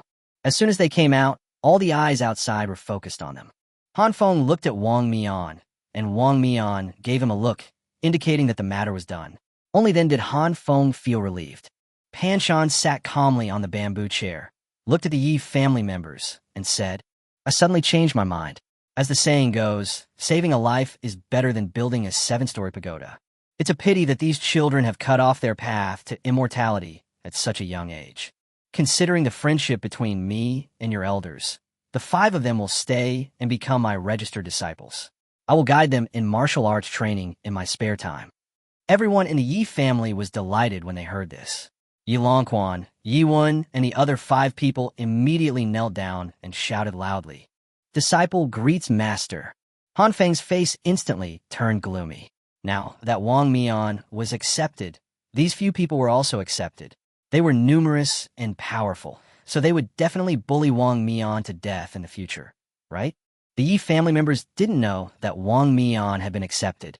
They looked at Han Feng, Wong Mean, and the others with gloating eyes, thinking that they had no idea what these people had said to Master Panchon, but they ended up losing more than they gained, and instead let Master Panchon accept them. These people really ended up making a mess of things. Look at the face of that thief Han Feng. He is so gloomy that water seems to be dripping out of it. It feels so good. However, the next second, Elder Panchon smiled and said, All right, everyone, stand up and salute your senior brother. Panchon pointed at Wong Mean and said. The 5 members of the Yi family felt a buzz in their heads. What the hell? Big brother? What's happening? This country bumpkin has suddenly become our senior brother? Master! Is there some misunderstanding here? How did Wong Mean become our senior brother? Yilong Yuan asked in surprise. He is the first disciple I accepted, and also the only disciple I taught personally. How come he is not your senior brother? Impossible. Absolutely impossible. Master, this Wong Mean is just a bumpkin from the countryside. How can he be our senior brother? Is he worthy? Looking at the shouting Yilong Yuan, Pan Shan's face suddenly darkened, and he snorted coldly. Are you questioning my decision, Humph? Questioning the master and insulting my brothers are unforgivable crimes. Wong Mean, go and give him 10 slaps in the face, so he will learn his lesson. Wong Mean was greatly encouraged upon hearing this. Although he could barely walk properly, he forced himself to walk over, rolled up his sleeves, grinned grimly, raised his hand, and slapped Yilong Yuan in the face. Han Feng, who was standing by, saw this scene and laughed so hard that his stomach almost cramped. Yilong Yuan's face changed drastically, and he was about to attack Wong Mean. Wong Mean glared at him and said, I am your senior brother. Hi. Yilong Yuan stared with his eyes wide open, raising his fist, not knowing whether to hit or not to hit. Yilong Yuan's father frowned and said, Senior, what does this mean? What do you mean? They kowtowed and became my disciples. When they're in my place, they must obey me in everything. Every family has its own rules, and every school has its own rules. But no matter where you are, respecting teachers and elders is what we should do, right? That being said, Wong Mean's talent is mediocre. How can he be qualified to be the senior's disciple? Yilong Yuan's father was puzzled. Pan Shan snorted coldly. That's my business and has nothing to do with you. If you're not satisfied, you can just take the gifts and leave. I will give you one last chance. If you want to become my disciple, stay here and follow my arrangements. If you don't want to become my disciple, it's still not too late to leave now. There's a saying that I have said before, practicing martial arts is not like cultivating immortals. Practicing martial arts is about tempering the body and requires a lot of suffering. If you stay, and later feel you can't stand the hardship and want to leave, I won't allow it. Now, do you choose? Several members of the Yi family hesitated. When they originally came, they were extremely eager for Pan Shan to accept them. Now that Pan Shan has finally accepted them, they have to endure humiliation from Wong Mean. In the future, he would be the eldest senior brother and his direct disciple, and they would be his junior brothers and registered disciples. Their statuses were different, so they would definitely suffer humiliation in every way. But if they leave like this, they will not be willing to do so. This is the only chance in their lifetime. If they leave, they will not be able to find such a martial arts event somewhere else that can teach them martial arts. This life is wasted like this. They can still weigh a little humiliation against a lifetime future. Yilong Yuan said, Master, I just said something wrong. I am willing to accept the punishment. There are still 9 slaps left. I ask senior brother Wong Mean to continue the slapping so that I can remember this lesson and respect you in the future. Wong Mean sneered. Oh, that's what you said. After saying that, he slapped Yilong Yuan on the face left and right without holding back. It feels so good to be able to beat up your enemy openly and have him not dare to resist. After 10 slaps, Yilong Yuan's face was swollen, which showed that Wong Mean really didn't hold back at all. After all, the people of the Yi family did not hold back at all when they destroyed his Dantian, and Yilong Yuan also did not hold back when he betrayed Han Feng's whereabouts to Yilong Yuan. After the slap, Wong Mean clasped his hands towards Pan Shan and said, Master, it's done. Pan Shan looked at the Yi family members and said, All right, I will leave the disciples and gifts here. You can go now. When you go back, find some servants to come and build a few more houses here. They can't live in the open air, so build a kitchen and toilets. Yes, we can definitely take care of the basic necessities of life. Yilong Yuan's father hurriedly said, It's just that, Senior, I hope that you can ensure the safety of these children while teaching them. They are all innocent and good children. They have a grudge against Wong Mean, so I hope you can help them bear the brunt of it, so that Wong Mean won't take revenge for personal reasons and kill them. Don't worry about this.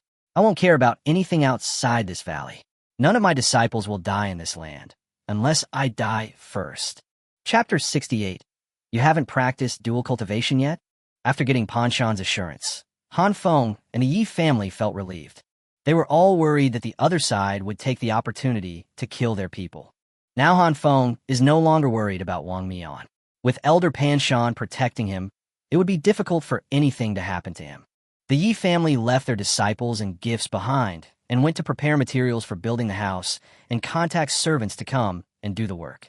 This kind of thing is not only done for their children, but also a rare opportunity to make friends with them. In the past, people would not even accept gifts like this. Han Feng asked Jang Suru for a sound transmission jade slip, handed it to Wong Mean, and said, Wong Mean, you should concentrate on your training here and learn martial arts from the elders. Go to Luoxiao Peak every few days to accompany Zhang Xiao. If you want to go back, send me a message and I will pick you up. Don't go back alone. It's quite a distance from here to Luoxiao Peak. There are lush vegetation on the mountains and hills, which are good places for assassins to ambush you. You are with these members of the Yi family, and they know your whereabouts very well. Given the nature of the Yi family, they will not miss any opportunity to kill you and me. Be careful and don't joke with your life. Wong Mean took out the jade slip, put it into his storage bag, and said with a smile, Don't worry. How can I be polite to you? From now on, you'll be my groom. You have to take me wherever I want to go, ha. Pan Shan looked at Han Feng and said, That kid, since you have such a good relationship with him, why don't you stay with me and practice martial arts with me? You can also protect him nearby. Your bloodline is extremely powerful. As for your body, although it's a little thin, you can still train it up with practice. If you stay, I will make you my personal disciple. How about that? Han Feng was full of black lines on his head and said quickly, Senior, I have good aptitude for cultivating immortals and have worked hard for many years. I don't want to give up the path to immortality and want to continue practicing. What are you afraid of? You're only in the Qi training stage. It is not a pity to waste your cultivation now. You have been practicing for dozens of years. It will be a waste if you don't practice martial arts. Come and practice martial arts with me. Looking at the enthusiastic Pan Shan, Han Feng murmured in his heart, If practicing martial arts is so good, why did the founder of the immortal way, Han Xinzuan, practice immortality in that martial arts world? Thank you for your kindness, Senior. I am really lazy and cannot stand the hardship of practicing martial arts. I just want to sit cross-legged and meditate quietly. I am really sorry. Hearing this, Pan Shan sighed, but still warned that if your cultivation is ruined one day, remember to come and practice martial arts with me. Shut your black mouth. Han Feng gritted his teeth. Siyu said coldly, He is my disciple, and he can only have me as his master. Well, now that we have finished this matter, let's go back. Worried that Pan Shan would continue to pester them, Siyu waved her hand, and a stream of spiritual energy lifted Han Feng, Jang Suru, and Zhang Xiao up and flew towards Luoxiao Peak. Pan Shan shook his head regretfully, looked at his disciples, and said, Why are you still dawdling? Take off your clothes. Wong Mean and the other 6 were all shocked. Does Master have any quirks? What are you thinking about? Take off your shirt, do horse stance bare-chested, and start practicing the basics first. Yes, sir. On the way back, Siyu asked Jang Suru and Han Feng without looking back. It's been a month since you two became Taoist companions. How many times have you practiced together? Their reactions were exactly the same as Wong Mean's just now. Siyu in front of them didn't see their expressions and continued, your master, tell you that although dual cultivation is good, you should not be greedy. You are young and your desires are strong. Once you get used to it, it is easy to indulge in excessive desires. If it is not restrained, it will have the opposite effect. This kind of thing should not happen more than once a day. The best is once every 2 days. Although your master has not practiced the basic exercises of the Yin-Yang sect, nor has he practiced dual cultivation, he has also studied this technique. You are still young, so you must exercise restraint, lest you lose interest in it and become too lazy to practice dual cultivation, understand? Jang Suru blushed and said, Master, we haven't practiced dual cultivation yet. What? It's been a month, and you two haven't practiced together yet. Siyu's head frowned, and then said, Come on, come back with me and tell me. Seeing Master Siyu speaking in a hostile tone, Jang Suru and Han Feng both shrank their necks in fear. After arriving at the seat of the chairperson, the 3 of them stood respectfully. Chairperson Siyu sat on the chair, leaned back, crossed her snow-white thighs, and the queen's domineering attitude was fully displayed. She looked at Han Feng and Jang Suru and asked like a class teacher, What's wrong with the 2 of you? Why haven't you practiced dual cultivation yet? The sect gave you the cultivation method for free and asked you to practice it. Do you know how many people from other sects outside want to practice Yin-Yang Qigong? How many people covet our method but fail to practice it? Now that I offer you the opportunity to practice for free, why don't you practice dual cultivation? Why did the Yingyang sect become the most powerful sect within 1,000 miles of the east coast of the Tianqian continent? It was because every disciple had a Taoist partner, and they could rely on dual cultivation to enhance their cultivation and improve their physical fitness, achieving twice the result with half the effort. The sect is worried that you won't be able to find a Taoist partner, so it holds a blind date conference every year to help you choose a Taoist partner for your practice. But what about you? It's obvious that both of you have good qualifications, and the results of your cultivation are excellent. So why don't you practice dual cultivation? Su Ro has a cold personality, but can't you, Han Feng, take the initiative? Are you not interested in women? Then why do you keep looking at my thighs? Han Feng's face turned red, and he quickly lowered his head. The little trick was discovered. Jang Suru lowered her head and dared not say a word, but Han Feng, as a man, had to speak at this time. We met through a blind date, but we're not familiar with each other. Not familiar? See, you had never expected that Han Feng would give her such an answer, and then she was so angry that she laughed. Not familiar with each other. Most people who just became Taoist couples are not familiar with each other. Can't we cultivate feelings if we're not familiar with each other? Can't we give each other gifts? Can't we go on a date in the woods together, hold hands and kiss each other? Aren't feelings something that are cultivated? Zhang Xiu, tell me, have you ever practiced dual cultivation with Wong Mean? Zhang Xiu didn't expect to be caught in the crossfire. His face flushed, but he didn't dare to ignore the question from the host, so he had to answer honestly. Once a day, except during menstruation. Han Feng was shocked. Is Wong Mean so hungry? Shut up. Talk about your problem. Zhang Xiu knows that she needs to practice once a day. What about you? They have such good qualifications, are of similar age, and are Taoist companions, but they don't practice dual cultivation? It's simply a waste of talent. You two should go back now and practice dual cultivation immediately, at least once every 2 days, without any mistakes. Disciple obeys your command. Chapter 69, Dual Cultivation. The three of them almost fled from the master's room and flew down the mountain together. Senior brother and sister, I'm going home first. You guys chat. Zhang Xiu ran away. Han Feng and Jang Suru were left standing there awkwardly, at a loss as to what to do. Han Feng broke the awkwardness and said, I'm going to move first. I'll come find you after I'm done. Good. Jang Suru immediately returned to her attic. The little fox on Han Feng's shoulder laughed mercilessly. What kind of man are you, you coward? You are such a coward. You don't even dare to hold hands and kiss your own Taoist partner, and you still need your master to force you to do it. I've never seen a man as cowardly as you. Shut up. Don't say anything more. I'll sell you out if you say anything more. Han Feng gave the little fox a slap on the head and then flew down the mountain. Arriving at the small courtyard at the foot of the mountain, Han Feng first put away his precious recliner, then pulled up all the herbs in the yard by their roots and put them into his storage bag. Han Feng only has the right to manage these herbs, but not the ownership. In theory, they are all the sect's herbs, but with his current status, it is not a big deal for him to embezzle some of them. These were all cultivated by him personally, and he has deep feelings for them. Then, he put away the protective formation and came into the house. Looking at the quilt in the room that was cold as iron after years of use, and torn by the naughty child who stepped on it, Han Feng didn't want it anymore. Now that I have money and a new house, I can improve my life appropriately. Han Feng decided to splurge and buy some furniture to avoid a situation like the last time when Jiang Huayan came, when there was nowhere for guests to sit. After all, the living environment is better, and he can be more comfortable when lying down. Han Feng came to the foot of the mountain and exchanged 2 spirit stones for silver.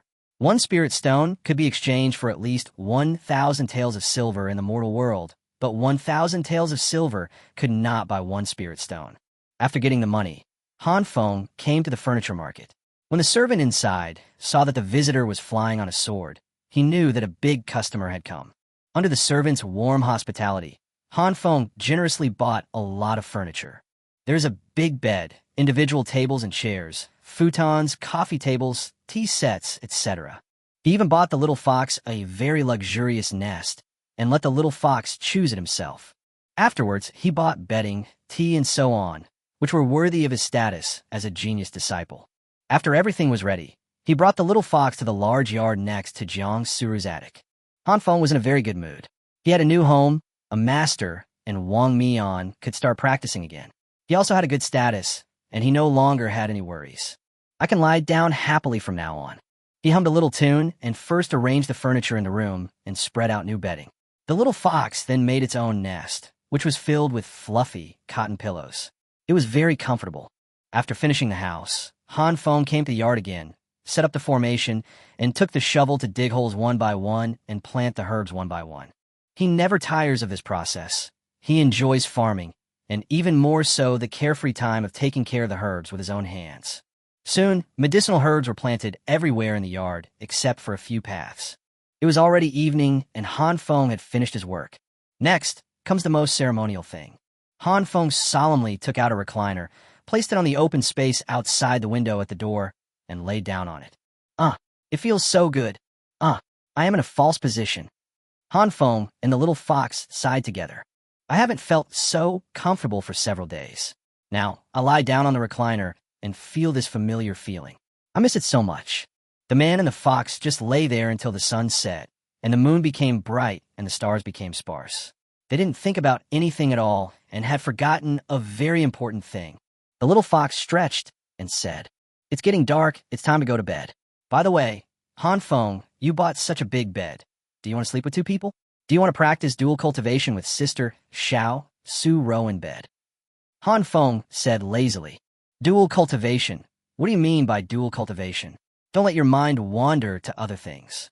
"Wait, what the hell? Double cultivation?" Han Feng stood up from the recliner in a flash. He had made an appointment with Jang Suru in the afternoon to practice dual cultivation together, but now it was dark and he hadn't gone yet. Forget about this matter. The little fox also remembered and said in surprise, "Oh no, my sister's going to be angry. Go quickly." Han Feng held the little fox in his arms and went straight out of the yard. He flew up and landed on a huge rock, then came to the gate of Jang Suru's yard. "Sister Jiang, are you home?" Han Feng shouted. After a while, a maid came out and said, "Brother Han is here. My young lady said that she won't see any guests tonight. Please go back." "I see. All right." Han Feng turned around and was about to leave. The little fox immediately grabbed his face and whispered, "Go back and break in. If you leave now, your life will be ruined. You straight man. How come you don't understand? She's just angry. You just need to comfort her. If you leave now, don't expect her to look good in the future." That makes sense. Han Feng was also in love for the first time and had no experience. After hearing what the little fox said, he turned to the maid and said, "Sister Jiang, aren't you seeing any guests today?" "Yes." The maid smiled and answered politely, "That's a coincidence. I'm not a guest. I'm senior sister Jiang's Taoist partner. I can go in." The little fox smiled with satisfaction. "Good. This kid finally got it. That's not allowed either." The maid replied with a polite smile. Han Feng sighed with regret, and then suddenly said in surprise, "Senior Sister Jiang, you're out." The maid looked back, but there was no one there. "Oops, I got tricked." Suddenly, a gust of wind passed by, and Han Feng was so fast that he had already arrived at the door of the attic. He pushed the door open and went in. Then, before the maid could react, he closed the door and locked it from the inside. After doing all this, Han Feng smiled and turned his head to look inside, only to see Jang Suru sitting on a cushion and meditating. "Senior sister, I'm here." Han Feng smiled and sat down on the futon in front of her. Jang Suru opened her eyes, looked at him coldly, and said, "Who are you, sir? Why did you break into a woman's boudoir and bully my maid?"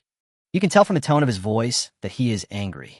Han Feng smiled slyly and said, "I was busy all afternoon, busy decorating the new house. I came here right after I finished."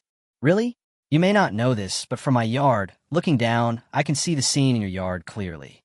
My maid saw with her own eyes that you lay there from dusk till night, for a full 2 hours. Since Junior Brother Han doesn't take the dual cultivation seriously, please go back. I'm sorry I won't entertain you. Tomorrow and the day after tomorrow will be everyone's favorite plots. Please vote, give good reviews, and urge for updates. It's all free. You can support the author with just a little effort.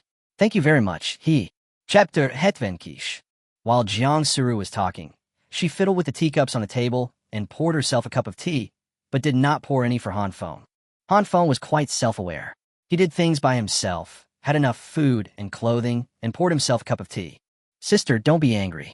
We are practicing together in the name of Master. This will benefit our cultivation, right?" Han Feng didn't know what was going on and gradually began to care whether Jang Suru was angry or not. He had no interest in dual cultivation because he had no way to improve his own cultivation. Only when Jang Suru broke through could he improve and receive a tenfold return. He is too lazy to do anything that has no benefit. As for coaxing Jang Suru now, Han Feng was unwilling to admit that he didn't want to make her angry, so he found a reasonable reason for himself. Well, helping her improve her cultivation is also for my own improvement. After all, I can only break through if she breaks through. But he couldn't even convince himself with this reason, because he was a lazy person and asking him to work hard was more painful than killing him. Jang Suru sneered and said, "You're using your master to pressure me, huh? Oh, yes, you came to me for dual cultivation because your master ordered you to do so, not because you really wanted to do so. Yes, junior brother Han became my Taoist partner out of helplessness. I forced him to make the choice, and he didn't choose me. Later, although I said that he could come to me for dual cultivation every 10 days to improve his cultivation, a month passed, and junior brother Han never mentioned it once. I was stupid and didn't understand at first, but now I understand that junior brother Han simply doesn't like me. Well, I was just being too sentimental. Since junior brother Han doesn't want to practice dual cultivation and isn't in love with me, let's just part ways amicably. After we part, junior brother Han will go find someone good and become a Taoist couple. You and I will be well. When we meet in the future, we can just nod and say hello. It's better than getting tired of each other, don't you think?" Hearing Jang Suru's sarcastic words, Han Feng smiled smugly and said, "Why are they getting divorced? We have only known each other for a month, so it's normal that we are not familiar with each other. You and I are both quiet and slow to warm up, and you know that, otherwise you wouldn't have chosen me in the first place. Did I take a liking to you because you're slow to warm up? I just thought that you had no background and ordinary qualifications and would not affect my cultivation. I never thought that you were also a genius disciple and a rare wind-attributed spiritual root, and your cultivation was higher than mine. Humph, you're really good at hiding it. Even I was fooled by you. Did you do it on purpose?" Seeing Jang Suru pouting in anger, Han Feng knew that she had calmed down a little and said with a smile, "What? Seeing your sister Jiang, are you regretting it now? Are you worried that I will steal your limelight in the future? But it's too late to regret now. We've already formed a Taoist couple, and you can't just say goodbye and leave." Seeing the evil smile on Han Feng's lips, Jang Suru rolled her eyes at him, stretched out her fist, and pretended to hit him. Of course, she didn't really want to hit him. She just wanted to scare this shameless Han Feng. In the past, this would have been a scene of physical fighting and would never have happened to Jang Suru. However, what Jang Suru did not expect was that something even more shameless was yet to come. Han Feng grabbed her pink fist and held it in his palm. "What are you doing? Let me go, you're being rude." Jang Suru's pretty face turned slightly red, and she tried hard to pull her hand back, but her realm was not as high as Han Feng's, so her strength was naturally not as great as Han Feng's. She struggled for a long time, but instead of being able to pull her hand back, the coffee table underneath couldn't bear the weight and broke into pieces. Jang Suru glared at Han Feng. However, Han Feng did not let go. Instead, he stood up and exerted force with his left hand to pull Jang Suru up from the ground. Jang Suru was originally sitting cross-legged in meditation, but Han Feng suddenly pulled her, causing her body to involuntarily fall upward and forward. As the obstacle of the coffee table in front of her was gone, she suddenly fell into Han Feng's arms. Jang Suru was horrified and tried to stand firm. However, just as she stood up, Han Feng's right hand wrapped around her slender waist and pressed her tightly against himself. Han Feng looked at the stunned expression, shyness between her brows, and big watery eyes of the beauty in front of him, and his heart was beating fast. For some unknown reason, he kissed those two beautiful red lips. At the beginning, Han Feng kissed her lips, and he reacted and reflected on whether he was too abrupt. But since it has been done, I might as well just go ahead with it. I won't suffer any loss anyway. He clumsily pried open the beauty's teeth with his tongue, reached in, and tasted the delicious tongue. Jang Suru's mind buzzed and went blank. From childhood to adulthood, she had never even touched a man's hand, let alone kissed. This sudden encounter made her at a loss. She even forgot to resist and could only allow the man to invade and taste her. The little fox nearby saw this scene, quickly covered his eyes, and whispered, "Kiss, kiss. I'm so embarrassed, so embarrassed." But it was unwilling to miss such a scene, so it left a gap between its claws and continued to peek at the two people kissing shamelessly. After a moment, Jang Suru finally reacted and realized that the man in front of her was molesting her, so she hurriedly tried to push Han Feng away. But this bastard was surprisingly strong and refused to let her go. Jang Suru was so angry that she bit Han Feng's tongue hard. Han Feng screamed, and then she let him go. Jang Suru's face flushed red as she pointed at Han Feng and shouted, You actually bit me. You were so mean. Han Feng righteously complained first. This move completely confused Jang Suru. She was stunned for a moment, then suddenly realized what was going on and gritted her teeth and said, You were the one who molested me first. I kissed my own Taoist partner. It's natural. How can it be considered indecent? On the contrary, you bit my tongue.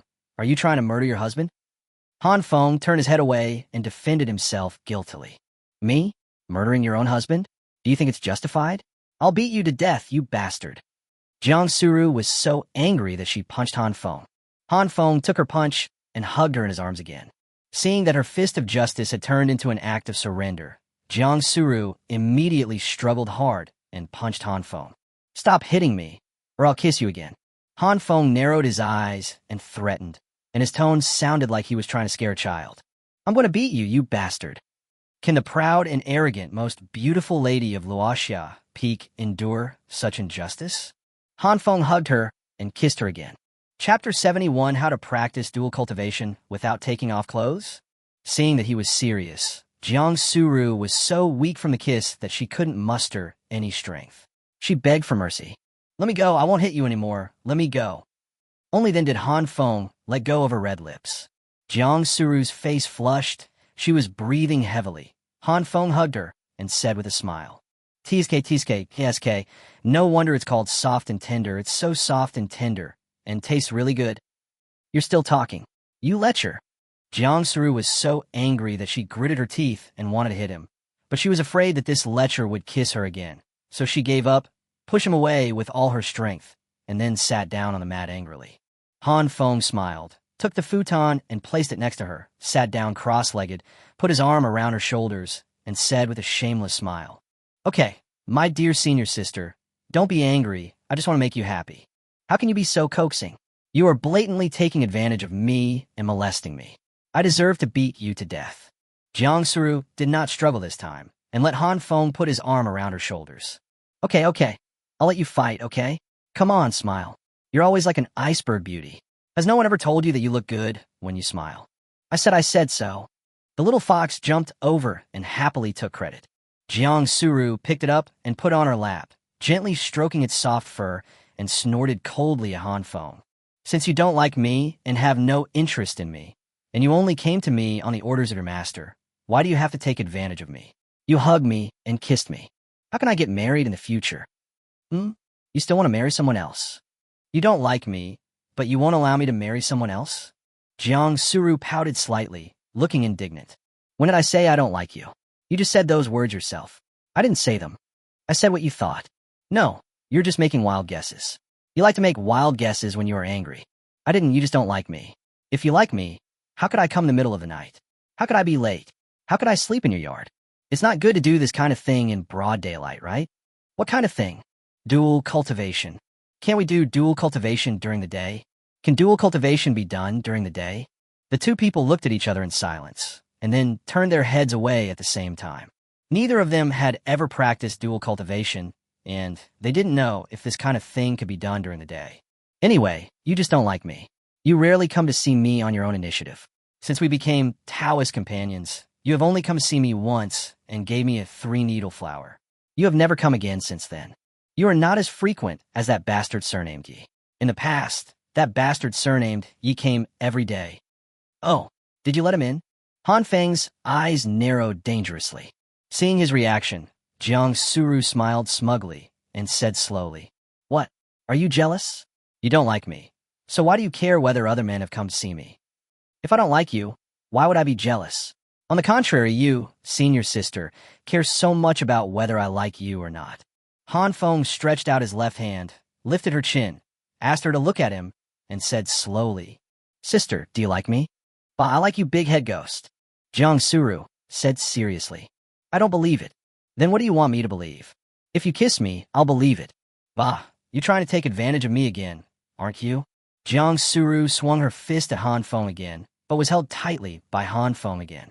At this time, the little fox came to the rescue and said, "You two, you both obviously like each other, but you insist on using words to gain the upper hand over each other, insisting that the other party say they like you first. It's really boring. Just kiss each other quickly. No, you have kissed her mouth, but she is still being hard. How can such a soft mouth say such cold words?" "Shut up," they both scolded. The little fox closed its mouth obediently and curled up into a furry ball. Han Feng and Jang Suru looked at each other for a while. Suddenly, Han Feng hugged her and kissed her. Then he stood up and said, "Okay, stop being angry. Let's practice together. Practicing is what's important." "All right."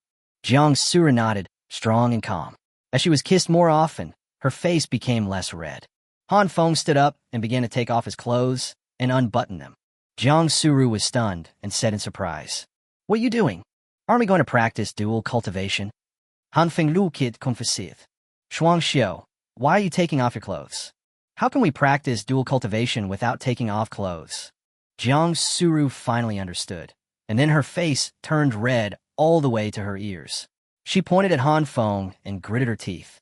"Who told you that double cultivation is about that kind of thing? No wonder you had to come here at night. Are you going to look wronged when I say you're late? Do you think that double cultivation is about that kind of thing? You're so good, Han Feng. I originally thought you were a gentleman, but it turns out you are just a despicable person who covets beautiful women and their bodies. You are a slut."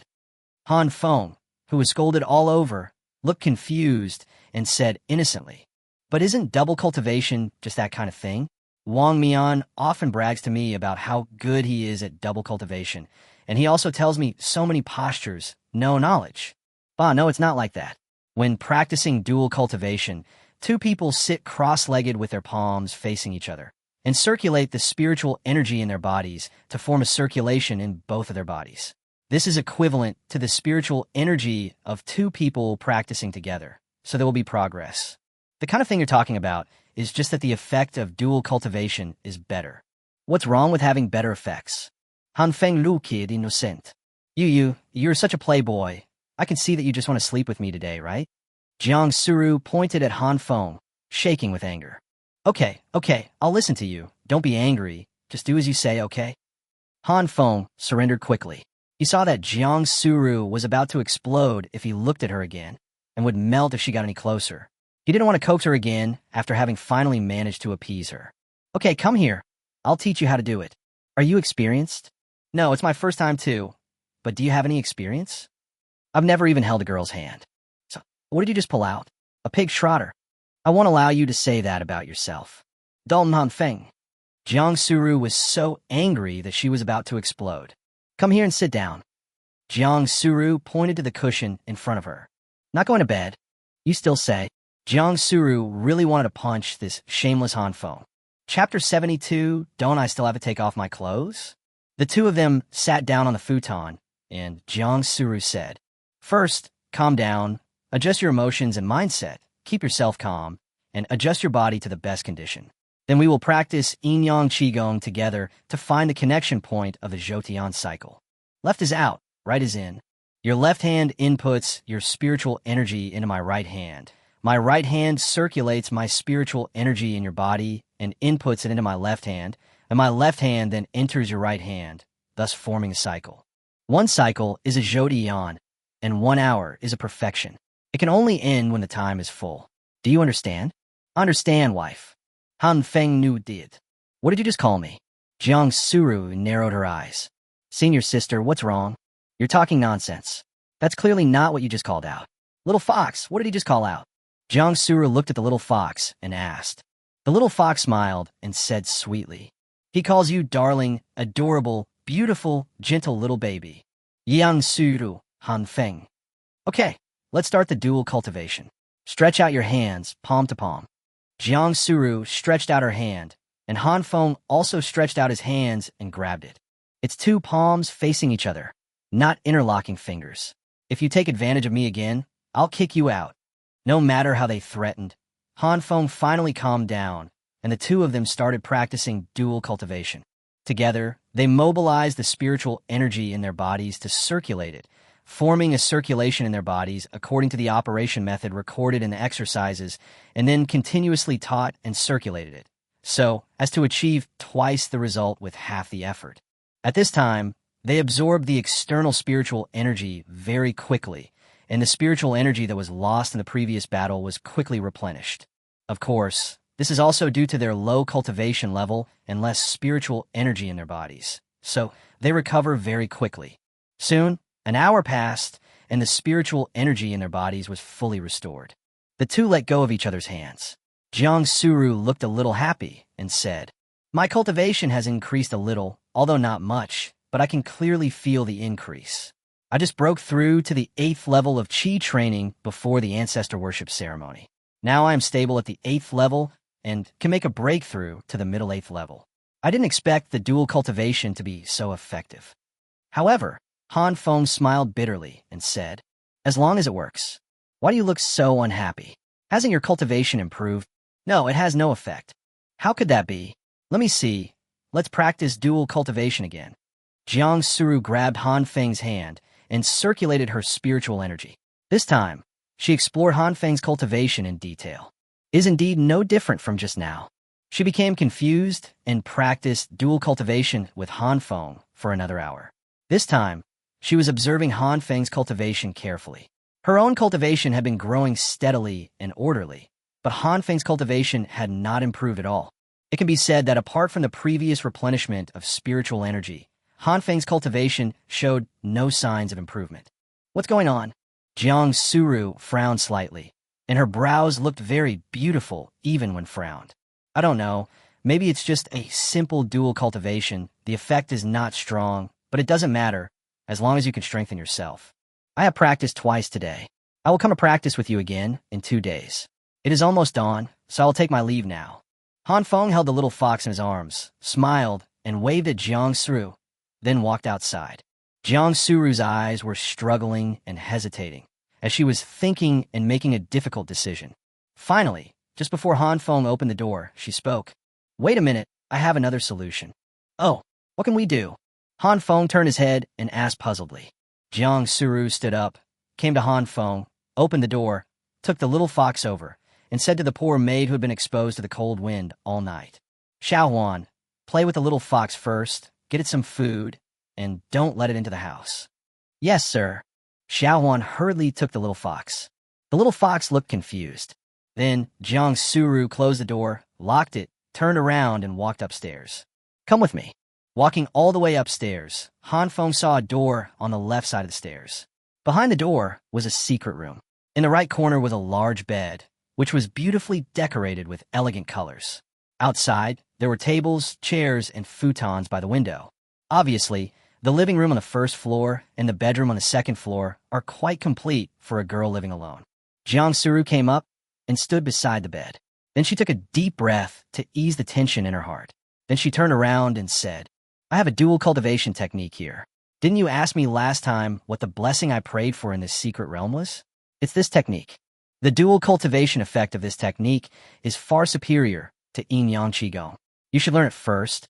It is very simple." After saying that, Jang Suru took out a jade slip, copied the martial arts techniques recorded in her mind, and handed it to Han Feng. They are not yet foundation-building masters, so they cannot directly connect with information through their spiritual senses. Han Feng was very curious. After taking it, he placed it between his eyebrows and read the information inside. After reading the technique, he was stunned. He looked at Jang Suru and said, Isn't this a sex technique?" "Yes, this is the technique that my ancestors blessed me with. This was clearly given to me by our Han family's ancestor, right? Wasn't it given to me specifically to help me knock you down? Our ancestors have been very kind to me." At this moment, Han Feng was extremely sure that he was the descendant of Han Xianzuan, and Han Xianzuan must have known him, so he gave him an assist. "So, senior sister, do you want to practice this technique with me?" Jang Suru's pretty face turned red. She turned her head and said, "After all, it is a technique given by our ancestors. It is many times better than the sex basic techniques. It would be a pity not to practice it.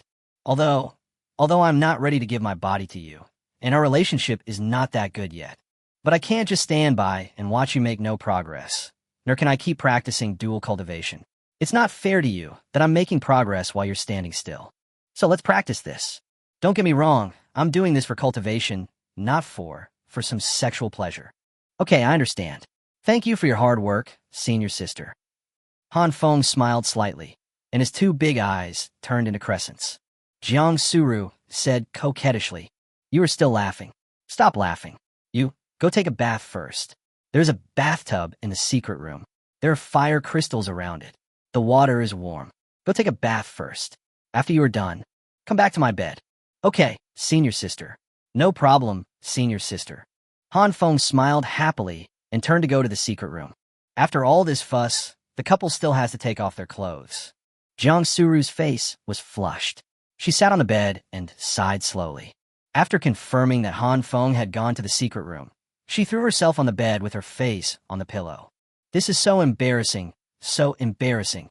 Chapter 73, Hee Hee Hee. Han Feng came to the secret room, where there was an alchemy furnace and a cushion. It was obvious that Jang Suru usually meditated and made alchemy here. Further inside, there is a compartment with a large bathtub in it. There's a bamboo tube on top of the bathtub, which continuously releases water into it. There's also a tube under the bathtub that drains water to the outside, forming a long flow of water. The outside of the bathtub is surrounded by fire crystals, which provide heat so that the water in the bathtub is always warm. Luxurious, too luxurious. Wait, Han Feng suddenly thought of a question. This water is spring water flowing down from the mountain, which is understandable. But where does the discharged water go? Could it be that a small stream has formed and merged into the creek and flowed down the mountain? I used to live at the foot of the mountain. Could it be that what I drank before was Jang Suru's bath water? He quickly opened the window and looked out, only to see a well outside. The water flowed into the well instead of flowing down the mountain. Well, that's good. Our senior sister Jiang is still very well-mannered. Han Feng took off his clothes and jumped into the bathtub. There were flower petals in the bathtub and soapberries outside. Han Feng took a bath happily. Focus on washing a certain part. Ensure cleanliness and tidiness. After taking a shower, Han Feng saw a bath towel beside him. So he simply took off his clothes, wrapped the bath towel around himself, and walked outside with his clothes. After coming outside, he put his clothes on the chair and saw Jang Suru lying motionless on the bed, her exquisite figure fully exposed and her little but raised high. He couldn't help but feel playful. He quietly came behind Jang Suru, bent down, and whispered, "Senior sister?" Jang Suru raised her head, and Han Feng reached out and patted her round and perky little butt. "Hiss, it feels so good, so bouncy and soft. You dare to hit me." Jang Suru's beautiful eyes flashed with fire, and she stood up and was ready to fight Han Feng to the death. Han Feng hugged her in his arms, put his arms around her slender waist, and kissed her. But this time, Han Feng's hands are not so honest. He put his left hand around her waist, and his right hand quietly moved down to the little butt, kneading it gently. Jang Suru made a sound from her nose to protest, but Han Feng was not moved at all. After struggling for a moment, she stopped and let this bastard take advantage of her. After a while, the two of them let go. Han Feng looked at the other's watery eyes lovingly and smiled. "Senior sister, you are so beautiful." Do you need to tell me whether I'm beautiful or not? I'm the most beautiful woman in Luoxia Peak. You really got a great bargain. Ha ha ha. Yes, if senior sister hadn't chosen me, how could I have gotten such a beautiful senior sister? Bah, who said you got me? I just saw that you couldn't improve your cultivation through normal dual cultivation. So, I hope you like this. Don't think that I am in love with you. I just feel sorry for you. Yes, I feel sorry for you. Don't think that you have won my heart. Seeing the shy and timid look of the iceberg beauty, Han Feng was very happy. He touched Jang Suru's lips and said, "How can such a soft mouth be so hard? Bah, stop talking nonsense and start practicing dual cultivation." Jang Suru pretended to be calm and put on an arrogant attitude, as if this kind of thing was just a trivial matter in her eyes. "Yes, senior sister," Han Feng said softly, then reached out and gently untied Jang Suru's belt. After unbuckling the belt, Han Feng opened the other's coat and saw the pair of proud and perky breasts through the inner clothes. When he was about to take off the coat, Jang Suru shuddered all over and said hurriedly, "No, I'll do it myself. I'll do it myself. You turn around first." She was nervous. It was her first time, too. "Don't be nervous, senior sister. Just close your eyes and leave everything to me. Are you experienced?" Jang Suru squinted her eyes and looked at him. "No, but you're a girl. I can't let you take the initiative, right?" Han Feng took off her coat and said, "Come on, senior sister, lie down. I'll help you." Well. Jang Suru sat on the bed and was about to lie down when she suddenly felt something was wrong.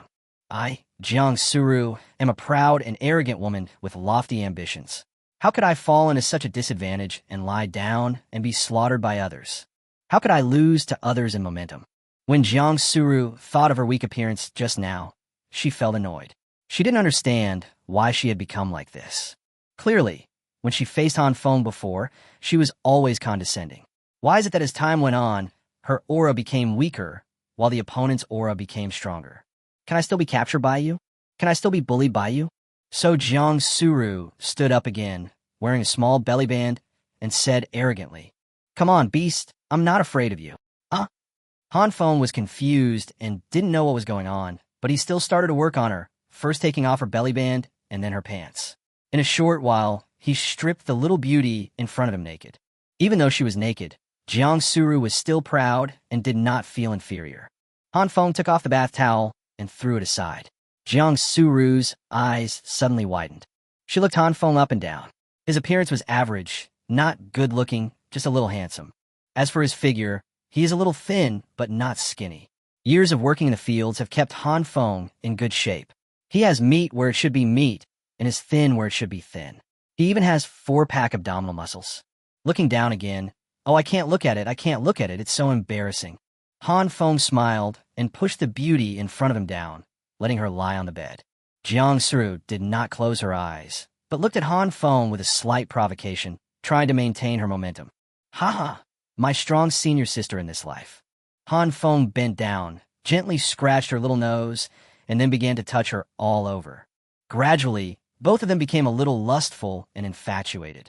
The more they looked at each other, the more they liked each other, and their eyes were filled with deep love.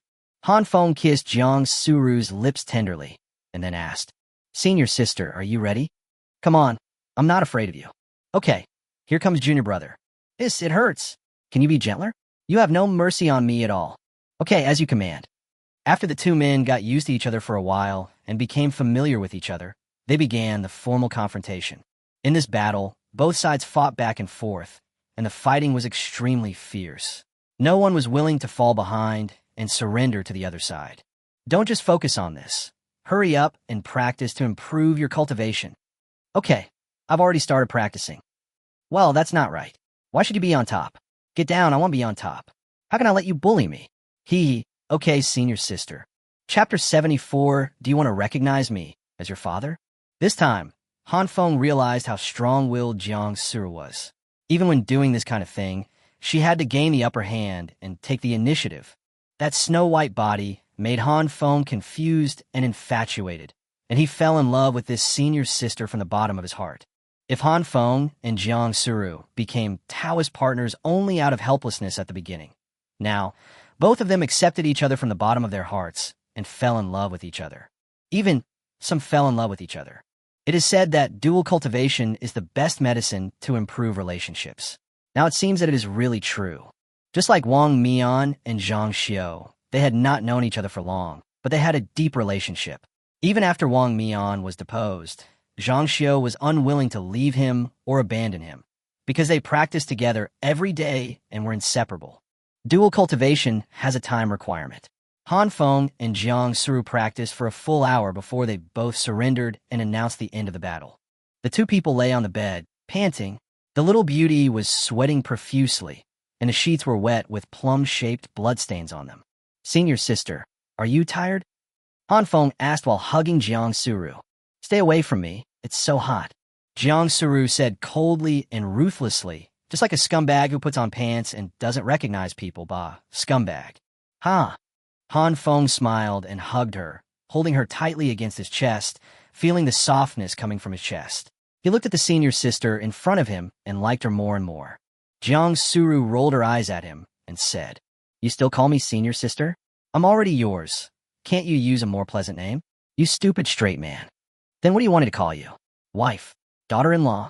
Wife. Which one do you think sounds better? Neither sounds nice. Have you ever seen a cultivator call his or her Taoist partner like this? What should I call you then? Ew. You idiot. What does my father call me? Can't you learn from him? The more Jang Suru thought about it, the angrier she became. Han Feng was shocked and said, Isn't this not good? What's wrong with that? Okay then, I'll call. Han Feng seemed to have made up his mind and said, Daughter. Jang Suru's head buzzed. She was stunned. Then she opened her mouth and bit Han Feng's shoulder hard. It hurts. It hurts. Let go. Didn't you tell me to scream like that? I'm still confused. Don't you have a father? Why do you still want to recognize me as your father? What a weird habit. I kill you. Jang Suru was furious and was about to hit Han Feng. Han Feng hugged her and said with a smile, All right, I won't tease you anymore. You look exactly like the little fox when he's angry. I know you can let me call you Ruer, and I think Ruer sounds nice. After hearing this, Jang Suru finally let it go. However, Han Feng's next words made her crazy again. But I still think that Xiao Su Ro sounds the best. Which one do you think? I feel like your grandma's legs. Jang Suru gritted her teeth, rage rising from her heart, and reached out to grab Han Feng's most vulnerable spot. No, it hurts. Please let go. Treat it gently. Don't be so rough. Han Feng coaxed her for a long time before Jang Suru slowly accepted the ugly nickname Xiao Su Ro. Han Feng picked up the storage bag, took out the Quan Xing Feng that his master had given him, and said, This is our first time practicing together. I should give you a gift, but I don't have anything good to give you, so I'll just give this to you. You have the wood attribute spiritual root and are not good at speed. With the Quangxing Feng wings, your speed can be greatly improved, which is very effective whether you're chasing or escaping. Try it on now. Jang Suru looked at Han Feng in shock and said, Such a good middle-grade spiritual treasure. Are you willing to give it to me? What will you use it for? Why would I be reluctant to give it up? I originally have a spiritual root of wind attribute, and I am good at speed. No one in the same realm can surpass me, so using it will not have much effect. Jang Suru was deeply moved and thought that Han Feng was a really good man. This bastard was not born just to make her angry. But she still shook her head. No, this is a gift from Master. If she sees that you gave it to me, she will be angry. Our headmaster Siu has a very bad temper. Once she gets angry, you and I will be punished. Take it back quickly. It's not like I'm at a disadvantage to practice dual cultivation with you. My cultivation has also improved. I've now reached the middle 8th level of the Qi training stage. If I do this a few more times, I'll probably be able to reach the peak. Really? Then do it a few more times. Han Feng felt a little regretful. If he couldn't give this treasure away, he wouldn't get something better. In his opinion, if he gave the treasure to Jang Suru, he could also get a better treasure blessed by her. One treasure became one for 2 people, which was a huge profit. But he couldn't tell Jang Suru about this because Shinzu, who blessed him with marriage, didn't let him. Although both are blessings, Han Feng feels that Shinzu's blessing of marriage is much better than Han Shinzu's blessing of the secret realm. The blessing of the secret realm only comes once in a lifetime, but the blessing of marriage is always there. As he thought about it, he put away the Quan Xing Feng, thinking of finding a chance to give away later. Then he turned over and prepared to do it again. Jang Suru was obviously a little panicked and said, No, take a rest. I have performed ordinary dual cultivation twice today, and this kind of dual cultivation once. The effect has been saturated. Please let me take a rest. I just lost my virginity, and it still hurts. Looking at the pitiful appearance of his little wife, Han Feng softened his heart. He took out an ordinary rejuvenation pill from his storage bag and fed it to her. May her pain heal quickly. What he gave was the soul-restoring pill that he had seized from others, not Yilong Yuan's high-level soul-restoring pill, which only he could use. After Jang Suru took the pill, she said, You go back. I'll put the sheet away and throw it away. I'll replace it with a new one and then consolidate my practice. Han Feng hugged her, touched her little butt, and said, It's so comfortable to hold you. What should I do if I don't want to let go? Jang Suru smiled gently and said, Practice is still the most important thing. There's still a long way to go. Why bother about this momentary tenderness? It's not like I won't practice dual cultivation with you in the future, right? By the way, have you made any progress in your cultivation? Jang Suru placed her hand on Han Feng's dantian, inputting spiritual energy and observing carefully. After a moment, she frowned and said, "Why haven't you made any progress? What's going on?" Han Feng shook his head and said, "It's okay. As long as it helps you improve your cultivation, it doesn't matter if I suffer a little or get tired. It's okay, even if it doesn't help you improve." Chapter 75. The little fox is the nine-tailed, sky-swallowing fox? That shouldn't be the case. Why isn't there any improvement? I've been practicing dual cultivation for such a long time, and I've made such great progress. Jang Suru frowned, thinking about the reason. Suddenly, she realized something. Her eyes widened, and she said, "I understand. You are now at the peak of the 9th level of the Qi training stage. You have already reached your limit. The next step is foundation building. You haven't crossed the threshold of foundation building yet, so naturally there will be no improvement. Damn it, why didn't I think of this before? The reason you can't improve is because your cultivation is full. I hate you so much. I thought ordinary dual cultivation had no effect, but in the end, I slept with you, you bastard. Give me back my innocence." Jang Suru was furious and felt that she had suffered a great loss, so she raised her fist to hit Han Feng. "I didn't think of this either. It's okay. As long as you can break through, it's fine if I get a little tired and put in a little more effort. You want to work harder and pay more? You're acting like you've suffered a great loss. I'll beat you to death." Jang Suru no longer had the temperament of an iceberg beauty, and her face was filled with anger, annoyance, and shyness. Han Feng held her in the small belly band, hugged her gently, and dressed her. Feeling the other person's gentleness, Jang Suru was no longer angry. She rolled her eyes at him and said, "You wear yours, I'll wear mine. You know how to take these clothes off, but you don't know how to put them on. I'll do it myself. Okay, as you command." Han Feng hugged her and kissed her, then jumped off the bed to put on his clothes. After the two of them put on their clothes, Jang Suru pulled off the bedsheet that was stained with water and blood and put it into the storage bag. "Give it to me, I'll take it and throw it away." Han Feng said, "Do you really need to throw it away? Why? Do you want to keep it as a souvenir? It has my virgin blood on it. Do you think of it as a trophy?" "No, I don't mean that. Go away, go away. Don't disturb me while I am practicing. You practice yours, and I will practice mine. Go away, go away. I feel annoyed when I see you." Jang Suru pouted her lips and was about to push Han Feng out. Han Feng smiled and hugged her, then patted her little but with an unsatisfied look before going downstairs and leaving. "You bastard." Jang Suru blushed and said something coquettishly, then sat cross-legged on the cushion. The slight pain in her lower body made it impossible for her to calm down and practice. As soon as she closed her eyes, her mind was filled with the lingering and beautiful scenery. Sticky men mess up my mind. Without men in my heart, I will draw my sword and become a god. Calm down. After Han Feng went downstairs and opened the door, he found that it was already dawn. The poor maid Xiaohuan was holding the little fox and shivering in the cold wind.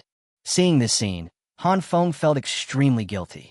He was playing happily upstairs while others were outside, enjoying the cool breeze all night. "Miss Xiaohuan, I'm sorry for making you suffer." "Never mind." Xiaohuan sat on the stone, pouting her lips, feeling so aggrieved that she was about to cry. This man locked her outside, leaving her in the cold wind all night. "Little fox, it's so cold outside. You should take Miss Xiaohuan to our house to sit for a while. There is a formation, so we can't get in." The little fox also said aggrievedly, I was negligent." Han Feng took the little fox in his arms, took out 10 spirit stones from his storage bag, handed them to Xiaohuan, and said, "Miss Xiaohuan, this is for you to apologize." "Is it really for me?" Xiaohuan immediately smiled happily, took the spirit stone, and said, "Thank you, uncle. You are such a good uncle. Our young lady is the perfect match for you. You two are a match made in heaven. May you live together forever." Thank you. Go and have a rest. Senior sister Jiang is practicing. Okowo. Xiaohuan ran into the house happily. Han Feng carried the little fox back to his home, then entered the little fox's mark on the formation, giving it authority so that it could open the formation by itself. Han Feng lay down on the lounge chair and admired the magnificent scenery of the sunrise. The little fox lay on his body, sniffed it, and said, "You smell like Sister Xiaosuro. Did you do something shameful? Don't ask so many questions, kid." "Shut up. No, I just want to ask, what does it feel like to be shy?" Han Feng said lazily, "I'll go to the spiritual beast peak and find you a male fox someday." Go and have some fun with it, and you'll know what it feels like to me.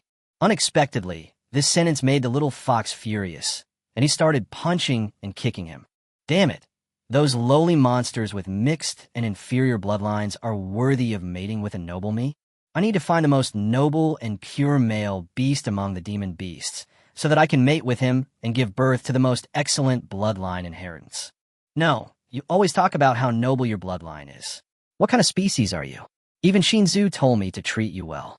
I don't know, I lost my previous memories, but I'm not a child. I always feel like I'm very old, and I seem to be very powerful in the past. I also want to know who I am. Since Xin Zhu knows me, she might know me. You should ask her who I am. Okay, I'll ask for you. Han Feng closed his eyes and called out in his mind. Shinzu, are you there? I am here. Shinzu's familiar voice came. Do you know what species the little fox is? What is its origin? No? Han Feng waited for a long time, but there was no response, so he asked, Is it not possible to tell? No, you just asked me if I knew, but didn't ask me to tell you. Han Feng was full of black lines. Indeed, he just asked if Shinzu knew, and she would definitely say she knew. Then can you tell me? You can, but you can't tell anyone except the little fox. The little fox's origin is enough to kill everyone in your sect. So amazing? Then tell me. I promise not to tell anyone. It is the nine-tailed, sky-swallowing fox, the only one left in the world, and it is also the bloodline of my old friend. Nine-tailed, sky-swallowing fox? I've never heard of it, but it sounds very powerful, so it should be a very powerful being. If it is so powerful, why has it fallen to this situation now? It cannot be said. You can find the answer by yourself. However, the nine-tailed sky-swallowing fox is also a taboo in the demon clan. Remember, do not reveal its name, or you will bring about a terrible disaster. You have to love it and protect it, and the rewards it will give you in the future will be beyond your imagination. Okay, Shinzu, I understand, Shinzu. Han Feng held the little fox and said seriously, Xin Zhu said that your name is Nine-Tailed Sky-Swallowing Fox, but your name is taboo, and you cannot tell anyone, otherwise you will be killed. The little fox was shocked and said, So, I'm a disaster star? Chapter 76, The Seven Realms of Xuanzi Ju. Not necessarily. Han Feng shook his head and continued. I'm guessing, since you have such a powerful bloodline, is there a possibility that you were a very powerful person in the past? It's just that because your bloodline is too powerful, many people or monsters want to hunt you down, but you are outnumbered and severely injured. Then he lost all his cultivation and his memory, and was forced to regress to his most primitive childhood form, constantly relying on absorbing spiritual energy for survival. So even though you have no cultivation, you still have many talents and abilities. It can swallow spiritual stones alive, sense malicious intent, confuse and stun enemies with its eyes, and turn corpses into blood balls to increase people's cultivation, and stimulate the growth of medicinal herbs to increase the age of the medicine. He has a lot of skills. The little fox is so powerful. The little fox stood up, straightened its hind legs, pinched its waist with its front legs, and its two big eyes sparkled. Of course, I am just imagining things. Maybe you're just a child who was born not long ago and has not found a way to improve your cultivation. But it is true that your bloodline is very precious. But the little fox is called a nine-tailed, sky-swallowing fox, but I only have one tail, not nine. The tail isn't the point. Maybe when you grow up, you'll grow 9 tails when you reach maturity. I think the key point is the two words Tunshin. Tunshin. Yes, it's Tion Tun. I think you are amazing. You can swallow spirit stones and fairy spirit crystals alive.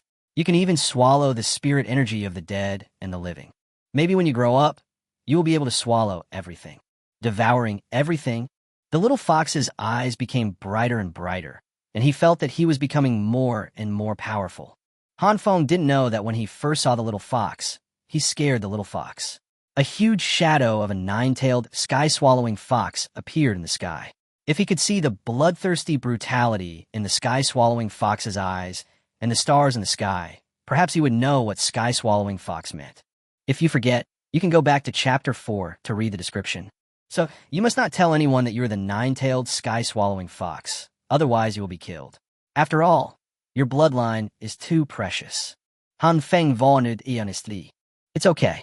I've always been careful. I just need to be on guard against you. I always feel like you're going to sell my blood. I won't sell your blood. You swear.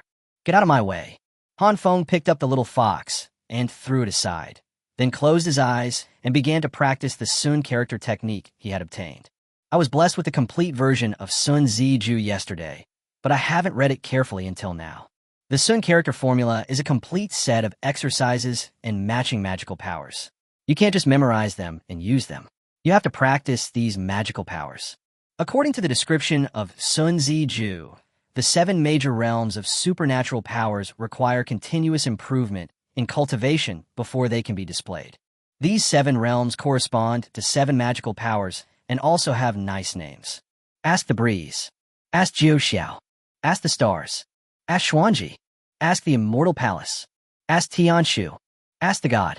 Among them, only the first 3 can be practiced and performed by mortals, which is the so-called cultivator realm. After all, if one cannot become an immortal, he is still immortal and can only be regarded as immortal. Only when one reaches the immortal realm can one use the 4th level of magical power and ask Xianji. As for asking about the later realms of Xianji, Han Feng was confused by the dazzling introduction alone. He knew every word, but when they were put together, he didn't recognize any of them. Add to that so many huge and complex Taoist runes and so on, he said he couldn't understand them at all.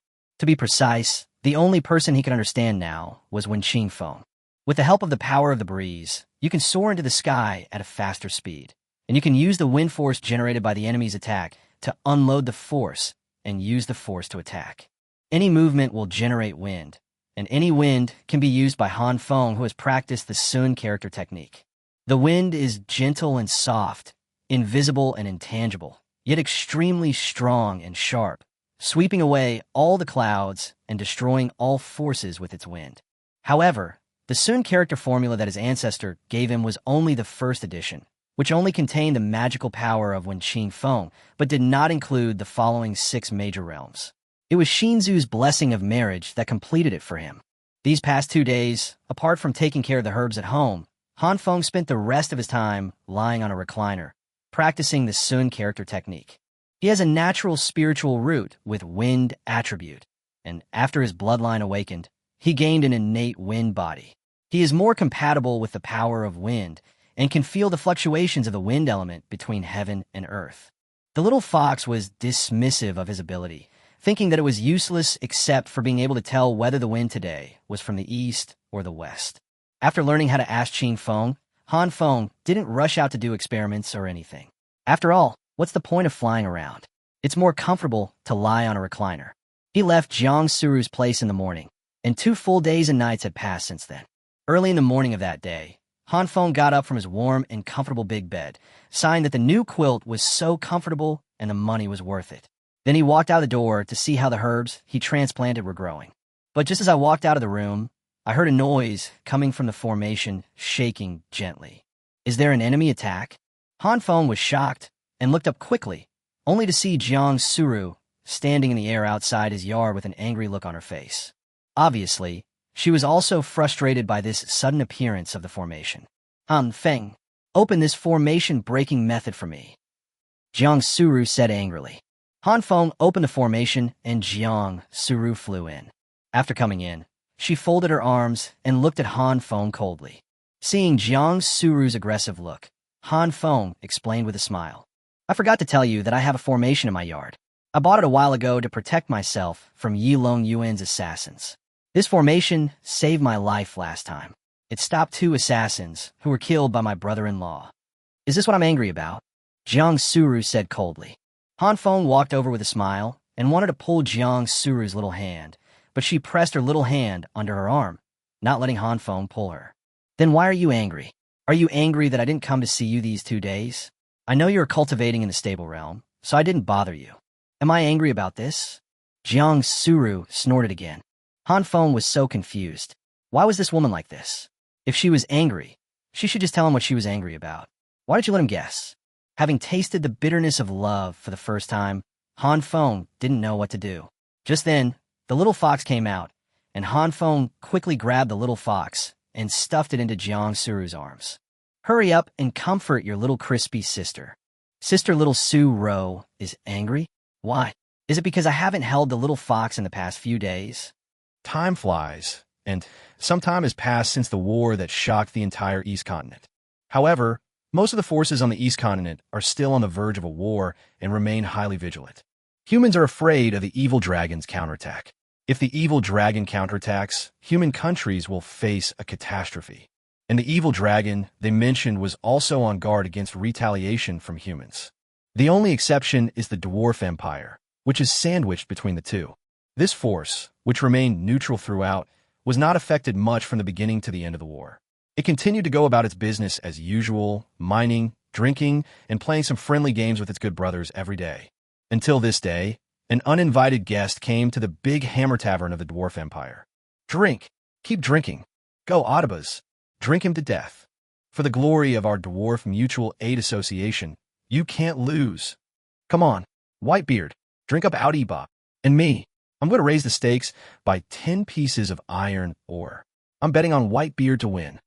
The small tavern was now packed with dwarves, and noisy roars and shouts were vented in the tavern. Because there was really no room left for them, many dwarves simply climbed onto the shoulders of other dwarves, piling up one layer after another, like a pyramid, until they reached the roof. In the center, surrounded by dwarves, was an ordinary stone table filled with wine bottles. On both sides of the table sat a dwarf, one with a signature big beard covered with oil and wine stains, looking as sloppy as a beggar. Judging from the way he swayed from side to side, he was obviously drunk. But he still held the bottle of wine in one hand and poured it into his mouth with his neck raised. Those eyes were fixed on the guy sitting opposite from beginning to end. He was a somewhat peculiar dwarf, wearing animal skins that were much cleaner than those of other dwarves. There are not many stains on his big beard, only a small amount of alcohol. The most eye-catching thing is the hair on his body. Different from the hair color of ordinary dwarves, the hair of this dwarf is all as white as snow. When exposed to light, it reflects a metallic light, which is quite strange. Because of his rare white hair, this dwarf was given the nickname Whitebeard when he came to the Dwarf Empire. No one knows where he came from. He only said that he was a traveler who liked to travel everywhere, see the scenery, and taste the world's delicacies. If that were all, it wouldn't have attracted so much attention. The main reason is that Whitebeard drinks too much. After only one day in the Dwarf Empire, dozens of people were drunk and fell down. And there was no rest in between. In the eyes of these big, alcoholic guys, this was undoubtedly a provocation by despicable outsiders to their local dwarves. As a result, more and more dwarves heard the news and simply put down their work in the mines and came to challenge. Those who thought they were not as skilled as others simply chose to watch the fight. During this period, as more and more people gathered, naturally, some people started gambling, betting on which brother could drink more than this outsider. However, the situation does not seem good. So far, Whitebeard has not shown any signs of being drunk. Instead, there were batches of dwarves coming to challenge, and the number of those who were thrown outside the tavern after getting drunk formed a small hill. Bang! As the dwarf named Audibas, who was sitting opposite Whitebeard, slammed his face heavily on the table, the drinking contest officially came to an end. Suddenly, the entire tavern erupted in shouts like a tsunami. Some were laughing uncontrollably, and some were wailing. Some dwarves lost the bet and reluctantly took out they had worked so hard to dig from their storage rings. Some dwarves won the bet and made several times the amount they bet. Then they happily took the minerals to the bar, exchanged them for a large bottle of red wine, and continued to wait happily for the next challenger to appear. Is there anyone else who wants to challenge our invincible barrel god of war, Whitebeard? A dwarf who was temporarily acting as the host and part-time referee stood on the bar, holding a bottle of wine as a microphone, and roared loudly. Are you guys just giving up like this? Are our brothers in the Dwarf Empire not as good as the guys outside? I'll do it. In a crowded crowd, a dwarf could not resist the instigation and raised his broad, calloused hand. The other dwarves immediately shouted to make way for him, and watched as this brother walked towards the stone table that symbolized the challenger with the determination to die. Okay, the dwarf who was hosting the event shouted at the glass bottle. Now let's invite this warrior to come on stage. I wonder if he can drink Whitebeard down. Let's wait and see. Other brothers, you can start placing bets now. But before the new challenger stepped onto the ring, a rough voice suddenly rang out from outside the tavern. Specially brewed. Why didn't you call me for such a good thing? The pub fell silent. When everyone turned around, they saw the wooden door of the tavern being pushed open, and a dirty dwarf walked in with a manuscript on his shoulder. Judging from his dark body, which is as black as a coal briquette, he must have just come out of the coal mining area. However, Just when this dwarf, who was so ordinary that he couldn't be more ordinary, roared, the other dwarves fell silent for several seconds. Just because this dwarf who is as black as a coal ball is their uncrowned king. The dwarf king, Herbert Alexander. Could it be that the king wants to personally participate in the drinking contest? This was a sudden thought that popped up in the minds of the dwarves. The dwarf king, who is the biggest drinker in the entire empire, faces this Whitebeard who appears out of nowhere. This is the battle of the century. If I could witness these two strong men drinking together, it would be worth it even if I had to pay for all I had. The eyes of the dwarves became brighter and brighter. I don't know who was the first to react and shouted, "King!" Like a chain reaction, all the dwarves began to shout, and under the powerful shouts, the roof of the tavern began to tremble. In order to live up to the trust of his people, the dwarf king Herbert threw the manuscript on the ground, stretched his muscles, moved his neck, and with a force, 2 streams of black smoke mixed with slag came out of his nostrils. He walked to the stone table as the crowd spontaneously made way for him, grabbed the arm of the drunken former challenger who was lying on the table, and with a strong force, threw him out of the tavern in a graceful parabola. Sitting on the stone chair, picking up a bottle of red wine on the table, Herbert looked at the white-bearded man sitting opposite him, who was still drinking nonstop. After taking a sip of the wine, he used a special method to transmit his voice. "You guy, why are you here to get drunk again?" Chapter 94 Dragon Dad. Whitebeard seemed to be concentrating on drinking and not paying attention to the situation outside. Or maybe he felt that the outside world was too noisy, so he used some magic to block out the noise in advance. Only after hearing this voice transmission did he take his eyes off the wine bottle, slowly raised his head, and looked at the dwarf king Herbert sitting opposite him in some surprise. His beard trembled for a moment, and then quickly returned to normal, and he also greeted him in a plain way through one-on-one voice transmission. You're here." To outsiders, this scene was just a battle of wills between 2 big guys before a drinking contest. On the surface, the newcomer, Whitebeard, was obviously weaker in momentum. Suddenly, the entire tavern fell silent, for fear of disturbing the competition between the two. In secret, the dwarves all quietly took out various minerals from their storage rings, preparing for a big gamble, betting on who can drink better, the dwarf king Herbert or the outsider Whitebeard. If you win the bet, everyone is naturally happy. You don't have to mine for several days after that. You can spend every day in the tavern and exchange the won or for red wine. As for those who lose, those who are luckier can only declare bankruptcy and have to go mining miserably. If you are unlucky, you may also receive a commission to forge equipment. Without, or it would be impossible to complete the commission for a while. In order to avoid paying liquidated damages, these unfortunate dwarves may be forced to find a few gentler dwarf brothers to provide them with warm-hearted and wonderful services in addition to working overtime to mine, in exchange for some ores to fill the gap in forging materials.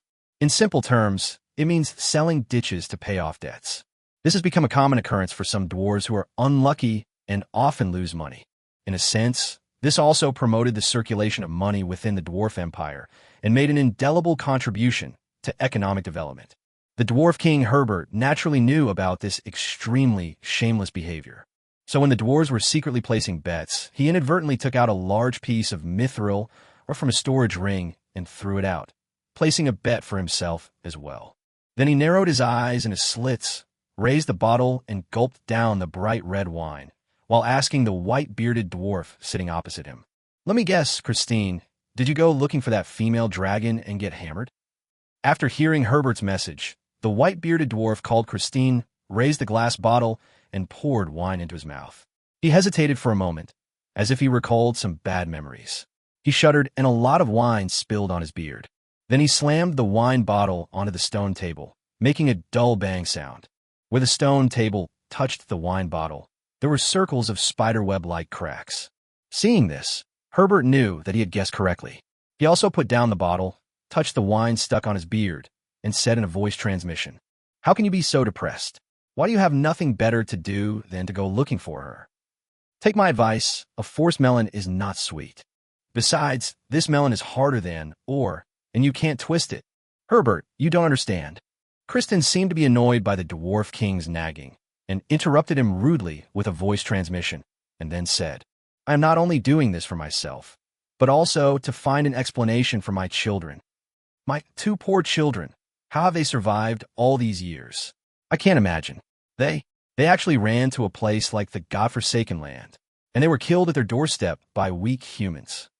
I can't even imagine how much they have suffered. Damn Silveri, how could she treat our child like this? As she said this, Christine actually covered her head and started crying. She cried like a pear blossom in the rain. I felt pity for her.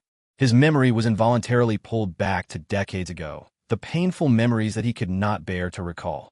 At that time, he, Christian, was still a young dragon who was young and frivolous, kind-hearted, and yearning for poetry in distant places.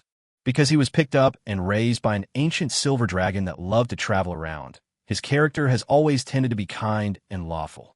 At the same time, his hobby is the same as Silver Dragon's mother. He likes to wander around and travel around the world. In her adolescence, Christine left the protection of her mother and embarked on her own journey. However, he didn't expect to meet an adult female black dragon in estrus on the way, so he was pressed to the ground without any explanation. I was insulted for several months. Then, just when Christine thought he could leave, the female dragon unexpectedly imprisoned him. Regular humiliation, torture. The games are getting more and more extravagant. From then on, Christine became a ruthless tool for sexual gratification. This process continued until he was 100 years old and grew into adulthood. He had a certain amount of resistance. Then one day, when the moon was bright and the wind was strong, he took advantage of the moment when the cruel female black dragon was preparing magic props and quietly escaped. That time, Christine fled all the way to the Dwarf Empire. Seeing that the female black dragon stopped chasing her, she breathed a sigh of relief and suddenly felt tired. So she disguised herself and went into a tavern to get drunk, trying to bury lost youth and chastity. After drinking for several days and nights and calming down a little, he remembered that all the things he had on him had been looted by the female dragon. As a result, there is no money to pay the bill. I wanted to show my true dragon nature and go all out and just run away. But Christine never expected that there was a legendary master hiding in the small tavern. She was caught and beaten before she even left the house, and even 2 of her teeth were knocked out. Although he later became friends with the Dwarf King who beat him under the influence of alcohol, he gradually became less depressed after being counseled. But due to the indelible shadow cast by the female black dragon, Christine resolutely left this sad continent. It was not until recently that he received the news that he might have 2 children, so he hurried over. As a result, when he arrived, he heard that his child was almost slaughtered by the soldiers sent by the human principality. He couldn't help but go to find the child's mother to argue. The result: once again, he was pinned to the ground and humiliated for several days. I don't understand, Christine said in a voice transmission. She was cruel to me, but why did she treat our children so cruelly? They are so young. What if they are in danger? I can't imagine how wrong they must have been these years.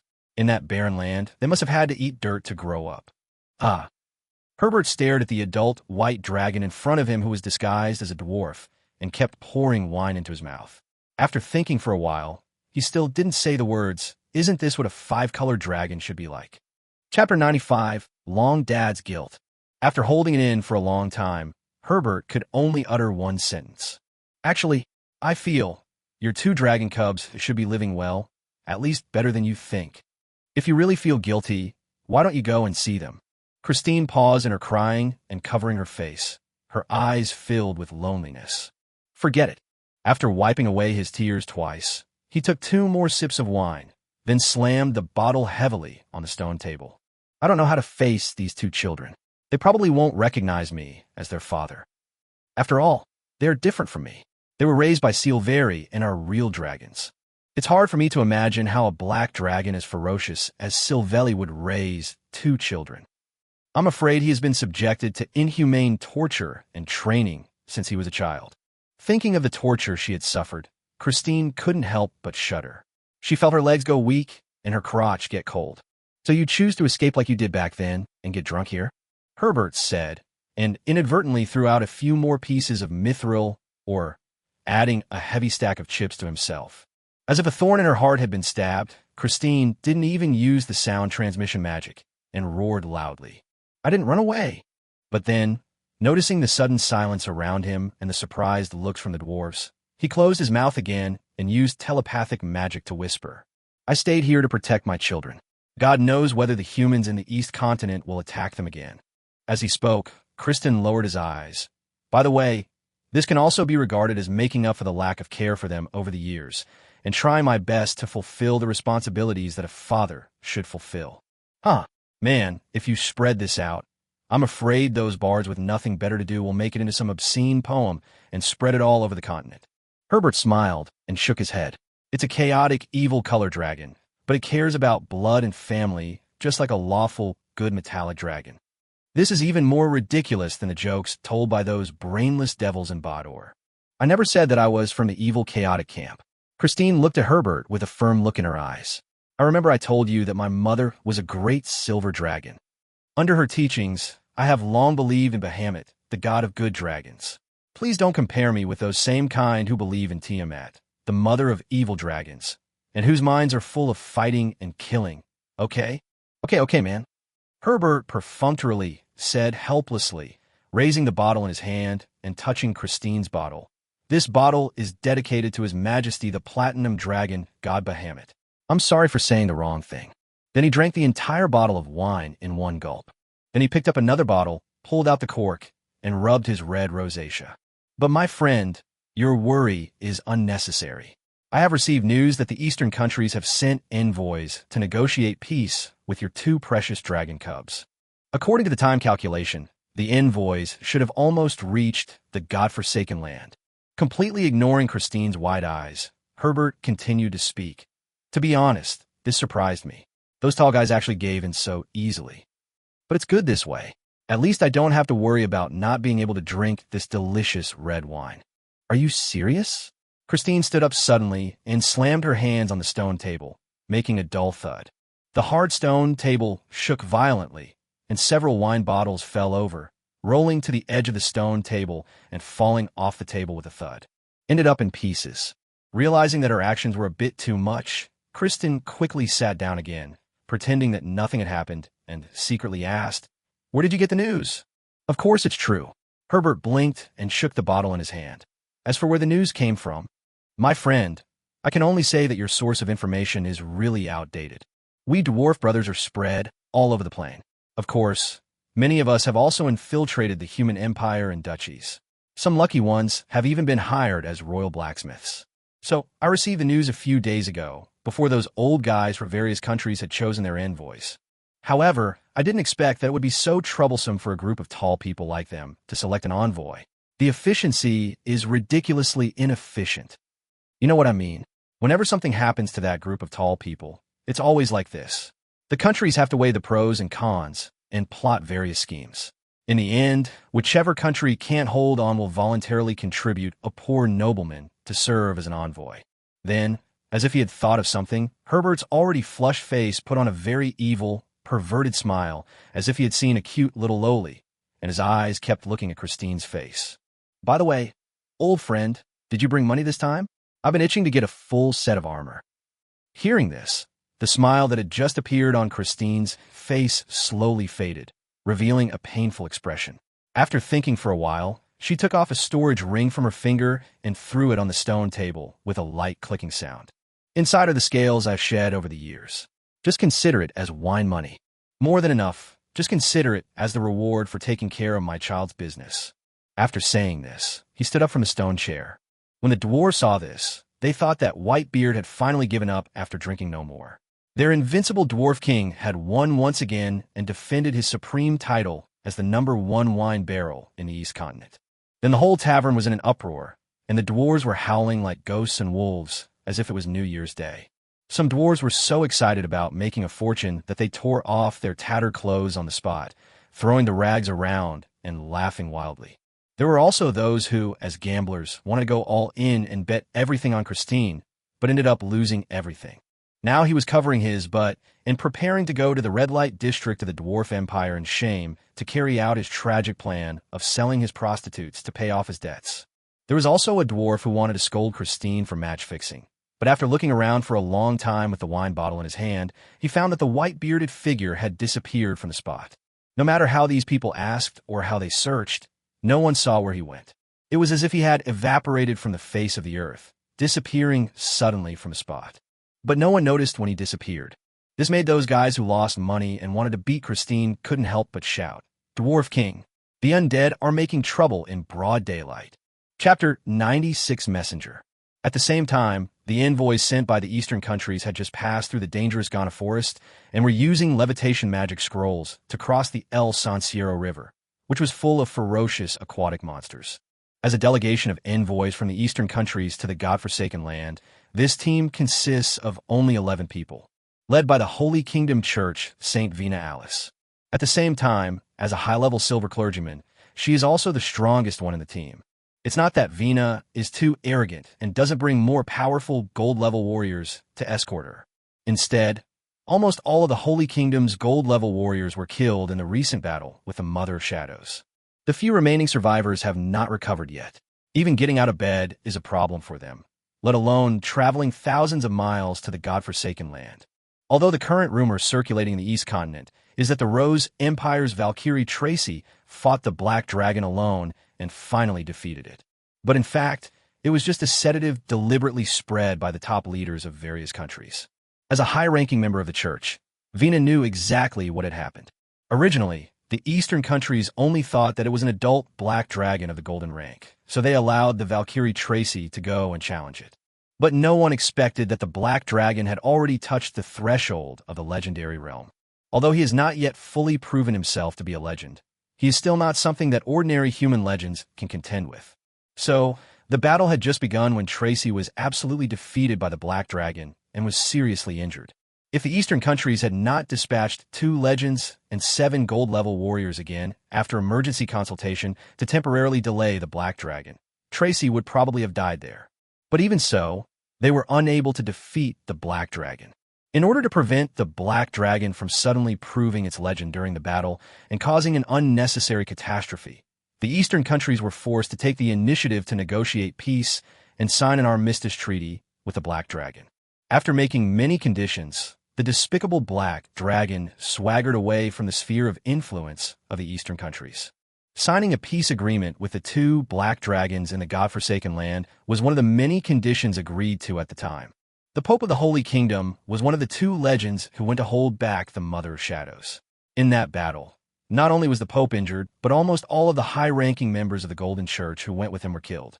This is why they were at a disadvantage in the negotiations with the eastern countries and were forced to let their own saint take on the role of peace messenger. Of course, other countries did not provide any subsidies. They wished that all countries except their own would be destroyed so that they could dominate the entire East Continent. In such a situation, Vina, as a messenger, had just crossed the El Sanciero River. The moment she landed, her legs went weak and she was about to fall to the ground. Fortunately, the female captain of the escort rushed up in time and supported her, thus preventing the envoy from making a fool of himself before he even achieved his goal. After thanking the captain of the guards, Vina ordered the envoys to stay where they were and rest. Then she sat down on the ground, took a long breath, and felt relieved. But when I thought about having to walk through the Ghana jungle again when I go back, I couldn't help but feel irritated. He cursed all 18 generations of the dwarf's ancestors who did not allow them to cross the river through the dwarf empire.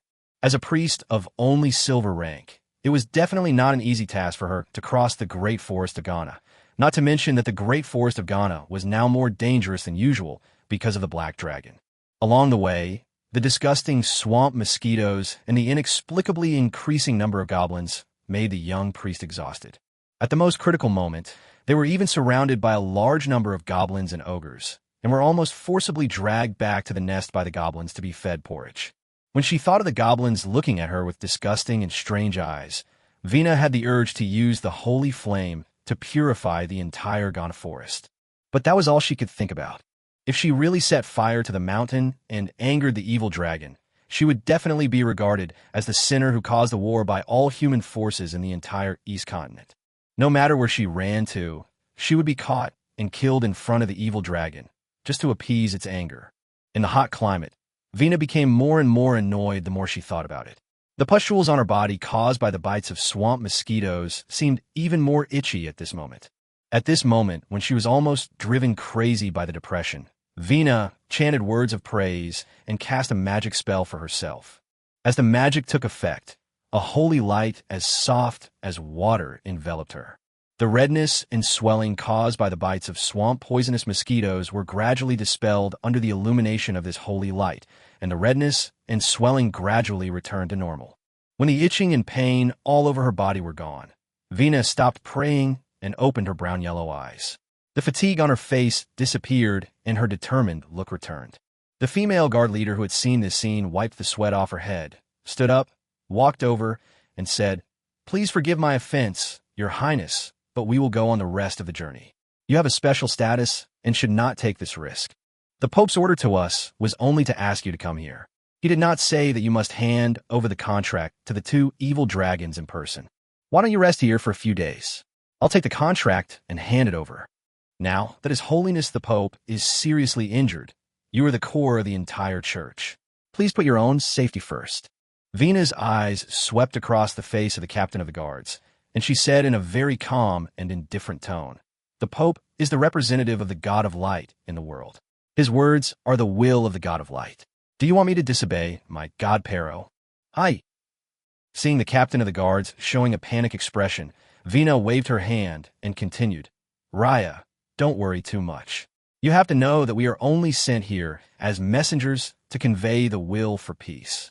We are not going to declare war on those two evil dragons and fight to the death.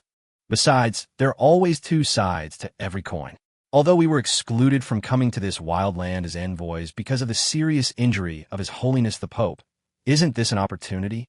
Chapter 97 Envoy. Those orcs and beastmen have been atoning for their sins in this sinful land for thousands of years. Now it is time for them to return to the embrace of my God Pero. "What do you mean?" asked the captain of the guard, Raya.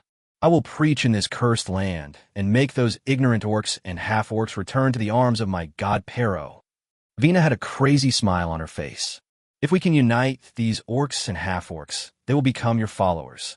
When the time comes, Your Majesty will surely grant me a miracle." Captain Guard Raya's expression turned a little strange. Although she had always known that her saint's ideas were radical, she had never expected them to be so crazy. But at the same time, because she knew the saint well enough, Raya also knew that once the saint made a decision, it would be difficult to change it. She could only sigh, assemble the team, and prepare to set off again. But at this time, who?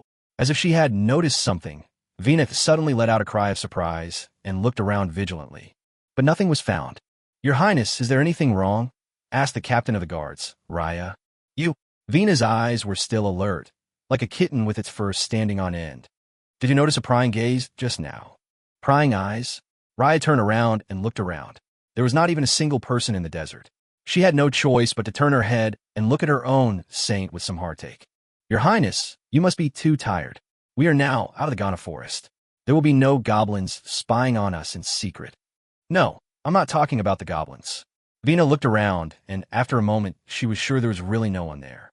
She could only sigh, "Maybe I'm too sensitive." Yellow sand is blowing all over the sky, and the scorching sun is high in the sky. After several days of trekking, Vina and her group finally reached their destination. Glancing at the obelisk standing in the yellow sand, Vina licked her cracked lips and focused her gaze on the figures holding wreaths under the obelisk. "I didn't expect these barbaric guys would also mourn their dead companions," Vina said to herself. As a saint, she grew up in the church, and her understanding of the outside world mainly relied on hearsay and books. In her understanding, orcs and orcs are extremely barbaric and brutal, incomparable to other intelligent life forms. When food is scarce, they will even resort to cannibalism. Instinct far outweighs reason, more like savage beasts than intelligent species. At the same time, this is also the view of most humans. After seeing this scene, although Vina's attitude towards life in these savage lands did not change much, she became more determined to preach here. If you can mourn your companions, you can pray to the gods. And she secretly vowed that when her missionary work was successful, she would tear down the obelisk and replace it with a statue of the God of Light. In the heart of this fanatical saint, only the statue of His Majesty the Great God of Light is worthy of being located in this position to accept the prayers of all people. Equipment Department. Minister Gao was excitedly discussing the research and development plan of the chainsaw sword with Irene, and a number of scrap samples were piled up in a corner. Most of them are sawtooth breakage and wear. Some are still emitting black smoke, obviously having just been scrapped not long ago. In the research and development of generation after generation, the shortcomings of the copycat chainsaw sword have become clearly apparent. This kind of melee weapon, which is close to black technology, can easily wear out or even break during use due to high-frequency vibrations because the saw blade is not strong enough when used. The first experiment failed because the material was not strong enough, resulting in direct breakage. Even if you engrave magic runes on it, it cannot solve the fundamental problem. The original weapon is suspected to have used a very advanced technological means, which can greatly avoid the wear and tear of the saw blade. However, due to the erosion of time, it is completely impossible to replicate it. After studying this technology, Irene named it single-molecule edge technology. It is envisioned that if this technology could be realized, even the body of a gold-level warrior would not be able to withstand a single blow from a saw blade. But because of the technology tree, Irene and her team are currently unable to discover this key technology. I can only sigh that the height that the ancient Orc's technology tree has climbed is really outrageous. In response to this, Gal has been continuously researching and coming up with two more common solutions to the problem of easy wear and tear on chainsaw swords in recent days. The first thing is to make the chainsaw sword bigger, longer, and wider, and then prepare a few more spare saw blades. In his own words, I thought if I made it bigger, I could chop it off in one go, so I wouldn't need a second cut, and the wear and tear would naturally be less. However, because the saw blade would eventually wear out and break, and the result would be that the saw blade would fly out and easily hit nearby, friendly forces, this plan was eventually forcibly abandoned. The second research plan is to use more precious metals. But because it was too expensive and could not solve the problem, it was eventually abolished. Gal also tried to replicate the metals suspected to be special alloys on the ancient Orc spaceship, but no matter how he smelted them, he could not achieve the desired effect. Even if he dismantled the spaceship and melted it for reuse, it would be difficult to completely melt it. The metals used on the spaceship were extremely resistant, so in the end he had to give up. Now, with the help of Irene, the modification of the chain's word has taken a more reliable direction. Although they don't have single-molecule blade technology, they have magic. Irene envisions using magic particles instead of molecules to realize magic particle blade technology. By attaching a layer of high-speed, flowing magic particle flow to the surface of a saw blade, the functions of cutting and protecting the saw blade are achieved. If this technology can be successful, it is foreseeable that the offensiveness of the army under Irene will be greatly enhanced. Although the magic particle blade is not as powerful as a real single-molecule blade, it should be able to cut ordinary magic items and magic shields without any problem. However, due to lack of experience and depth of research on magic, this idea has not yet been fully implemented into reality. It only exists in the plan. Just when Irene's dragon brain was overheating and was running the laws of magic at high speed, a report from a human envoy asking for a meeting interrupted her thoughts. Chapter 98 Meeting. Inserting the chainsaw sword test machine in her hand directly into the steel cast ground, Irene turned her head, her golden eyes full of solemnity. Those stupid humans. Do they still want to go to war with me? No, Your Majesty. The Orca reporter was frightened and opened and closed his mouth several times. He stuttered for a long time before straightening his tongue out, but they said they came to sign a non-aggression treaty. Non-aggression pact? Erin had a weird look on her face. Although she believed that the heavy damage she had inflicted on the invading army of the Principality of Rennie was enough to temporarily intimidate the eastern countries, so that in a short period of time, after weighing all aspects, they would most likely not take action against her. But no one expected that this group of humans would be so straightforward as to give in and sign a non-aggression treaty. This feeling is just like when you're playing a 1v1 game and you just reduce the opponent's health bar a little bit, and the opponent immediately gives up. It's just as ridiculous. Irene had an inexplicable sense of déjà vu, as if she had encountered a country in her previous life that was very good at surrendering. But then she thought of a guy. Her mother, the Black Dragon Silveri. Not long ago, Irene received news that Silvelli took action personally and took advantage of the Principality of Rennie's massive invasion of the godforsaken land and the country's depleted national strength to completely destroy it. In the end, it took the legendary forces of the Eastern nations to drive her back to the great forests of Ghana. Thinking about it this way, the fundamental reason why human countries want to make peace is probably because of the Dragon Queen. Involving someone of her own kind and her own mother, Irene couldn't help but start thinking more deeply. Could this be the condition that Dragon Queen obtained through some shady deal she made with the Eastern nations? This thought popped up in Irene's mind involuntarily, and became more certain after combining it with her mother's personality. She didn't think this was her mother's love for her. On the contrary, for the Black Dragon, an evil dragon that is extremely good at playing tricks, Eileen only felt that the mother of dragons wanted to treat her as a cash cow that had not yet grown up in the back garden. As time goes by, it is foreseeable that this back garden of the godforsaken land will accumulate more and more wealth. By then, as a neighbor separated only by a river, the mother of dragons would only need to make a slight move to easily harvest the ripe fruits and put all the wealth in her own pocket. With a light sigh, Irene shook her head helplessly. After thinking it through, she felt relieved. She gave Gar a few instructions and asked him to continue studying the feasibility of the chainsaw sword. Then she walked out of the equipment department and prepared to meet the human messenger. To her, although Dragon Queen was suspected of stealing money, it was just stealing money. Although the feelings between the five-color dragons are weak, it is common for blood relatives to turn against each other. But all five-color dragons know their limits and rarely kill their own kind on their own initiative. Of course, it's not because they care about their old friendship, but there's a bottom line that must be followed.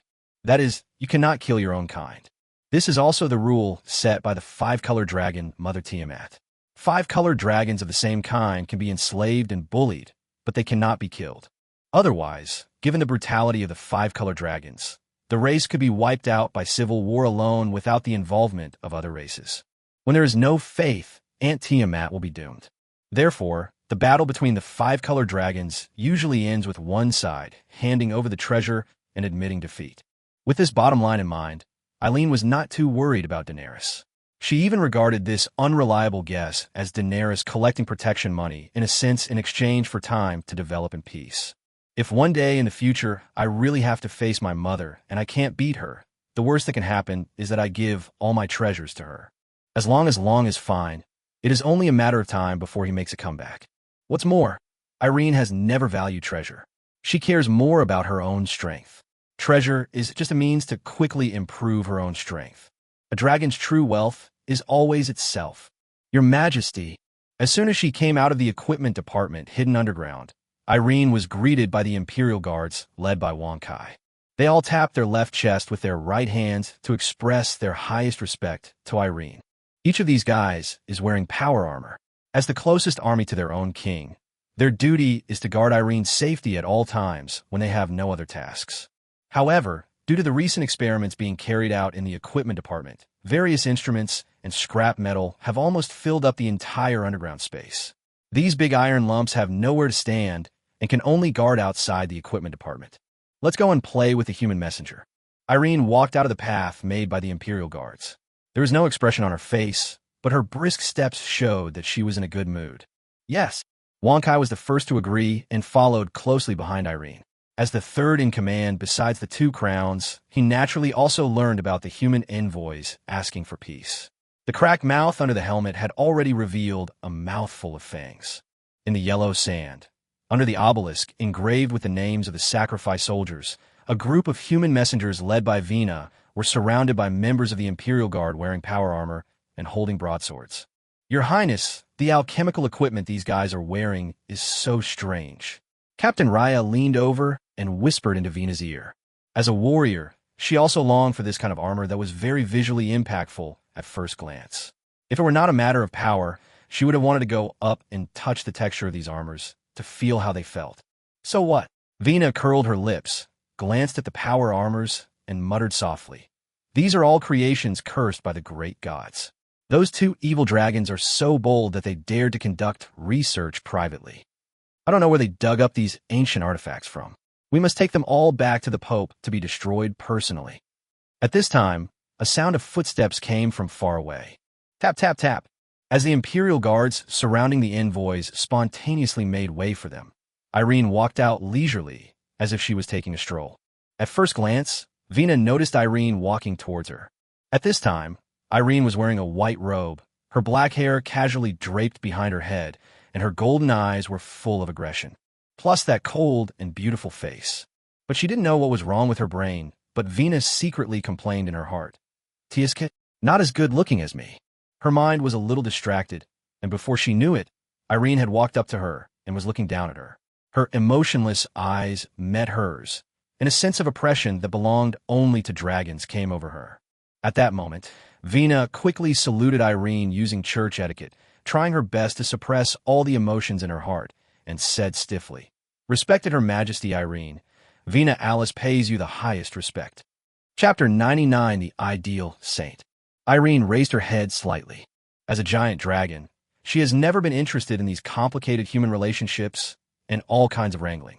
In order not to waste time, Irene got straight to the point and said in a cold voice, "Human, I already know your intentions.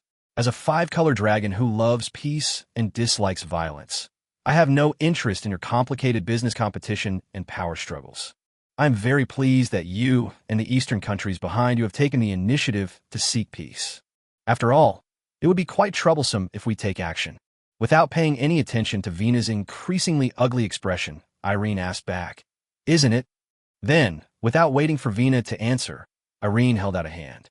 "Come on, under the witness of the gods, let us both sign a contract symbolizing peace." It was so straightforward that Vina was a little slow to react. This made all her plans go down the drain. As a saint who grew up in luxury in the church, according to Vina's ideal, the evil dragon would not surrender so easily.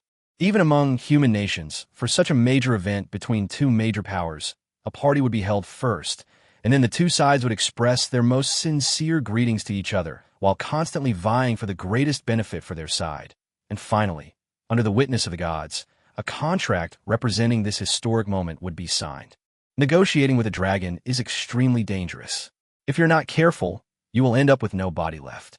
She had already made many preparations for this. A set of both soft and hard measures have been prepared.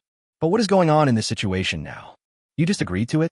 Vina looked at the humanoid dragon in front of her with some disbelief. What else? Irene raised her eyebrows. I said before, I am a peace-loving dragon. Then Aaron hooked the hand she extended. Don't waste your time. My patience is limited. Okay. Vina was a little confused in her heart, but she remained calm on the surface. The education she received in the church since childhood allowed her to hide everything well, and she even had a smile on her face. Since Your Excellency is so anxious, let's sign the contract here. After saying that, Vina took out a piece of parchment emitting magical light from her storage ring and handed it over with both hands. Just sign your real name on it. Under the witness of the God of Light, the party who violates the contract will be punished by God. Irene took the parchment, and with just a glance, she saw densely packed names shining with magical light.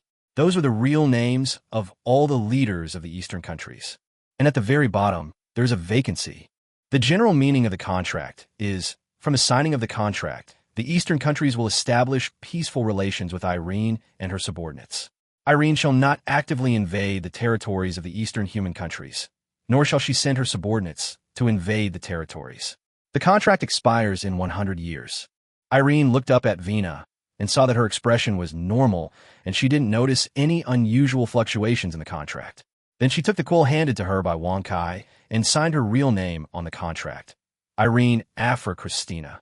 As the real name was signed, the contract was officially established and the parchment gradually turned into a point of light and disappeared. After doing all this, Irene felt a little relieved inside. Finally, I don't have to be so cautious anymore. 100 years is more than enough time for her to grow to adulthood. By then, let alone protecting herself, I'm afraid ordinary legendary masters will have to avoid her when they see her.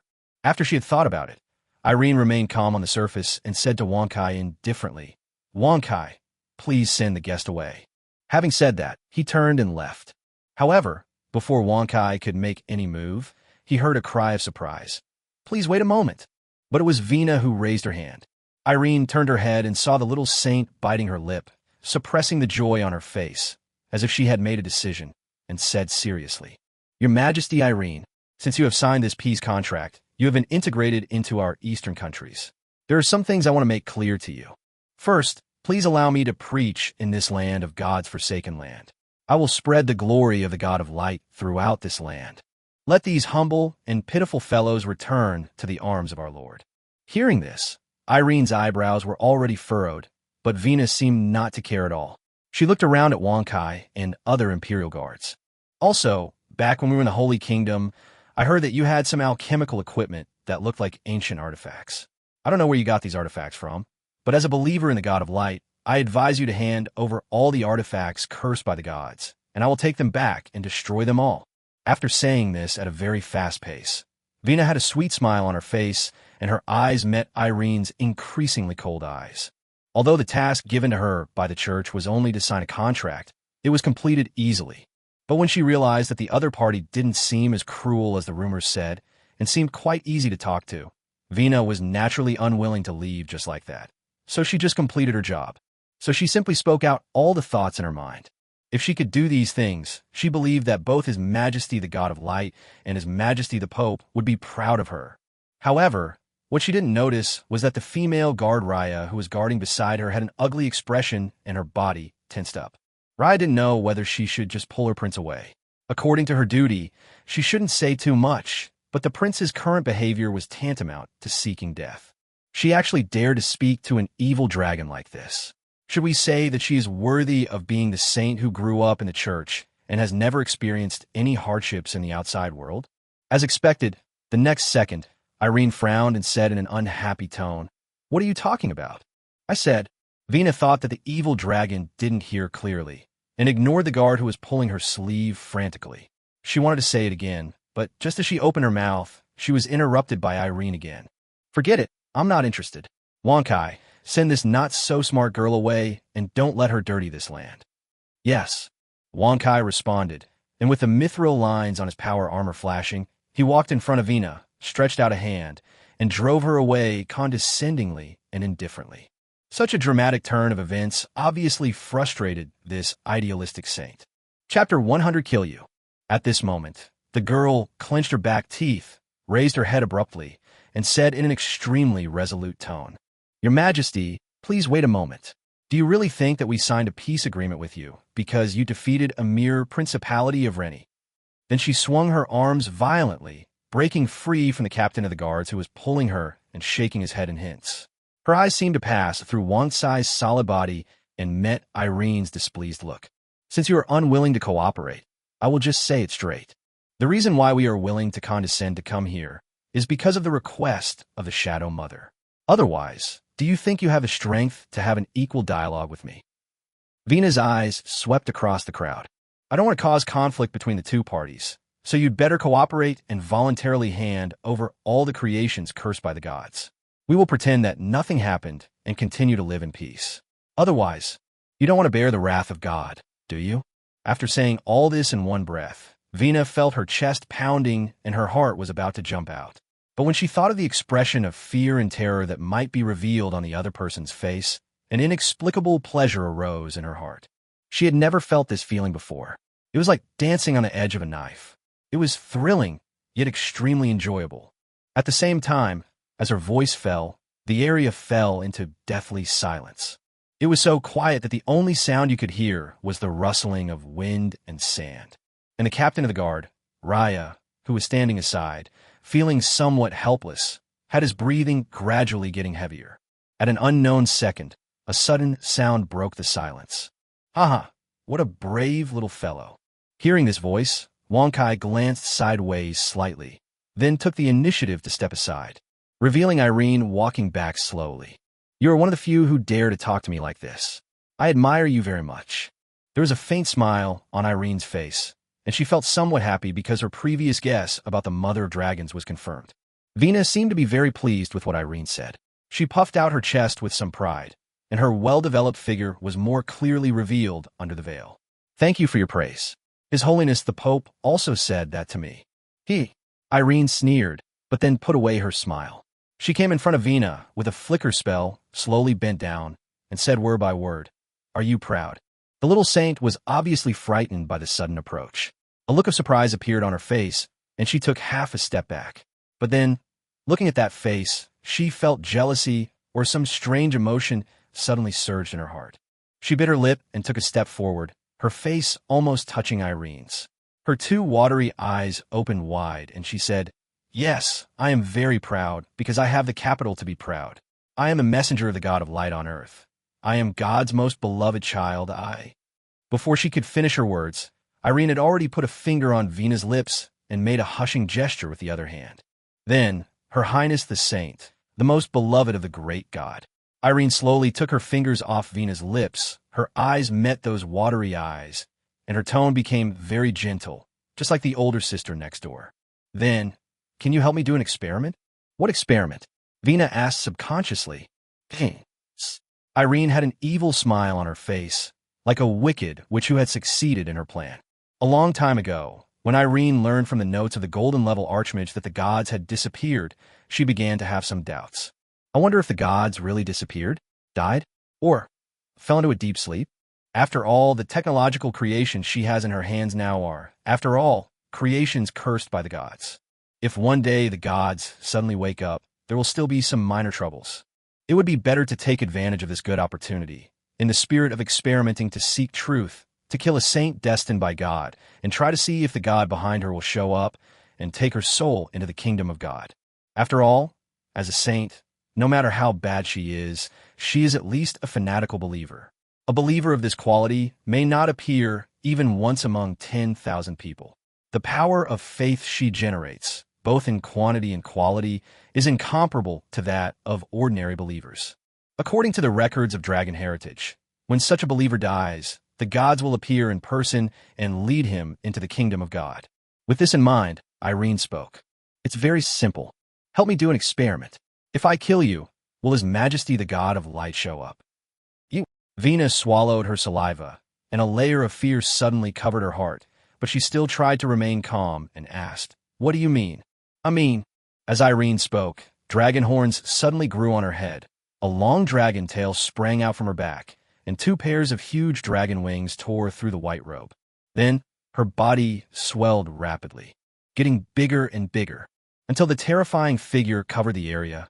Vina was completely shrouded in shadow. She could only crane her neck and stare at the behemoth in front of her with horror. At this moment, she finally recalled the fear of being dominated and ruled by dragons countless years ago, which was engraved in the blood of every intelligent race. It was at this moment that she finally understood that the person she was facing was never a human being. No matter how gentle the other party is still an extremely ferocious 5-colored dragon. A cold voice then came from the mouth of the giant beast in front of him. I want to try. If I kill you, will the great God of light take the initiative to show up and take your soul to the kingdom of God? As she spoke, Irene spread her huge wings with a bang. The huge black wings were like a thick dark cloud, completely covering the place, causing everyone present to involuntarily feel an emotion called fear in their hearts. Irene lowered the dragon head on her own initiative. The golden vertical pupils on her face, covered with cold black scales, were almost touching Vina's face. A slight exhalation almost made her fall to the ground. A sound like metal friction was squeezed out from between teeth. This is a very interesting experiment, isn't it? Faced with such a horrifying scene, the female captain of the guards, standing by, finally couldn't bear it anymore. She wanted to stop the black dragon in front of her and take the opportunity to let her own saint lady escape. Chapter 101, Threat. However, there are people who are faster than her. When she just made a move, Wong Kai had already drawn the double-edged broadsword from his back and put the tip of the sword against the neck of Raya, the captain guard who was about to attack. The sharp blade easily cut through the tender skin, and a few points of blood dyed the black blade red. At the same time, the other Imperial guards present also acted quickly. They took complete control of the human envoy group as quickly as possible. This scene happened in a flash. Vina, who had just reacted, saw that everyone was under control. She focused her eyes again on the ferocious dragon head. The pampered saint lady mustered up her last bit of courage, looked directly at the black dragon in front of her, and said in a mosquito-like voice, You can't kill me. The Holy Kingdom is behind me. I am an envoy of the Eastern Kingdoms. Are you trying to make an enemy of the Eastern Kingdoms by attacking me? What a coincidence. As if she had heard a very funny joke, Irene opened her big fang mouth and showed a smile that only belonged to an evil dragon. The last person who said that, I broke his neck. He is dead as hell. She lowered her head and said playfully, Well, guess what? Will those old men sitting on the thrones of the Eastern Kingdoms tear up the treaty and go to war with me, just for you? No. Vina hesitated for a moment, and the next moment, as if she had finally recognized the reality, her eyes suddenly opened wide. She felt the murderous intent that materialized. The other party was not trying to scare her. This evil dragon really wanted to kill her. Vina immediately stopped pretending. Her face turned fierce, her storage ring flashed with light, and a scroll appeared in her hand. There is no doubt that this is a magic scroll of legendary level. This is her confidence. However, the next moment, an extremely majestic dragon power enveloped Vina, slowing her movements for a moment, and then an invisible wizard's hand completely restrained her. Can't move at all. The scroll containing the legendary magic fell to the ground with a thud. Irene's reaction was too quick. Having suffered a loss once, her reaction this time was almost subconscious. Everything happened in a flash. Then a huge dragon head came towards them, its sharp teeth flashing coldly, and it was about to bite Vina to pieces. Looking at the fangs getting closer and closer, Vina's eyes finally revealed despair. At this moment, she suddenly remembered what His Holiness the Pope taught her before he left. Control your character. This is not the church. Seeing that the huge dragon's mouth had already wrapped around her, a light bite would end her life. The saint was so frightened that she couldn't even muster the strength to resist. She could only raise her head blankly. Her pretty face became distorted because of fear, and 2 lines of tears slid down her distorted face. But just when Irene was about to bite this not-so-bright saint in half, she subconsciously sniffed. Then she frowned. The dry sand beneath Vina's body had become a little wet at some point, revealing a dark color that didn't match the surroundings. A strong, fishy smell emanated from the wet sand. This guy was actually scared to death. Irene raised her head with a look of disgust. What a disgusting guy. Irene retracted her neck, and her body shrank in a burst of magical light, returning to human form. At the same time, a brand new black robe appeared on her body. Vina felt the pressure relieved, and her whole body withered and died like a flower that had lost all nutrients, and she sat down on the ground dejectedly. But she hadn't given up yet. While her eyes were on Irene, her hands subconsciously wanted to touch the magic scroll. But Irene, who had suffered losses from the magic scroll before, was always on guard. Before Vina's hand touched the scroll, she saw it thrown away by the invisible wizard's hand. Wong Kai, who was standing by, reached out and caught it. Then, Irene leaned over, lifted Vina's chin with her hand, exerted a little force, and said in an extremely frivolous tone, "Don't struggle. Thank your gods, I changed my mind." Vina's watery eyes widened in disbelief. "I can let you go." Irene looked at this pretty face, revealing 2 sharp little fangs. "But I want you to exchange it for the book that records the magic of the dead." Irene tilted her head, as if thinking. "As for the quantity, it should be the same as the weight of your team. 1 book of the same weight in exchange for 1 life. That's a good deal, right?" "Hey, I'm not a devil after all. This is simply an outrageous request. You know, under normal circumstances, the evil profession of necromancer is very rare. Most of them call themselves necromancers after receiving some sporadic inheritance." Now, as soon as Irene opened her mouth, she said books that weighed as much as a team of people, which was quite a lot. But now the target of blackmail is the Holy Maiden of the Holy Kingdom, which makes sense. Recently, in order to guard against human counterattacks, Irene had been studying hard to catch up on information about the Eastern countries. She also had some understanding of this special country, the Holy Kingdom, which was founded on religion. The entire country of the Holy Kingdom is ruled by the church. Its churches belonging to the God of Light are spread all over the entire Eastern continent. They must have done many immoral things, such as eliminating cultists and chopping necromancers into pieces and then cremating them. These evil books might still be left when the books are cleared out. Faced with such an impolite request, Vina subconsciously wanted to refuse. In the eyes of this saint, handing such an evil book to an evil dragon personally was tantamount to actively spreading necromancy. In her opinion, this was no different from those heresies that blasphemed God. For a fanatic, this is more painful than killing her directly. What is this evil dragon thinking? Is it trying to humiliate me in this way? Vina couldn't help but think so in her heart. In her heart, she was determined to resist exchanging her life for these dirty things. If it were in the past, she would definitely choose suicide without hesitation. As a clergyman, the thing he fears least is death. For her, death means returning to the Lord's arms and returning to the Lord's kingdom of God. But now it's different. His Holiness the Pope once left the East Continent a long time ago. After returning, He kept muttering that gods no longer existed and no one could return to the Lord's kingdom. Although the Pope never mentioned this matter again, Vina always kept it in her heart. She didn't dare to gamble. If she loses the bet and cannot return to the kingdom of the Lord, true death will await her. So, when it comes to defending the Lord's dignity in her own life, Vina's expression changes from shock to anger, to despair, and finally to expressionlessness. He showed a look of immense struggle. Not until Irene's face gradually showed impatience did Vina finally reveal a crazy smile, as if something was lost from her. There have been some subtle changes in her beliefs. 2 clear tears flowed from those watery eyes. She looks so weak and helpless, which makes people feel distressed. I see. As if she had let go of something, Vina showed an extremely twisted smile and said frankly, I will do as you say. Then he stretched out his hand to pry Irene's hand away, but he was unable to resist at all, so he could only say helplessly, You can let me go now. Haha, you're a sensible little fellow. Irene let go of her hand and used a cleansing spell on it with some disgust. When the restraints were suddenly released, Vina's body went limp and she almost fell to the ground. Fortunately, she reacted quickly and supported herself on the ground with her hands in time. Just feel the moist touch in your palms. Looking at the wet sand beneath me. She gave a sad smile. Under Irene's gaze, this arrogant saint lowered her head, tremblingly climbed up from the ground, and prepared to leave. Under the veil, drops of strange liquid were dripping slowly, wetting the dry sand and turning it a dark color. Wait, Irene suddenly spoke again. Vina only felt a chill on her back, shuddered with fear, turned her head tremblingly, and heard Irene say in a playful tone, When doing things, one must be honest. I am a rather suspicious dragon, so how about this? I will swear a solemn oath to your lordship of the God of Light before leaving. Chapter 102. Founding of a Nation.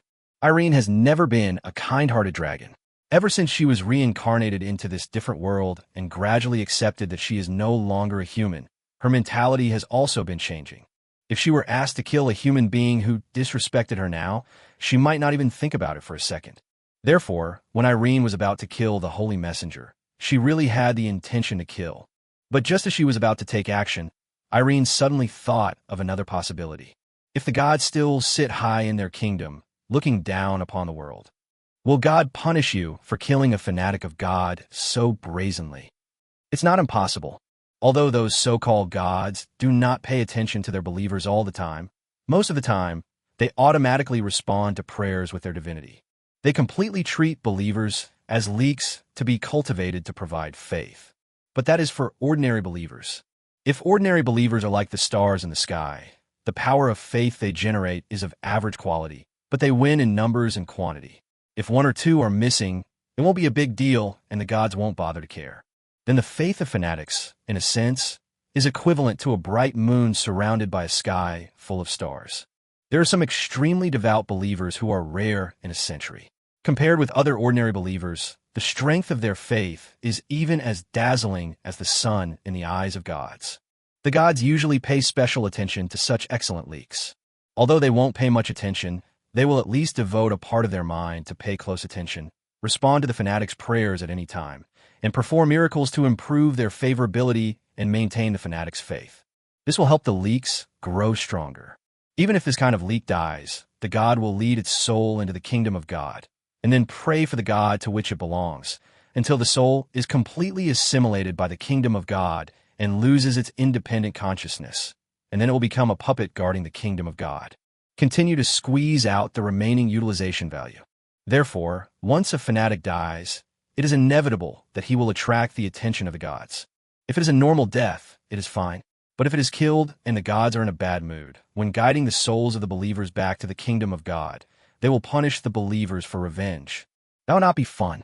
It was with this possibility in mind that Irene, who followed her heart, decided to be a good dragon after a brief thought. However, asking a fanatic to swear an oath to the righteous God of her own faith to actively spread the knowledge of evil books is almost a blasphemous oath, which is probably more painful than killing her directly. In a way, this could be considered another test of the gods by Irene. If the God of light that this saint believed and paid any attention to her, he would have to punish her for such blasphemous words. However, this punishment is only aimed at Vina. This is much safer than attracting the attention of the gods by killing a fanatic. Even if the gods really disappeared and Vina was not punished, Irene could still use this opportunity to get the book she wanted. No loss either way. Make the most of the surplus value of this little saint. Sure enough, when she heard this request, Vina's face showed a look of panic. As a saint of the church, agreeing to such a thing is already a heinous crime. Now she's required to swear an oath to her own god of light. How is this different from seeking death? Irene laughed in her heart, and a smile appeared on her face. She looked at the hesitant little saint in front of her and said indifferently, "Why? Don't you want to?" Then his tone gradually became more serious. "Are you trying to deceive a great real dragon?" However, Irene still underestimated a person's desire to survive. The reason why people are human beings is because they have a complex heart. Vina hesitated for only half a second, and then, as if she had understood something, she took out an emblem representing the god of light from her storage ring. "I hope you can keep your promise." Then, in front of the shocked eyes of the envoys, she swore an oath to the divine emblem. "My lord Pero, Vina Alice swears here." Perhaps she had finally broken through the shackles in her heart, or perhaps her faith had been completely distorted. Vina's tone became increasingly exaggerated, and she almost spoke the last few words of her oath with a smile. Just as the oath was completed, an invisible wave descended from the sky. That was not a punishment from the god of light for the blasphemous behavior of his fanatics, but it meant that the god had accepted the oath. "Call!" Vina breathed a sigh of relief, and her strong body suddenly bent down like a deflated balloon, and she could only feel her heart pounding. But then she raised her head again, tightly grasping the divine emblem, with an ugly smile on her lips, staring at Irene, and said word by word, "Now, can I go? Evil dragon, your majesty." Of course. After confirming a guess in her mind, Irene clapped her hands and signaled the imperial guards to release the envoys. Then he looked at the little saint girl with a distorted face and turned to leave with admiration, and said, "Give my regards to the rulers of the eastern countries. I look forward to developing deeper cooperation with them. After all, I'm not some evil dragon." Vina paused and held her hands tighter. The captain of the guards, who was let go by Wong Kai, ran up in 2 steps and quickly supported his own holy lady. After turning around and glaring at Irene, he supported Vina and led the envoys away. Tap tap. 2 footsteps were heard. It was Wong Kai who walked forward, knelt on one knee, and presented the magic scroll that had just exploded from the little saint to Irene with both hands. After taking the scroll, Irene instantly injected her mental power into it, and then raised her eyebrows slightly. Wow, a legendary scroll of divine arts. Irene looked at the envoys who had gradually disappeared in the yellow sand and whispered, "What a warm-hearted little fellow, coming to visit and giving me such a big gift. I feel a little embarrassed." If Vina, who had already walked far away, heard this, she would probably be so depressed that she would want to kill someone. God have mercy on her. This scroll was drawn by His Holiness the Pope at great cost to save her life, but now it has become a wedding dress for others. After putting the scroll into the storage ring, Irene changed her serious expression and stretched. The whole dragon suddenly felt relaxed and waved her hand casually. "It's done. Call it day. Call it day." "Yes." Wong Kai bowed his head and responded, then stood up and walked towards the city gate with Irene. But after taking only 2 steps, Irene suddenly turned her head, her eyes revealing a hint of vigilance. For some reason, at that moment just now, she had a strange feeling that someone was watching her. Wong Kai also looked back but found nothing, so he could only ask in a low voice, "Your Majesty, what's wrong?" "It's okay." Irene turned her head and yawned, revealing a trace of tiredness. "Maybe I'm too sensitive." As if she had thought of something, she frowned and thought for a while, then raised her head slightly. "Pass the order down. 3 days later, I, Irene Afra Christina, will officially establish a country. Black Dragon Empire." Chapter 103 Black Dragon Empire. The dim light of dusk shines into the towering Royal Mage Tower through the hollow-colored glass. The royal magicians who were in charge of revising the historical materials of the East Continent once again added a few heavy strokes to the thick book.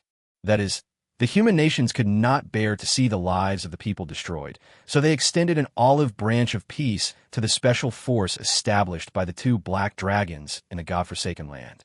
After much discussion, they jointly decided that Her Highness the Saint of the Holy Kingdom, Vina Alice, would lead a team as a symbol of peace to the godforsaken land to sign a non-aggression treaty. This journey was destined to be dangerous, but the envoys entrusted with the important task decided to go without hesitation.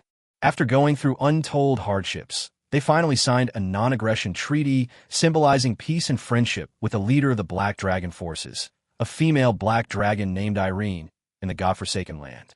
When the news spread, there were bursts of laughter in many taverns in the eastern countries. For those people who have drunk red wine, this news is undoubtedly worth celebrating. This means that they will most likely have the opportunity to drink that cheap and delicious red wine in the future. But then, even more explosive news came. The Black Dragon, named Irene, actually announced the establishment of an empire. This caused an uproar among all the ordinary people who learned the news. To them, the news was as shocking as if an alien had taken office as president of a country. This is not only incredible, but also rare in history. Throughout the history of the entire plane, although there have been a few dragons that have established countries, most of them are kind and neutral dragons such as metallic dragons and gem dragons. For a brutal dragon like the five-color dragon, it would be better to just lie down somewhere and steal some gold coins and treasures from neighboring human countries than to go through the trouble of building and running a country. That life was easy, comfortable, and pleasant. But considering that before, these two black dragons disguised their identities and sold drinks for a long time like legitimate businessmen, this behavior was very undragon-like. As a result, the people of the eastern countries quickly accepted the fact that Black Dragon had established a country. The top leaders of the eastern countries breathed a sigh of relief when they confirmed that the two Black Dragons had not made any other major moves except announcing the establishment of a country. After receiving the news that the Black Dragon Empire was about to hold its founding ceremony, some of them, driven by curiosity, sent their envoys to the godforsaken land to observe this rare founding ceremony of an empire established by dragon. And today, the founding ceremony of the Black Dragon Empire was officially held.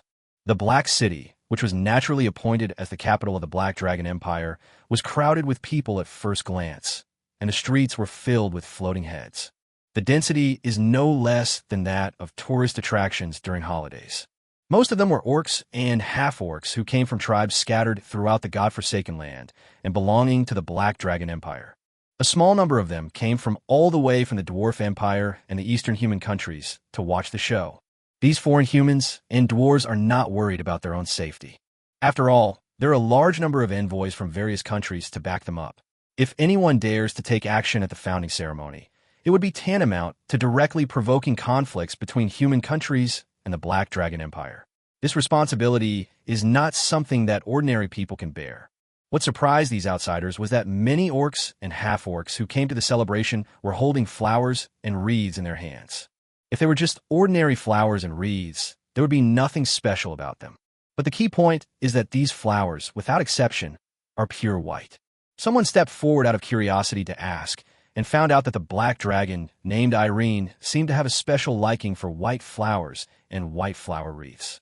For this purpose, a statue was even built in the inner city to accept tributes of white flowers and white wreaths. If one wanted to pay tribute, one had to pay some copper or silver coins. The orcs and orcs all agreed that offering white flowers to the statue would gain His Majesty's mysterious protection. This surprised some guys who had never seen the world, and they exclaimed that it was worthy of being a black dragon that could build an empire, and that its taste was truly unique. But before they could finish their sigh, these guys holding white flowers and white wreaths were tied up and carried away by a dog-headed man and a group of guys wearing some kind of black alchemical armor, like they were escorting prisoners. Soon, some alert people discovered that there were many more white flowers and wreaths around the obelisk outside the Black City. It turned out to be brought by the orcs and orcs before. Those guys who were ready to give away free flowers were buried like radishes in the sand around the obelisk, with only their heads sticking out. If you get closer, you can vaguely hear them shouting some strange words like, "I am innocent. I don't know anything. I don't want to rebel."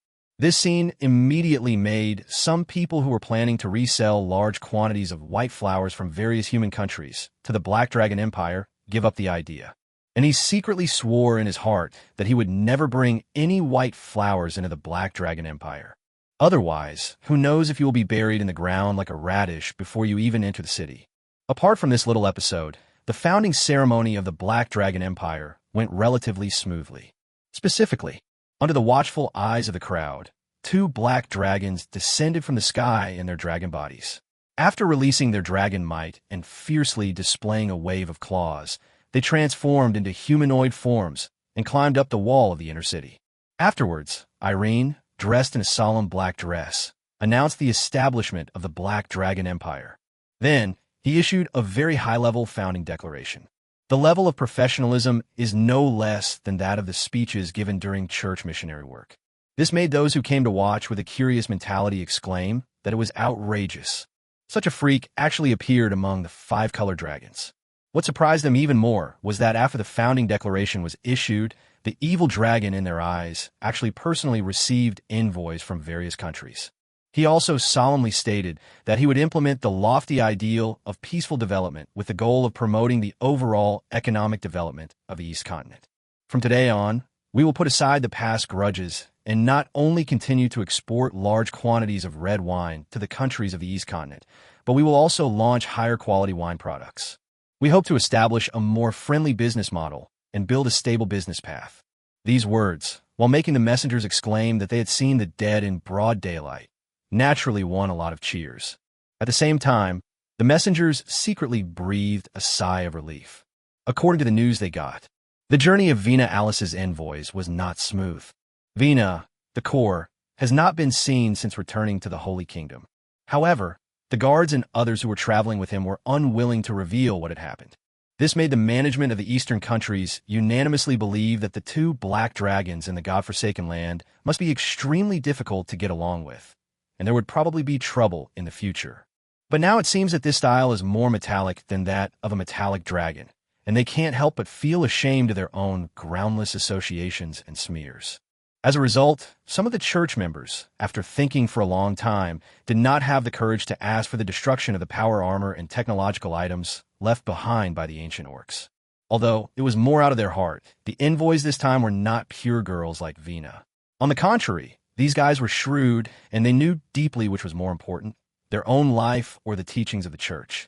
The evil dragon has already taken the initiative to show his goodwill, and now you are taking advantage of him. Isn't that courting death? Except for those people in the church. Most of the messengers felt in their hearts that the blood flowing in the bodies of these two black dragons might be the blood of the silver dragon, the kindest among the giant dragons. Oh no, there should be only one with the bloodline of the silver dragon, and the black dragon, named David, should have the pure bloodline of the white dragon. This can be seen from his outfit, which is so weird that it makes him lose sanity. As for why he didn't think that the blood flowing in his body was from those chaotic and funny people in the abyss, that's because the accompanying clergy secretly conducted a series of tests on the little black dragon. As a result, not even a trace of the abyss was detected. This made them feel relieved, and at the same time, they couldn't help but sigh in their hearts that the Shadow Mother's standards for choosing a mate were really open. Even if she can wait, can Songji wait? He may not be fighting with anyone somewhere right now. Even if she could continue to transmit energy to him, he was still a mortal after all, and it would not work if she continued like this. And there were Robert and Eugene. She couldn't wait to meet her old friends. Qin Xian was thinking quickly in his mind how to sneak out and find someone. Just then, someone at the door called out, "The queen is here." Qin Xian suddenly felt a strange energy approaching her. She looked over alertly and saw a young and noble middle-aged woman wearing a violet satin cheongsam walking towards her. Her temperament is graceful and elegant, like a fairy from heaven. There was a girl with a ponytail following him. She was also pretty and cute, about 17 or 18 years old, and as pretty as a little snowball. Both of them have outstanding temperament and fragrant smell, which makes people feel extremely comfortable. Qin Xian couldn't help but stare in amazement, and couldn't help being attracted by their aura. The people around her bowed down, and she almost followed suit. Just as she was stunned, the ring on her ring finger suddenly felt hot. The heat made Qin Xian gasp, and she suddenly felt as if she had just woken up from a dream. When he looked up again, the scene before him had undergone a shocking change. The young, beautiful woman suddenly turned into an old lady with a pear-shaped figure and rough, dark skin. You could take it to the vegetable market and sell vegetables directly at the stall. The little girl also became a very ordinary girl, the kind that you couldn't find even if you threw her into a crowd of people and searched for a long time.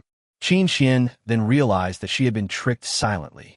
A psychic controlled her brain and made her see what he wanted her to see. Fortunately, the slave ring pulled her out of the illusion in time. However, Qin Qian herself is also a psychic. As long as she can realize that something is wrong, she will wake up quickly. This kind of mind control ability, if it is of a high level, can be very difficult to deal with. However, this person's rank is so low that Qin Qian doesn't even want to abuse her. What are you fussing about? You can't even have dinner. The girl who looked like a maid shouted angrily, and everyone lowered their heads instantly, not daring to speak. The maid turned to look at Qin Qian, and the queen also noticed her. In the eyes of outsiders, they still look like perfect fairies. The queen tried to appear dignified and elegant and looked at Qin Qian. It made Qin Qian feel creepy. I don't know what's the point of their tricks. Suddenly, the queen narrowed her crow's feet eyes and revealed a gentle smile. It's really beautiful. The king will definitely like it. She walked over and took Qin Qian's hand. The king knows you're coming and is very happy. He has already said that he will summon you to the bedchamber immediately. Come with me.